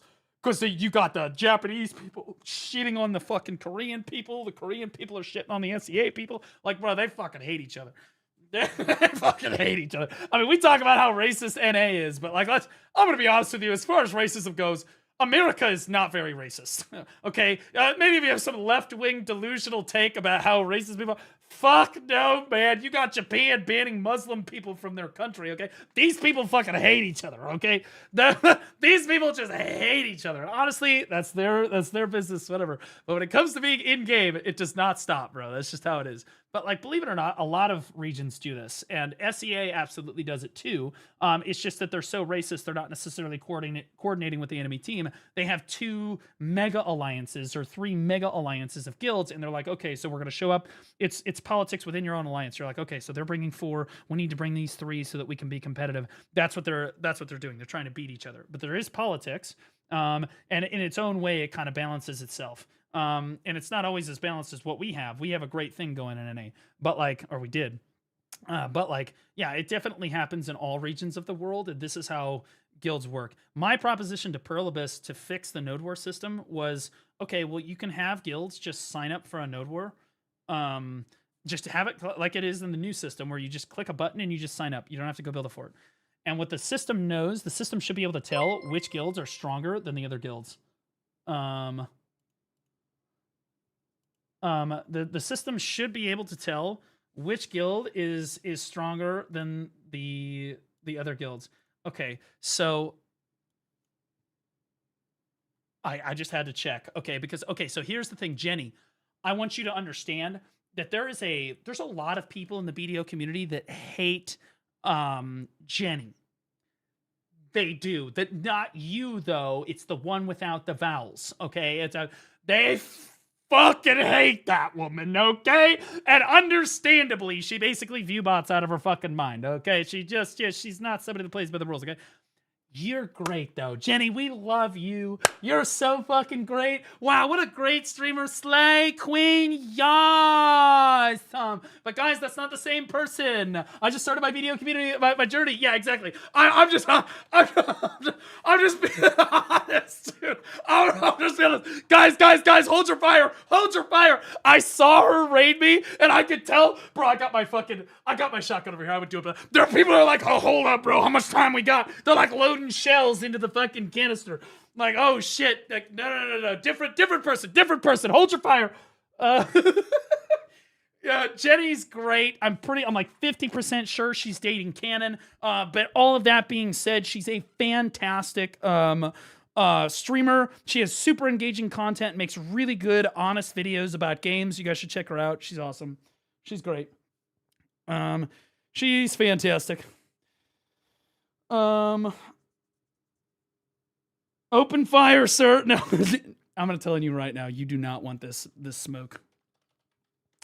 She changed her name. You do not want this smoke, brother. Sister. You do not like there's like being an enemy and being canon, right? Like there's people hate canon, yeah, you get some hate. And then there's this. Okay. And I'm telling you, BDO community does not like Jenny very much. And I have to say, I participated in that. In fact, I am the primary reason. I can't lie. I'm just being honest, okay? But here's the deal. Jenny just resubscribed for 3 months. Pog. Don't fucking cheat. It's literally just that simple. In the Black Desert community, we fucking hate cheaters. We can deal with the racists. We can deal with the homophobes. We can deal with the transphobia. Sometimes it's encouraged. We don't give a fuck about any of that stuff. But if you cheat, whether you're RMTing in the game or you're viewbotting on Twitch or you're fucking or you're piloting, we don't take kindly to people, to your kind around here. We're not fans.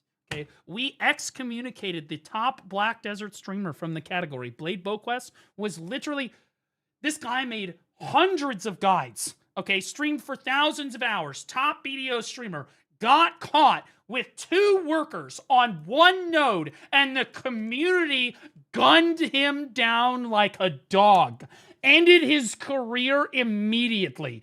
Do you know how fucking irrelevant it is to have 2 workers on 1 fucking node? All right? Even back then, it was like, okay, like, yeah, whatever, man. It is what it is. But like, bro, people do not like it. People are not fans of cheating. Okay, it is what it is, right? Don't cheat. You can still be racist. Yeah, that's how people feel in this community. Jenny, welcome back for 3 months and remembering that I exist. Holy shit, she gave me the Prime sub. Fuck you, Cannon. W Blue took that dub.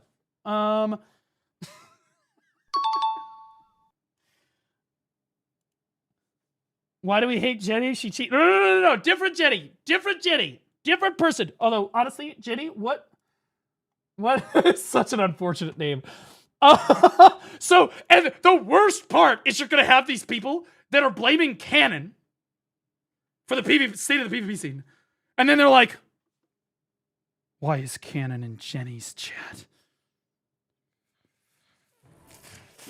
I'm telling you, bro, it's such an unfortunate situation. They fucking hate you two. I'm gonna be honest, and it's not your fault. It is what it is, man. It could have happened to anybody. It could have happened to. It could have happened to anybody. It's just an unfortunate situation. I'm gonna be honest. Which class did you choose? This is not you playing BDO. This is you playing Minecraft. Where? Are you kidding me? Okay, here we go. All right, what are you playing? Gotcha. So yeah, that's pretty much it. Okay, sounds good. Yeah, I'll probably message you for the level. So I'm in this Cass form tipped forever. Cannon, you know what we need you to do?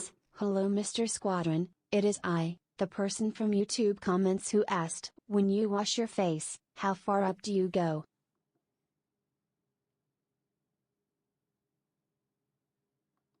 Okay, Cannon, do you know what we need to do? We need to just get together in a voice call with, like, it needs to be me, you, Stoops, Jetty, and Shroud. And we just chill out in voice while you guys all play the game, and they're all new players, right? And we just sit there and we just shoot the shit about the game, and we just answer all the new players' questions so that they're all answered at the same time. Thoughts? Just saying. It's the play. It's the play. That being said, what are you playing? You playing Seraph? Seraph is an acceptable answer. That is okay. I will not flame you for that.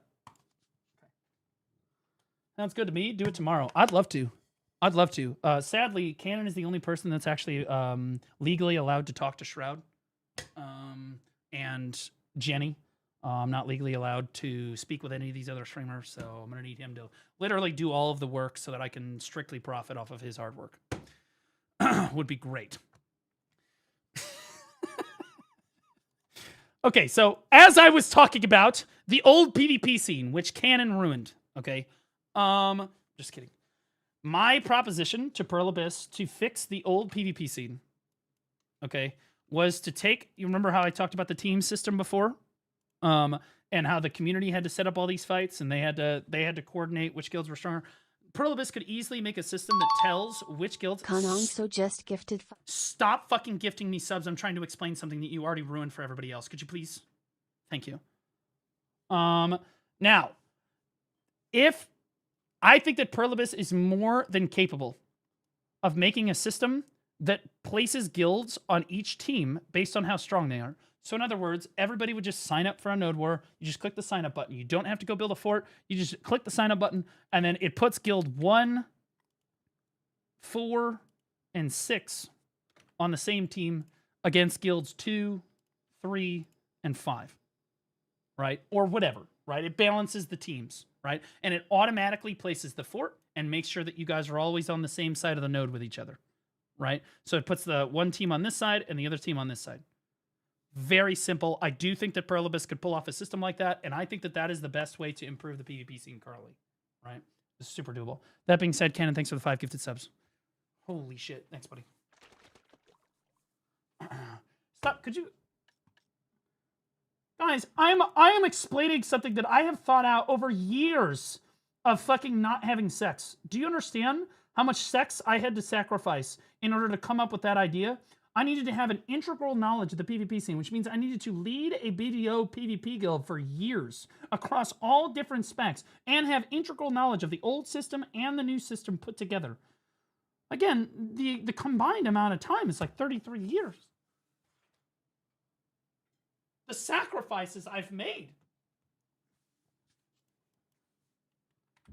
Anyway, this is what the end game looks like. What up, Jimmy Bobby Fruithead? What up, brother?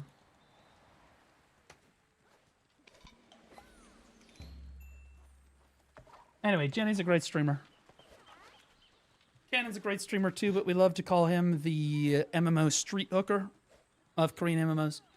Cannon's hottest take, in my opinion, is that Aeon 2 is actually a playable, good game.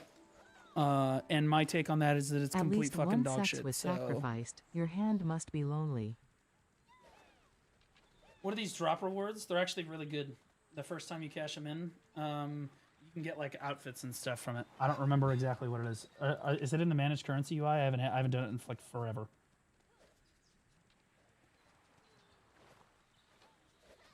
Yeah, I haven't redeemed my Twitch drops in like forever. Use a float when fishing or no? No, using a float while fishing will actually decrease the amount of fish that you catch overnight. Great question. Jesus. The amount of needless, dog shit, worthless fucking knowledge that I have about this game is unbelievable. It's actually just unreal. When the Olvia Academy came out, I literally recognized they copied one NPC. One NPC had the exact same model as one other NPC in the game, and I recognized it fucking immediately. I was like, that's Etheria from Portaferia. I ran straight fucking over to Portaferia, and like literally, I was like, yep, there she is. There she is. Useless fucking knowledge. In fairness, I've been trying to marry that woman for years. I've been waving at her. She still doesn't give a shit. A hooker, he must be viable for PvP. Honestly, I think that the best content that Black Desert could have is Cannon joining a fucking PvP guild. Honestly, here's what we do. We run back. We run back the Throne and Liberty PvP guild. I'm shot calling. We've got Cannon, Shroud, Jenny, and all the other new, like Stoops and all them, all the other streamers of the guild. Okay? And everybody hates Cannon so much. Also me. So much, bro. We would get giga content. It would be insane. It would be insane. Also, we could pass Jenny off as Choice's girlfriend, and boom! That's like 90% more hatred right there, or just right on top of it. Just for just playing a word trick on people. Big. So big. Noto just picked up Cannon. Yeah, but I think that I could just be like, hey guys, I'm gonna run the PvP Academy, so everybody come on over here, and we're gonna make it for a new. We're gonna make it like a new player PvP guild, and I'm gonna shot call it. All right, bet. Where do we sign up, bro? Because it's just me screaming at people during Node War and Siege every night, and doing VOD reviews and stuff for people. Holy shit, that would be so clean. Can you zoom in? Better view? When? I really wanted to wait until they have 2-hour Node Wars in the game. I really wanted to wait for 2-hour Node Wars. But I would be willing to... Okay, the rod between that woman's legs is going crazy right now. We're just going to go over here. The fact that we have this big surge from Crimson Desert, and then what's going to happen is BDO is going to be really, really good for a while. So, like, you have the surge from Crimson Desert, then we're going to have that immediately into the Heidel Ball. We're going to be cruising onto the Heidel Ball right there, and BDO's going to be fucking, right? So if we have, like, a bunch of players come right into the scene, and we do, like, this the PvP guild thing, I think that it could really fuck. I think that you get a lot of people into PvP, right? When's the ball? Beginning of June, normally. It's like June 10th to 15th, normally. Is this game just a solo grind simulator? Every stream I watch is just everyone doing the same thing. Yeah, those streamers just suck at their jobs. You can... Yes and no. If you want it to be a solo grind simulator, could you guys please lock in? I will...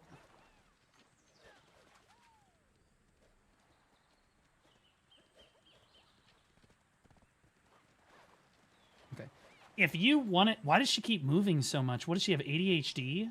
What the fuck is going on, bro? It's like she knows how much of the screen I've covered up. Like, it's a sandbox MMO, brother. It can be as group or solo oriented as you want.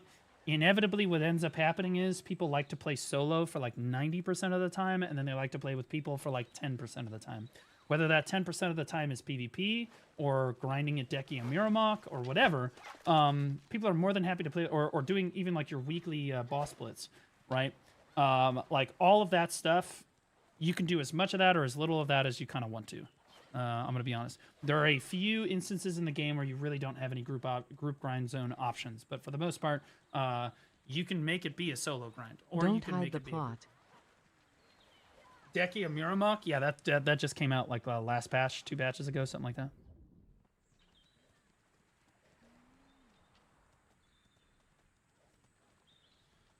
Turn off your cam and remove blur. I'm trying to focus. I will zoom in on a fucking shy, Lakari. Do you understand? Don't think I'm not a fucking terrorist.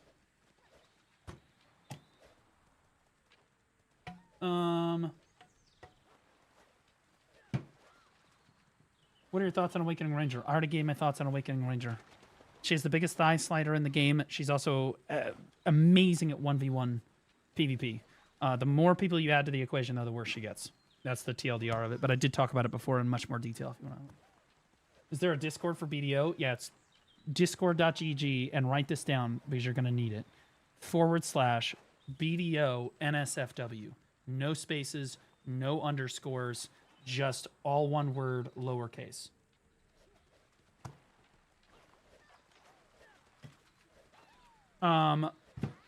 Real shit. The best community for BDO is probably, I don't want to brag, but it's probably us, guys. As far as communities that are welcoming for new players and like just generally just like kind of fun to hang out in, I obviously I'm biased. My community is like the best at that. There are other communities in the game, and honestly, you're best off finding a really active guild is what you're looking for. You need to find a guild that's like really active that you can go play. Wrong. Chris Polly is the best. No, wrong. No, it's Chris Polly is the best. Is that a real channel? No, it's a real Discord, though. I had to leave it because people kept pinging me.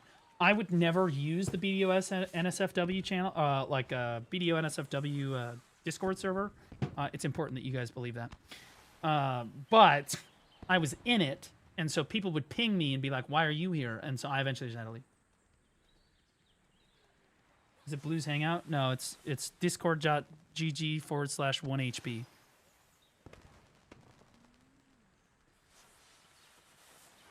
We all believe you, Blue. You would never look at a woman's tits. I would never look at a real woman's tits. Okay? That's disrespectful. I would, however, oogle a fucking mystic's tits and picture...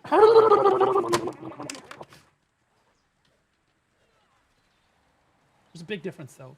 One of them has feelings. Dev Talk this month, I believe. I don't know if there's going to be a Dev Talk for BDO this month. I'm so glad you don't use a VTuber. There's not a single VTube avatar that would be able to capture my facial expressions. It's just not doable, brother. Invite invalid. Bro, it's discord.gg/Blue Squadron. Okay, get it done. What a smooth head. That headphone fell off of it. Yeah, it's really smooth right now. If I let my hair grow just a little bit, it's like a dysfunctional chia pet. But if I just let it like grow just a little bit, it becomes like Velcro though.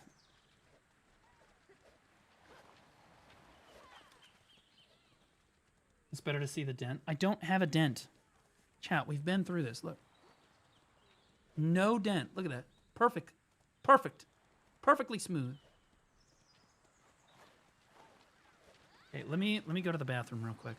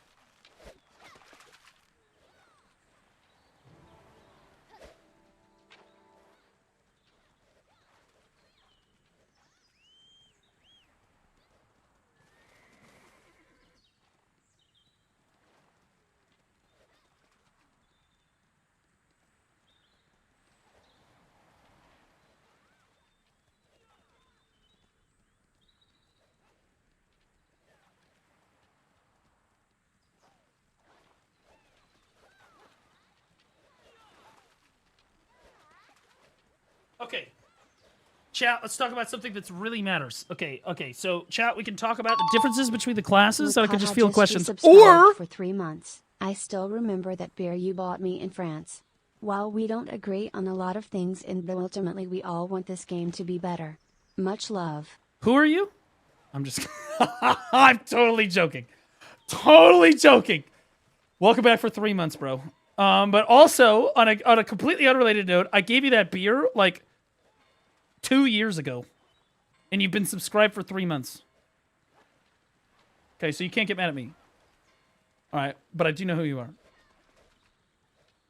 Listen, it's 9 a.m. All right, buddy. Look, if it makes you feel any better, Note and I have known each other for like 6 fucking years, and he's been subscribed for like, I don't know, 2.5 years. 3 years. A little over 3 years.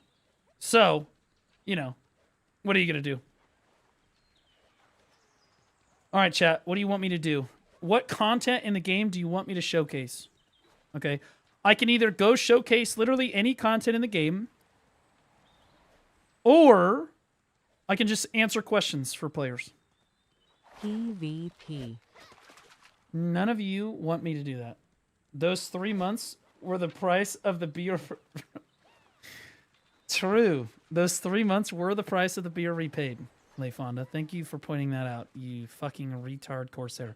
By the way, if you're a Corsair or thinking about playing the class, Leifonda's your guy. And technically his name's spelled with an I because he's retarded.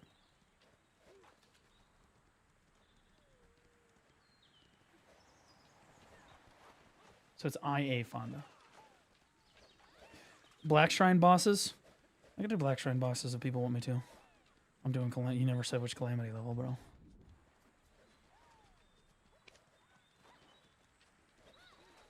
I can do these. I still have no idea how to do like 3 of them, but fuck it.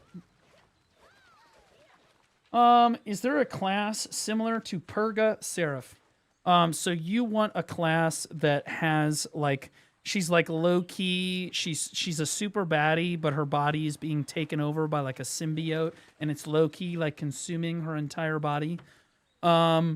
No, but you can play Dark Knight, and it's a similar thing. So the Dark Knights in the lore enslave men willingly to their will through an exchange of goods that I will allow your imagination to figure out, right? But if you go to Odalita, the DKs will literally have the men there in like chains, like they'll have like a collar around their neck, like they're fucking Kaya or something, right?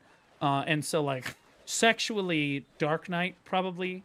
In gameplay wise, Succession Draconia over Seraph. It'll have the same feeling. Dude, when will stream be off? What are you trying to tell me to stop streaming? My kind of woman? Yeah, we all wish that women were more like our Dark Knights. Well, now I'm sold on Dark Knight. Damn. Ladies and gentlemen, we got him. Okay? When will they add a marriage system to BDO? They already have one. You can marry NPCs for... Well, technically you can date NPCs for short periods of time. So if you have the most amity with a female NPC in the game, as far as I'm aware, it doesn't work for a male NPC because Korea is based. If you have the highest amity with a particular female NPC, that you will get a special title, and they will treat you specially for the week. And you're dating them. It's still technically a feature of the game. Although I've never gotten it to go off myself. I did. Furia is my honey. She's my go-to. Can I ask if Ninja is still a valid PvPer and PvEer? Yes, if you don't like your fingers. If you don't care about how much APM that you have to use, Awakening and Succession Ninja are both very viable options in both PvE and PvP. Although Succession does beat out Awakening in most aspects of the game currently, at least that's the perception. Awakening definitely has redeeming qualities. You can skirmish for longer periods of time, and in my opinion, it's probably this slightly less APM grind. Yep. What about Sork? Absolutely, Sork is super viable in every aspect of the game. But Awakening Wusa? Awakening Wusa compared to the Succession counterpart, Succession Wusa is much more burst damage heavy, flanking assassin style. Like, I'm going to dart in and deal a tremendous amount of damage very quickly, and then get the fuck back out again with her, and abuse her mobility and stuff like that. Also, again, battlefield control with her different thunderstorms and stuff. Awakening Wusa focuses a lot more on being more of a mid-range caster, so think like a slower-paced Awakening Dark Knight. But with stronger ranged potential tools, right? And she's also got much more AoE in close range. So she's she's pretty low APM, but she's really solid. She also gives her allies a buff, like an HP regen buff, which is not inconsequential in large-scale PvP, which is actually really, really good. And so she serves as she's a great class. Awakening Wusa is a phenomenal class. And in PvE, she does really well. If you're interested in playing Awakening Wusa, the content creator that you're looking for is Gay-kun. Okay, really his name is J-kun. VT, V before the T. This is your guy right here. He's like the Wusa guy in the community. Particularly, he plays Awakening. Okay? It's not TV, it's VT. It's not TV, it's VT, bro. He always says J-kun VT, V before the T. Every single fucking Old Moon podcast. Every single time. There it is. I love being right. Honestly, it's one of my favorite fucking things is being right. Okay? It is what it is. Okay?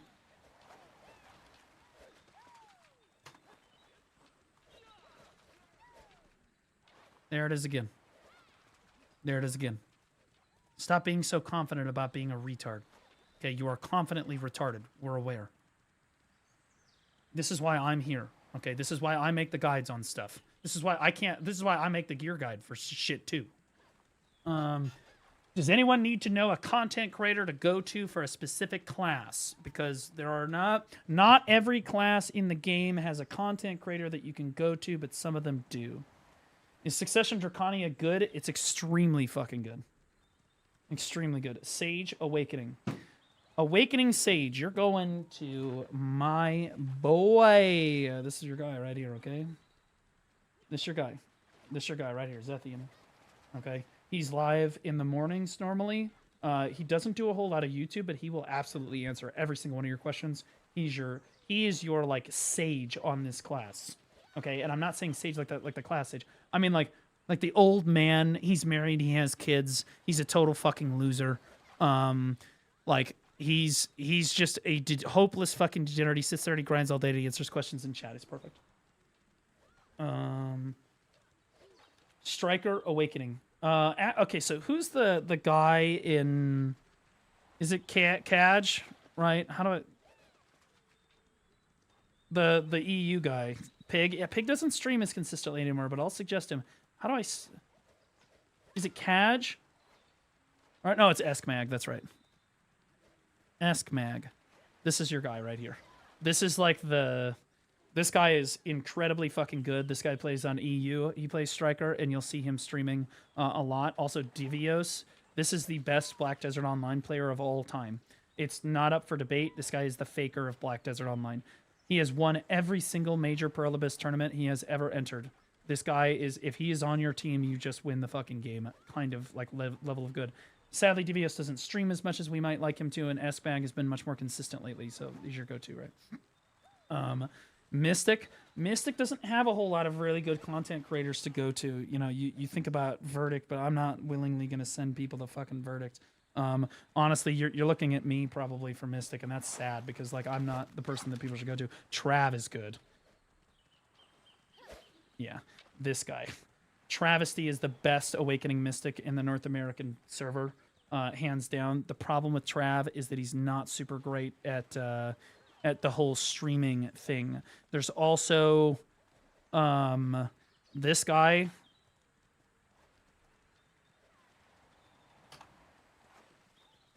No. Can I find it? Hold on. Now, hang on. Oh, okay. I want you to watch this intro and tell me that this guy doesn't fuck on Mystic. Bayek008 just resubscribed All right. for 2 months. I want you to watch this intro and tell me this guy doesn't fuck out of his mind on Mystic. Okay, you're all welcome. In advance.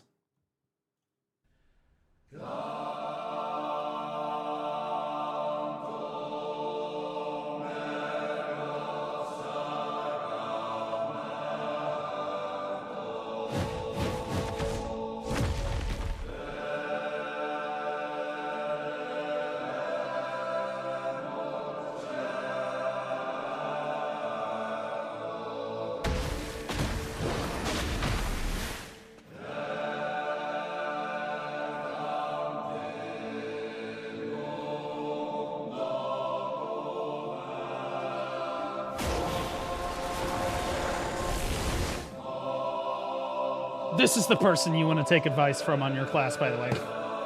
Some hopeless fucking degenerate gooner.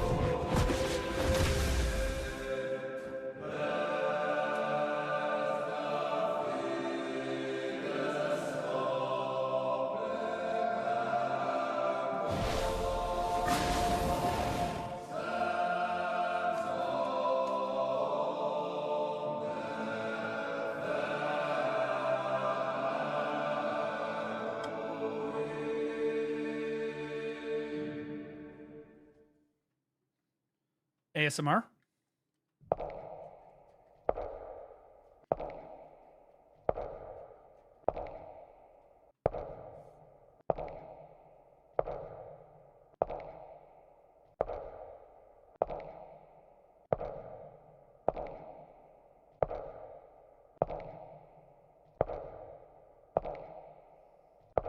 Shameless behavior. Absolutely. This is. I forgot that. Okay. All right. This is fucking crazy work, bro.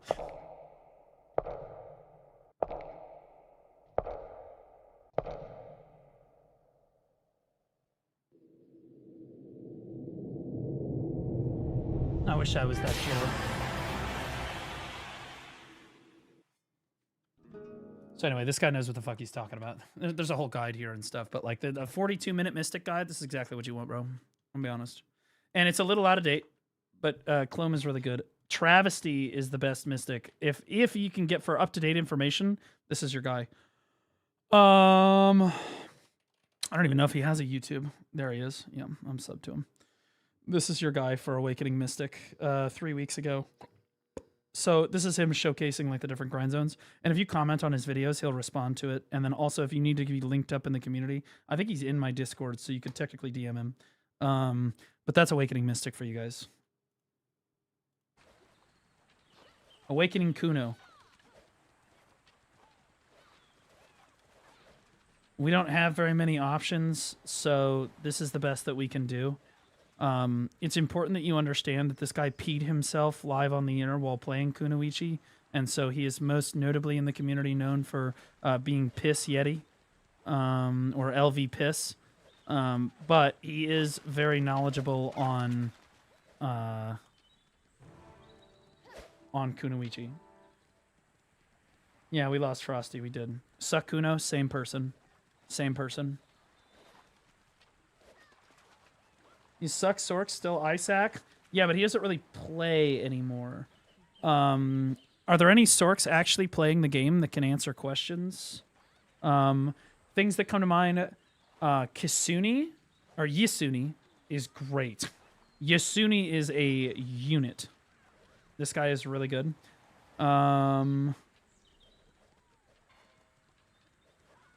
Where did Frosty go? I think he got married or some pathetic fucking shit. Total fucking loser behavior. Seraph.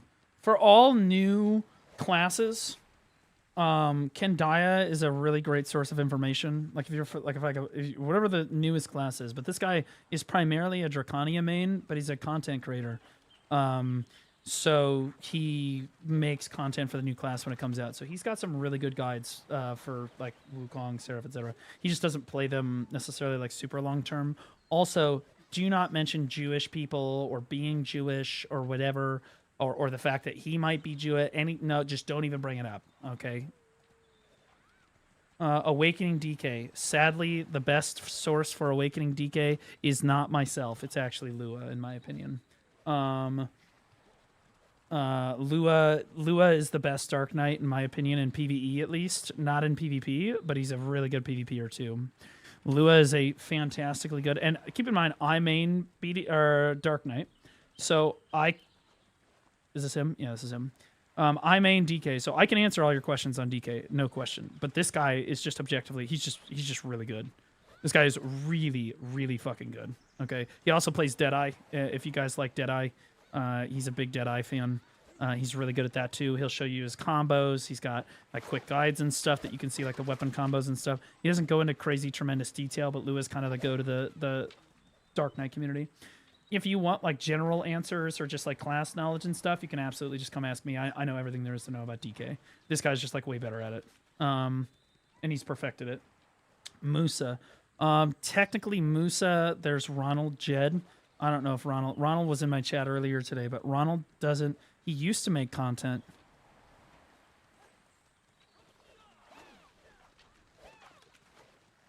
Is this his fucking thumbnail? Are you kidding me? Ronald, you're a fucking retard. What is your profile picture, bro? 6'9" gaming warlord. I mainly stream BDO and AOS. Honestly, started last week. I got no idea what's happening. Please follow. I want my free value pack from Perlibus. Yep, that's him. This is your guy. This is the best Musa, in my opinion, to play the game that's streamed. He's really good. He's really, really good. And sadly, he doesn't make enough content, but he would absolutely answer your question. He's a troll. You need to understand. He's a troll. He trolls the shit out of people. He doesn't take himself very seriously, but he is an extremely good Musa. And he also chat PvPs a ton. So he's known in the community as one of the bigger chat PvPers. There is another Musa that I'm going to mention, but I'm going to say to stay away from this person. This person is honestly retarded. And even for retards, you still can't relate to him.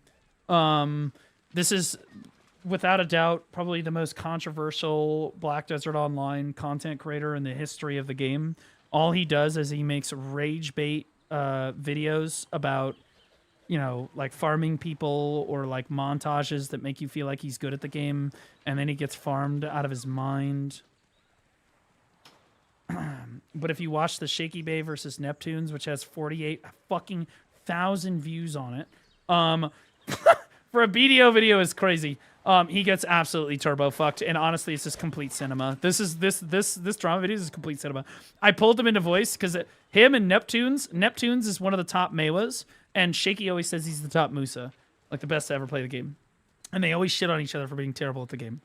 And they've never 1v1 because they're pussies. But I finally got them together, and we did like an official tournament style 1v1. It was insane. It was insane. Anyway, don't go to him for anything. He's dog shit. And I genuinely do not feel like he gives players good advice. And I think he steers new players in the wrong direction many, many times. Many, many times. Valk is hard to play. Valkyrie actually has several content creators that are quite good. Sadly, a lot of them don't play the game anymore. GMG_NC Currently, just resubscribed for 25 months. Hey Blue, hope you have been well. It's been a while, smile. This is your guy. Okay. Canadian Corgi is phenomenal. He knows Awakening and Succession, although he mains Awakening Valkyrie. He plays both. Okay. He can answer all of your questions. GMG, welcome back for 25 months, man. Over 2 fucking years. Appreciate you. There's also Swidex, who I think just started playing the game recently, so I'll go ahead and pull him up too. Yeah, he's right here. He's got a pretty decent YouTube following. This guy is really, really fucking good. He says gamer words every once in a while. So just bear that in mind. Some people view him as like super toxic, but like, I'll be honest with you, nobody fucking cares. He's amazing at Valkyrie. Again, he plays Awakening too. There's also Raiden, but Raiden's not playing the game right now. Oh, and Amu, but Amu's not playing the game either. Corgi's your best bet, in my opinion. Shaky's that bad? Horrendously bad. It is the worst. You will get misled immediately. He has... Honestly, even AI thinks Shaky Bay is bad. If you ask AI...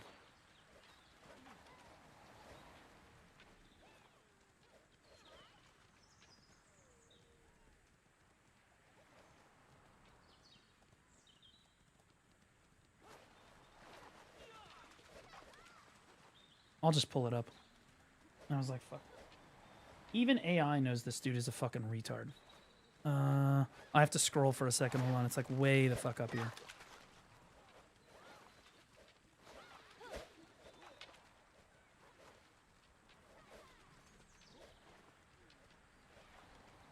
Did Shaky Bay or Neptunes win the 1v1? I'm going to let you go look at the video because it's cinema. Drac, I know you've already seen the video like fucking 6 times. Don't tell me you haven't. It's so good. And if you haven't, you're about to... Oh, dude.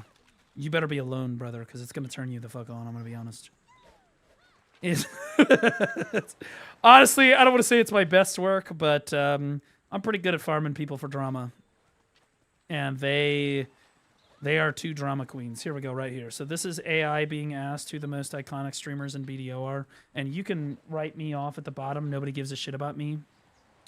Right above that, though, Shaky Bay, known for his controversial, high complaint, worst take style of content. Literally fucking omega cooked by the goddamn AI, okay? So if AI is coming out and inflaming the shit out of him, you know that it's completely fucked, bro. Like, that guy is absolutely fucked, bro. I need a guardian, mommy. So Vessel Vision is the best guardian that streams, but he's been streaming a lot less lately. This is your guy. There's also what's his name? Starts with a J. But he doesn't really stream very much, so it's really Vessel is kind of your go-to guy. For Awakening Witch, I'm your guy. That's me.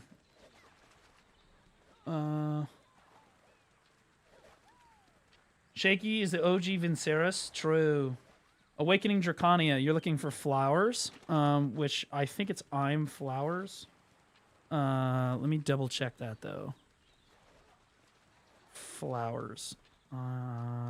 Do flowers, Black Desert, Draconia. I don't know what his Twitch name is kind of fucky. This is his YouTube. It's XP Flowers. He renamed himself. Okay, well here's his YouTube. His Twitch is... Okay, so what's his Twitch now, chat? Does he not have it here? He doesn't even have it linked. Holy fuck, this guy's retarded.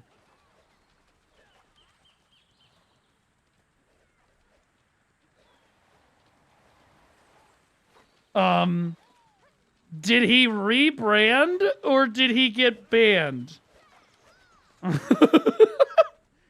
Because there is a huge difference.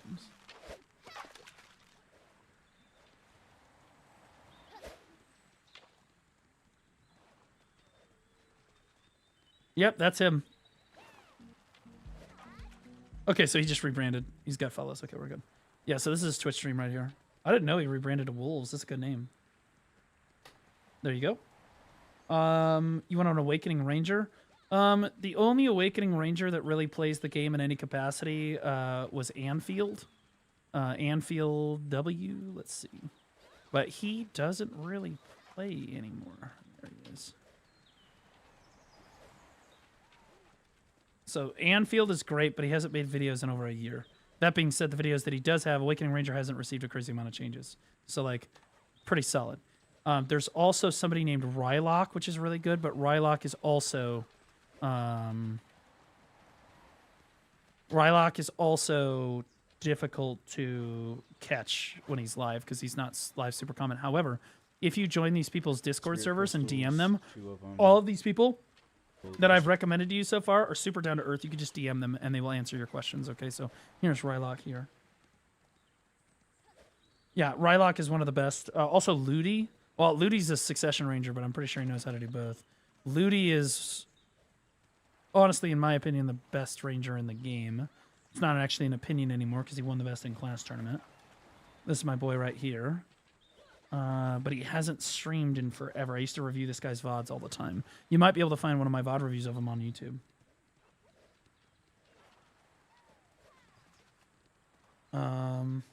Okay. Can we watch Khufu's recent montage? Does Khufu have a new montage, or is it one of the old ones?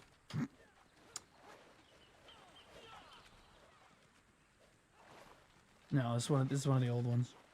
This is the best montager in Black Desert history, guys.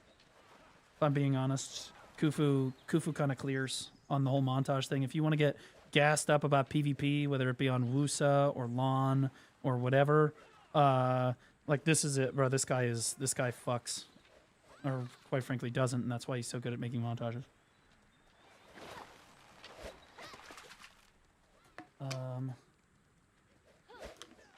Which content creator for Succession? Megu.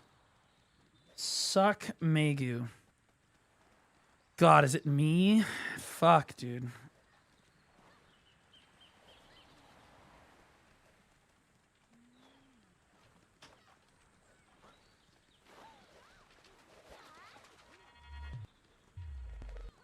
Seven downvotes. That's crazy. Okay, so I would have put it right in here. Akamos. This guy's Awakening though, and he hasn't made content in like 7 months. Yeah, there's some. Oh my, dude, the shameless thumbnail on that is insane. And honestly, guys, the answer for all of these is really simple. If you look at my Choose Your Class guides, they're a little out of date though. That's why I'm like low key updating it for you guys right now.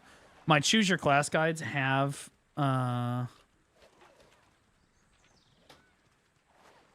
Yeah, this playlist, no matter Hello, which. everyone, and welcome to. Shut up. God, I sound like a fucking virgin. Okay, so if you click on any of these, like if I click on Striker, and you don't even have to watch the video, you can just go to the video description. Usually I linked the best strikers to watch in the video description. Now, Fake Uni doesn't play anymore, so this is a little out of date. But Pig is also another super good striker.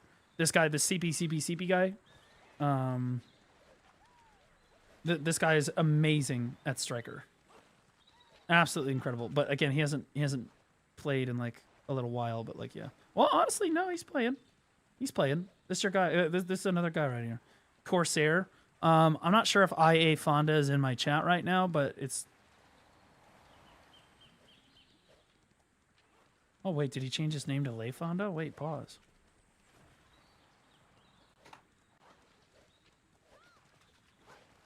No, he did not. Where the fuck is La Chicken is Corsair. Yeah, I'm gonna mention him too, but Lefonda's better. I'm just being honest. So there's Nuke BDO. This guy is the best Corsair to ever play the game, in my opinion. But he hasn't played in a while. I've seen him fishing around a little bit, but honestly, most of his videos are just fucking drama, shit-starting PvP shit. And he was one of the best memers of the game. He's super good, right? Little Dick Mermaid Boy. He used to shit on people. The next is Lefonda, who I, for some reason, can't find him. Lefonda, Corsair, Black Desert. Here it is, Lefonda. Yeah, it's IA Fonda, but it didn't show up. Okay, so this guy, he streams. He's a good friend of mine. Stop, bro, you're gonna summon dude. This guy streams, but it's been a minute since Lefonda has streamed or made content. But this guy is really solid. This guy's really solid. It's really good. Now, most recent content creator, if you can't find those two, is it's not like Chicken Son. It's like it's his name on YouTube. Raise Your Chicken. That's him. This guy. Now he's kind of moody on his opinions about Corsair and whatnot, but like he absolutely is good at Corsair, and I would trust his opinion on the class, and he's not going to steer you wrong. Why aren't people making videos for their classes? Is there no content creators for this game? There is no...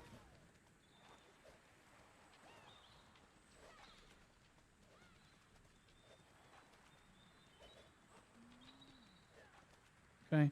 This is an AFK drop rerun streamer. They're alive 24/7. These people are streaming together. This is fine, whatever. This is a AFK drop stream, it looks like. Like, we don't really have content creators. This is an AFK drop stream. We don't really have content creators. Black Desert is a phenomenal category for up-and-coming creators or somebody that wants to get noticed from a content creator standpoint, because there's a huge amount of real estate available to you. And the community, myself particularly, but also some of the other creators, are really good about like rating the smaller streamers and trying to bring them up and promote their videos and all that shit. So like if you're a new creator, it's great. But yeah, you're right. There are not very many content creators for BDO, particularly on YouTube. YouTube is very lacking for Black Desert content. It's if you don't like Blue Squadron or Kandaya, you are in some trouble. Or hello guys, welcome back to Chris Polly channel. Okay, to enjoy watch my video. Okay, like if you're not a fan, you and me struggling. Awakening Berserker. There are multiple people you can go to for Awakening Berserker, but probably the best Awakening Berserker of all time.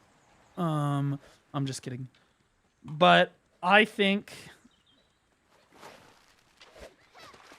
YoFam Steve, as far as streamers go, YoFam Steve is your guy. So the problem with Steve is that he's constantly high all the time. Okay, so Steve is like this super based black guy that is just a total hopeless, shameless gooner.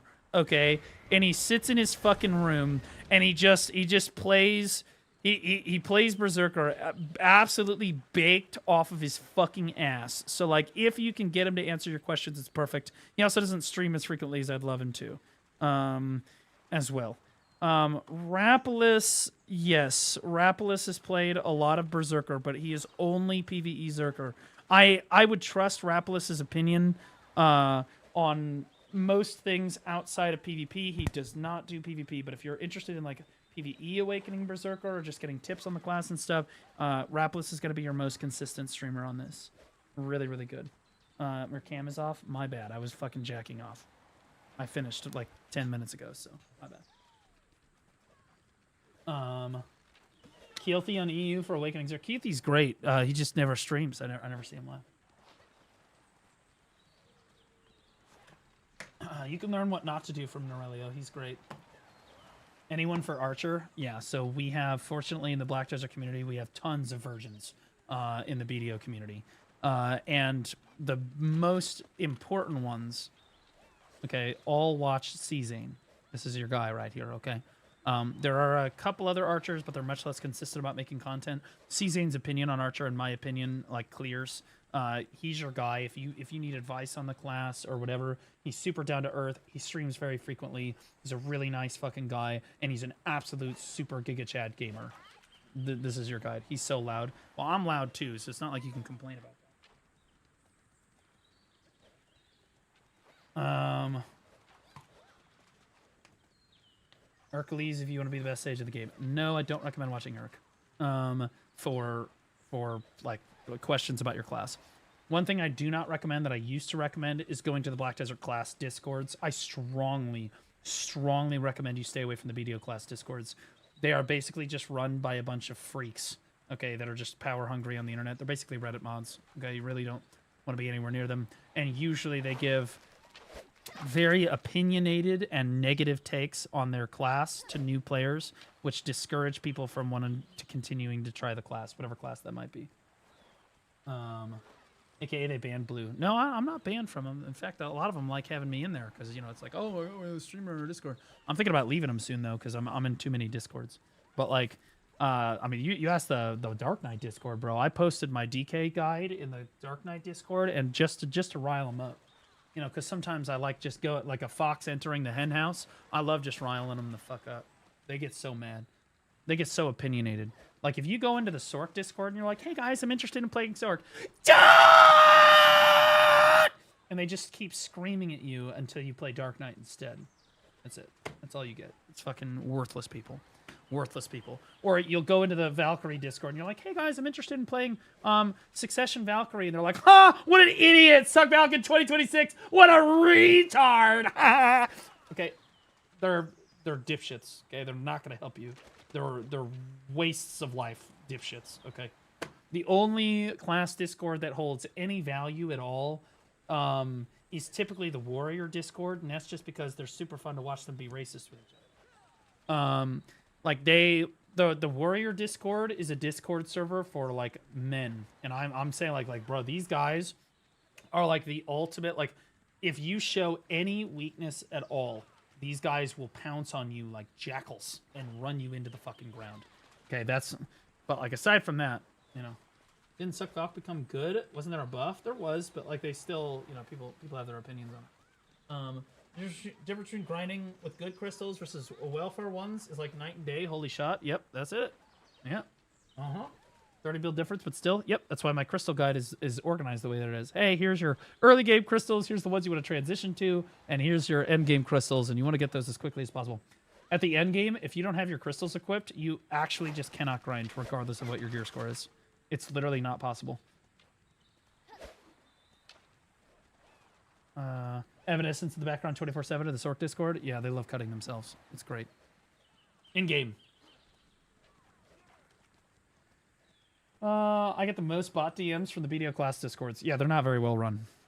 They're not well run. They're not good resources for new players. The best thing you can do as a new player is search out a community that, like, search out, like, somebody on your class that knows what the fuck they're talking about and play the game your way. And then every time you have a question about the class, just bounce it off your mentor, so to speak. And then they'll answer you. And then you just go back to what you were doing before. That's the best way to do it.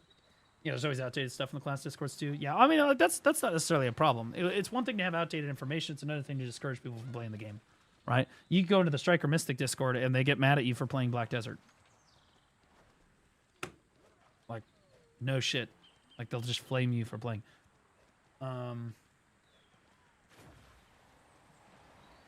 Who is it for Suck DK? Lua. If you can't get a hold of Lua, I'm here. I'm like the knowledge sage, like the generalized knowledge. I have a great amount of knowledge. I have a great amount of general knowledge about basically everything in the game. Okay. Specialized knowledge for DK though, because I've been playing DK for a really long time. Lua is way better than me at it, and he's like a min-max DK player. So it's the difference between going to a min-max player, who a lot of people like to go to for, they're like, okay, yeah, I'm gonna do the min-max thing, yeah, right, because he does all that experimentation stuff and he gets really technical about his silver per hour and whatnot. And then there's somebody like me who's gonna give you like a very knowledgeable response, but again, I'm not like a min-max player. Right? Is there an Awakening Mewa to go to for guy or girl? Yeah, Pinks is incredible. Mewas are very fortunate to have Pinks available to them.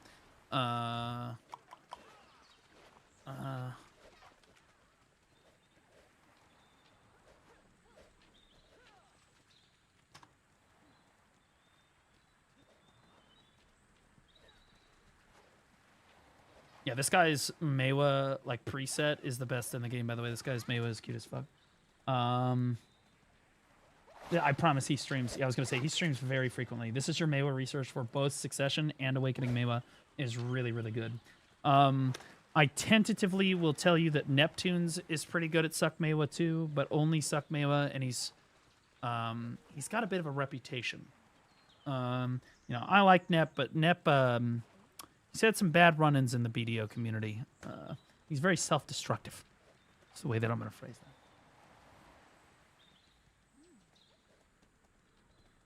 Drac, XP Flowers, yeah, but it's Wolves now. It's not like XP Flowers on YouTube. It's Wolves on Twitch.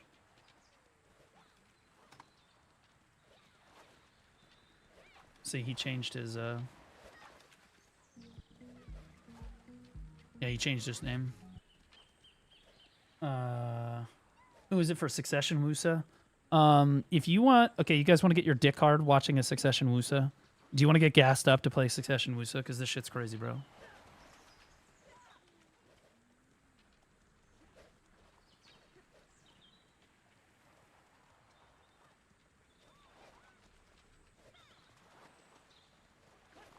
All on the road. Holy. This is going to make your dick hard, and it's going to make you want to play Succession Wusa. Just warning. You've been warned. All on the road. Holy fuck, they have so many on that road. On the south side. Oh my god.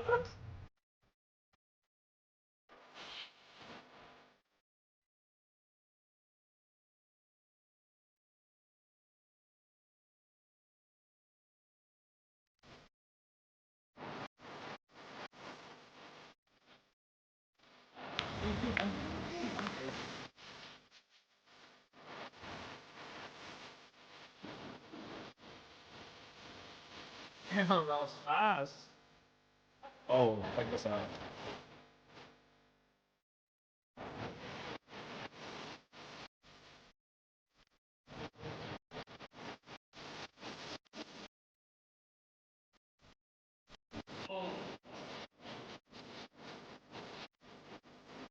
Look at this edit, is crazy.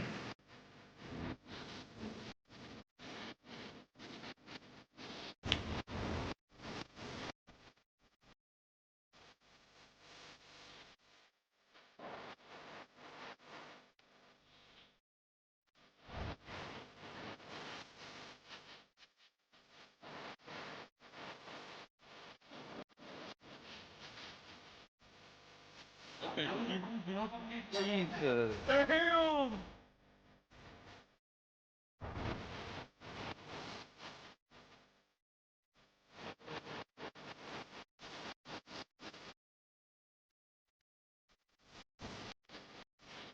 Oh, don't worry about it.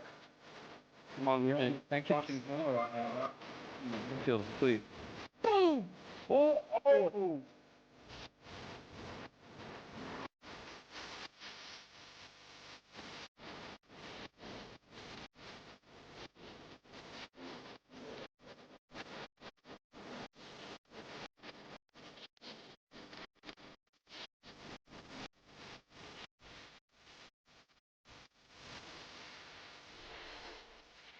So, what you're seeing in a lot of these clips is what makes Succession Wusa super fun to play.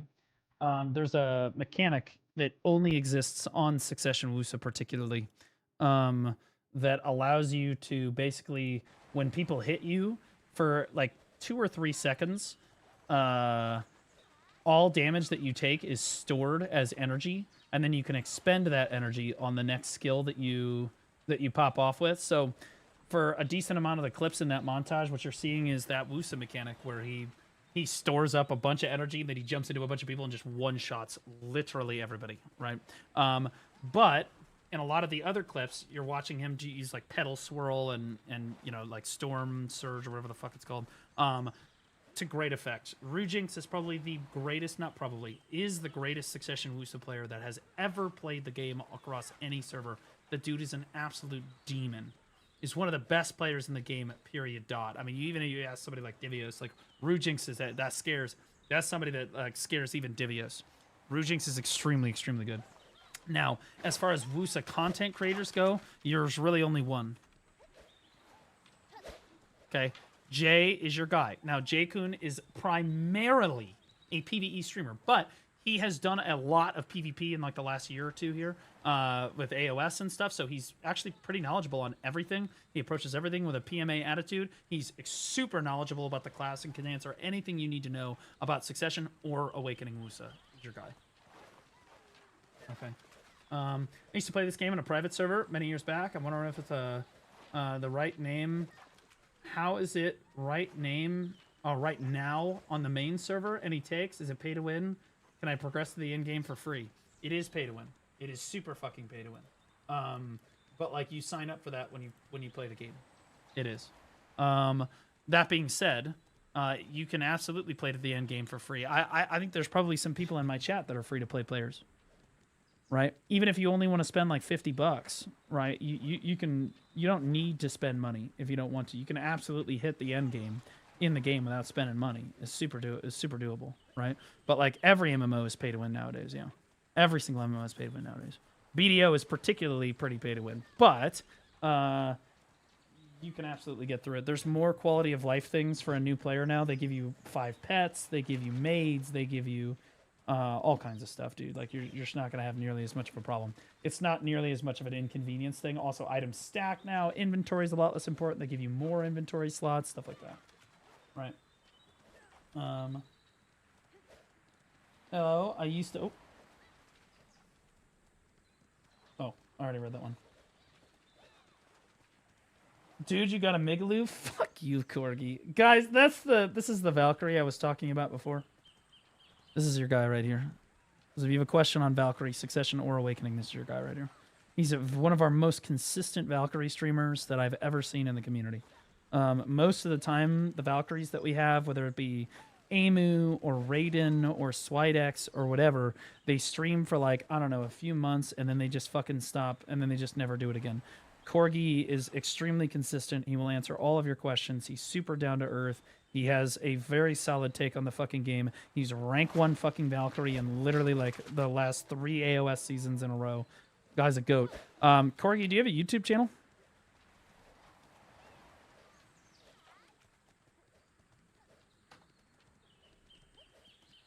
Why is it that my video comes... You don't have a YouTube channel? I do not.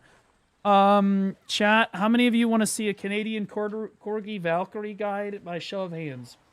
I would promote it, okay? Like, I'll be honest with you, Corgi. You're griefing the shit out of yourself. And if you want your stream to grow, bro, you need to just make the Bible for Valkyrie. Do it. Make the Bible. Do you know what the current Bible... The Bible for Valkyrie has been around for a while, but it's completely out of date.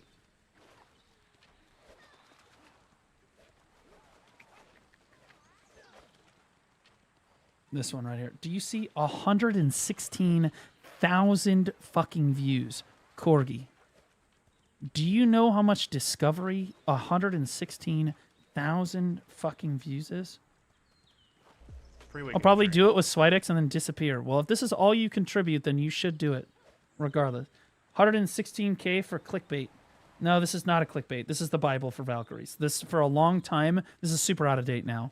But for a very long time, Amu's Awakening Valkyrie Guide was the guide, that's the one you went to. You didn't use anybody else's guide. Everything else was irrelevant. That was it. And I think that Corgi is absolutely capable of making that guide for people. Slight 1337, thanks for the prime sub, but I appreciate you. Guys, said to Blue, so you don't get ads like me. There's no way that you're watching a fucking ad when I'm trying to explain to you how to forge your streaming career. Are you... Bro, somebody tell him to clip something. Like, what are we doing? Okay, I'm free. You're a complete fucking retard. I'm gonna be honest. You're a total fucking retard. And honestly, I didn't say anything good about you anyway. Why do I even bother? God damn it. This is 100... Corgi, it's 116k views, dude. 116k views. This could be your views. Okay? They need people... This is the last time when this was made. This was almost 5 years ago. It's like 4.5 to 5 years ago this was made. You can be that guy. You can be that guy. Okay? There's a huge Valkyrie community. There's a lot of people that really want to play Valkyrie. I don't know why all of you are weebs. That could be investigated by, like, the FBI. But, like, honestly, but, like, straight up, man, you guys... Like, you're good enough. You could make this. You could make this guide. You just need to make a YouTube and then put shit on YouTube. Your stream would grow by, like, 5 times. Dude, do you want to see on the graph?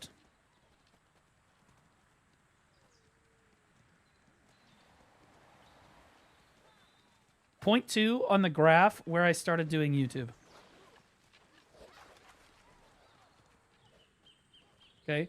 This is all no YouTube, no YouTube, no YouTube, no YouTube, no YouTube. The month I started YouTube. This is the month I started YouTube. Okay? Then I started teaching school, right? So it went down, but then I started doing reacts. I started doing more YouTube, and boom, here we are. Okay? All right? YouTube is what makes a successful streamer in the Black Desert category. And just in general. YouTube is where you get all your discovery from, brother. And the reason that this goes down here is because I've decided that I don't want to just stream BDO anymore. Instead of streaming one category all the time and having really, really good viewership, I have decided that we need to stream many fucking categories. So now I have 13 fucking categories, right? But the follows per hour, 10.7. So that's really good, right? So I'm on my branch out arc. But even still, this would tank to nothing if I didn't have a YouTube. Nobody would give a shit. You got to do YouTube, bro. And honestly, you're in a good spot because you have widespread notoriety on your class already, bro. No one else can do it. It's not like I can go out and make an Awakening Valkyrie guide. Do I know how to play Awakening Valk? Yeah. But, like, am I qualified to make a guide like that? No. You're the only person that can do it. The Valkyries need you. Do your fucking job, you lazy piece of shit. You know it. I know it. We both know it. Stop being lazy and do it. I found you through YouTube. Most of you probably did. Anyone playing Awakening Kudo? Yes, but he's peed himself, so just... LV Yeti. This is your guy. I go to bed now. Could you make the guide?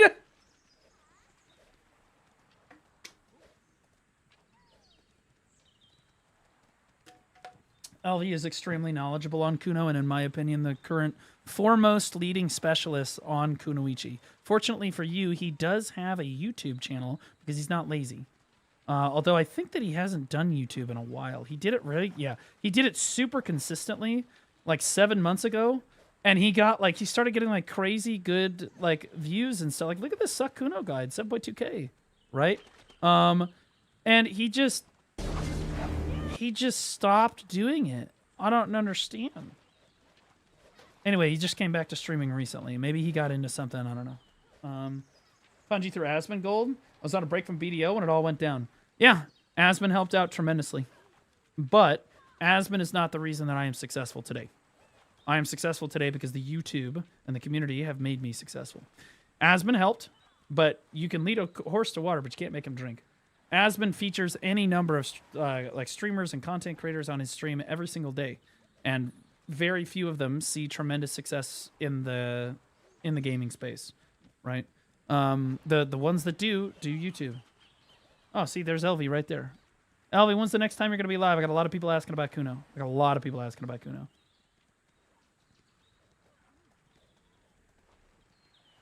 Yeah, it's staying power. Yeah, I mean, I got a YouTube. I got a YouTube. Plus, I'm starting to cover on my YouTube channel. I'm starting to cover like broader, wider events. Like, and I'll be honest with you, I've been very, very happy. LV, why aren't you doing YouTube? You're a fucking loser. Okay. I've been really, really happy with the performance that, okay, fuck that video. But like the IGN video hit 13, right? It hit like 10K in a day. It's 10K in a day, it's 8K in a day, 7.2K in a day, right? Get 7K. Like these videos are doing really, really well for me. Not as well as maybe a BDO video might do, right? Like the best grind zones in BDO. But like, in my opinion, I think I've seen great success.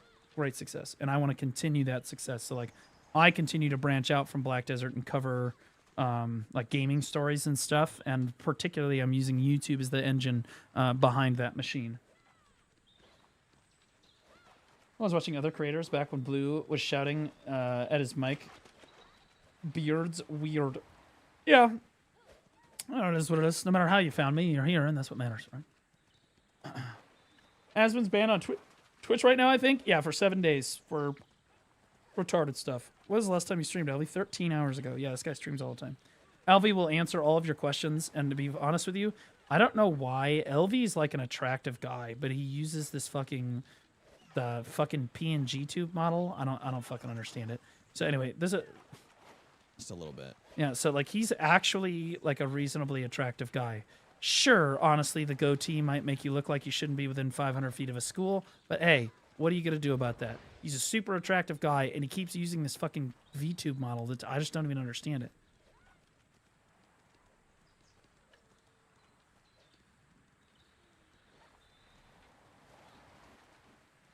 Okay, does anyone else need to know what content creators to go to? The only reason we're going through this right now is because I know that there's a lot of new players in the BDO community. I'm trying to steer you guys in the right direction. I want you guys to keep playing the game.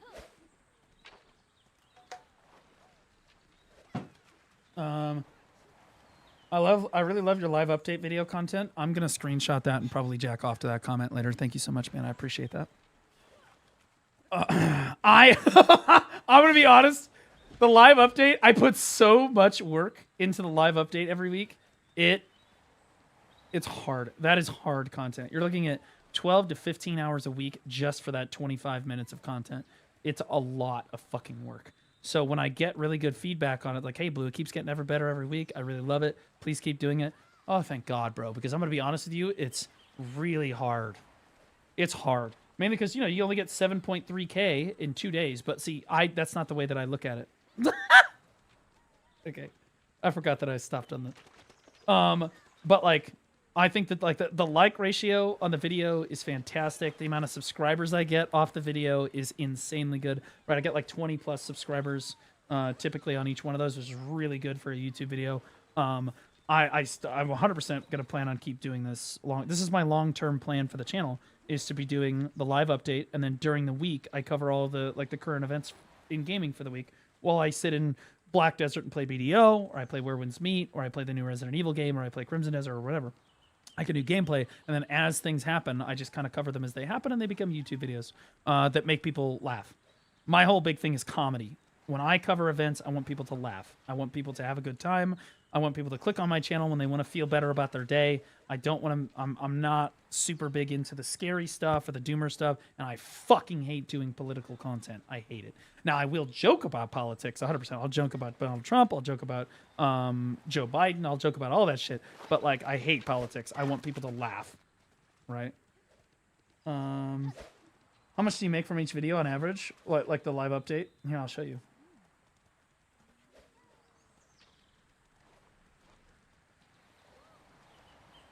$25. $25. Woohoo! Huge. Absolutely huge. Right? But that's how it starts. Okay? I don't ever look at this. I don't ever look at this. This is not... I don't care about this. I care about this. Okay? This is what I care about. Right? This is what I care about. Like, this is the important thing. The discovery, are people like... This tells me, are people liking the video? Did I do a good job with the content? This is what... I don't care about this. I make enough... I'm going to be honest with you guys. You guys pay me enough money. I make plenty of fucking money doing my job. Even if you don't, even if you use ad blocker and you don't fucking subscribe and you don't give a shit, right? You don't like any videos, you're still helping me. You guys pay me plenty of fucking money. I get paid stupid amounts of money to do this job. Again, I used to do jobs that are 4 times harder for 5x less money. I have no complaints, and I don't give a fuck about the goddamn money. I do care if people are enjoying the content, though. Like, I want to grow. I want to be bigger. I want to be known for more than just being the BDO guy, yeah?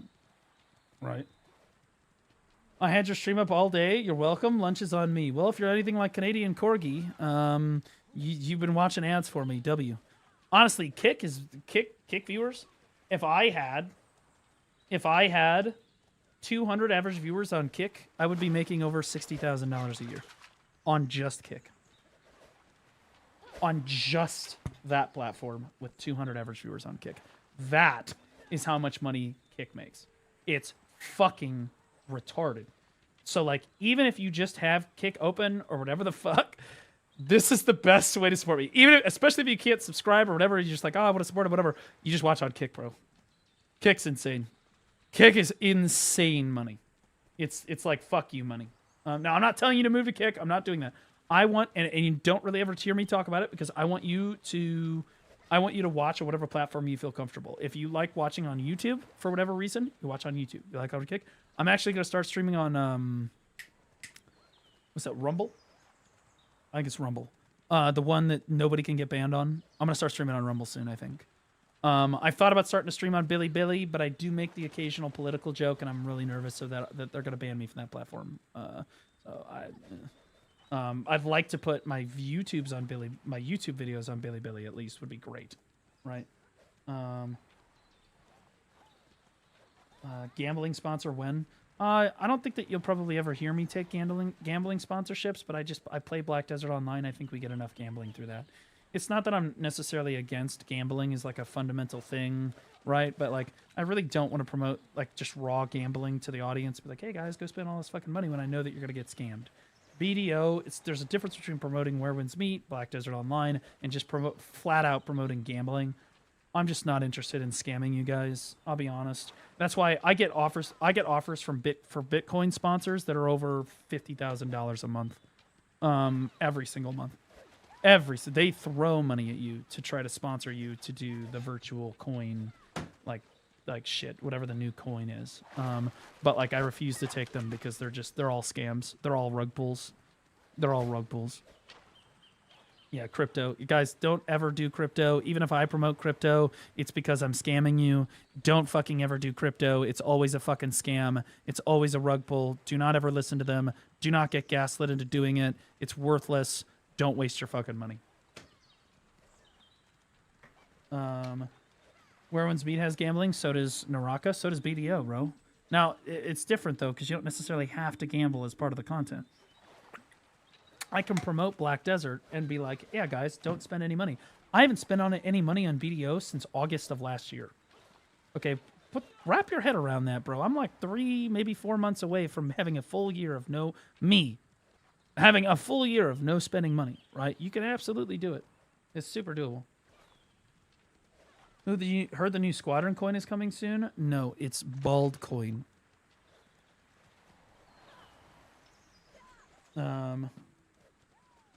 That premium BDO content. Yep. Well, honestly, again, we're just talking right now. I'm answering questions. I don't do this as frequently. A lot of times I'm either reacting to videos or I'm doing a patch note rundown or I'm doing a podcast or I'm doing, like, we're always on something on this stream. We're never really just sitting and allowing me to talk to chat.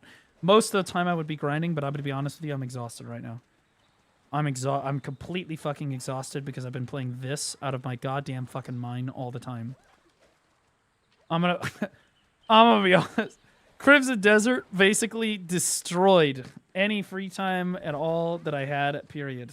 It's been insane. Speaking of which, did that finish? Hold on. Oh, it finished. Let's go. Let's run it again. Time-worn ruins. Let's run it again, boys.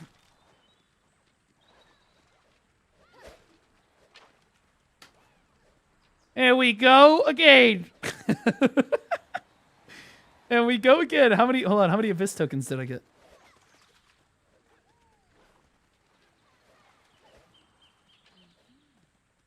I got. They're probably at like the bottom or something.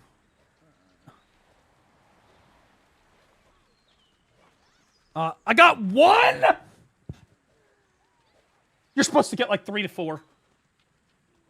You can get 6. You can get 6.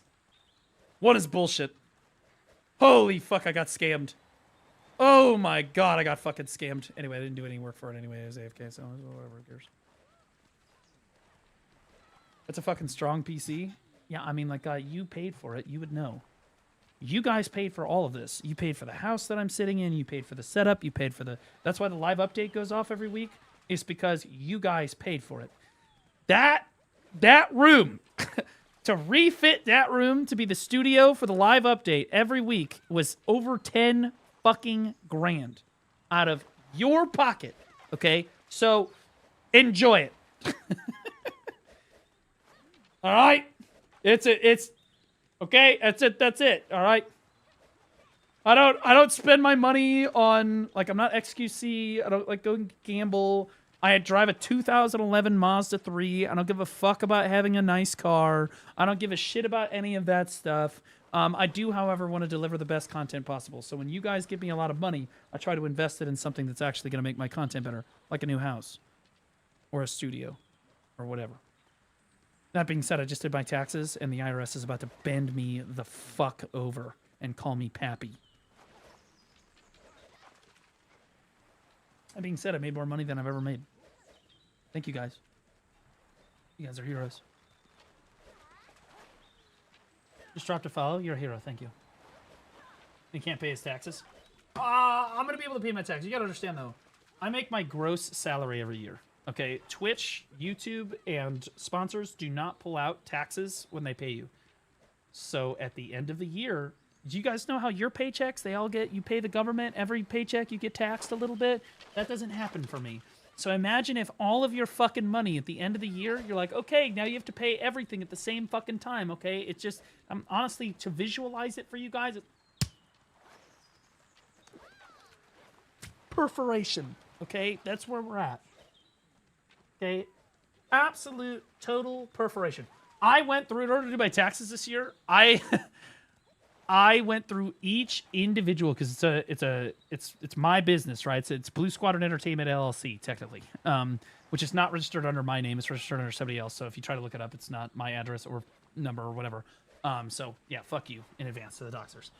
That being said, I have to go through every single transaction I had for the entire fucking year. Every single one. Imagine that. Every single transaction, I had to go through and highlight it with a different color to see how much of a tax write-off it was, if it was a tax write-off, and what the percentage was. Like, every single fucking one of them. It was hard. It was difficult. New player here. How come BDO said to advance in the season if I'm close? You need to finish out the seasonal pass before you graduate. Don't graduate before finishing the seasonal pass, okay? So, like, it should be in the top right of your screen on a seasonal character. I'm not on a seasonal character right now, so I can't show you. But like in the top right of your screen, there should be like the season thing, right? Okay. So you click on that, and then you just scroll through it. Is it the progression pass? No, not this. Yeah, nobody cares about that. It's a season pass, right? Make sure you finish that. It's basically hit level 61, and then the other stuff is kind of trivial. I know what you're talking about. Okay, bet. Also, I have a beginner guide that explains all of that stuff, if you need it. It's got timestamps, so you don't have to watch the whole video. How is bro still yapping? Sachi, what are you doing here? Sachi, I miss our hangout sessions in the bunker, brother. I miss you and the boys. I miss you guys. I'm hella confused. I think it's, I don't know if Node actually updated it. This? Yeah, I'm going to be live tomorrow. Maybe not. It's not ! Beginner guide, although we should probably make it a command.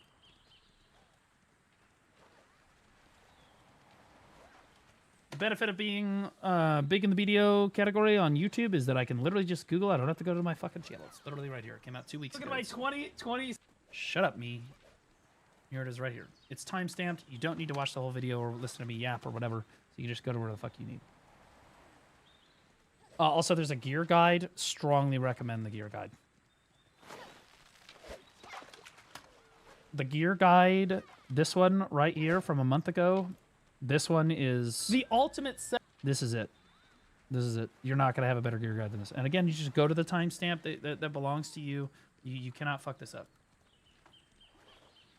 It's a different shirt. Fuck you guys. Okay? It's a completely different shirt. That's exactly where I'm confused. Gearing. Okay, well, that guide's going to be your Bible. You're going to sleep with that guide next to your fucking bedside. Okay? Love the game, though. Well, welcome to hopeless, mind-crushing depression. Welcome. Honestly, we bond over it. When's your next shoutcast? Those are bangers. I was going to shoutcast the console tournament, but then I couldn't. I couldn't because I was prepping the live update all day. Can you have a decent time in BDO? It's free to play? Absolutely, 100%. After all, Shroud's free to play. He's having a great time, right, guys? He's only spent like $500 so far. But you can, absolutely. You do not need to spend money on the game. But you will get a lot of value out of spending about $50. Rub for good luck. I'm not a fucking genie, brother.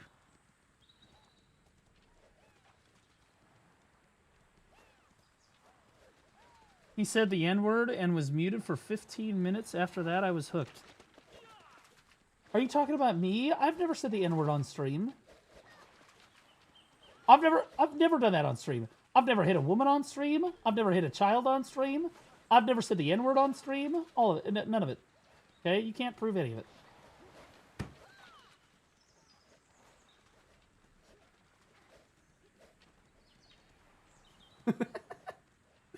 Do you recommend tapping Karazad over buying demos? Yes, as a general rule, you need to at least tap Karazad to pen in order to get anywhere in the game. You're going to have to get to doing Jordine in Adonia, and the only way to do that is to have Karazad. So you're going to have to go to Karazad regardless. Now, once you're at pen Karazad, you can go ahead and make the choice if you want to grind out the pen demos. That's fine. If you have the patience to grind out 200 bill before you get a gear upgrade, more power to you. But most people don't, so I recommend enhancing the Karazads. It's a mental battle most of the time. It's more cost efficient to do it the other way, but it's a mental battle most of the time, and I think that most people would rather just have the stepwise progression of the Karazad over time.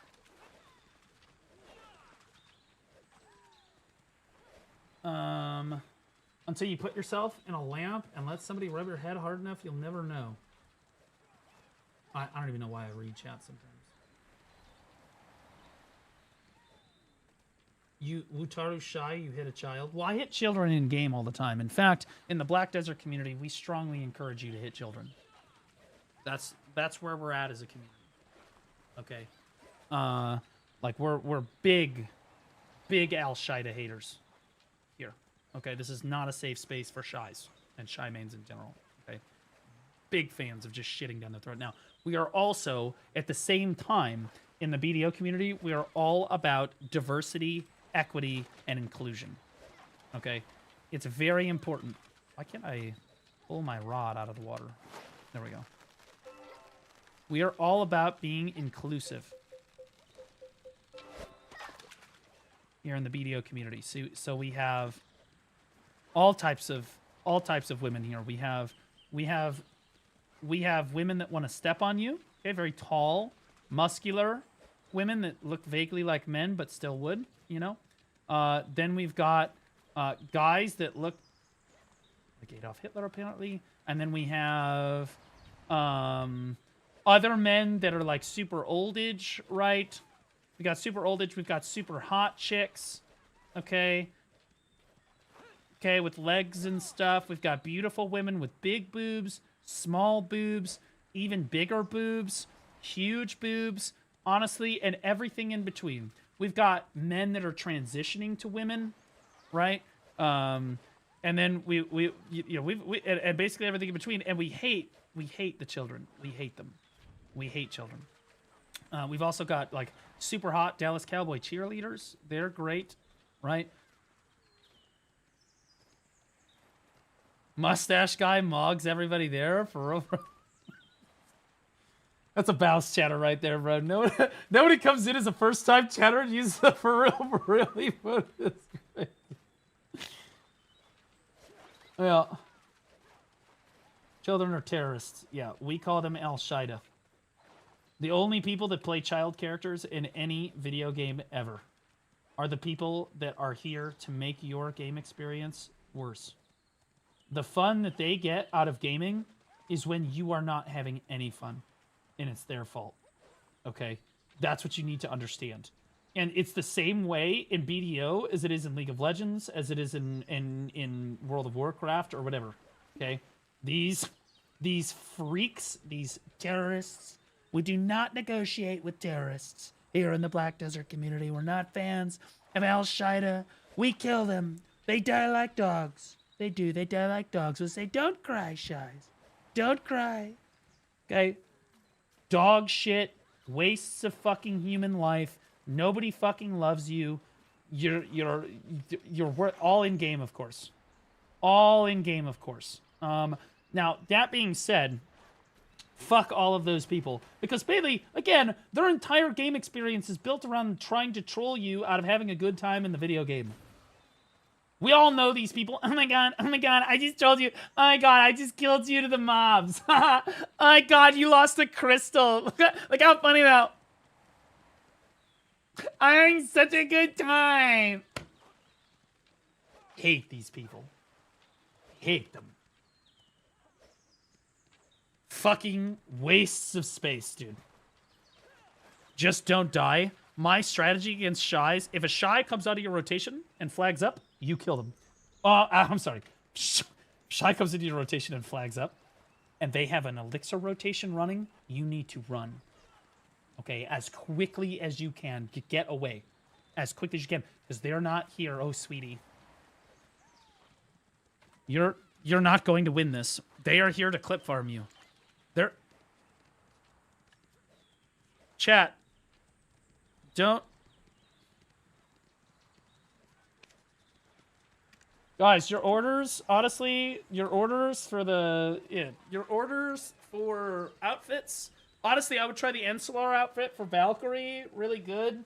Definitely do that. Really, really good outfit to have your order down on, for real. Honestly, Ensolar. Yeah, or the Guardian Unixtra.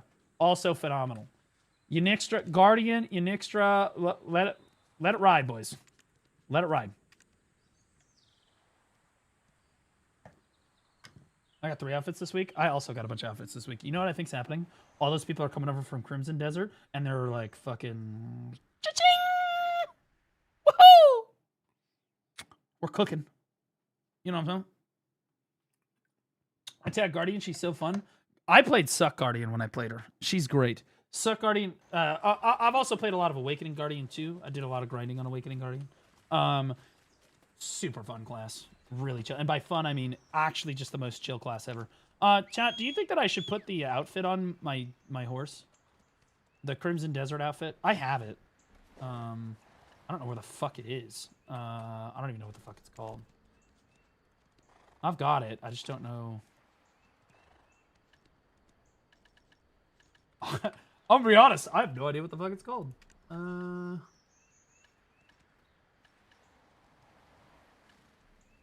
Ashen Crow. Oh, it's on my AFK Fisher.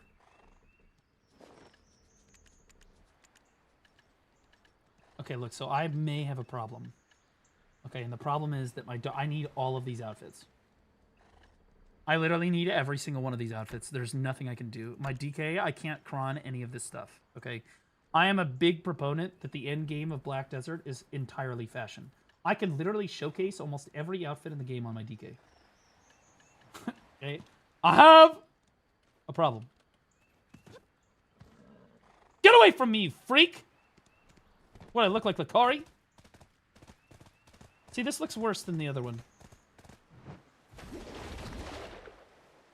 This does not look nearly as good. Halo Baldy, haven't played for 6 months. Is it worth getting back, or I am far behind after not playing for 6 months? No, dude, they had the catch-up mechanics that they have, especially with the 10th anniversary events going on. Actually, they may have just ended. But, like, the catch-up mechanics they have are fucking absolutely wild, bro. I'll be honest. The fuckers walking on water? Yeah, man. So, when you get to endgame and you have all 3 T10s, you unlock a treasure item. I'm taking this fucking outfit off. It's dog shit. You unlock a treasure item that gives you all 3 T10s and 1 horse. So you have all 3 of the T10s individually, which I can use on my witch. So if I swap to my witch right now.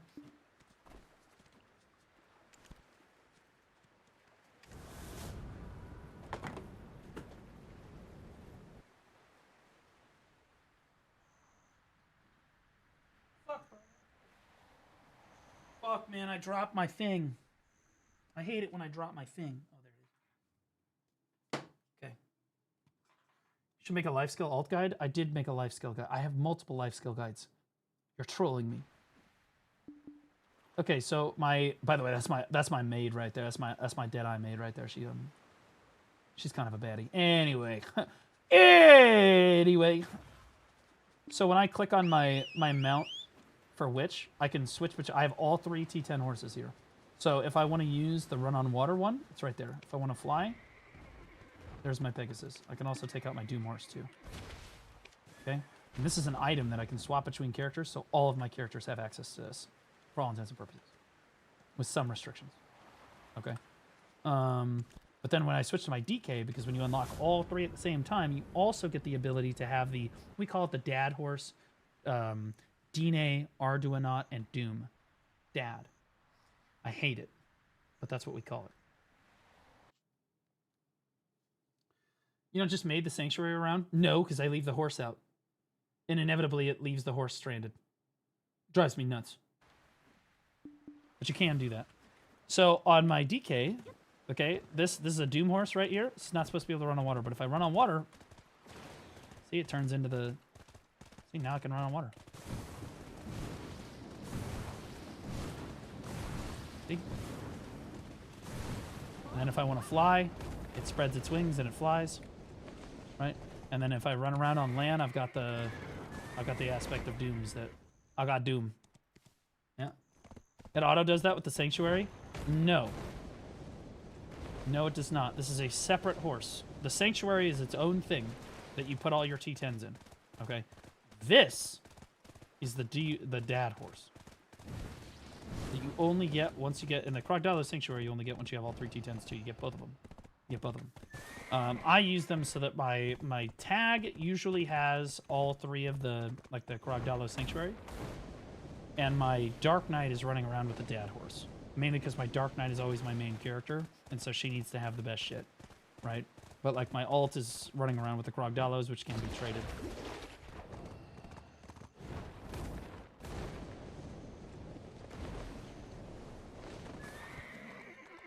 I love riding my dad. Okay, well, maybe not say it like that.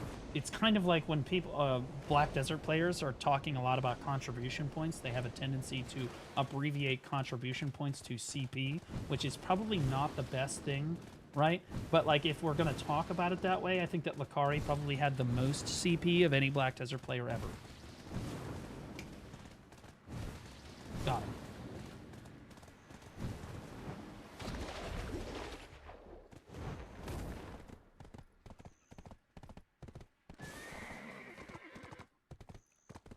Why aren't you putting your dad in Crocodilo? Because I want both of my characters to always have access to the best horse immediately. Or to a great horse immediately. I don't want to have to constantly drag the Crocodilo Sanctuary back and forth, because then I'm taking out the horse on one character and then not on the other. And why would you not use dad when you have access to it? You know what I mean? If you put it in the Crocodilo Sanctuary, then you're basically just going to pull that out every single time you use the Sanctuary and not any of the other horses. If I do it this way, the Crocodilo Sanctuary is serving its purpose, and I can switch between the 3 horses as necessary, but then the dad horse has its purpose on the DK, right?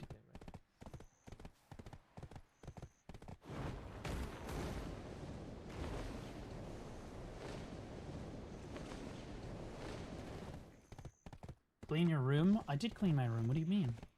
My room's actually pretty clean. Yeah, I watched both the Pistanity videos earlier today.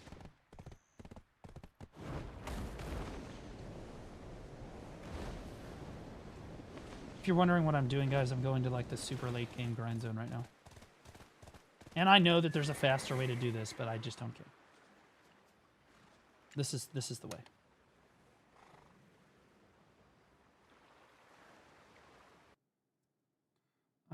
Can you have 2 dads? No, you can't. You cannot have 2 dads. It's not possible. This is a Korean MMO. So we only allow straight heterosexual relationships in this game.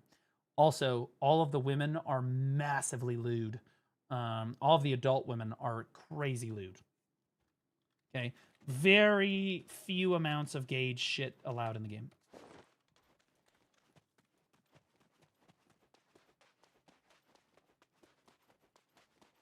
Not Canadian, so no 2 dads. True. Fuck am I going? Ah! Sorry. Hope you're all awake.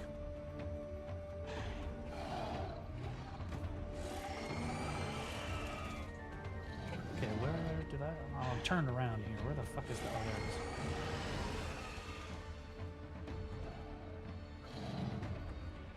Two male horses can't breed? Yeah, because in IRL, 2 male horses also can't breed.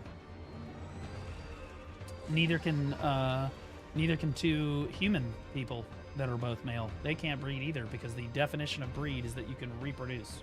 You can't produce with 2 men or 2 women. It is, no matter how much you might want to cope and say that it's totally fucking possible, it's really, it's not, okay? All right, like that's where we're at.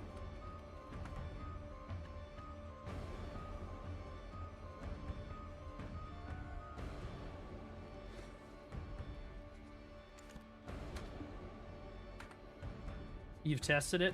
I've jacked off in a room with like 5 other guys before, and all of the rest of them got to finish, but I'm not gay and just couldn't finish the job. So, yeah.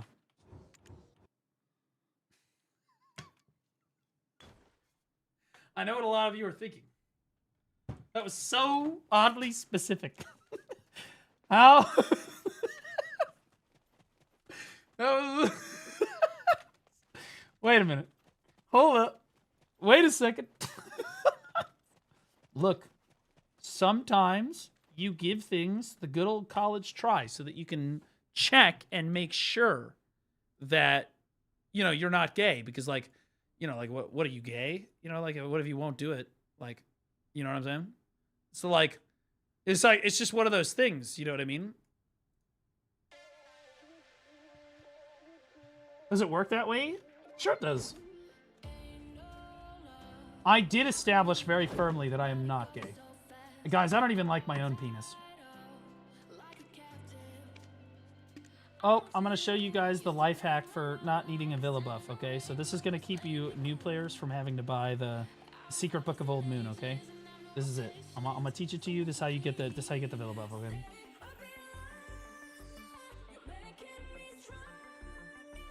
Where's she at? This is some high level tech right here, by the way. There it is. This is some high level tech. This is experienced player tech. This is how you play the game free. Honestly, you know what I should do is I should make a guide specifically for free to play players in BDO, because I know all of the workarounds on everything and how you can avoid spending money on the game. Honestly, it's not a bad idea for a guide. I'm gonna be honest. Because, like, so many new players, like, man, I felt like I needed to get that. No, you don't. There's easy ways around all this stuff, but you have to have the game knowledge to do it. Okay, chat. Step 1 of being a free-to-play player. You have no money. I've been there. Most of my life, I was fucking poor, okay?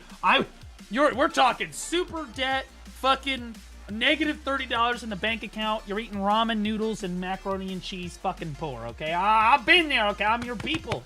Okay, so this comes from somebody that used to have to do this, okay?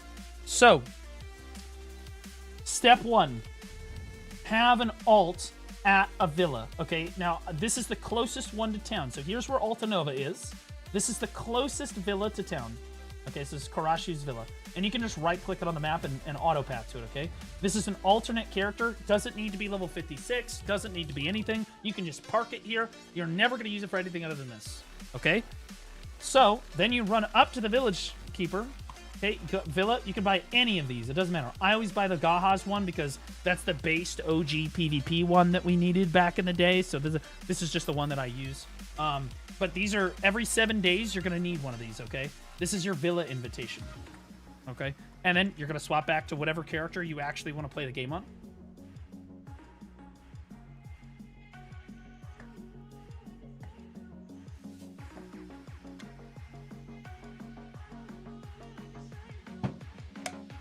The one at Ankado is closer? No, but then you have to run all the way to Ankado. What are we even talking about? Do you think a new player is going to even know where Ankado is?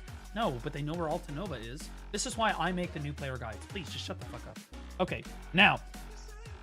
All right. Now, you'll notice right now, I cannot pop my Villa buff from my tent. I can't do it. You need a Villa invitation. Well, now I can just command run Villa. There it is right there. I just use a maid to pull it over real quick. And then I can Villa buff on any character I want. So you can move that Villa invitation between characters with your maids whenever you need to.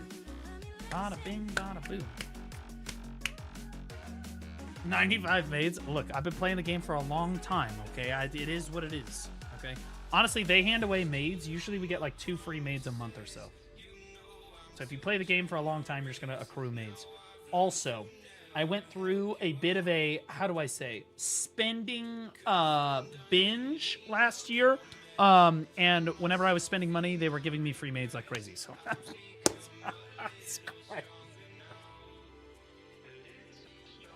$50 for a maid plus a tent. Nah, not true. Not true. If you're a smart and you're a new player, the best way to get the tent, they're going to give you a 50% off discount coupon. Okay, as a brand new player, all new players get it. You're going to get a 50% discount coupon, and you wait for the tent to go on sale. So what you do... I've already bought mine, so it's going to be, like, way down here. Yeah, you wait for this shit to go on sale, okay? So it's on sale for, like, 10, 15% off, okay? Then you use the 50% discount coupon. Boom! This is really good. Also, and I explained this in my guide, but there's a way to hotkey your tents and stuff in the game that a lot of even veteran players just don't understand. If you mouse over the camping tool in your game and you press Alt LMB like this, you can click list and you can put hotkeys on all of these various different things. So you can do campsite repair really easily, find my item, install campsite, right? Or minimize the game is one of my favorites, right? So if I just want to take out my campsite, I don't need to reach around or reach up here and then click install. I don't need to do that. I can literally just use it on my hotkey. Like that. Yeah.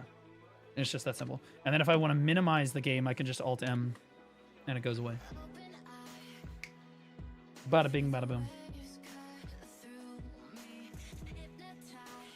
Again, all of that explained in my guide.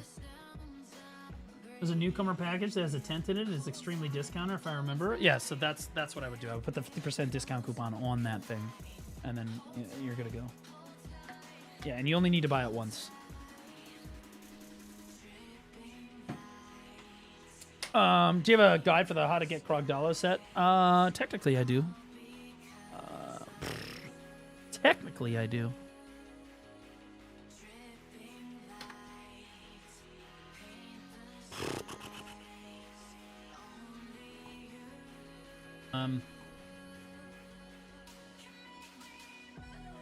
It's in here somewhere, brother. But this is a horse training guide, so I think I do talk about it in here. Oh. It's the most replayed, so I can't fucking see what the timestamp is. T10 showcases and explaining, yeah. How to get horse enhancing T9s, T10s, blah, blah, blah. Yeah, this is right here. I'm pretty sure I explained it in there, and you can just go to the timestamp there.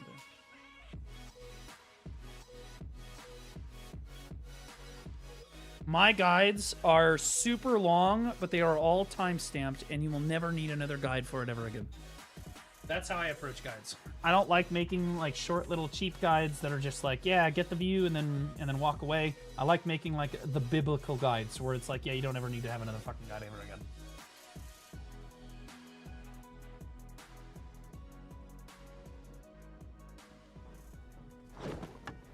Okay, chat, DK or which?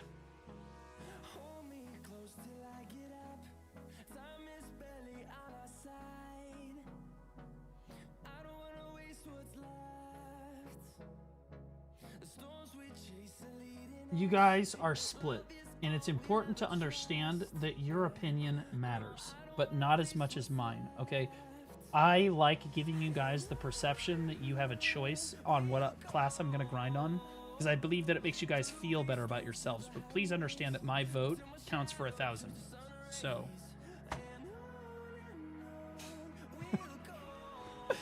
I think that this is democracy. Okay, this is what voting looks like. All right. I have not played DK. DK got buffed, right? On this most recent patch. I was super excited about it. Maybe I should try DK. Yeah, why don't we give it a go? Although, I'm going to be honest with you. It's 2 in the morning? I gotta go to bed. There's no way. What? I have to stream today. Today!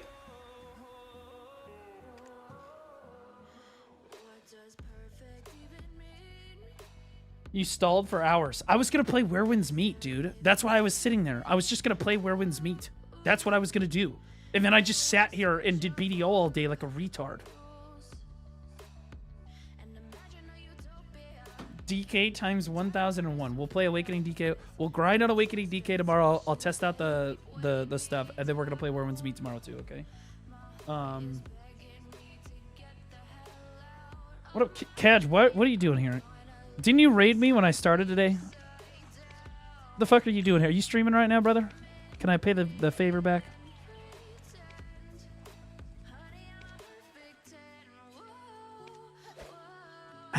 Take a seat right here. There we go. Maybe I should make it like an AFK fishing guide. I should make a free-to-play player guide. That's really smart. We'll do that tomorrow. I can bang that out in like 2 seconds. Because I could just be like, oh yeah, this. Shadow just resubscribed for 17 months, 24-hour stream. Ival, I want you to know that you're a retard, but your mom is an amazing fuck, so I appreciate you, brother.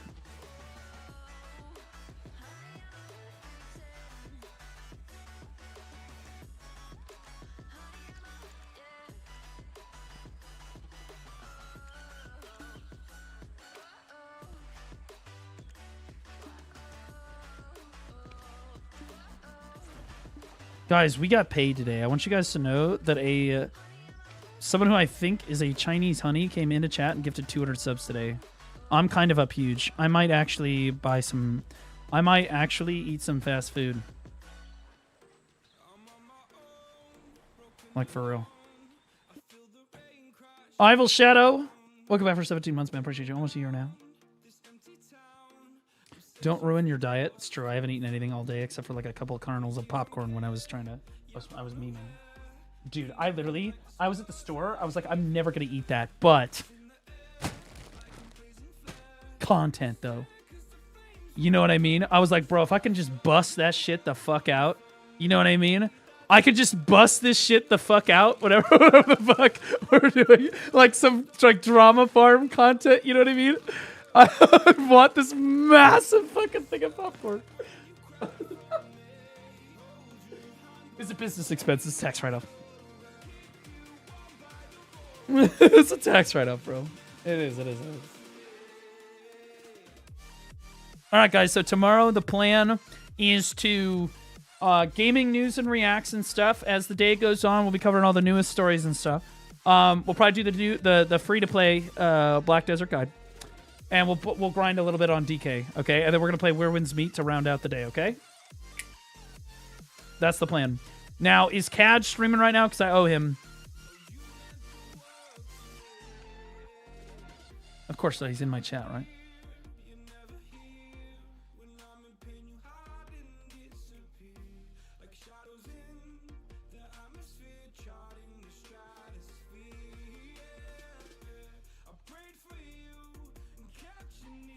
Never lucky. Okay, so chat, who should I support here? Do you guys, if you make me choose, I'm going to be brutal about it. If you make me choose, I'm going to be brutal about it. Damn, a verse only is fuck, bro. Where Winds Meet? I don't know what the fuck happened to Where Winds Meet, man.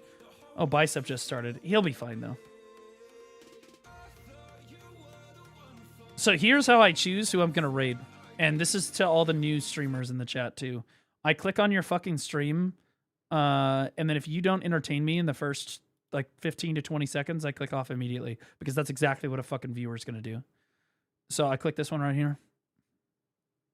Item collection increase scrolls. I can't look at somebody with fucking eyes Right, like that on and their you can VTube model. I'm sorry, I can't do it. I told you I was going to be brutal about it. I don't know what the fuck's going on with that girl's eyes, but... Bicep's already going to take over the top of the category anyway.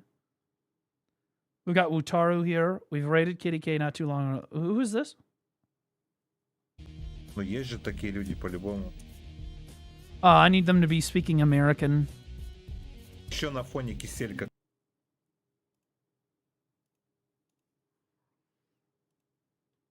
Okay. Who the fuck is this?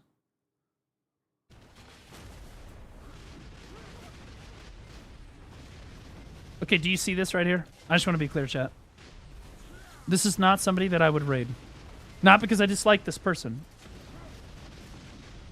There's no commentary. I don't see it's followers. Also, followers only chat. Wait, this is a followers... Bro, I think that followers only chat is like the dumbest fucking shit I've ever seen in my entire life. That's like the instant turnoff. I would just never watch somebody with followers only chat. Only retards do that. Dipshits. I'm sorry. It's just the truth. Liger's great. This is a great warrior right here. This is actually a fantastic person. Are you guys down with Liger? I'm kind of down with Liger here. Wait, Foodsaka channel?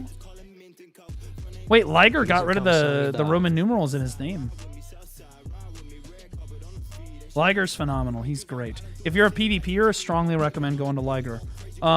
Who is the Foodsaka? This sounds way too close to Futa. I'm gonna be honest. Brutal tap on weekend. Yeah, on weekends, so far I've been squeezing like 3 taps a day. On like Saturday.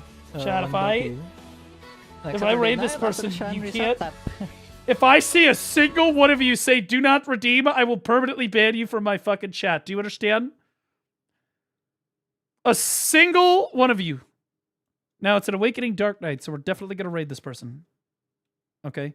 They're even grinding Sakraya like I was about to. So, do be redeemed. Shut the fuck. You're fucking retarded. You're fucking retarded. Anyway, guys, go behave yourselves. I'll raid this person. They're clearly, apparently, if they're a gooner, I fully support them. They're talking, they're interacting with chat. He's got the correct guides linked in his video description. Also, holy, what the fuck is that fucking? That's you have an IRL acrylic stand of your Dark Knight. Stop it. Fucking stop. How the fuck do I get one of those? Chat, why don't you... Chat, where's my IRL acrylic stand of my Dark Knight? This guy's fucking based. Dude, look at the honkers on that woman's hair is great looking. Look at that. Holy shit, guys. This guy's a certified gooner right here. All right, yeah, absolutely. Yeah, we'll head up Foodsaka here. This is my kind of person right here. My kind of goat. All right, guys.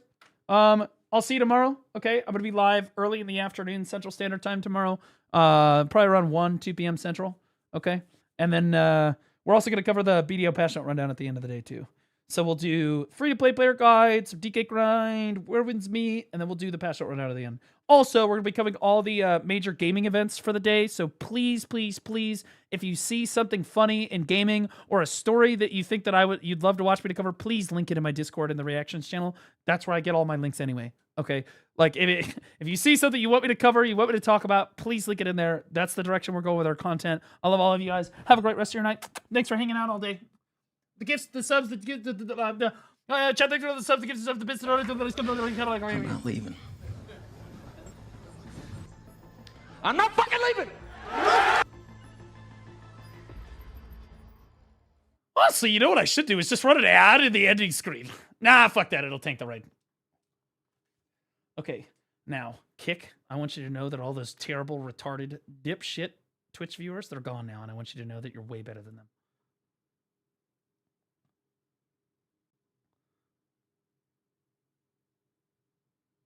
Okay, all 6 of you, you guys are awesome.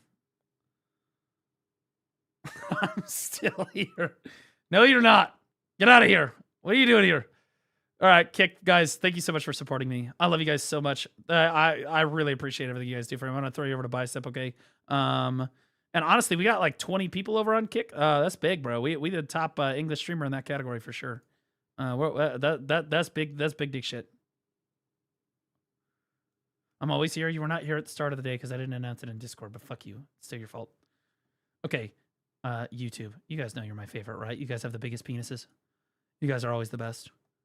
I love you guys so much. You guys always support me no matter what. Is my steadfast Giga Gamer. Amazing. Love you guys so much. Have a great rest of your night, guys.